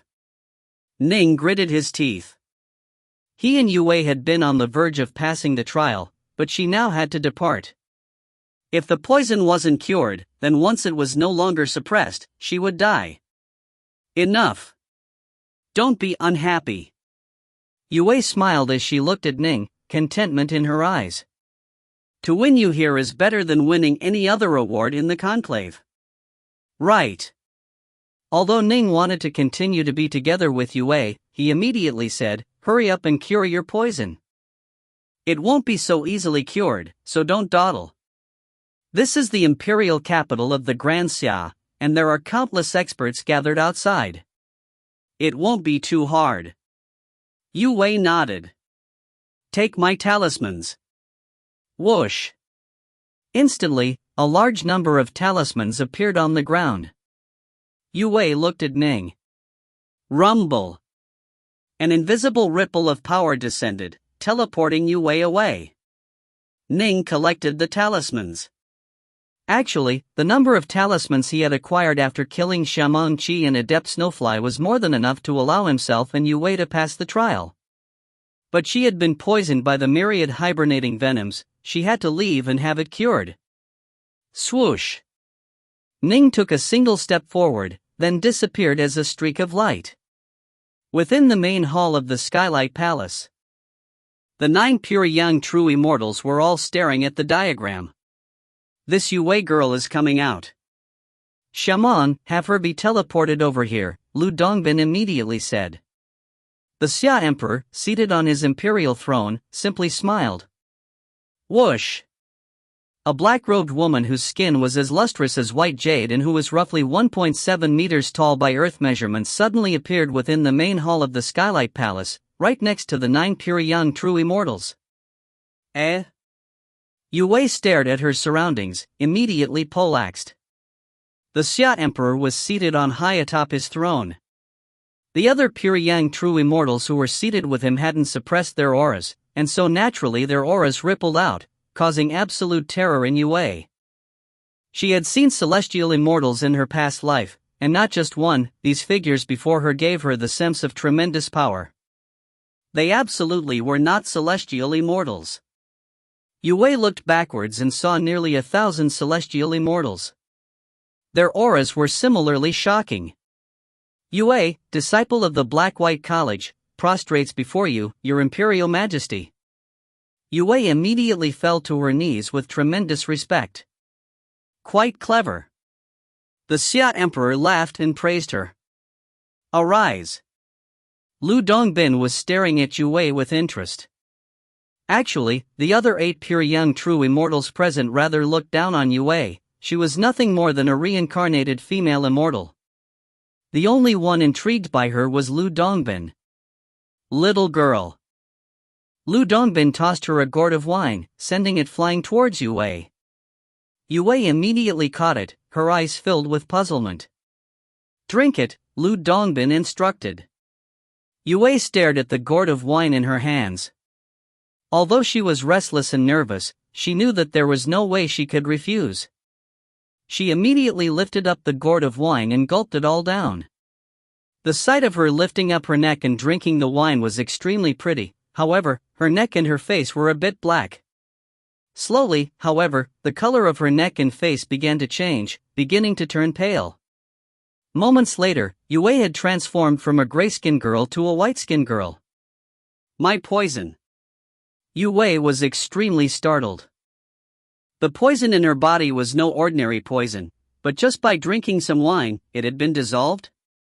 Little girl, this immortal nectar which you just drank was no ordinary wine.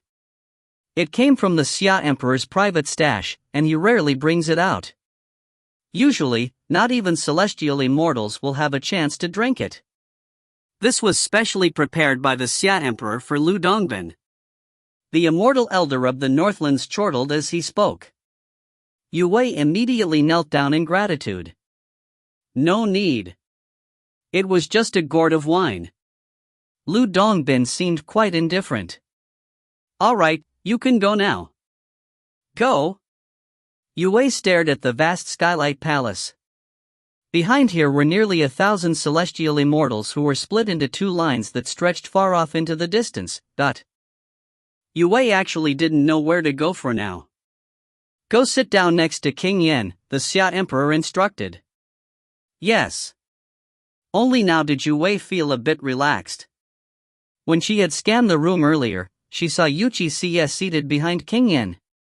Yue, her thoughts in a confused jumble, walked before King Yen, then sat down behind next, close to Yuchi Xie. All of the celestial immortals present stared at the black-robed maiden. They had all personally witnessed Lu Dongbin bestow a gourd of wine upon her.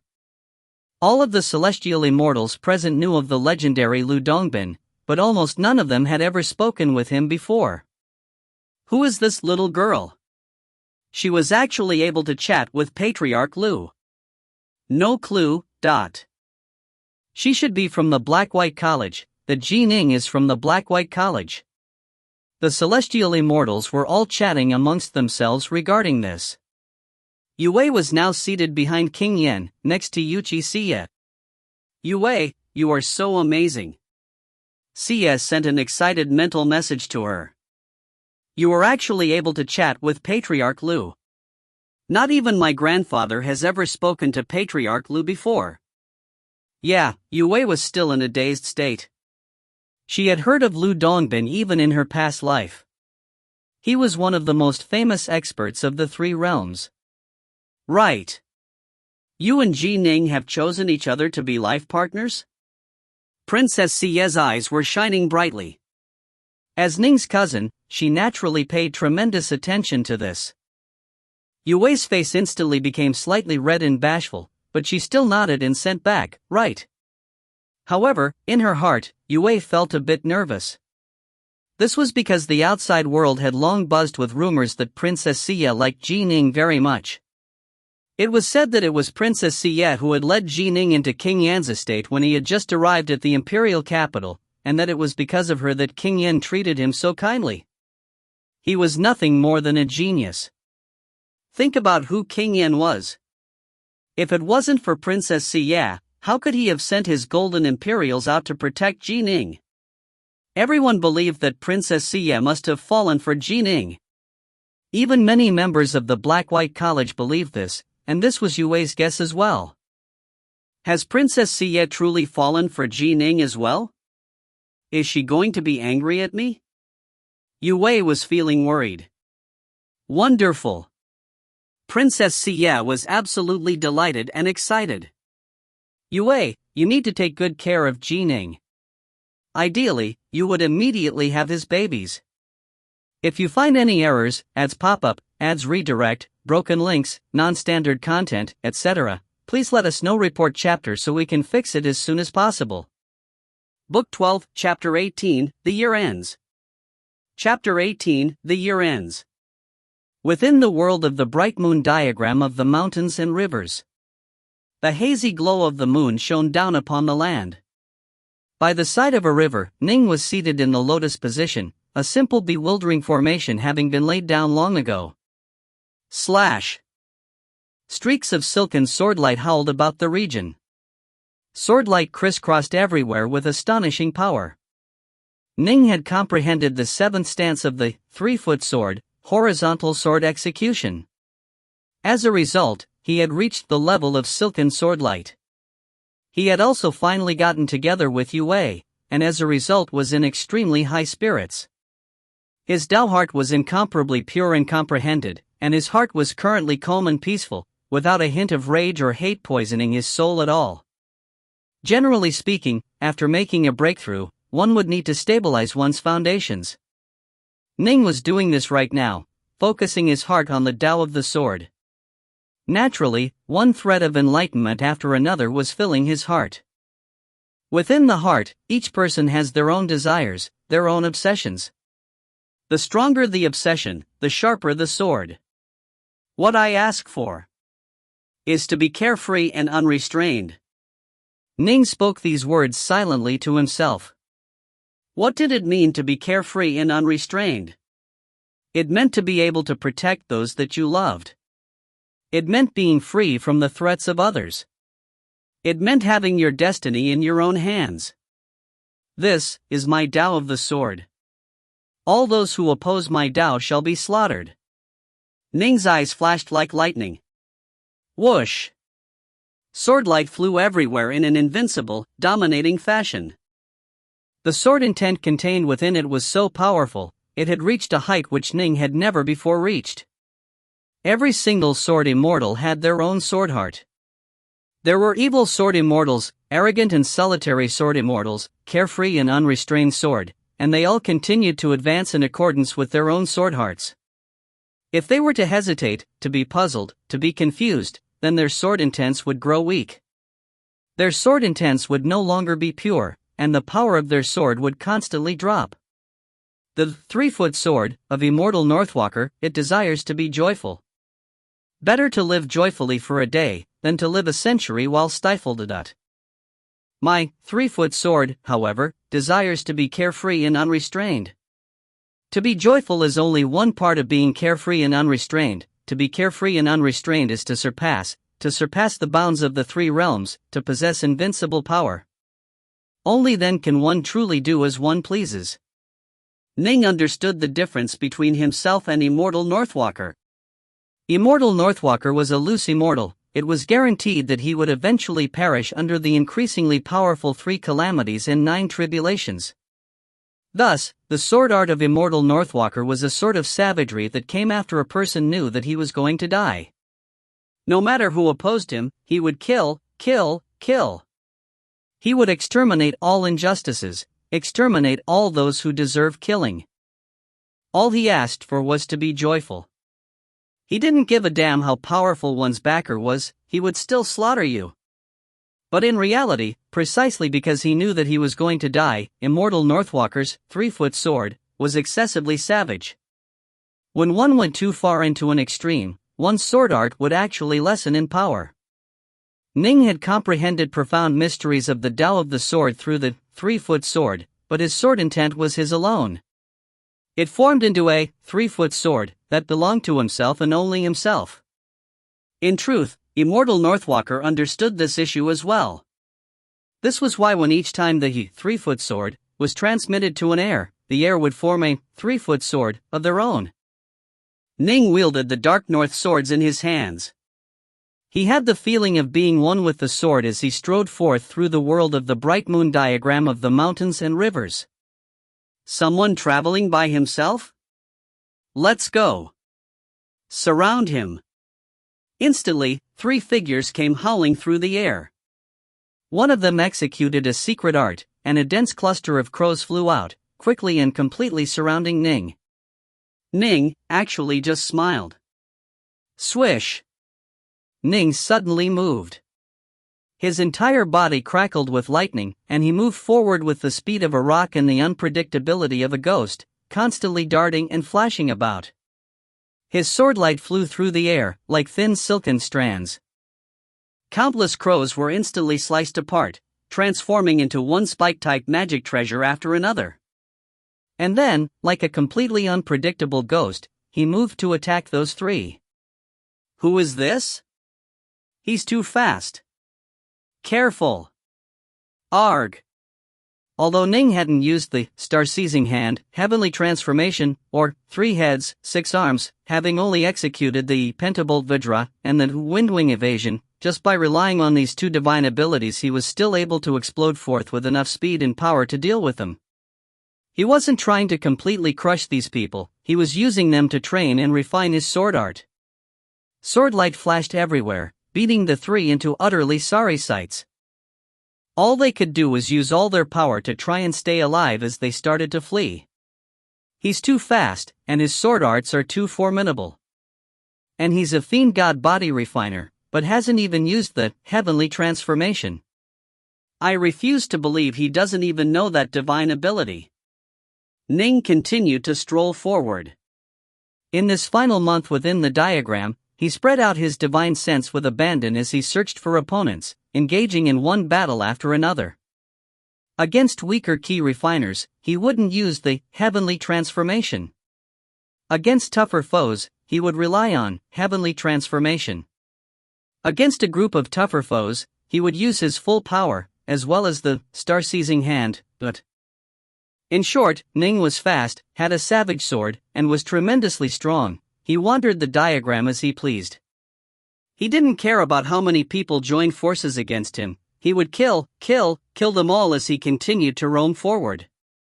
After all, by now, everyone was in a small squad. If things were like they had been back at the very start, with the possibility of hundreds of people joining forces against him, Ning wouldn't have dared to be so bold. But right now, there were very few still alive. That being said, the survivors were all true monsters. Ning used them to temper his sword arts. The sword was a weapon of battle, and in battle his sword arts rose in power with great speed. Ning fused both the Tao path of rainwater and his Tao path of the inferno into his Tao of the sword. It was hard when it needed to be hard and soft when it should be soft. He was now significantly more powerful than back when he had killed Shamang Chi and Adept Snowfly. The people in the Imperial Citadel's plaza all sighed repeatedly with incomparable amazement. Only 200 or so individuals were left in the diagram, and each of them were peerless monsters, but there were still a few that shone with particular splendor. One of them was Ji Ning. Ji Ning's sword arts are improving at a simply astonishing pace. He's far more powerful than he was when he first entered the diagram. Now, in the entire world of the diagram, he should be one of the most powerful. As I see it, Ji Ning can become number 1 in this conclave of immortal destiny. He's only trained for 30 years, how can he be so powerful? Monster, what a monster! This Ji Ning was born to be a sword immortal. After only 30 years, he has already reached such a level. I've trained for 30,000 years, but am inferior to him. What a damn waste of my life. In the entire conclave, as far as sword arts go, Ji Ning is definitely number 1.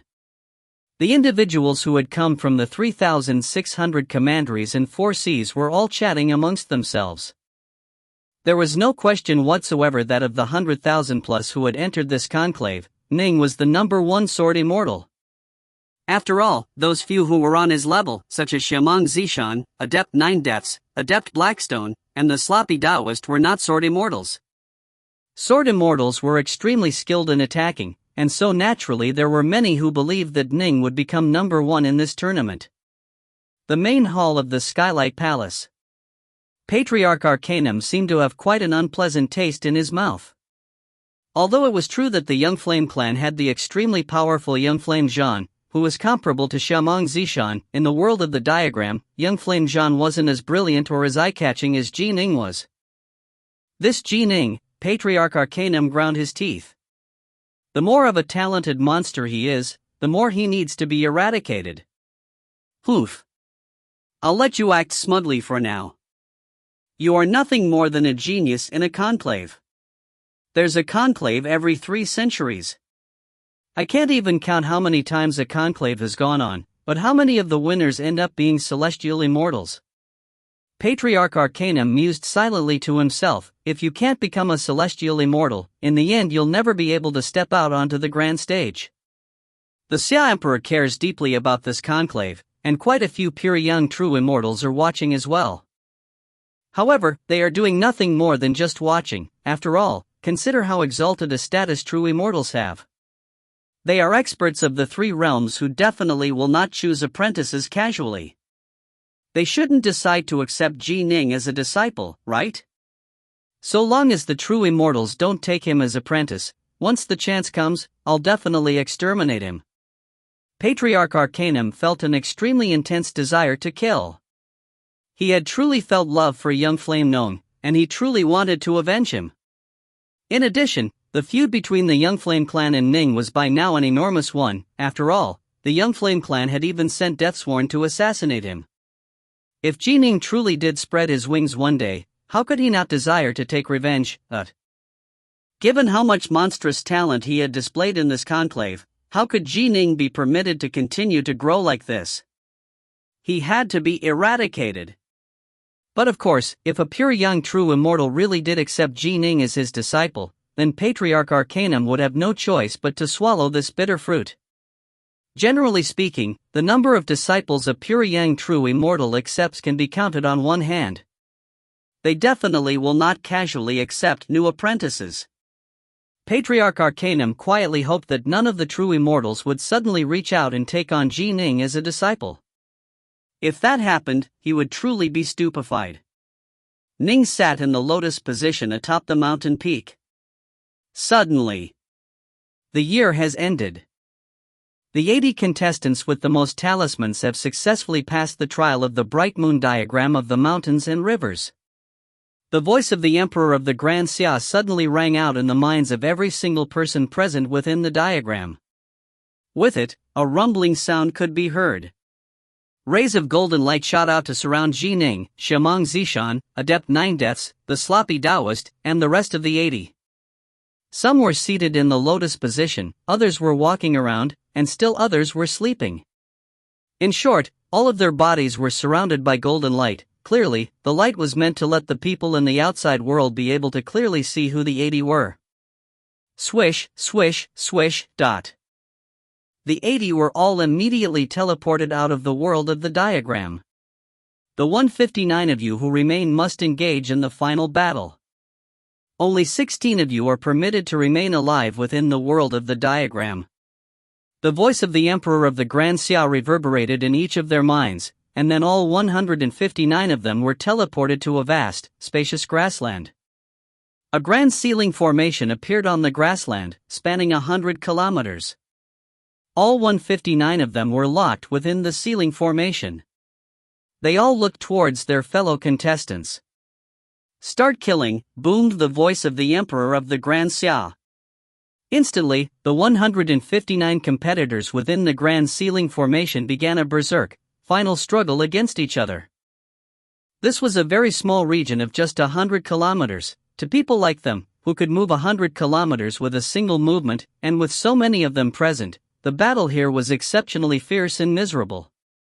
Many people were forced to voluntarily throw out their talismans and give up. The clouds in front of the main hall of the Skylight Palace. Ning and the rest of the 80 all appeared atop the cloud. They looked at each other. Ning quickly saw quite a few familiar faces: Shamong Zishan, Kang Wujiu, Adept Blackstone. Senior apprentice brother. Ning saw the Sloppy Taoist as well. Junior apprentice brother Ning. The sloppy Taoist beamed as well. The 80 of you, all stand up. An attendant wearing a crown spoke out to them coldly, the other 16 will appear shortly, at which point the 96 of you will jointly follow me to go pay your respects to His Imperial Majesty, the Emperor. This time, some pure young true immortals of the three realms have also arrived to watch. All of you need to know what the rules are. No matter what, you cannot offend or disturb one of the true immortals. The crowned attendant had a pale, beardless face. He had an insidiously cold aura, and Ning and the others could tell from the invisible ripples of power that radiated from the man that this person was most likely a celestial immortal. This caused Ning and the others to all secretly sigh in amazement. It was possible that not one of the 100,000 plus competitors would become a celestial immortal, but this attendant was one. This instantly caused Ning and the others to feel an invisible pressure push down upon them. If you find any errors, ads pop up, ads redirect, broken links, non-standard content, etc., please let us know. Report chapter so we can fix it as soon as possible. Book 12, Chapter 19, The Conclave of Immortal Destinies Awards. Chapter 19, The Conclave of Immortal Destinies Awards. After a long period of time passed, another 16 figures appeared atop the clouds. Most of these 16 appeared to be in quite the sorry shape, and most of them were heavily wounded. Everyone is present. The crowned attendant waved his arm, and instantly a rainbow-colored drizzle descended from the heavens onto Ning and the rest of the 96. The rainbow raindrops quickly merged into their bodies, and the heavily wounded all saw their injuries immediately repaired, leaving them in perfect condition. Even those who had exhausted much of their divine power and elemental ki due to having battled for a long period of time saw their energy replenished. This caused Ning and the others to all feel stunned. Remember, the main hall of the Skylight Palace currently has nearly 1,000 celestial immortals, His Imperial Majesty the Emperor, and pure young true immortals who have gathered from various places throughout the three realms. You absolutely must not be careless. If you anger a true immortal who takes your life on the spot, don't say I didn't warn you. The crowned attendant swept his gaze past the 96, pausing very slightly as he glanced at the sloppy Taoist, whom he actually revealed a hint of a smile towards. Obey my commands. Let's move, the crowned attendant ordered. He led the way up ahead. Ning and the other 96 followed from behind, walking through the clouds. They quickly arrived at a wide, spacious palace hall. The main hall of the Skylight Palace had no ceiling, above it was the infinitely vast firmament. So many celestial immortals. Ning immediately saw the 2 rows of celestial immortals. They stretched all the way to the deepest parts of the main hall. There truly were nearly 1,000. In Stillwater Commandery, I didn't even see a single celestial immortal patriarch, but today I've seen so many. I imagine that the entire Grand Xia Empire must have several thousand celestial immortals. No wonder it is said that the emperor of a major world is capable of sitting down and speaking with the celestial emperor as equals. Ning could sense the ripples of power coming from around him. The ripples that emanated from a celestial immortal, even when they were not actively flaring their power, was still enough to cause a Wanxiang adept like Ning to feel tremendous pressure. Humph! Patriarch Arcanum was seated there. Upon seeing Ning walk past him, his long, narrow eyes flashed with a hint of coldness. He let out a cold snort, not disguising his hostility towards Ning at all. Halt! The crowned attendant sent a mental message to Ning and the others, who all immediately came to a halt. Right in front of them, not too far away, were the 8 pure young true immortals and the Emperor of the Grand Xia. Ning and the others could tell that the auras emanating from those 8 figures next to the Emperor of the Grand Xia were simply too terrifying. In addition, the tables and immortal nectar placed before them were completely different from those given the celestial immortals. They could immediately tell who these 8 were. They are all pure yang true immortals. Ning and the rest of the 96 all felt as though they were looking up at unfathomably exalted figures. All of you, kneel, the crowned attendant sent mentally. Whoosh! Ning and the rest of the 96 all fell to their knees, calling out at the same time, "We prostrate ourselves before you, your Imperial Majesty."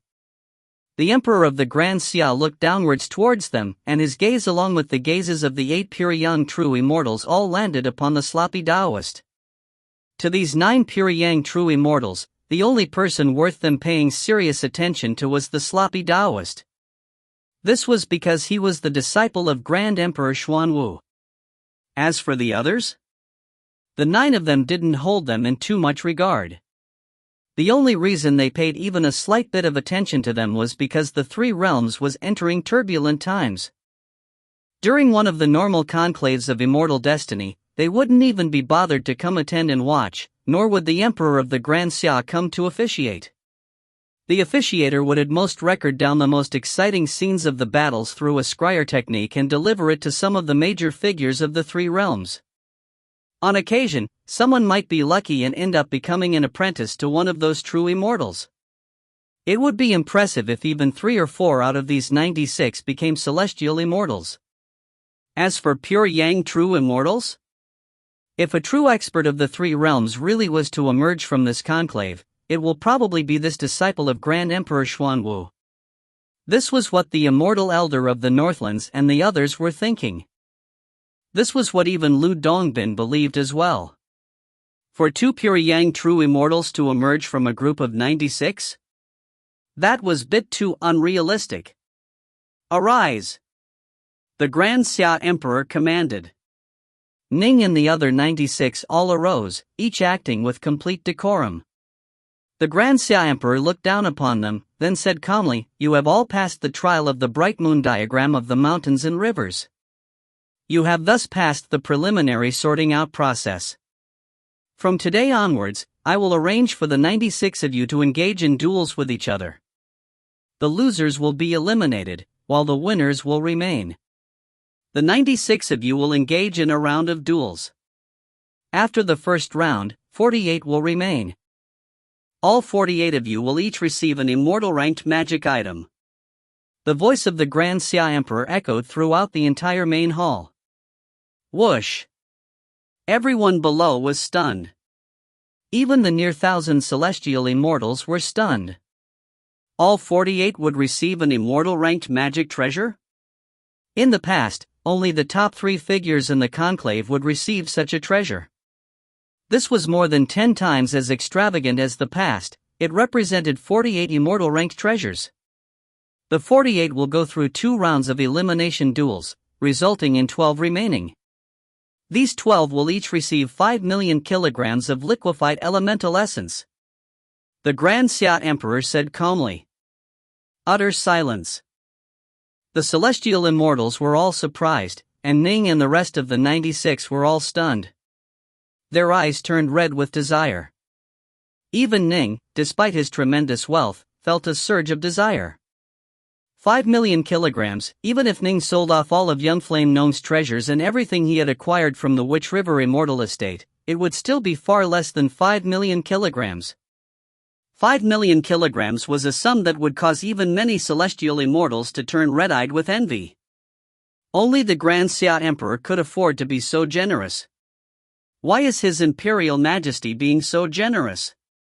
5 million kilograms to each person? 12 people, how many kilograms is that? His Imperial Majesty has never been so generous when bestowing even the likes of us with gifts. The celestial immortals were speechless. The Grand Xia Emperor, still speaking in a very calm manner, continued, "The 12 will engage in another series of duels, resulting in 6 remaining. These 6 will fight until only 3 remain. The 3 final winners will be permitted to go into the Imperial Treasure Vault of my Grand Xia dynasty and choose out any divine ability or secret art of their choosing." Choosing? Ning and the others turned berserk with desire. The accumulated knowledge of an entire major world, it vastly surpassed the Tao repository of the Black-White College by countless times. The techniques which the local Rain Dragon Guard branches possessed were already enough to cause Ning to turn red-eyed with desire, to say nothing of the main Rain Dragon Guard headquarters. And the Imperial Treasure Vault of the Grand Xia dynasty? It most assuredly had even more than the main Rain Dragon Guard headquarters. How can they be allowed to choose? Divine abilities and secret arts are the foundation of a powerful tribe. Even King Qi, King Yen, and the other kings were completely stunned. That vault is the foundation of our shaman clan. How can they be allowed to choose from it as they see fit? They will definitely choose the strongest techniques. How can the most powerful divine abilities and secret arts we possess be disseminated to outsiders? However, the leader of the shaman clan, the emperor of the Grand Xia, held unquestioned authority and power. In addition, per the orders of my venerable master, the Grand Xia Emperor spoke in an extremely solemn voice. All of the pure yang true immortals next to him, be it Bodhisattva Mahasthamaprapta, Lu Dongbin, or the immortal elder of the Northlands, all felt their hearts clench. Amongst the final 3 victors, my venerable master will choose a person to become his own honorary disciple. After said person breaks through to become a celestial immortal, said person shall become my venerable master's personal disciple. The Grand Xia Emperor's voice rang out clearly, echoing throughout the entire main hall.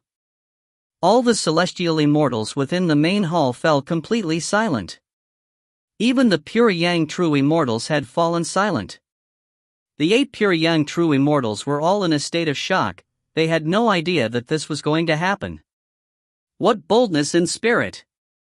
Tao Father Crimson Bright truly is bold and spirited. He's actually going to accept a disciple from this conclave. Lu Dongbin sighed mentally to himself. Still, it makes sense. Amongst the tens of major worlds under the command of Tao Father Crimson Bright, the world of the Grand Xia is number 1 in terms of luck and karma. The 3 realms are in a state of upheaval and facing turbulent undercurrents. It has only been a few decades since the collapse of the 6 paths of reincarnation. It is indeed true that one of the future heroes of the 3 realms will emerge in the first conclave of immortal destiny to be held here after the collapse. It is worth him taking on a new disciple. One of them will become the disciple of Tao Father Crimson Bright? Bodhisattva Mahasthamaprapta and the others all stared at Ning's group.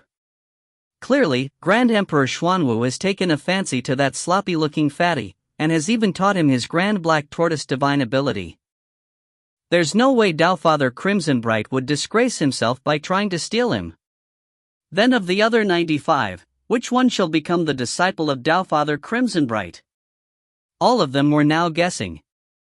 The disciple of Tao Father Crimson Bright? The eyes of the near 1,000 celestial immortals below all turned red. They were the celestial immortals of the world of the Grand Xia, thus, they were all naturally under the command of Tao Father Crimson Bright.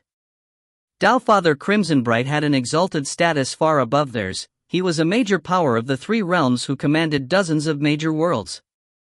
The celestial immortals under his command were as numerous as the clouds. Almost all of these celestial immortals were his honorary disciples, but most of them had never even said a single word to Tao Father Crimson Bright. They dreamed about becoming a personal disciple of Tao Father Crimson Bright, but alas, they had no chance. In fact, not a single one of these near 1,000 celestial immortals was a personal disciple of Tao Father Crimson Bright. None of us will become a personal disciple of Tao Father Crimson Bright, but one of them will actually become the Tao Father's personal disciple. That sloppy Taoist is the personal disciple of Grand Emperor Xuanwu. As for the other 6, one of them will become the personal disciple of Tao Father Crimson Bright. This is really too insane. The celestial immortals present found it hard to accept this. A Tao Father, someone who was capable of controlling a heavenly Tao.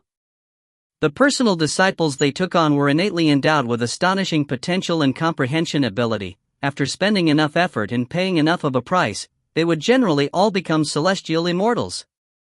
This was why, even though the likes of Tao Father Crimson Bright and Grand Emperor Xuanwu nominally took on weak Wanxiang disciples as mere honorary disciples, in the future it was all but guaranteed that they would be upgraded to personal disciples. The 8 pure yang true immortals were surprised, and the nearly 1,000 celestial immortals were filled with disbelief and envy. As for Ning and the others, they were completely stunned silly. Most of them didn't even know who the master of the Emperor of the Grand Xia was. But since the emperor of the Grand Xia was the emperor of this major world, someone capable of casually tossing out dozens of immortal-ranked magic treasures, how formidable was his master? The Grand Xia Emperor was someone who could speak with the Celestial Emperor of the Celestial Court as equals. Then his master. The 96 could all guess the answer, and they were naturally both stunned and filled with wild desire. Was this like manna from the heavens? The place where you shall engage in your duels shall be atop the clouds outside the palace. The Grand Xia Emperor pointed to the distant clouds outside the hall. Whoosh! Instantly, an enormous grand ceiling barrier that was 10 kilometers in size appeared atop the cloud. You shall battle there, within the grand ceiling formation. When one side dies or admits defeat, then the battle will conclude. The first battle shall be Kangwu Jiu of the Kangwu clan against Dragon Match of the Myriad Beasts School.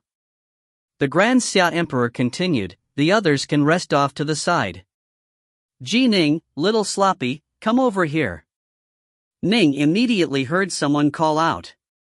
Turning his head, he saw that it was King Yen. Behind King Yen was his cousin, Yuchi, along with Yue. Ning immediately went over. As for the sloppy Taoist, upon seeing this he immediately followed. They were all of the Black-White College, after all. The others who had celestial immortal patriarchs of their various schools or clans present all went to the sides of those celestial immortals. As for those who didn't have any celestial immortals behind them, as long as there was even a hint of a relationship with them, a celestial immortal would call them over. Jun, child. Patriarch Arcanum's long, slanted eyes were filled with savagery. He sent mentally, this is a chance that rarely comes once in even 10,000 reincarnations. You absolutely must use all your power to fight into the top 3. If you can become the disciple of Tao Father Crimson Bright, then you shall have done more for our young flame clan than anyone else in our entire history. Even the celestial immortal patriarchs of our young flame command shall obey your command. Young Flame John couldn't help but send mentally, who is Tao Father Crimson Bright? The teacher of His Imperial Majesty. Patriarch Arcanum explained, he is one of the true major powers of the 3 realms, someone who can determine whether our young flame clan will flourish or decay with but a single word.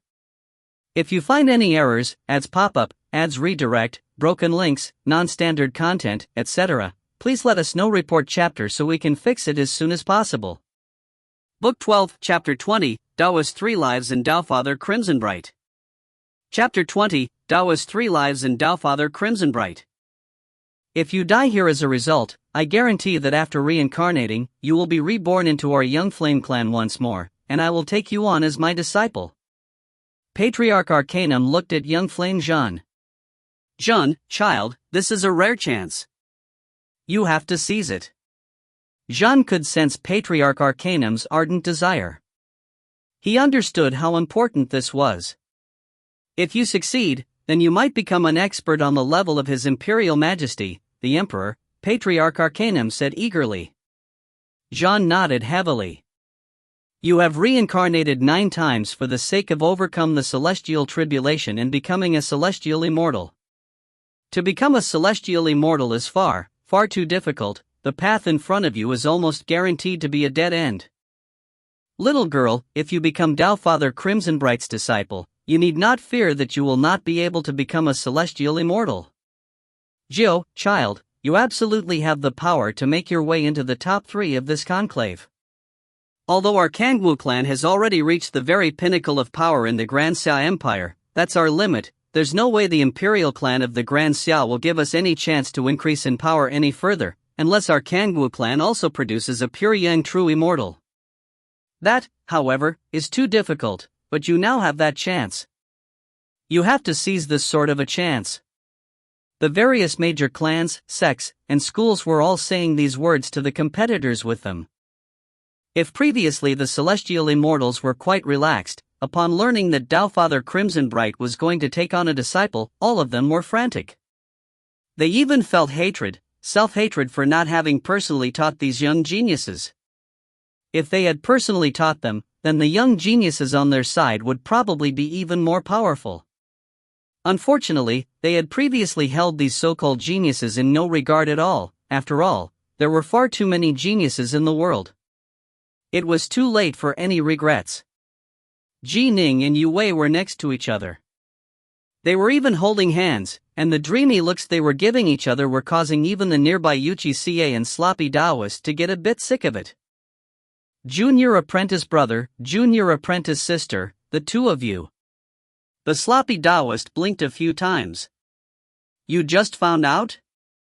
Yuchi-Ca smirked. Ning and Yue looked at each other and smiled. After sharing life and death experiences together during the past year, their hearts had long ago become linked. Congratulations and felicitations.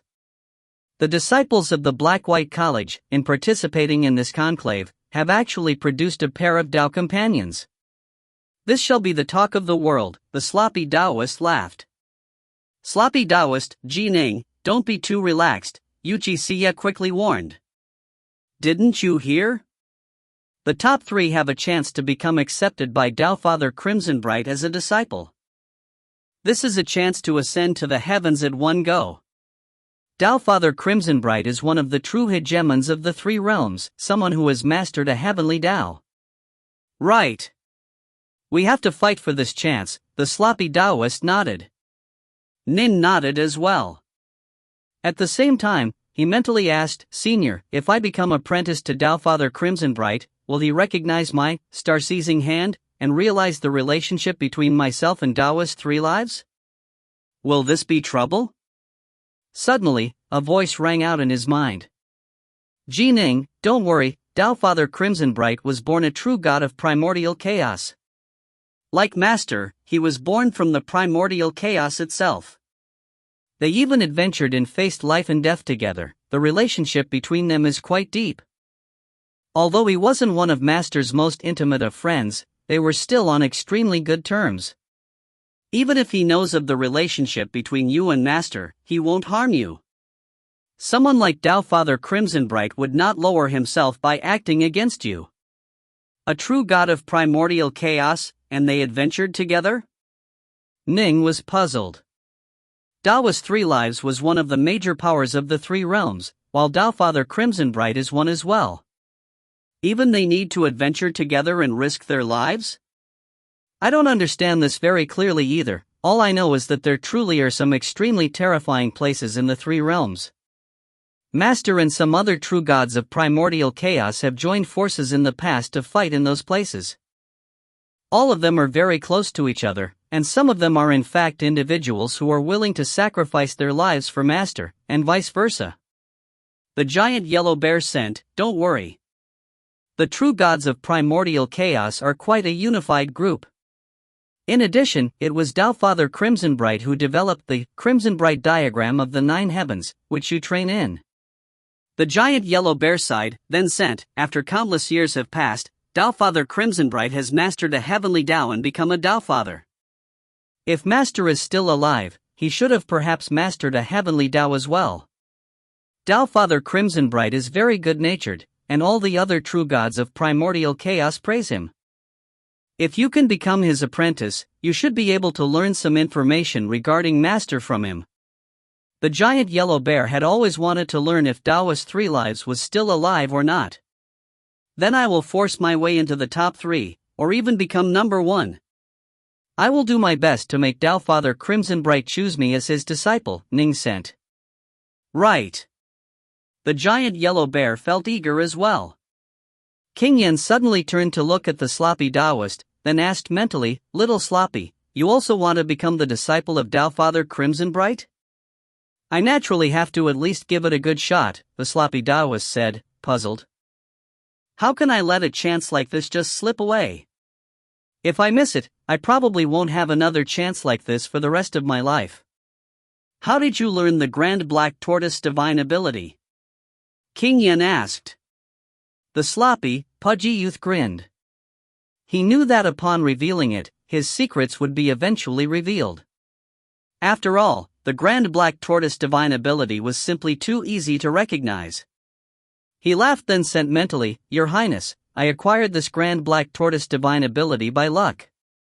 While adventuring, I entered a cavernous state and thus inherited a legacy and was taught this grand divine ability. Oh. King Yen now understood.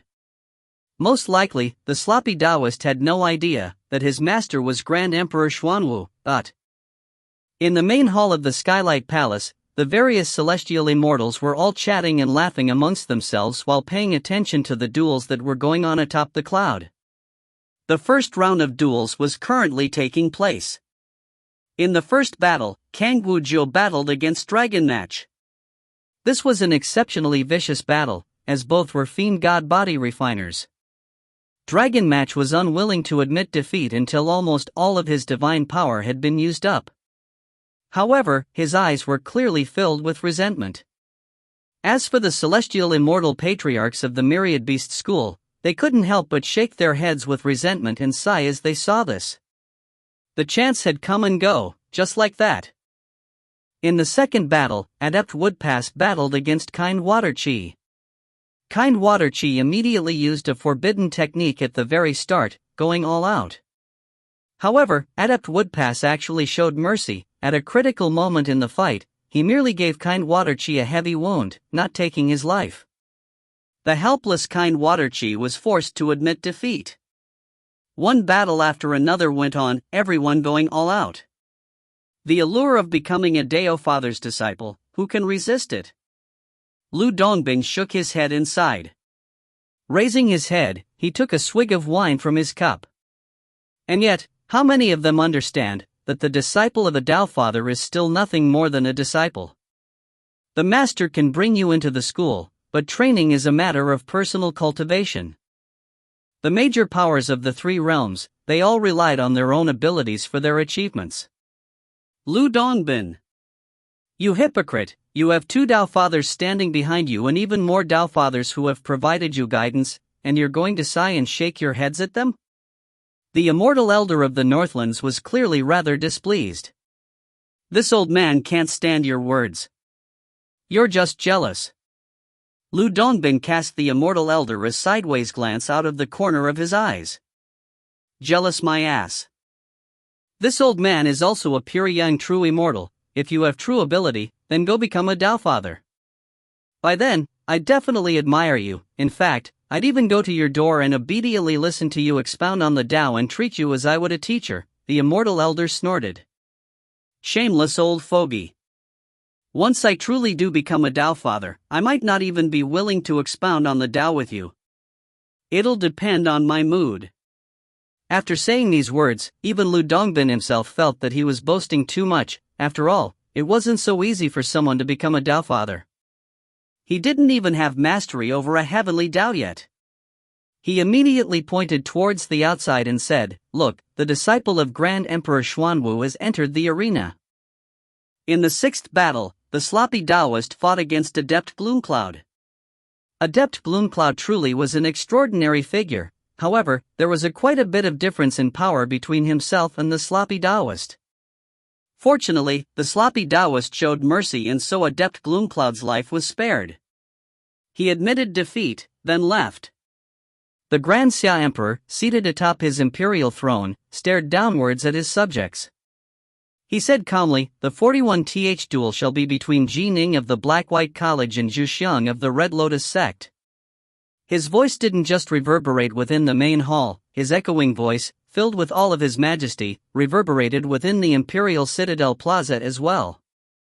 The delegates from the 3,600 commanderies and 4 seas all stared into the skies.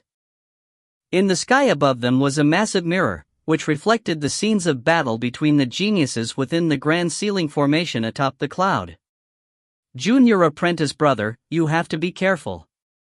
Within the palace, the sloppy Taoist said with a laugh, "This Zhu Xiang is a fiend god body refiner.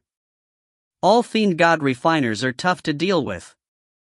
Thankfully, the Adept Gloomcloud I ran into just now was a key refiner, which made it a bit easier. Ji Ning, be careful." Yue looked at Ning as well. "Don't worry. I'm planning to go for number 1. Ning immediately turned and walked outside. Right at this moment, a youth who had been seated in the lotus position behind a distant celestial immortal also rose to his feet and began to walk towards the outside. This youth seemed quite wanton and dissolute, and gave the impression of being perpetually sleepy. However, he was the number one holy child of an extremely large sect, the Red Lotus sect. His power was indeed formidable. Previously, the outside world had known very little about him, and he had only become famous during this conclave. They are coming out. Coming out. Mu Northsun stared upwards excitedly. Quick, look, senior apprentice brother Ning is coming out. Brother Ning's power is formidable. The Zhuxiang of the Red Lotus sect is no match for him at all. Brother Ning is aiming to be number one. Northmont Byway was watching with excitement as well. He naturally was pleased upon seeing his good friend ascend farther and farther along this immortal path. Wonderful. My black-white college is about to suddenly become famous, utterly famous. Immortal 5 Craze was in extremely high spirits and excited. Master. Little Ching's serpentine eyes were flashing with light as well. The Whitewater Hound's head was also lifted. As he watched, he felt his chest heave with emotions. Big brother, if you were still alive, how wonderful it would be for you to be here and watch Ning become such a dazzling figure in this conclave of immortal destiny of the Grand Xia dynasty. Atop the cloud. Within the Grand Ceiling Formation. Ning and Zhuxiang of the Red Lotus sect were both standing within the Grand Ceiling Formation. Zhuxiang was dressed extremely casually. His Taoist robes appeared quite sloppy, and a large portion of his chest was revealed as well. He looked at Ning, appearing to be still half asleep. Zhuxiang sighed gently. I didn't expect to run into you in the very first duel. I heard that you are one of the participants in this conclave who is the hardest to deal with. In the diagram, I traveled alongside my fellow disciples. No one was capable of forcing me to unleash my supreme technique, but I didn't expect that I would be forced to do so in this very first battle. You should feel lucky to lose to my supreme technique. Zhuxiang. Ning spoke out. Do you know what I view you as? What? Zhuxiang smiled lazily. A pile of crap? A mere ant? A mighty dragon? Or... No, in my eyes, you are an immortal ranked magic treasure, Ning chortled. If you find any errors, ads pop up, ads redirect, broken links, non-standard content, etc., please let us know. Report chapter so we can fix it as soon as possible. Book 12, Chapter 21, The Top 24. Chapter 21, The Top 24. The Xia Emperor, Lu Dongbin, and the rest of the 9 pure young true immortals were watching the two competitors within the Grand Ceiling Formation. Upon hearing their dialogue, all 9 of them couldn't help but laugh. This Zhuxiang, he is fearless due to his ignorance.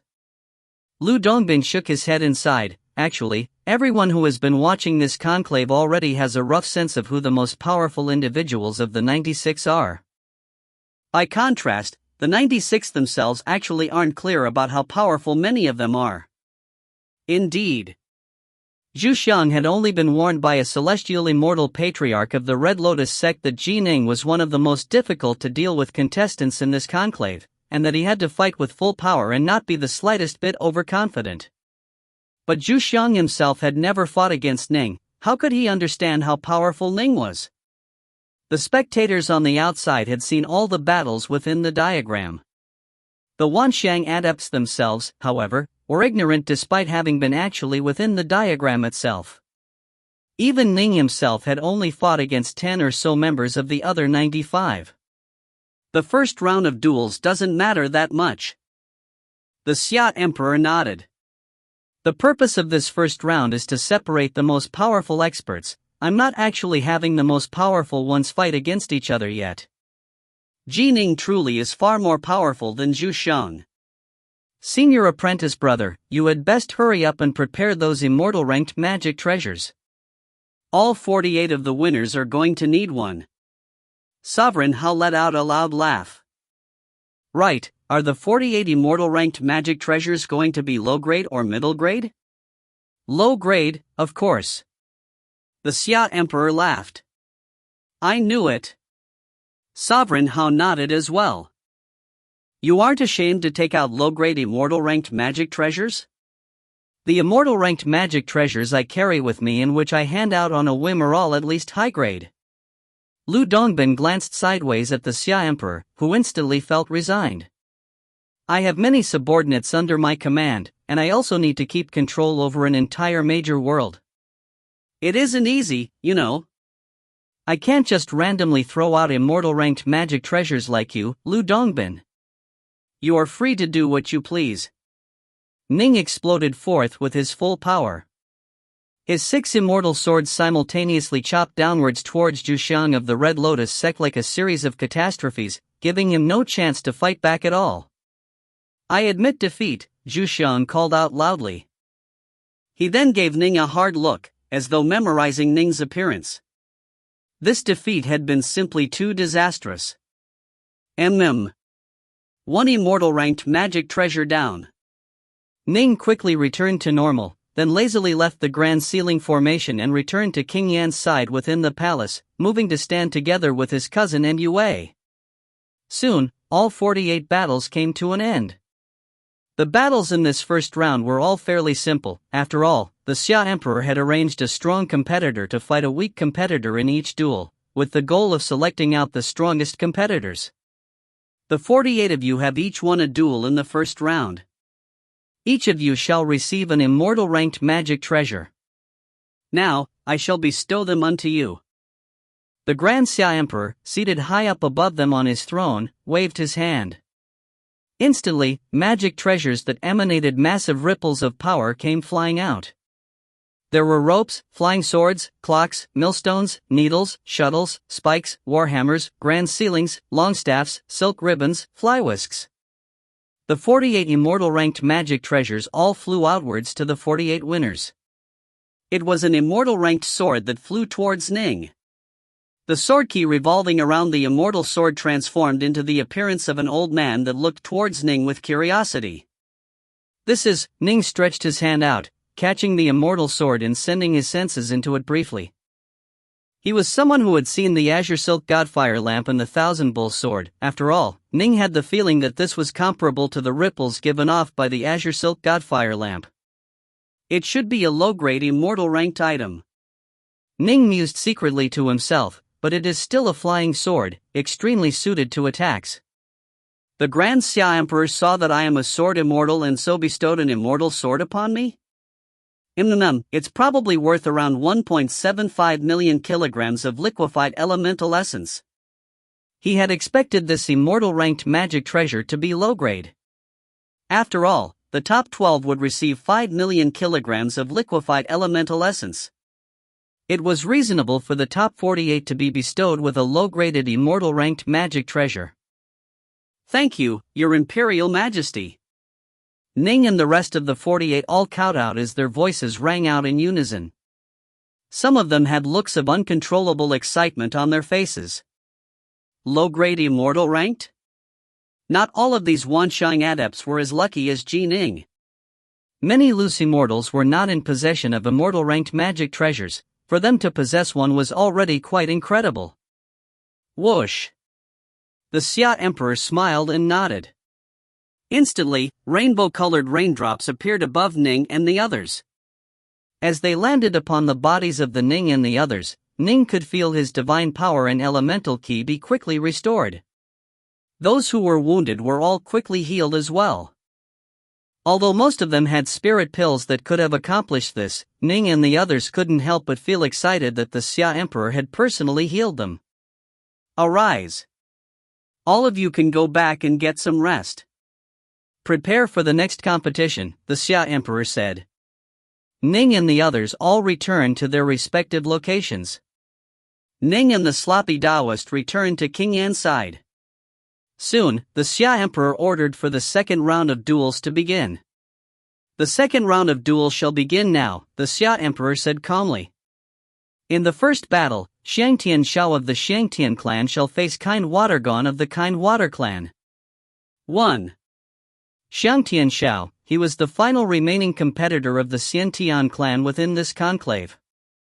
Kind Water Gone, in the same way, was the final disciple the Kind Water clan had within this conclave. Both of these ancient clans hoped for their own disciples to win. However, victory was determined after a few short exchanges in this duel.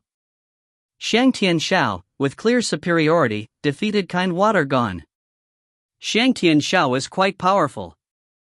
The sloppy Taoist watched the battle outside the palace and spoke out in praise.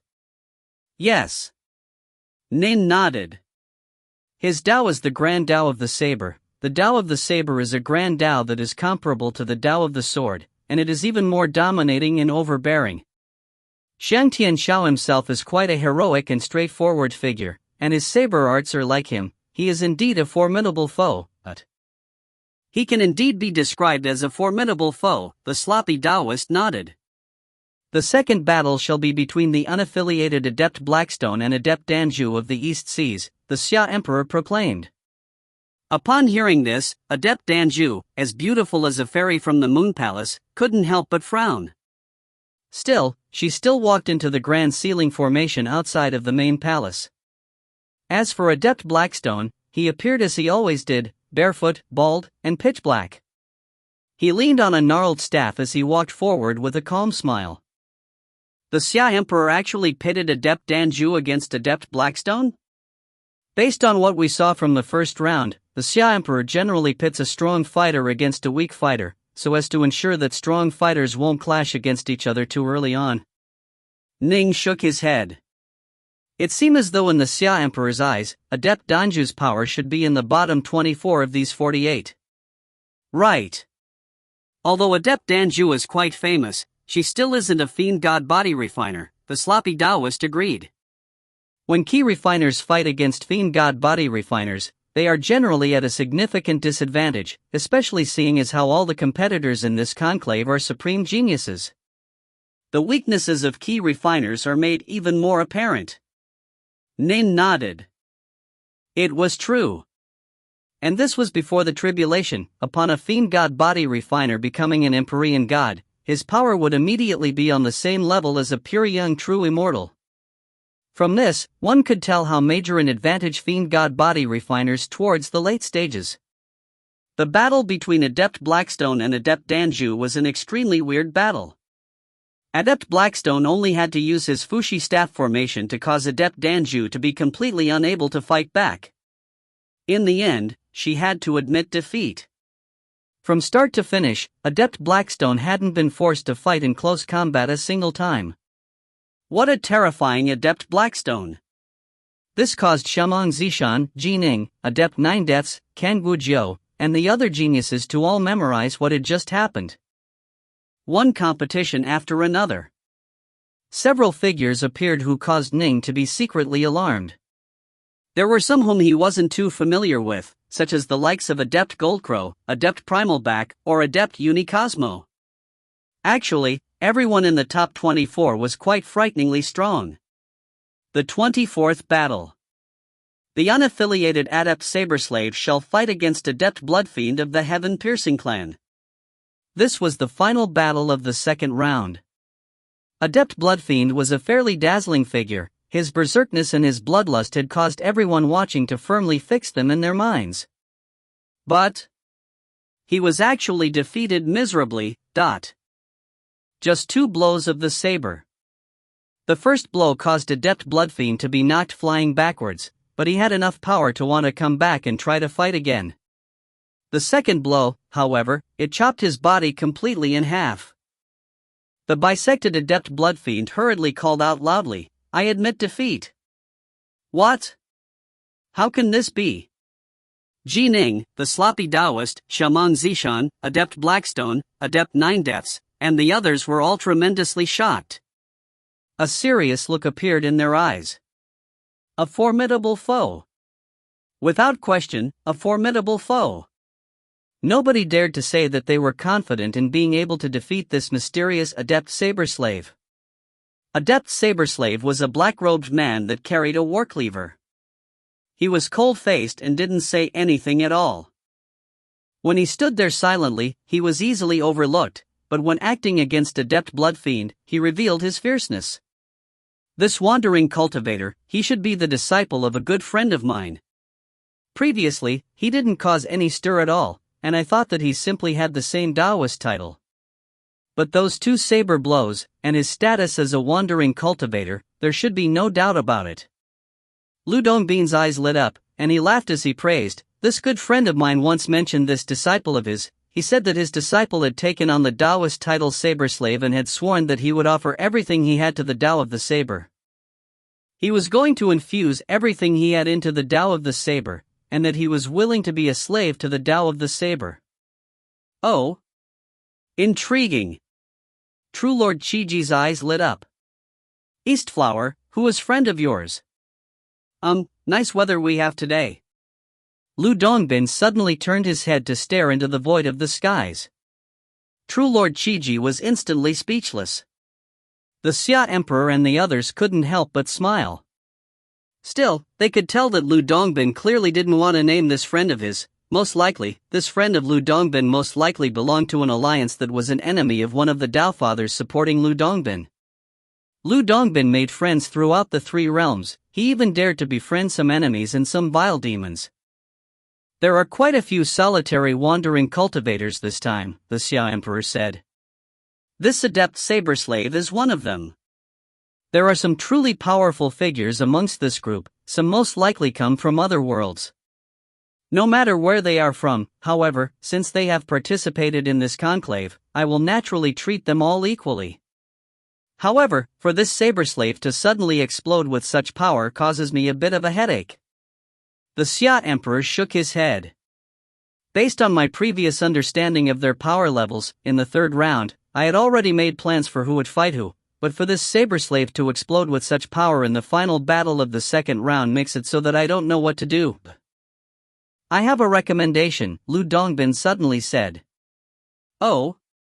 The others all looked over. This saber slave should be the most powerful expert of the Tao of the Saber out of these remaining 24. As for that Tao companion of the little girl I like, that Ning, he's the most powerful expert of the Tao of the Sword. One is a sword immortal while the other is a saber devil. Having the two of them fight each other will undoubtedly be quite interesting. 2. The Xia Emperor, hearing this, let out a laugh. Each of the 24 are formidable. No matter who I put Adept Saber Slave against, it will still cause me a headache. Since you've spoken out, Lu Dongbin, then let's have this Ning fight against this Saber Slave. 1. Shangtian Xiao is an interesting name. Shangtian means facing the heavens, while Xiao means laugh. His name thus means laughing towards the heavens. 2. In Chinese, the sword, jian, refers to thin, double-edged long swords that are used for slashing and piercing. The saber, dao, can refer to either daggers, duan dao, short saber, or to, usually, single-edged bladed weapons meant for hacking and chopping, such as backswords / broadswords and cleavers. The sword is viewed as the weapon of the gentleman due to its more graceful stances and elegance, while the saber is viewed as the sword of a brute / warrior due to its violent, hacking blows that are extremely suited for the battlefield. If you find any errors, ads pop up, ads redirect, broken links, non-standard content, etc., please let us know. Report chapter so we can fix it as soon as possible. Book 12, Chapter 22, Ning and Saber Slave. Chapter 22, Ning and Saber Slave.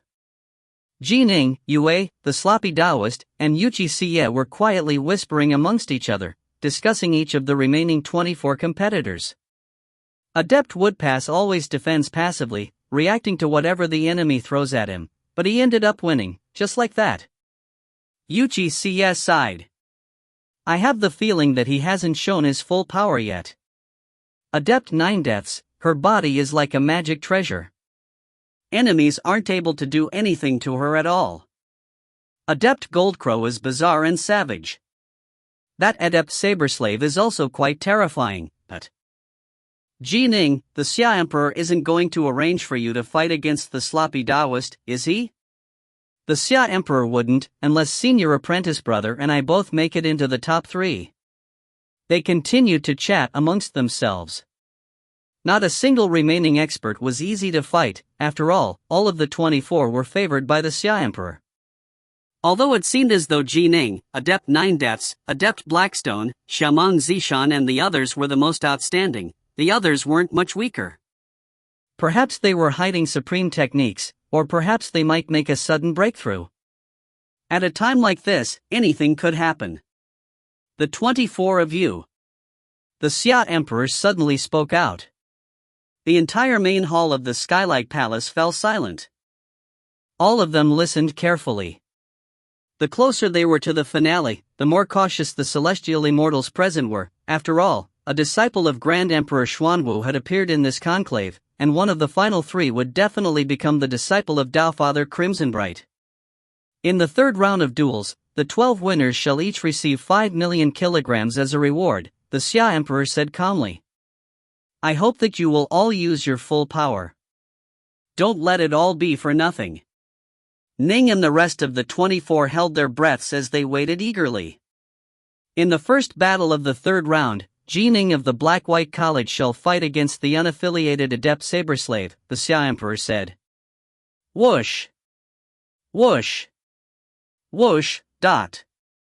Countless gazes turned towards Ning and Adept Saberslave. The faces of Yuchi Yue both changed. They were both looking towards Ning as well. To both of them, Ning was the most important person in their world. Although they had great faith in him, Adept Saberslave's earlier performance had been simply too shocking. In addition, they had the feeling that they hadn't seen the full extent of his power. Ning and Adept Saberslave both began to walk towards the grand ceiling formation outside the palace. It is the two of them? The delegates from the 3,600 commanderies in 4 seas who were watching from the Imperial Citadel Plaza were all completely focused. During this past year, they had been relaxing, chatting, eating, and drinking, but these were the final battles between the 96. This was going to be the most dazzling spectacle in this entire conclave. This was especially true now that only 24 remained. Each of them were incomparably amazing, supreme geniuses. In addition, this conclave itself was far more dazzling than previous ones. The top 24 were each capable of being ranked in the top 3 of ordinary conclaves. The sloppy Taoist, Saberslave, Adept Goldcrow, Adept 9 Deaths, and most of the others had originally not planned to come. It was only because their subconscious called them to come that so many peerless monsters had gathered in this place. This Adept Saberslave, when fighting against Adept Bloodfiend earlier, chopped through him as easily as chopping through vegetables. He's terrifyingly strong. Ning was also one of the most dazzling figures in the world of the bright moon diagram of the mountains and rivers. He is tremendously strong as well. For these two to fight, it's truly going to be hard to say who shall win. Everyone present couldn't help but hold their breaths. As for the disciples and loose immortals of the Black-White College, which had skyrocketed in fame during this conclave, all of them were extremely nervous. This was because the person who was going to enter battle was Ning, of their own school. Master. Little Cheng watched without blinking. Ning. Northmont Byway looked towards his good friend as well.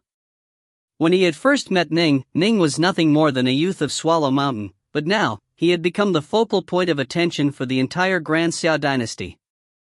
Within the Grand Ceiling Formation, Ning and Saberslave stood there atop the cloud, staring at each other from afar. Ning carefully inspected Saberslave. The black-robed man who carried a war cleaver appeared to be extremely calm. He was as still as water, and his aura was completely withdrawn. It was indeed easy for others to pay no attention to him. For him to be able to remain so calm at a time like this, for his heart to have reached such a level, when he explodes forth with full power, it will be extremely terrifying. Even I didn't pay any attention to him before he unleashed his full power. Ning was quite cautious. Adept Saberslave was inspecting Ning as well.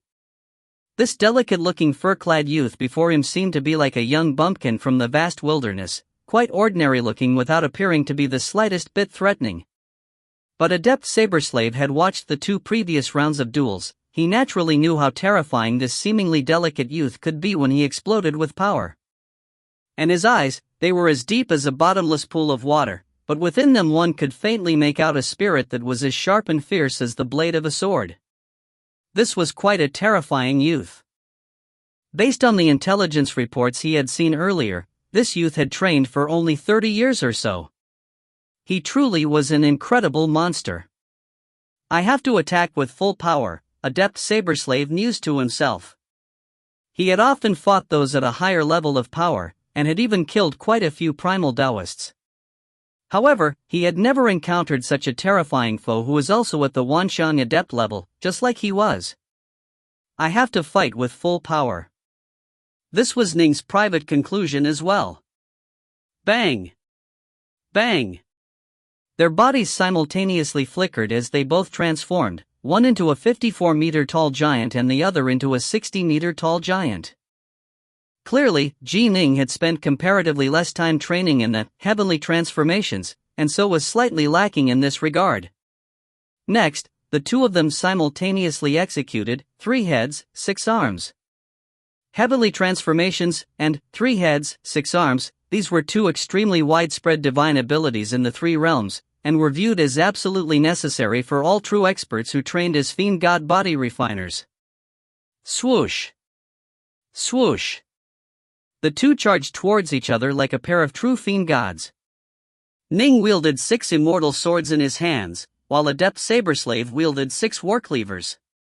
As they moved next to each other, both of them released their most powerful divine abilities as well. Ning held nothing back, immediately executing his star-seizing hand. Clang! Clang! Clang! A consecutive, frantic flurry of sounds could be heard as the swords and sabers collided. The sounds were actually incomparably clear as they spread far away. In total, they exchanged a total of 12 blows. The 6 immortal swords and the 6 warcleavers clashed against each other twice. Whoosh! Adept Saberslave suddenly retreated at high speed, transforming into a streak of black light. He retreated all the way to the edge of the grand ceiling formation. His entire body seemed to be brimming with dim flames, and he stared coldly towards Ning with a dark gaze. His 6 hands had already split open at the juncture between his thumb and forefinger, and blood was dripping out. Adept Saberslave stared at Ning, his pupils contracting. What a terrifying strength this Ning possesses, and what terrifying sword arts! Sabers are single-edged weapons that are thicker at the back, allowing them chop out with even greater force. In terms of weapons, if 2 opponents with equal strength fight against each other, the side wielding a saber will have a greater advantage. But I was actually at a disadvantage. Practitioners of the Tao of the Sword were referred to as sword immortals. They were agile, relaxed, refined, and free-spirited. Practitioners of the Tao of the Saber were referred to as saber devils. They were savage, brutal, vicious, and ferocious. These were 2 diametrically opposed styles. But in a frontal clash, Adept Saberslave had actually been at a disadvantage. I've reached the 12th stage of the Crimson Bright diagram of the 9 heavens, and my fiend godlike body is incomparably mighty. I also have the star-seizing hand. In terms of pure strength, I am definitely number 1 in this conclave of immortal destiny. My sword arts are comparable to his saber arts. In a frontal clash, how can he compare to me?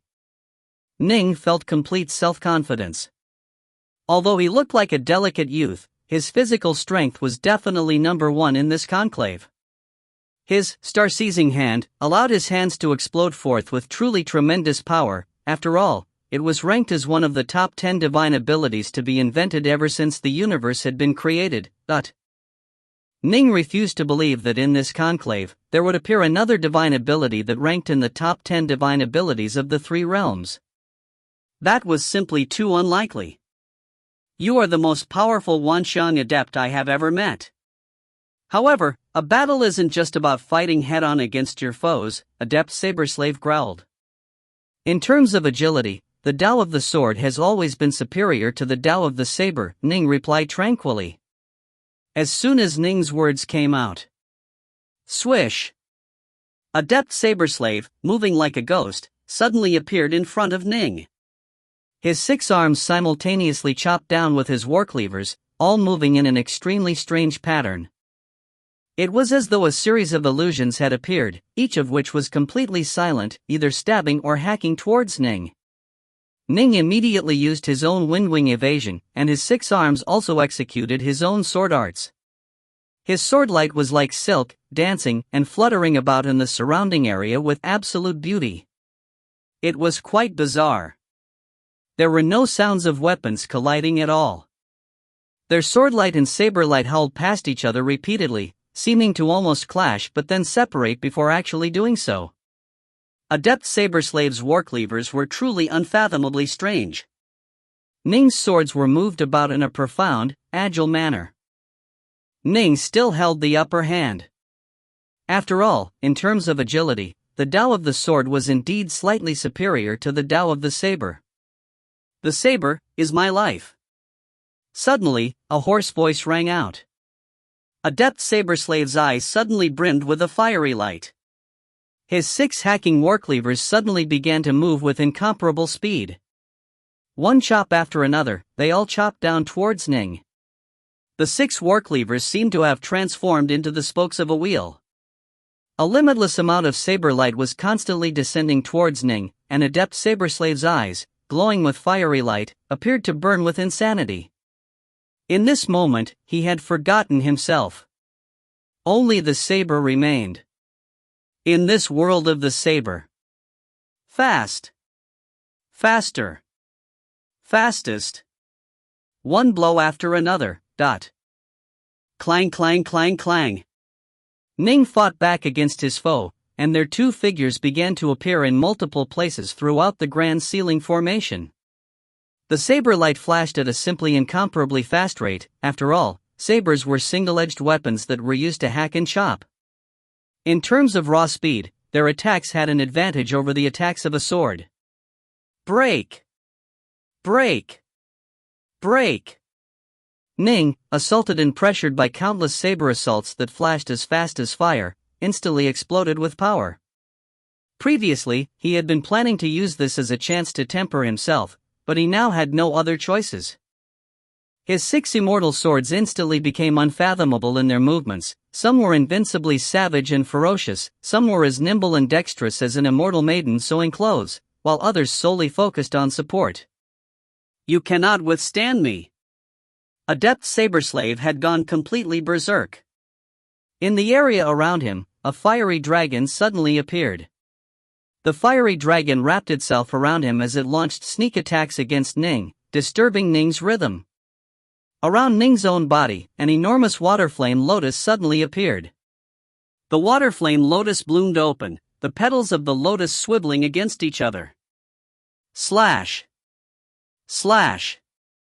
Blood flew everywhere as the 2 battled with utter madness.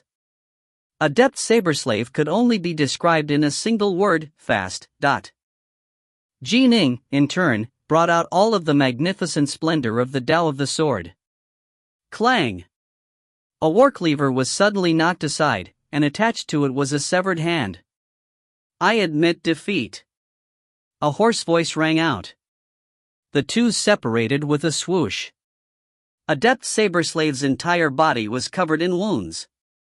The wound on his chest was particularly bad, it had torn apart almost his entire chest. His face was covered with many savage wounds, and one of his hands had been severed, causing his warcleaver to fly away. Ning, by comparison, was a bit better off. He only had a single vicious wound on his chest, as well as several wounds that were about to completely finish healing. "You weren't completely defeated yet." Ning looked at Adept Saberslave. "With 6 sabers, I still lost a hand. With only 5 sabers, you probably would have taken my life." Adept Saberslave gently shook his head. He picked up his discarded warcleaver, then walked out of the grand ceiling formation. Ning walked out as well. All of the Wanshang adepts within the main hall had extremely solemn looks on their faces. The battle between Ning and Adept Saberslave had been too berserk, too violent. The 2 had pulled out almost all the stops in their battle, releasing the full power of the Grand Dao of the sword and the Grand Dao of the saber, the two Grand Daos that were most suited for attacking. This caused all of the spectators to feel nervousness in their hearts. Many of them would most likely have been defeated had they been the one to encounter adept saber slave. Fortunately, it was Ning, a sword immortal, who had been the one to fight. He had managed to suppress this saber devil. And now, adept saber slave had admitted defeat, leaving behind the even more terrifying Ning. If you find any errors, ads pop up, ads redirect, broken links, non-standard content, etc., please let us know. Report chapter so we can fix it as soon as possible. Book 12, Chapter 23, Ning's Divine Ability. Chapter 23, Ning's Divine Ability. Ning 1. Ning of the Black-White College of Stillwater Commandery 1. The Imperial Citadel Plaza was a hubbub of noise. The delegates from the 3,600 commanderies and 4 seas were all excitedly discussing this most recent battle. It had indeed been quite spectacular. This was because the other competitors, such as Shamong Zishan, Adept Nine Deaths, or the Sloppy Taoist, all relied on their hands or on staffs. When they fought, their techniques might be more exquisite or more violent, but in terms of murderous savagery, they were far from being a match for the Tao of the sword or the Tao of the saber. Sword immortals and saber devils were highly suited to combat. Previously, the two had easily defeated their foes, but this time when they collided against each other, they finally, truly revealed the strengths of sword immortals and saber devils, these two major schools of combat. The sight of their battle caused hearts to shudder and grow numb. The sword light, the saber light, any casual blow was capable of slaughtering a primal Taoist. Ning walked back into the main hall of the Skylight Palace, moving behind King Yan and seating himself alongside the sloppy Taoist, Yuchixia, and Yue once more. The gazes of many individuals within the main hall all fell upon Ning. I absolutely can't exchange blows head-on against this Ning. I need to use my strengths to seize his weaknesses. Sword immortals truly are formidable in an all-out fight. I can't take him head-on. The rest of the 24 Wanshang adept competitors were all pondering. Only when knowing oneself and one's enemies could one win 100 battles without fail. They all knew that sword immortals specialized in attacking, and they naturally knew where their own advantages lay as well, and so the likes of Adept Nine Deaths, Shamong Zishan, Kang Wujiu, Young Flame Zhan, and Adept Blackstone were all quietly pondering on their plans. The 9 pure Yang true immortals seated on high, by contrast, began to grow puzzled. I wasn't able to see it clearly previously, the immortal elder of the Northland said in a suspicious manner, but during the battle between Ning and Saberslave, everything became apparent. In terms of their levels of comprehension regarding the sword and the saber, the two are on par, but when they fought head-on, Ning actually held the upper hand. This Saberslave is the disciple of a good friend of Eastflower, his divine abilities shouldn't be weak. So, this Ning should train in an even more powerful divine ability. Or perhaps the power of the swords he wields is greater. True Lord Qiji nodded as well. Ning has only trained for around 30 or so years, but has already reached such a level. He should have had a tremendous stroke of luck that allowed him to learn a powerful divine ability. However, this divine ability is a support-type divine ability that is quite low-key, making it extremely hard to detect from the surface. He should indeed have a formidable divine ability. Lu Dongbing laughed loudly. But each of those who have managed to survive this conclave thus far are the darlings of this entire major world of the Grand Xia. I'm sure that all of them have had tremendous strokes of luck. Since the universe was established, countless divine abilities have been invented. Some are for attack, others are for suppressing and sealing, others are for poison, while some are for raw strength. They are all different. Ning should have trained in one meant for raw strength. Right. His speed isn't exceptionally impressive. They all nodded. There were, after all, far too many variables that could affect a person's combat power. Some were exceptionally talented, even if they were also just at the 12th stage of the Crimson Bright diagram of the 9 heavens. Their talent made it so that they were a bit stronger. Not everyone at the same level would necessarily have the exact same level of strength. Even those who trained in the same key refining technique, such as the flowing water source, would need different levels of liquefied elemental essence for a breakthrough. After all, each of them were born with unique bodies that had their differences. The only thing that could be said was that the difference between them wouldn't be too ridiculous. Different weapons, different insights into different Daos, particularly special divine abilities, or secret arts that allowed elemental ki to explode in certain ways. These could all cause differences in one's level of power. Previously, they hadn't even been able to tell that Ning possessed a powerful divine ability, but in Ning's battle against Saberslave, the two had simply been too similar. One was of the Tao of the sword, the other was of the Tao of the saber. Putting them side by side made the differences very easily detected, which was why the pure young true immortals were able to ascertain that Ning should be in possession of a powerful divine ability. But that was nothing special. There were plenty of formidable divine abilities. The imperial treasury of the Grand Xia Emperor even held the Torch Dragon's Eye, one of the top 100 grand divine abilities of the three realms. However, the treasury only held the first part of the Torch Dragon's Eye. It was only suitable for void-level fiend gods to train in. They didn't have the higher-level training techniques. In truth, a grand divine ability like this, ranked in the top 100 in the entire three realms, shouldn't actually have been transmitted to outsiders, even if it was just the first part. The reason the imperial treasury of the Grand Xia had it was because the creator of the Torch Dragon's Eye, the major power of the three realms known as the Torch Dragon, had died long ago during the era of the primordial world. Ning might have learned a unique divine ability developed by some empyrean god or major power, the pure young true immortals believed. The divine abilities developed by major powers weren't necessarily the most supreme abilities. For example, Grand Emperor Xuanwu, only his Grand Black Tortoise divine ability was exceptionally famous. He would occasionally develop some other unique divine abilities as well. Some were suited for fleeing, others were suited for defense, while still others were suited for attacking. These types divine abilities, which he would create in a fairly casual manner, were comparatively speaking of much lower value.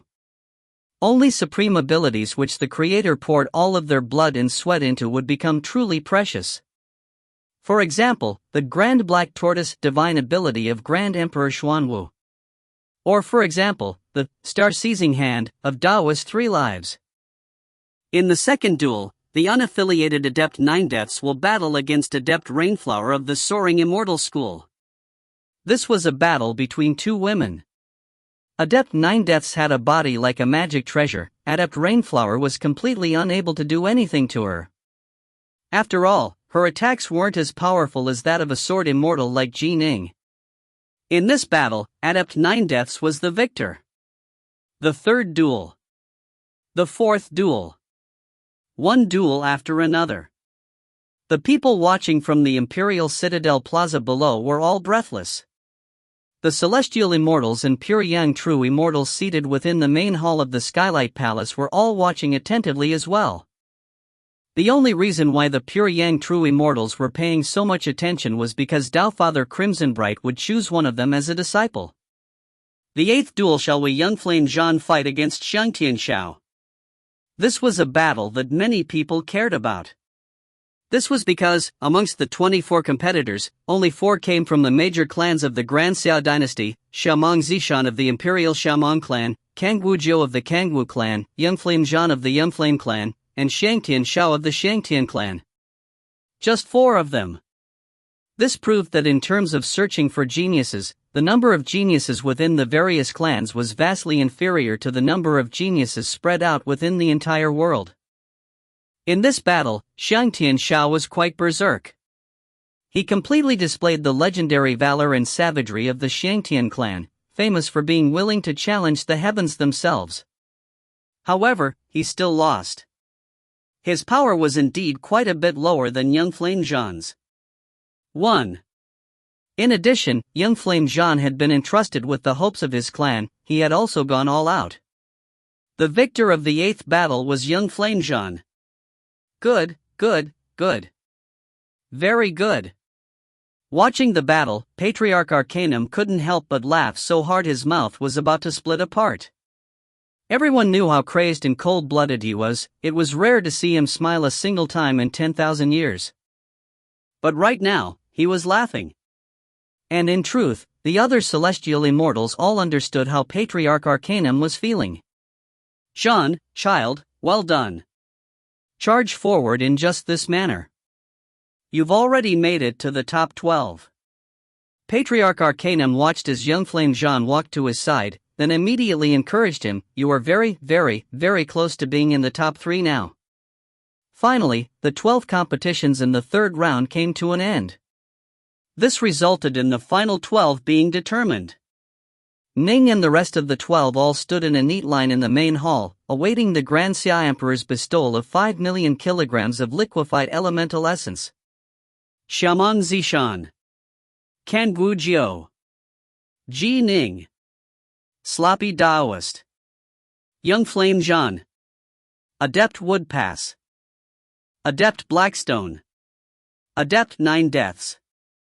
Adept White Dragon. Adept Uni Cosmo. Adept Primalback. Adept Goldcrow. The Xia Emperor stood at the front of the hall, listing out the names of all 12 before continuing. The 12 of you have ranked in the top 12 in this conclave of immortal destiny. I said previously that those who made it into the top 12 would each receive 5 million kilograms of liquefied elemental essence. The Xia Emperor waved his hand. Instantly, 12 violet jade bottles appeared out of nowhere in the air before them. One of the 12 violet jade bottles flew to each of the 12 victors. This caused even the celestial immortals present to stare towards the bottles. 5 million kilograms. This caused even them to feel envy and desire. These 12 little fellows ended up acquiring so much. Ning and the others reached out to grab them. They then swept the bottles with their divine senses. Wow! Ning secretly sighed in amazement. This violet bottle is a wonderful treasure for storing liquefied elemental essence as well. It is actually able to hold 5 million kilograms of it. It's comparable to a high-grade heaven-ranked flying sword in value.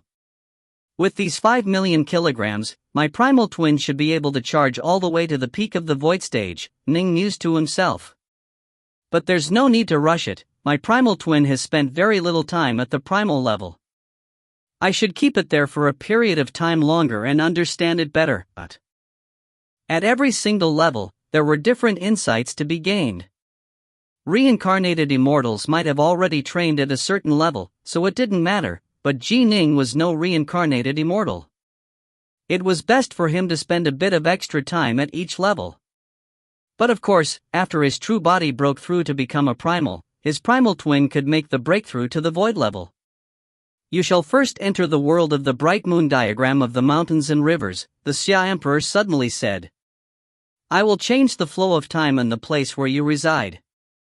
I shall wait for you for 2 hours in the outside world. Within the diagram, you will have 3 days to quietly train. Ning and the others were flabbergasted. Train for 3 days within the diagram? Strange. Previously, when the 100,000 plus competitors entered the world of the diagram, wasn't the flow of time inside it the same as the flow of time outside it? Why is it that all of a sudden, 3 days in the diagram becomes equal to 2 hours outside of it? Ning was puzzled. Ji Ning. The giant yellow bear's voice rang out in Ning's mind. It seems as though the emperor of your Grand Xia dynasty has quite a bit of insight into the Grand Tao of time. However, changing the flow of time will use a tremendous amount of energy. Although the Grand Xia Emperor is a pure young true immortal, he still wouldn't dare to try and change the flow of time for more than 100,000 people. The 12 of you represent a much lower burden to him. Swoosh swoosh swoosh, dot. Ning and the rest of the 12 were teleported straight into the world of the diagram, and then the scroll of the diagram itself flew into the Grand Xia Emperor's hands. Shaman, you want to let them train for 3 days? True Lord Qiji laughed. It seems you truly do place tremendous importance on this conclave. It's not that I place importance on it, it's that I must not only be hard-working in service to Master, I also must put thought into it, the Xia Emperor said. There are only 12 who remain in this conclave. The previous battles they engaged in have caused their hearts to be tempered through the invisible pressure their competitors placed upon them, and they are currently in the process of evolving. I am giving them 3 days. Perhaps this will be enough to let them make a breakthrough. I naturally wish to ensure that only the 3 best geniuses are presented to master for the choosing. Right. When you are working for your master, you need to not only be hard-working, but also put thought into it. Lu Dongbin nodded and smiled. No wonder Daofather Crimsonbright likes you so much, Shamong. Ning and the others appeared atop a mountain peak. The mountain peak was more than 300 meters in size. Naturally, it was enough for 12 cultivators to train in. In addition, there were invisible barriers surrounding the mountain peak. There was no way for Ning or the others to walk out from the area of the peak. Ning and the others immediately sat down into the lotus position, not even saying anything to each other. They all felt as though their souls had been filled with new insights. Perhaps this might be their chance to apply them and make a breakthrough. A little bit of a breakthrough might make a tremendous difference in whether or not they would be able to be selected into the top 3. That meant a chance to become the disciple of Daofather Crimsonbright. Who wouldn't go all out for that chance? Ning, too, had the ardent desire to become Daofather Crimsonbright's disciple. 1. Remember, Shangtian means facing the heavens. If you find any errors, ads pop up, ads redirect, broken links, non-standard content, etc., please let us know. Report chapter so we can fix it as soon as possible. Book 12, Chapter 24 of the Sloppy Taoist Against Adept 9 Deaths. Chapter 24 of the Sloppy Taoist Against Adept 9 Deaths. While Ning and the rest of the 12 were in secluded meditation and training within the world of the bright moon diagram of the mountains and rivers, the Imperial Citadel's plaza, 12 names repeatedly came up in conversations: Shamong Zishan, Kang Wujiao, Ning, Sloppy Taoist, Young Flame Zhan, Adept Woodpass, Adept Blackstone, Adept 9 Deaths, Adept White Dragon, Adept Unicosmo, Adept Primalback, Adept Goldcrow. The top 12 have been determined. Our South Seas have Adept Woodpass. Our North Seas have Adept Goldcrow. Our Tsuchong Commandery has Adept White Dragon, but you guys are nothing. Our Stillwater Commandery has 2 people, Ning and the Sloppy Taoist. Only 12 finalists had emerged from the 3,600 commanderies. 2 of them belonged to Stillwater Commandery, and both were from the Black-White College. Immortal 5 Craze was grinning so broadly his jaw was almost crooked. Clutching a calabash of wine, he gulped it down happily, occasionally chatting through divine sense. Oh, you are the leader of the Myriad Beasts School? Yup, I'm 5 Craze. Yup, Ning and Little Sloppy both belong to our Black-White College.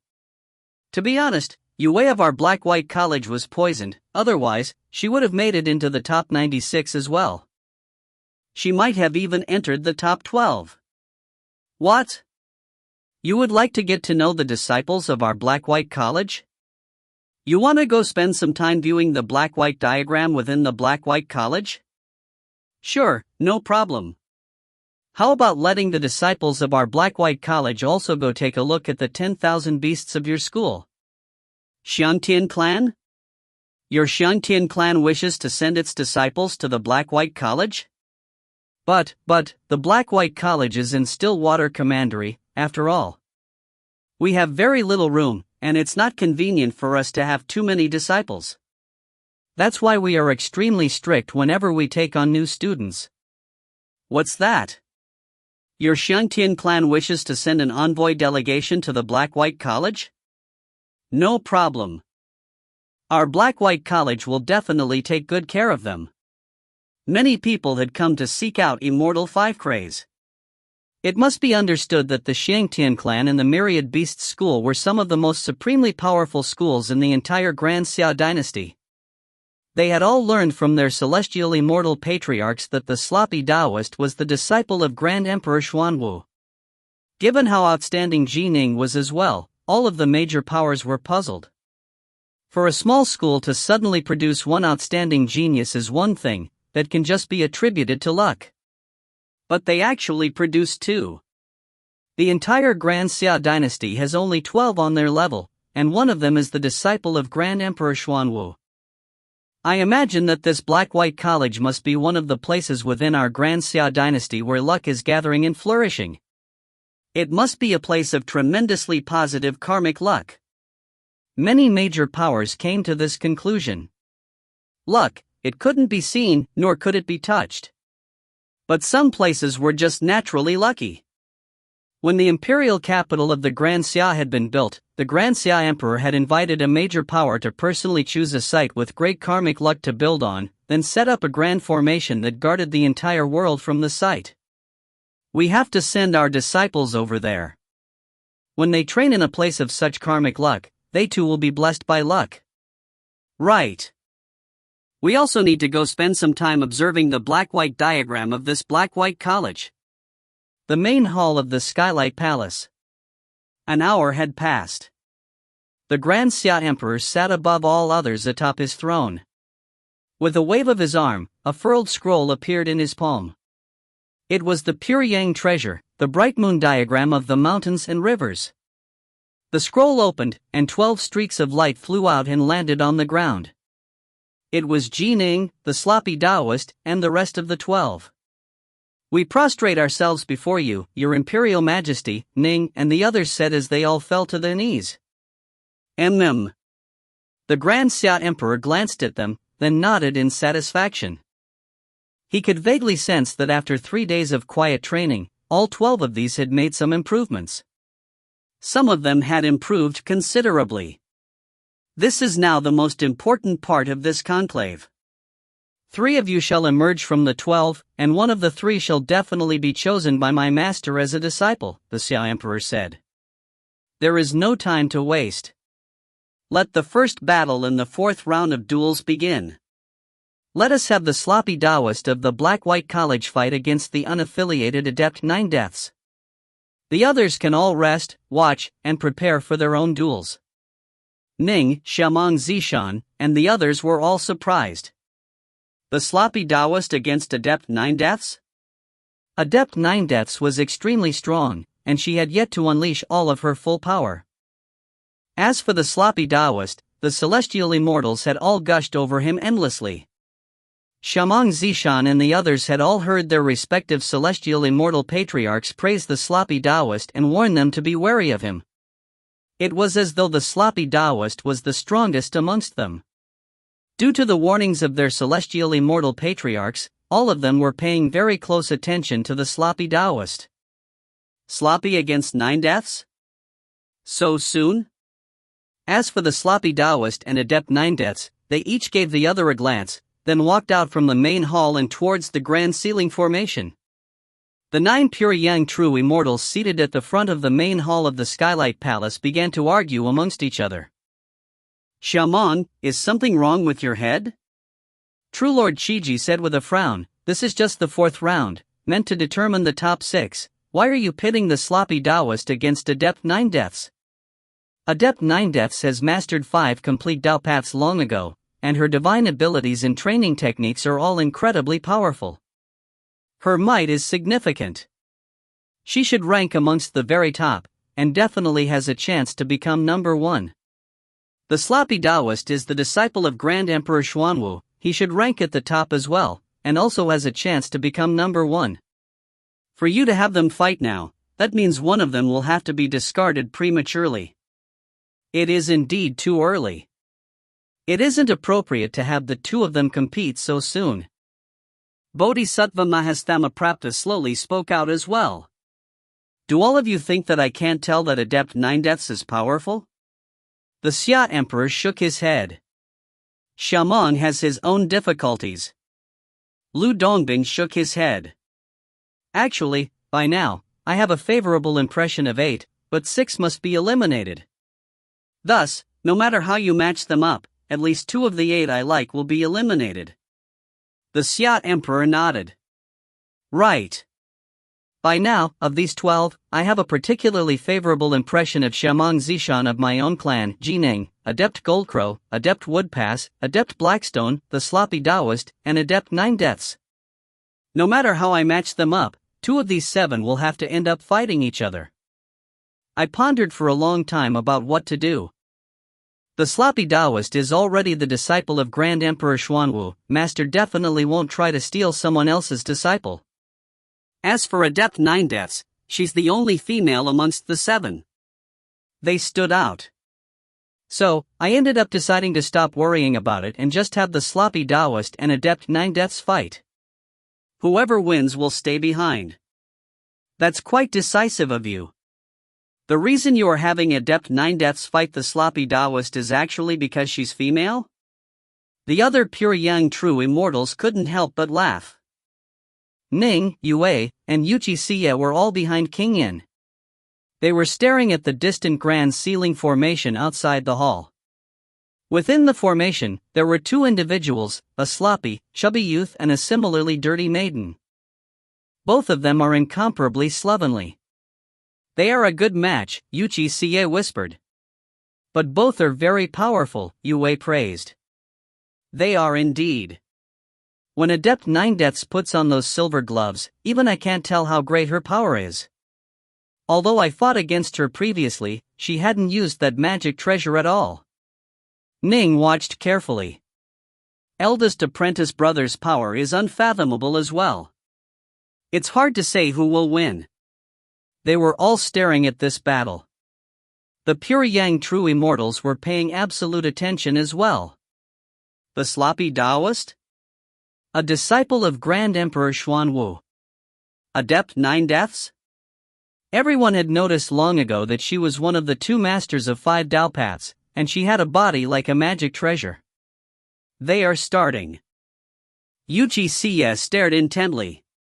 Ning's eyes instantly narrowed. They are finally showing their powers. Adept 9 Deaths, she truly is frightening. Till now, Adept 9 Deaths had never before revealed her full power. When she had fought Ning, she had mainly focused on tying him down. But this time, in her duel against the sloppy Taoist, she actively launched a sudden, violent attack. Gloves on hands, Adept 9 Death's 6 arms had become 6 incomparably fierce weapons. Attack! Sometimes, her hands hacked down like blades with invincible sharpness. At other times, they glided like water, swirling about in a soft, circular manner. Adept 9 Deaths circled around the sloppy Taoist, attacking wildly. The 2 of them both used their divine abilities, both having transformed into 3-headed, 6-armed giants. Which Grand Tao is this? Ning frowned. The attacks of Adept 9 Deaths were extremely strange. They created an extremely uncomfortable stifling feeling, while her own attacks were constantly fluctuating in style in an unfathomable manner. It shouldn't be an especially well-known one. I, at least, have never seen this Grand Tao. The Grand Tao of Mortality one. This little girl truly is quite ambitious. The Grand Tao of Mortality, it is one of the most supreme of the many Grand Taos. It is extremely hard to train in. She actually dares to trot on this Grand Tao? Lu Dongbin shook his head with a sigh. But if she reaches a certain level in this Grand Tao, then overcoming the celestial tribulation will become significantly easier by comparison. The Grand Taos of Taiji, the sword, and the saber were all technique-focused Taos. By contrast, the Grand Tao of Mortality contained the infinite mysteries of life and death within it, as well as the technical principles regarding how life and death interchanged. It was a Grand Tao that not only contained many profound mysteries, but also ways to apply techniques. It was extremely difficult to train in, even more so than the Taos of the sword or the saber. Interesting.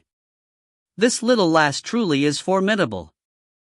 Adept 9 Deaths attacked wildly, occasionally becoming as savage and vicious as a god of death, while at other times seeming to be as gentle and soft as the caress of a mother. The interchange and the linkages between life and death, they caused even the sloppy Taoist to be suppressed for a period of time. However, the sloppy Taoist was truly too stable and unshakable. When executing the Grand Black Tortoise divine ability, he also executed his Grand Tao of Taiji. The sloppy Taoist seemed to have transformed into a whirling and spinning turtle shell. His defense was absolutely impregnable. The Grand Black Tortoise divine ability was exceptionally suited for defense, and the Grand Tao of Taiji was also extremely suited for defense. Damn! Adept Nine Deaths let out a furious growl as she grew even more berserk. By contrast, the sloppy Taoist was incomparably relaxed and leisurely. His 6 arms seemed to have transformed into the spokes of an enormous windmill, blocking one attack after another. Hiss! A sound like the hissing of a serpent. The sloppy Taoist had been defending this entire time, his guard as tight as a turtle shell, allowing the opponent no flaws to slip attacks through. All of a sudden, his arm came slamming out. His hand struck out in a serpentine stance, viciously stabbing forth. As it did, it just so happened to strike at a flaw in the stances of the frantically attacking Adept Nine Deaths, tearing her arm apart at the shoulder and sending it flying off. Slash! After his first attack, the sloppy Taoist suddenly exploded with power. He charged forth with the power of a formerly dormant volcano that was suddenly exploding, and his 6 arms had all transformed into vipers that moved with strange savagery. His defense had been completely impregnable. His attacks, they were as terrifying as the strikes of a viper. Perfect. I was afraid you'd keep hiding. Adept Nine Deaths wasn't startled, in fact, she was delighted. If her opponent had continued to defend, he might have been able to exhaust her divine power. That would be an unfair way to lose. Adept Nine Deaths immediately moved forward to exchange blows, and her severed arm was quickly regrowing. Both of them truly did have the power to contend for the number 1 position. 1. Literally, life/death. If you find any errors, ads pop up, ads redirect, broken links, non-standard content, etc., please let us know. Report chapter so we can fix it as soon as possible. Book 12, Chapter 25, Secret Art Wave Folding. Chapter 25, Secret Art Wave Folding. Boom! Boom! Boom! Boom! Boom! Boom! The sloppy Taoist's 6 arms were currently striking out like 6 venomous serpents, moving with unstoppable ferocity and extreme viciousness. His savage attacks seemed as torrential as a storm of rain, and each strike was potentially lethal. Clearly, he wanted to seize this chance to break down Adept Nine Deaths. After all, she had lost an arm and now had only 5 remaining. Ha ha ha ha! Adept Nine Deaths actually let out a delighted laugh.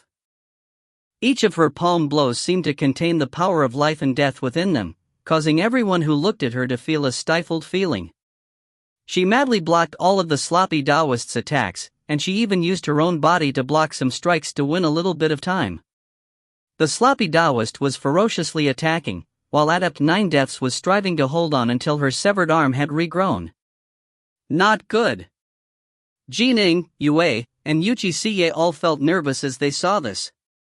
Even though Adept Nine Deaths only had 5 arms, the sloppy Taoist remained unable to shatter through her defenses. She was currently planning to hold on until her 6th arm grew back, at which point, it would be even harder for the sloppy Taoist to defeat her. Is this all he has, this disciple which Grand Emperor Xuanwu took such a fancy to? He can't even defeat an unaffiliated cultivator like Adept Nine Deaths? The true immortals at the front of the Skylight Palace were all quite puzzled. As they saw it, given Grand Emperor Xuanwu's status, his disciple should naturally be extraordinary. Otherwise, that would be an utter loss of face for Grand Emperor Xuanwu. Lu Dongbin, by contrast, was staring far into the distance. Smiling, he said, "This battle is interesting. This Adept Nine Deaths has an extremely deep level of insight into the Grand Tao of mortality. In fact, I even suspect that she has memories from several previous lives. She is definitely extremely strong.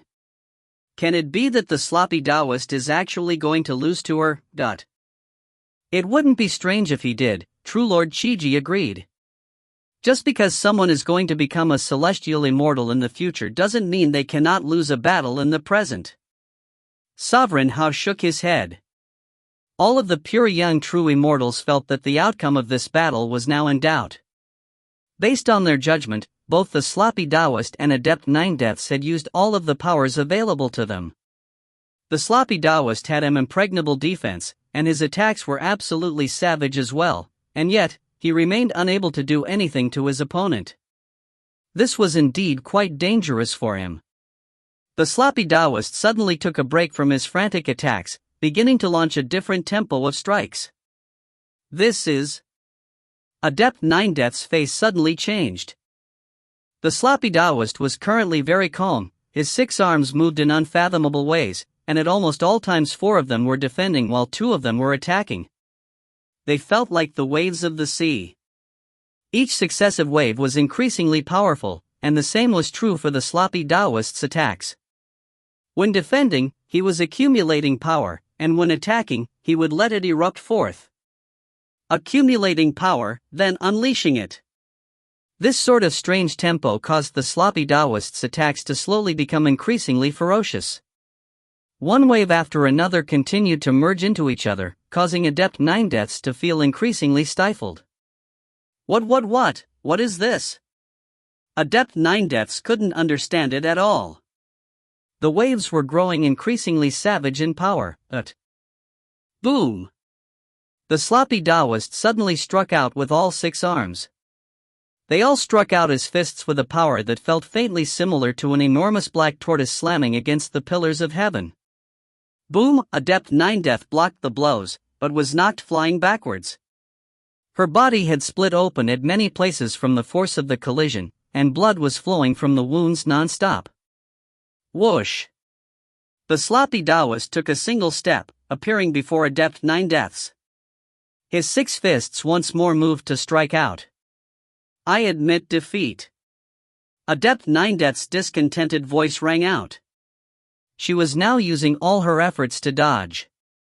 Only now did the sloppy Taoist come to a halt. The turtle shell runes covering his body disappeared as well as he returned to normal. The dirty face of Adept 9-Deaths was filled with resentment and an unwillingness to accept this. She looked towards the sloppy Taoist. Sloppy Taoist, your level of comprehension of the Tao is limited, and whether I am attacking or defending, I can handle you. So why is it that this last technique of yours became increasingly hard for me to withstand, until in the end, I had to admit defeat? The sloppy Taoist just laughed. This was a battle technique he had developed after gaining insight into the Grand Black Tortoise divine ability. When he had been transmitted this Grand Black Tortoise divine ability, he had sworn an oath to the Tao of the heavens that without permission, he absolutely wouldn't teach anyone any part of it at all. This technique involved some of the profound mysteries of the Grand Black Tortoise divine ability. Naturally, he couldn't teach it to anyone else. What is the name of this sort of battle technique? Adept 9-Deaths quickly asked. Wave folding. The sloppy Taoist responded to her. Wave folding, one wave after another, folding onto each other. I was trapped within the waves, and death was the only way out. I clearly wasn't weaker than you, but I was still defeated. Wave folding, wave folding. Adept 9-Deaths walked away, murmuring the word wave folding to herself. She even had a sudden feeling that if she could comprehend the mysteries of this wave folding, then she would have a chance to overcome the celestial tribulation and become a celestial immortal. But this was a stroke of luck for her. But if she was unable to comprehend it, then in this life, her 9th life, she would probably once more fail the tribulation. Within the Skylight Palace's main hall, the nearly 1,000-strong celestial immortal patriarchs were all frowning. Although they were very experienced, even they couldn't understand what had just happened.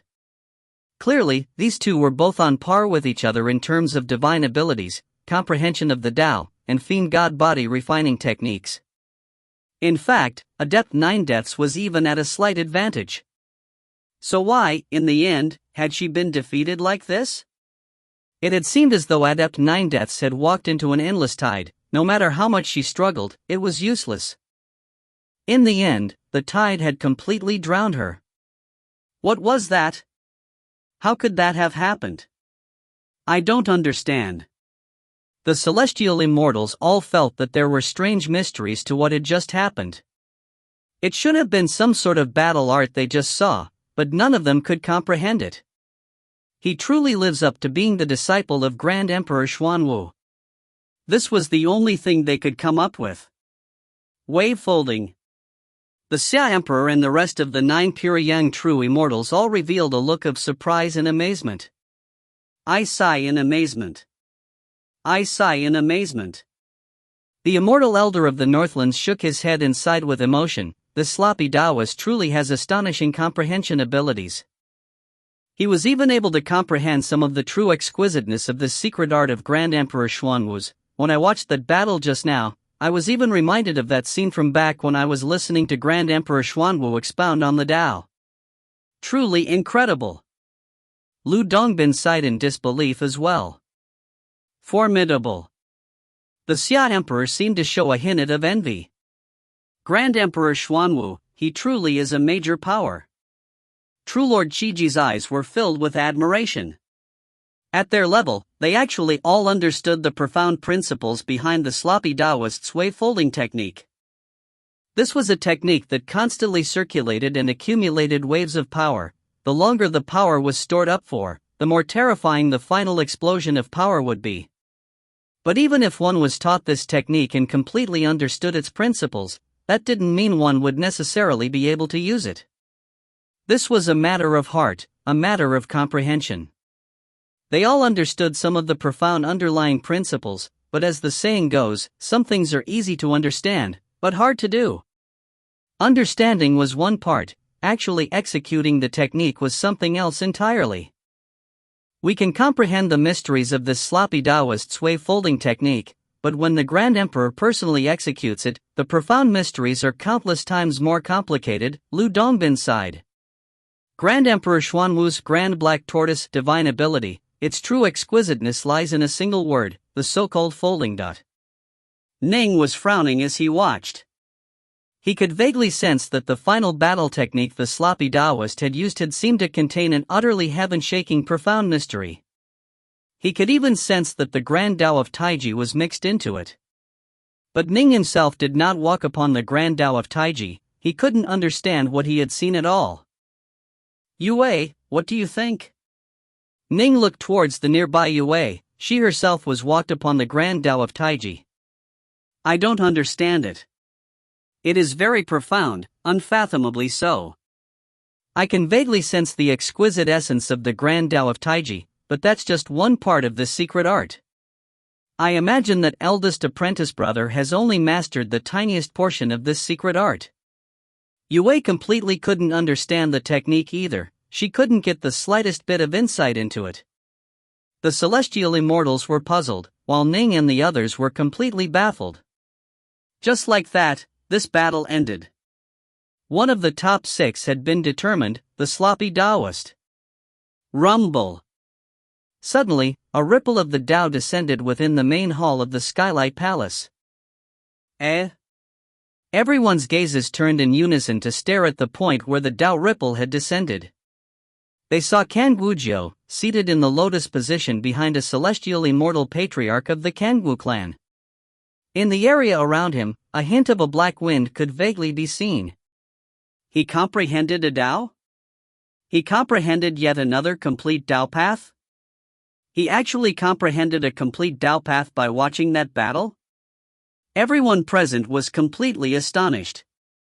Generally speaking, it was fairly common for someone to suddenly make a breakthrough during the course of a battle, but Kangwujiu had just been watching the battle. In that tense atmosphere, he had actually gained sudden mastery over a complete Tao path. Ning, Shamang Zishan, Young Flame Zhan, Adept Blackstone, Adept Woodpass, Adept White Dragon, Adept Goldcrow, and the rest of the 12 Wanshang adepts all sensed a new threat. Kangwujiu had been very powerful to begin with. And now, he had mastered yet another complete Tao path, and in doing so had immediately become a truly formidable foe. But, the Grand Xia Emperor, seated atop his throne above the others, shook his head and laughed bitterly. He looked towards the other 8 pure young true immortals. Everyone, how do you think I should arrange these next battles? With this breakthrough, he has now mastered 5 complete Tao paths. In addition, this breakthrough was in one of the Taos of the wind, one of the 5 elements. He was already exceptionally fast, he now will be even more formidable. He had already come up with a plan for matching up duelists. But Kanguji's sudden mastery of a new Dao path, combined with the fact that he was already very formidable, this made him an even more shocking competitor. "I view Kanguji quite positively," Lu Dongbin said with a laugh. "He was actually able to make a breakthrough just by watching a battle. I imagine that his level of luck must be quite high as well. He was already quite formidable, and had never exploded forth with his full power. Now that he has made another breakthrough, I imagine that his power is most likely not inferior to even the likes of Adept Nine Deaths. This is going to be trouble." The Grand Xia Emperor was pondering. He immediately made some slight mental adjustments to the pairings he had come up with earlier. He had originally ranked Kanguji as number 8 or 9 amongst the 12, but now he ranked him somewhere around the 3rd or 4th. A sudden breakthrough in the main hall of the Skylight Palace, this naturally attracted quite a bit of attention. The celestial immortal patriarch of the Kangwu clan had extremely long eyebrows, and he was currently extremely excited. He stared at Kanguji, this disciple of his clan. Upon seeing him open his eyes, the celestial immortal immediately said, "Good, good, good. Jio, child, this is an excellent breakthrough. For you to make a sudden breakthrough here in the Skylight Palace must be the arrangement of the heavens. This time, you'll definitely make the top 3. The celestial immortal patriarch was almost able to visualize how glorious the Kangwu clan would be in the future. Why did the Kangwu clan necessarily have to submit to the Xiamong clan? With Dao Father Crimsonbright supporting them, in the future the Kangwu clan would be able to grow and develop to the point where they would be able to sit down with the Xiamong clan as equals. The second duel in the 4th round shall see Adept White Dragon of the Divine Dragon Mountain against Kanguji of the Kangwu clan. The Xia Emperor's voice suddenly echoed in the main hall of the Skylight Palace as well as the vast Imperial Citadel Plaza below. If you find any errors, ads pop up, ads redirect, broken links, non-standard content, etc., please let us know. Report chapter so we can fix it as soon as possible. Book 12, Chapter 26, Ji Ning battles Yunflame Zhan. Chapter 26, Ji Ning battles Yunflame Zhan. Kanguji against Adept White Dragon. Every person who had battled through the conclave of immortal destiny to this point was a peerless genius. As if by unspoken agreement, they had all but given up using divine will attacks or spell-based attacks against each other. This was because using magic treasures and elemental ki was not enough to threaten their foes. They all had to rely on divine abilities to battle. Ji Ning had given up the Lesser Thousand Swords formation as well. Boom! Whoosh! Kanguji and Adept White Dragon were battling savagely against each other. Both of them used Heavenly Transformation and 3 heads, 6 arms, then each unleashed their respective divine abilities. Adept White Dragon had completely transformed into a snowy white divine dragon, while Kanguji had exploded forth with a level of speed that was utterly amazing. The only thing that could be seen was a howling wind which flashed with streaks of lightning. Within the berserk lightning, the vague form of Kanguji could be barely made out. He flashed forward repeatedly at an utterly astonishing speed. It was as though a group of Kangujis were fighting against this single snowy white divine dragon. What terrifying speed! What shocking agility! Everyone was secretly amazed. Ning, Xiamong Zishan, the sloppy Taoist, and the others all felt their hearts sink. In terms of speed, Kanguji had always been ranked number 1 in this conclave. Now, with this additional new breakthrough, his speed and agility had reached an unfathomable new level. In close combat, speed and agility were even more important than strength. What a terrifying Kanguji! A single overwhelming advantage can be used to great effect everywhere. Just by relying on his absolute advantage in speed and agility, he is an extremely terrifying foe. There was no question about it. In his battle between 2 powerful fiend god body refiners, Kanguji could attack when he wished and could retreat when he wished. He completely controlled the tempo of battle. Although Adept White Dragon was powerful, in the face of Kanguji's agility and speed, he had no tactical options available at all. In the end, he was defeated. The second of the 6th finalists in this conclave had been chosen, Kanguji. Good, good, good. The long-browed celestial immortal patriarch of the Kangwoo clan grew even more excited, and his eyes gleamed with light. He was a celestial immortal. Naturally, he could tell that although by this point there shouldn't be any tremendous differences in power amongst the finalists, Kangwoo Jiu was able to make his enemies helpless against him, thanks to his tremendous advantage in speed. If this continued, he would definitely be in the top 3 as well. The Grand Xia Emperor spoke out once more.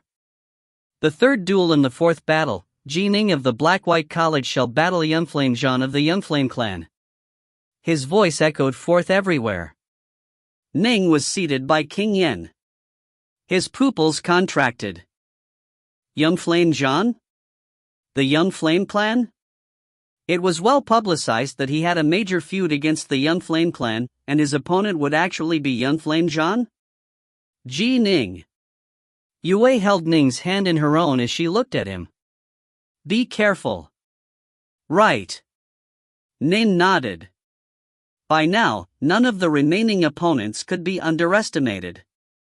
On the other side, Patriarch Arcanum's face had changed slightly as well. Ning? He had long ago desired to find a chance to get rid of Ning, but compared to the chance of having a clansman becoming the disciple of Taofather Crimsonbright, getting rid of Ning was much less important. He had put that in the back of his mind, and his entire focus was on Youngflame Zhan making the top 3. Zhan, child.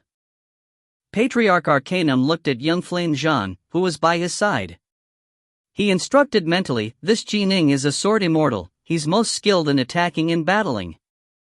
There is no need for you to fight him head-on, and your talents don't lie in fighting head-on either. Use your strengths to strike as his weaknesses. You absolutely can win. Youngflame Zhan nodded gently as well. This battle, it was more important than life or death. Whoosh! Youngflame Zhan immediately walked over towards the outside of the main hall. Shamong, when you instructed Ning and Youngflame Zhan fight, why is it that I felt as though the atmosphere within the Skylight Palace became a bit strange? Those celestial immortals seem to be looking at Ning and Youngflame Zhan in a rather queer manner, Lu Dongbin said, puzzled. The other pure young true immortals had noticed this as well. The Xia Emperor laughed loudly. Everyone, you don't know this, but there is a feud between Ning and the Youngflame clan. To be honest, it's actually become a bit of a legend. Legend? Lu Dongbin and the others all began to listen carefully. All of these true immortals had arrived after this conclave had already begun. They didn't have much of an understanding regarding these Wanshan-level geniuses of the Grand Xia dynasty. Naturally, they didn't know of the matters between Ning and the Youngflame clan. The only reason the Grand Xia Emperor himself knew about it was because he had collected intelligence reports on all of the geniuses, which was why he learned of it. The Youngflame clan had a member known as Youngflame Gnome, who was going to be their next clan leader. And in the end, that deathsworn which the Youngflame clan sent out ended up being killed by this Ning's primal twin, the Xia Emperor said with a loud laugh. So, you now understand the feud between Ning and the Youngflame clan, yes? The other pure yang true immortals now all understood. Shamong, that's a nasty little trick. You know that there is a feud between them, and yet you intentionally set them up against each other. Still, given that such a feud exists, they are definitely going to fight even more insanely against each other. This battle is definitely going to be quite exciting. 2 of the 6 finalists had already been determined. Ning and Youngflame Zhan, only one of them could enter the final 6. So long as they could enter the final 6, they would be very close to becoming the 3 victors. Just one step away. The disciple of Taofather Crimsonbright should be me. Youngflame Zhan's gaze was cold.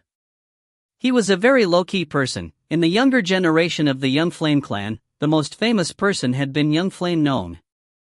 He, Youngflame Zhan, had kept his head down and focused on quietly training. His goal had always been to overcome the celestial tribulation and become an immortal, free, unconstrained celestial immortal. He had never held that playboy, Youngflame Gnome, in any regard at all. Youngflame Gnome merely relied on the affection of the patriarch. He would only be able to dominate for a period of time.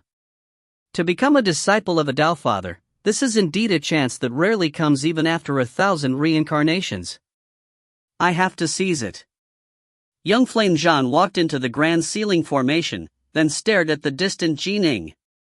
The three realms are unfathomably mysterious. After I become Tao Father Crimson Bright's disciple and have the guidance of a Tao Father, I shall be able to advance along my path in a faster, more stable manner. Ning knew very well that personal hard work and comprehension abilities were only part of it, luck and fate were another part. For example, if he hadn't had the Nuwa painting, visualization technique as he had worked hard under the tutelage of his father, Ge1, although he still might have been able to surpass his father and become a major figure of Stillwater commandery after a few centuries, it was thanks to the Nuwa painting that his rise to prominence had become more than 10 times faster. In fact, were it not for the Nuwa painting, he probably would have died when he had entered the underwater estate. Strictly speaking, without the Nuwa painting, Ning's talent might not have been high enough for the underwater estate to even teleport him inside. An initial advantage snowballs into continuous advantages.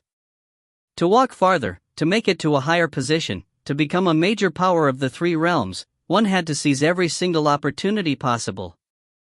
I am definitely going to enter the top 3, and perhaps even become number 1. Ning looked towards young Flame Jean.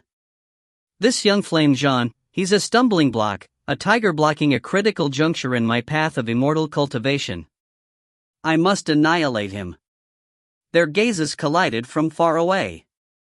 Even their gazes seemed to be striking at each other. Everyone could sense the resolute aura emanating from the two. Either I can live, or he can, we cannot coexist. Boom! Boom! Their bodies moved at the same instant as both transformed into three-headed, six-armed giants. Ning's 6 arms were holding 6 immortal swords, while young Flame Jean's 6 arms were holding onto 6 long black whips. Ning, although your swordplay is indeed formidable, I perfectly counter you. You will definitely lose. Young Flame Jean's voice echoed forth from his chest as his 6 arms struck out. The 6 long black whips began to dance, each one contorting and twisting in the air like an enormous, coiling black serpent. The whips were tipped with a series of sharp spikes, and were also covered with runes. A powerful aura sprang out from each of them. Young Flame Jean, once you get into close combat with me, you will definitely lose. Ning's voice was also incomparably valorous and echoing. Although both their words held some degrees of truth, they were actually trying to cause their opponents' Tao hearts to become unstable. At their level, if their Tao hearts became the slightest bit unstable, then the amount of power they could unleash would be slightly lessened. If a strike at a critical moment was slightly weaker, one might be defeated. Ning was pondering to himself. Young Flame Jean is an expert in using whips. Once one whip entangles me, the other whips will come to surround me as well. By then, I will be in serious trouble, and might even lose. Thus, I absolutely cannot give him that chance. That means I can't be too straightforward and rely on brute force. In this battle, I need to focus on agility. Against different opponents, different battle tactics were needed. Suddenly, the two of them, who had been speaking and sensing each other's auras, suddenly began to charge forward. The battle had instantly begun. Swish! Swish! A water flame lotus bloomed around Ning.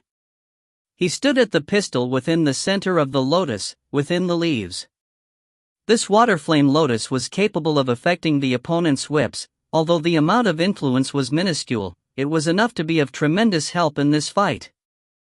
Rumble! Rumble! Rumble! 3 long black whips simultaneously lashed out, unleashing crackling sounds of thunder as they did. They were like 3 black flood dragons, containing an incomparably dominating power. As for the other 3 long black whips, they silently struck out like deadly vipers towards Ning as well. Ning brandished his immortal swords while doing his best to close the gap with his foe. The closer they were to each other, the greater his advantage was. Whips, they needed sufficient space to unleash their power. The closer they were in distance, the less of a threat a whip would be. Crackle! Swordlight like silk. Silken rays of swordlight flew about in midair, constantly colliding against the whips. The flying, dancing silken rays of swordlight carried an incomparable resilience.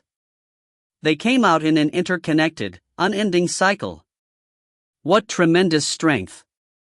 From this first exchange, young Flame Jean immediately sensed how terrifying Ning was. Although Ning had not chosen to fight him head-on, and had instead chosen to rely on a sword technique that was like water, repeatedly carrying away the strikes of the long whip, each time the swordlight and a whip collided, a terrifying tremor of power would be unleashed. Young Flame Jean even felt as though his 6 arms were beginning to slightly grow numb. Each time he lashed out his whip, they were knocked to the side. After using the star-seizing hand, Ning truly did have an absolute advantage in terms of power against him. Immortal 5 craze of the Black-White College, Uncle White, Little Ching, Yue, Yuchi-Sia, and the others were all watching nervously. Patriarch Arcanum was incomparably nervous as well. Both Ji Ning and young Flame Jean seemed to be quite cautious in their clashes. They were both familiarizing themselves with their opponent's techniques, giving their foe no chances at all. Kill him, kill him. Patriarch Arcanum's narrow eyes flashed with cold light as he quietly chanted these words to himself. Suddenly, within the grand ceiling formation, young Flame Jean's 6 arms suddenly, simultaneously changed. His arms actually became covered with many black scales, as though he himself had transformed into serpent as well. His arms instantly became soft and boneless. His whip strikes, which had previously been savage and vicious, immediately became softer and more insidious as they frantically moved forward to encircle and bind Ning. If you find any errors, ads pop up, ads redirect, broken links, non-standard content, etc., please let us know. Report chapter so we can fix it as soon as possible. Book 12, Chapter 27, The 6 Finalists. Chapter 27, The 6 Finalists. Young Flame Jean has lost for sure. Upon seeing young Flame Jean execute this divinant ability, and upon seeing how the whip grew even more insidious and soft in its movements, the Xia Emperor couldn't help but shake his head and say these words. Indeed. Young Flame Jean lost his composure. He actually made a mistake like this. Lu Dongbing shook his head disdainfully. Ji Ning has been extremely cautious and hasn't used any power attacks, thus, young Flame Jean's whip seemingly held the upper hand for a while. In reality, however, Ji Ning's attacks are the most powerful amongst the top 12. Just because he didn't reveal his fangs doesn't mean that he isn't powerful, rather, he was just being cautious against whip-type weapons. Who would have thought that young Flame Jean, frantic to achieve victory, would have immediately used this divine ability as soon as he held the upper hand? He wants to use the whips to try and entangle and bind Ji Ning, but in reality, he's doomed himself. Pure Yang true Immortals had exceptional judgment. They saw right away, as soon as young Flame Jean executed this unnamed divine technique, that the divine technique was meant to make one's arms soft and boneless, so as to allow the movements of the whips to become even more insidious and softer as well. However, this caused the strength of the attacks to actually drop. In this battle between Ning and young Flame Jean was already at an absolute disadvantage in terms of strength. And now, he was being so hot-headed as to execute this divine technique and further lower his own strength. Wasn't this the same as dooming himself? Ning had started off quite cautious, and his 6 immortal swords flowed like water in an airtight defense. Young Flame Jean, upon seeing this, had immediately used a divine ability to make his arms soft and boneless, making his whip movements even more softer and insidious as well. He thought to himself, although my strength will lessen slightly, the movements of my whips will become even more unfathomable and insidious. So long as I can tie him down, I'll definitely win. Young Flame Jean had gone completely berserk. In the face of this opportunity to become the disciple of a Tao Father, even someone as cold and calm as him had grown hot-headed. Ning was surprised and speechless. I haven't even started fighting at full power, I've just been carefully guarding. I wasn't trying to seize an advantage, just working to ensure I didn't suffer a loss. This would allow me to get a clear look at the secrets of his whip techniques. Why has this young Flame Jean suddenly lowered his own strength? Upon discovering the changes in young Flame Jean's whips, Ning felt surprised and perplexed. He's dooming himself. Ning trained in the Crimson Bright diagram of the 9 heavens. His divine ability was the Star-Seizing Hand. In terms of raw strength, he had an absolute advantage. He was just being very careful and cautious, but his opponent actually lowered his own strength in a frantic rush towards victory. He's delivering a present to my door. Ji Ning suddenly exploded with power. Whoosh! Whoosh! Whoosh! Whoosh! Whoosh! Whoosh! Dot. 6 brilliant streaks of swordlight flashed through the air, each one incredibly dominating and savage. The power of the Star-Seizing Hand and his fiend godlike body simultaneously exploded forth. Boom! A black whip was blasted away as soon as Ning's swordlight brushed past it. The difference in power between the two was simply too great, causing the whips to be blasted away. Although young Flame Jean managed to keep his grip on it, the skin between his thumb and forefinger had split apart and blood was leaking out. The 6 streaks of swordlight, carrying extraordinary savagery and ruthlessness, swept, chopped, and slammed against the whips, blasting all of them apart. Whoosh! Ning instantly charged right next to young Flame Jean. Young Flame Jean was tremendously shocked. His face instantly turned ashen as he realized that he had acted too impetuously and rashly. He had completely underestimated Ji Ning. Previously, he had watched Ji Ning's other battles, but only now did he realize how savage and powerful Ji Ning's attacks actually were. At the very beginning, when his hands were turning slightly numb from the colliding blows, Ning had actually been fighting very carefully and conservatively. He hadn't exploded forth with full power at all. He now knew how utterly terrifying Ning was when fighting him head-on. Unfortunately, it was too late. Ning had already reached him. I admit defeat. Young Flame Jean's face was ashen as he called out these words loudly. His 6 arms brandished his whips as well as he frantically tried to create a wall of whips in front of him. Whoosh! Slash! Ning's 6 rays of swordlight streaked out before young Flame Jean's voice actually rang out. As soon as he spoke out, Ning immediately came to a halt. This was in accordance with the rules of the duel. Anyone who dared violate them would be killed by the Grand Xia Emperor. Even though Ning had halted, young Flame Jean's body had already been chopped into several sections.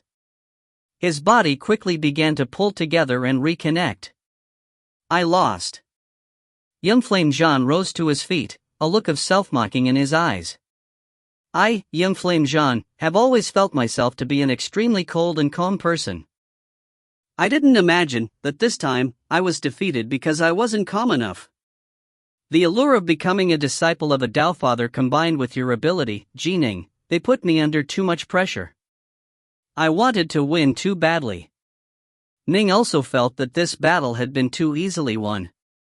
In his previous battle against Saberslave, he had to go all out in order to win. This battle against young Flame Jean, however, he had won easily. He had actually been fighting very carefully and conservatively, for fear of the unpredictable movements of the whip. In truth, amongst the top 12, all of the pure Yang Immortals including the Xia Emperor and Lu Dongbin felt the most favor towards the sloppy Taoist, Ji Ning, Shamong Zishan, Adept Blackstone, Adept Woodpass, Kang Wujiu, and Adept Goldcrow. As for young Flame Jean, they actually didn't hold in much favor. Still, any of the top 12, no matter how weak, shouldn't have been defeated so calamitously. If he hadn't been in a rush to win, and had instead moved to make the blows of his whips more powerful, so as to counter his disadvantage in strength, Ning probably would have had to first understand and familiarize himself against the whip technique. Useless thing. Patriarch Arcanum gave young Flame Jean a glance, his gaze filled with nothing but ice. You knew that his attacks were powerful, but still lowered your own strength. You are utterly useless. Young Flame Jean sat down in the lotus position silently.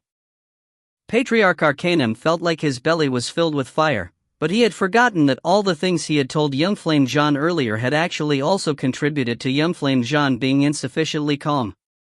Calm, even in the face of a tremendous stroke of fortune, one still must be calm. This was a tremendous fall for me. Patriarch Arcanum even cursed me as useless. I imagine that upon my return to the clan, the other high-level clan members will also be filled with endless rage. Young Flame Jean came to a decision.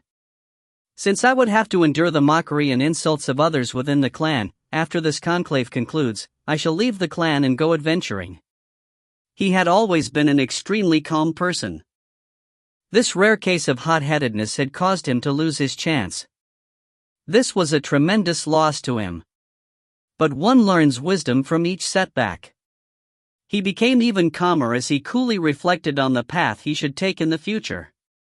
The Xia Emperor had originally viewed 7 favorably. He had been forced to decide on having the sloppy Taoist and Adept 9 Deaths fight, but then Kan Gujiu had unexpectedly made a breakthrough.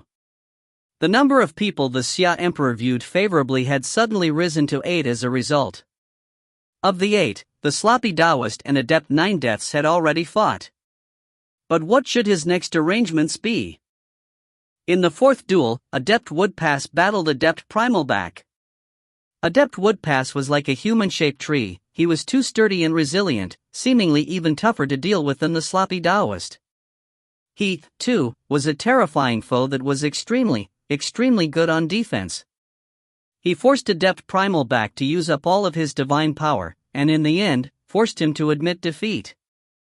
In the 5th duel, Adept Blackstone battled Adept Unicosmo. The bald, barefooted youth, Adept Blackstone, was indeed extremely powerful. He executed the Fushi staff formation, then relied on it to launch sudden attacks and then vanish. Adept Unicosmo was thoroughly abused until he was finally forced to admit defeat. In the 6th duel, Xiamong Zishan battled Adept Goldcrow. The most vicious, bloody battle was the 6th duel, that between Xiamong Zishan and Adept Goldcrow. Both of them were viewed favorably by the pure young true Immortals. Per the Xia Emperor's original plans, Xiamong Zishan was going to fight Adept White Dragon, while Adept Goldcrow was going to fight Kan Gujiu. But Kan Gujiu's sudden breakthrough had transformed him into an extremely formidable figure. There was nothing for it.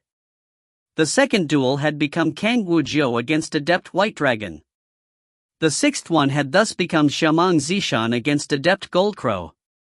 That Adept Goldcrow is truly formidable. He will be a test for Zishan. If he cannot even defeat Adept Goldcrow, how can he possibly become Master's disciple? The Xia Emperor was quite harsh in dealing with the disciples of his clan. And thus, this battle was an exceptionally violent one. Xiamong Zishan was even more powerful than he had been when battling Ji Ning. His staff techniques were now even more overbearing and dominating than before. As for Adept Goldcrow, his speed and agility were second only to Kan Gujiu, while his attacks were even more vicious and savage. The two battled until their blood flowed like rivers. It was an incomparably savage sight. In the end, because Adept Goldcrow had been badly injured and had used up almost all of his divine power, he had been forced to admit defeat. In this battle, Xiamong Zishan had won. And so, the 6 finalists of this conclave of immortal destiny had finally emerged from the crucible. They were the sloppy Taoist, Kan Gujiu, Ji Ning, Adept Woodpass, Adept Blackstone, and Xiamong Zishan. 2 of the top 6 are actually of the Black-White College of Stillwater Commandery. But, what sort of a place is this Black-White College? 2 of these 6 peerless monsters are actually from them? I hear that the Black-White College is merely a school within Stillwater City that takes up a very small amount of land. They have a total of just a few hundred disciples. What? They only have a few hundred? Our school has nearly 1 million, and is one of the most supreme, large schools of the entire Grand Xia dynasty, but we didn't even make it into the top 96. But they actually have 2 in the top 6? Of the top 6 finalists, 2 came from major clans, Xiamong Zishan and Kan Gujiu. 2 were unaffiliated wanderers, Adept Blackstone and Adept Woodpass. 2 came from a school, and they both actually came from the same school, the Black-White College, Ji Ning and the Sloppy Taoist. Immortal 5 Craze was laughing so hard his jaw was turning crooked. He was utterly beside himself with delight. Ha, I didn't expect that an old alcoholic like myself would actually be showered with such glory before dying. Even if I die right now, it would be worth it. Ning, little sloppy, well done, ahaha. If that little girl Yue had also entered the top 6, things would be even better. Patriarch, you want senior apprentice sister Yue to make the top 6 as well? This is a bit too ambitious, isn't it? Upon hearing this, the nearby Mu Northson's eyes couldn't help but twitch. You think this is ambitious? Nope, in fact, I'm still hoping for little Sloppy and Ning to both make it into the top 3. That would be even better. Ahahaha. 2 of the top 3 finalists of this entire conclave of the Grand Xia dynasty, both belonging to the Black-White College. I'd wake myself up laughing whenever I fell asleep. When I die and go to the Netherworld Kingdom, I'd be able to brag a bit with the judges of the dead. Immortal 5 Craze was indeed absolutely overjoyed. The Imperial Citadel Plaza was incomparably lively right now, but the atmosphere in the main hall of the Skylight Palace was rather stifled. This was because the top 6 had been determined. Next would come the top 3. One of the top 3 would definitely become the disciple of a Taofather. Top 3, Xiamong Zishan's gaze was crackling with hidden thunder. Top 3, Kan Gujiu was seated, head lowered.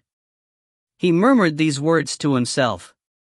Ning, the sloppy Taoist, Adept Woodpass, Adept Blackstone, they were all silent. In fact, they weren't even talking to the people nearby them. An invisible pressure had completely surrounded the 6 of them. With one more fight, it would be determined whether or not they would make it into the top 3. 6 people. 3 duels. 3 eliminations. 3 victors. Who would be eliminated? Who would remain? If you find any errors, ads pop up, ads redirect, broken links, non-standard content, etc., please let us know. Report chapter so we can fix it as soon as possible. Book 12, Chapter 28, The Sloppy Taoist Battles Adept Woodpass. Chapter 28, The Sloppy Taoist Battles Adept Woodpass. The Xia Emperor sat above all others atop his throne. Staring downwards, he said calmly, "This is the most crucial point of this conclave of immortal destiny. Xiamong Zishan. Kan Gujiu. Ning. Sloppy Taoist. Adept Woodpass. Adept Blackstone." Ning and the other 6 all looked towards the Xia Emperor. This next round will determine which 3 of you 6 will have the chance to be chosen by Master as a disciple. The Xia Emperor's voice was calm, but his gaze swept past Ning and the other of the 6. He knew very well that if the Grand Xia dynasty's world was to produce a peerless hero in this upcoming period of upheaval for the 3 realms, it would most likely be one of the 6.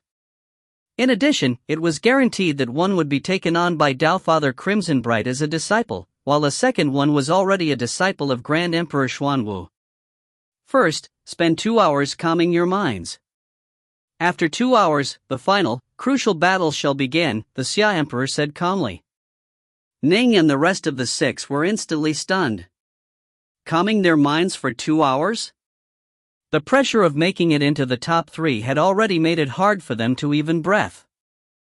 They were all prepared to start beginning their one-on-one duels, but who would have imagined that the Xia Emperor would instruct them to spend 2 hours calming their minds?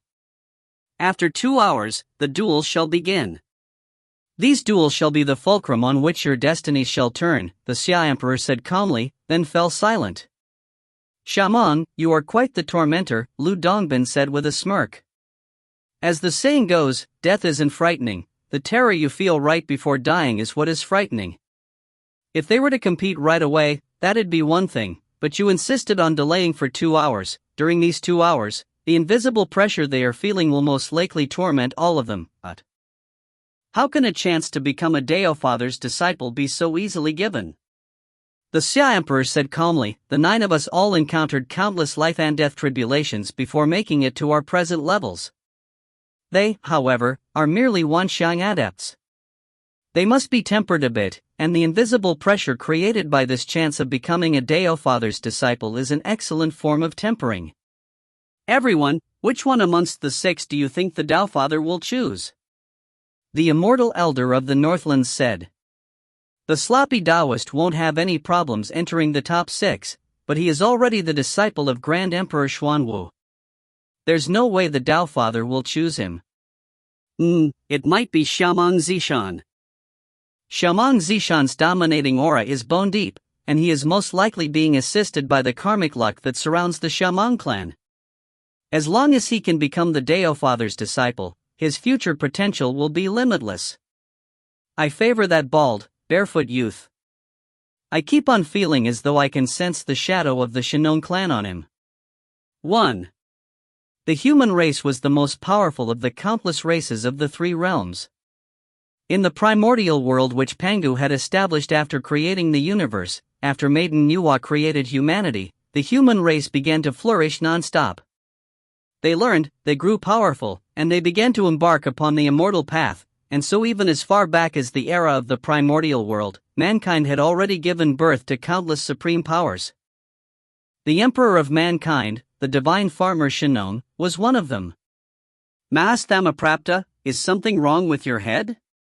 That bald, barefoot lad uses the Fushi staff formation. If anything, he arguably has a connection to the Fushi clan. I favor Ning. This Ning has trained for just 30 years, but he's already such a monster, his talent is limitless. Perhaps the Dao Father shall choose Ning. I think Adept Woodpass is not bad. I favor Kangujiu. The Xia Emperor and the rest of the 9 pure young true immortals each had their own favorites amongst the top 6, aside from the sloppy Taoist. Ning, Yue, Yuchi-Xia, and the sloppy Taoist were currently seated together. Yue and Yuchi-Xia looked at each other, not daring to say a word. As for Ning and the sloppy Taoist, they were silent as they meditated calmly. Yue, the 2 of them are, Yuchi-Xia sent a worried mental message. Don't worry about them. Although both their Dao hearts are formidable, the allure of becoming a Dao Father's disciple is simply far, far too great. In addition, this is the final, critical battle. It's good for them to sit quietly for a time and temper their Dao hearts, Yue said. Her training experience was, comparatively speaking, much greater. After all, she had her memories from her past life. Although Ning also had memories from his past life, not only was his past life a short one, he had also been an ordinary mortal. Time flowed on. In the blink of an eye, 2 hours passed. The 4th round.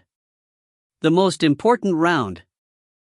The Xia Emperor's voice suddenly rang out. Swish. Swish. Swish. Swish. Swish. Swish. Ning, the sloppy Taoist, Xiamang Zishan, Adept Blackstone, Kangujiu, and Adept Woodpass, their gazes turned scorchingly hot as they simultaneously turned to look towards the Xia Emperor. After careful consideration, the 6 of you shall fight these 3 battles. In the first battle, the sloppy Taoist shall fight Adept Woodpass. In the second battle, Adept Blackstone shall fight Kangujiu.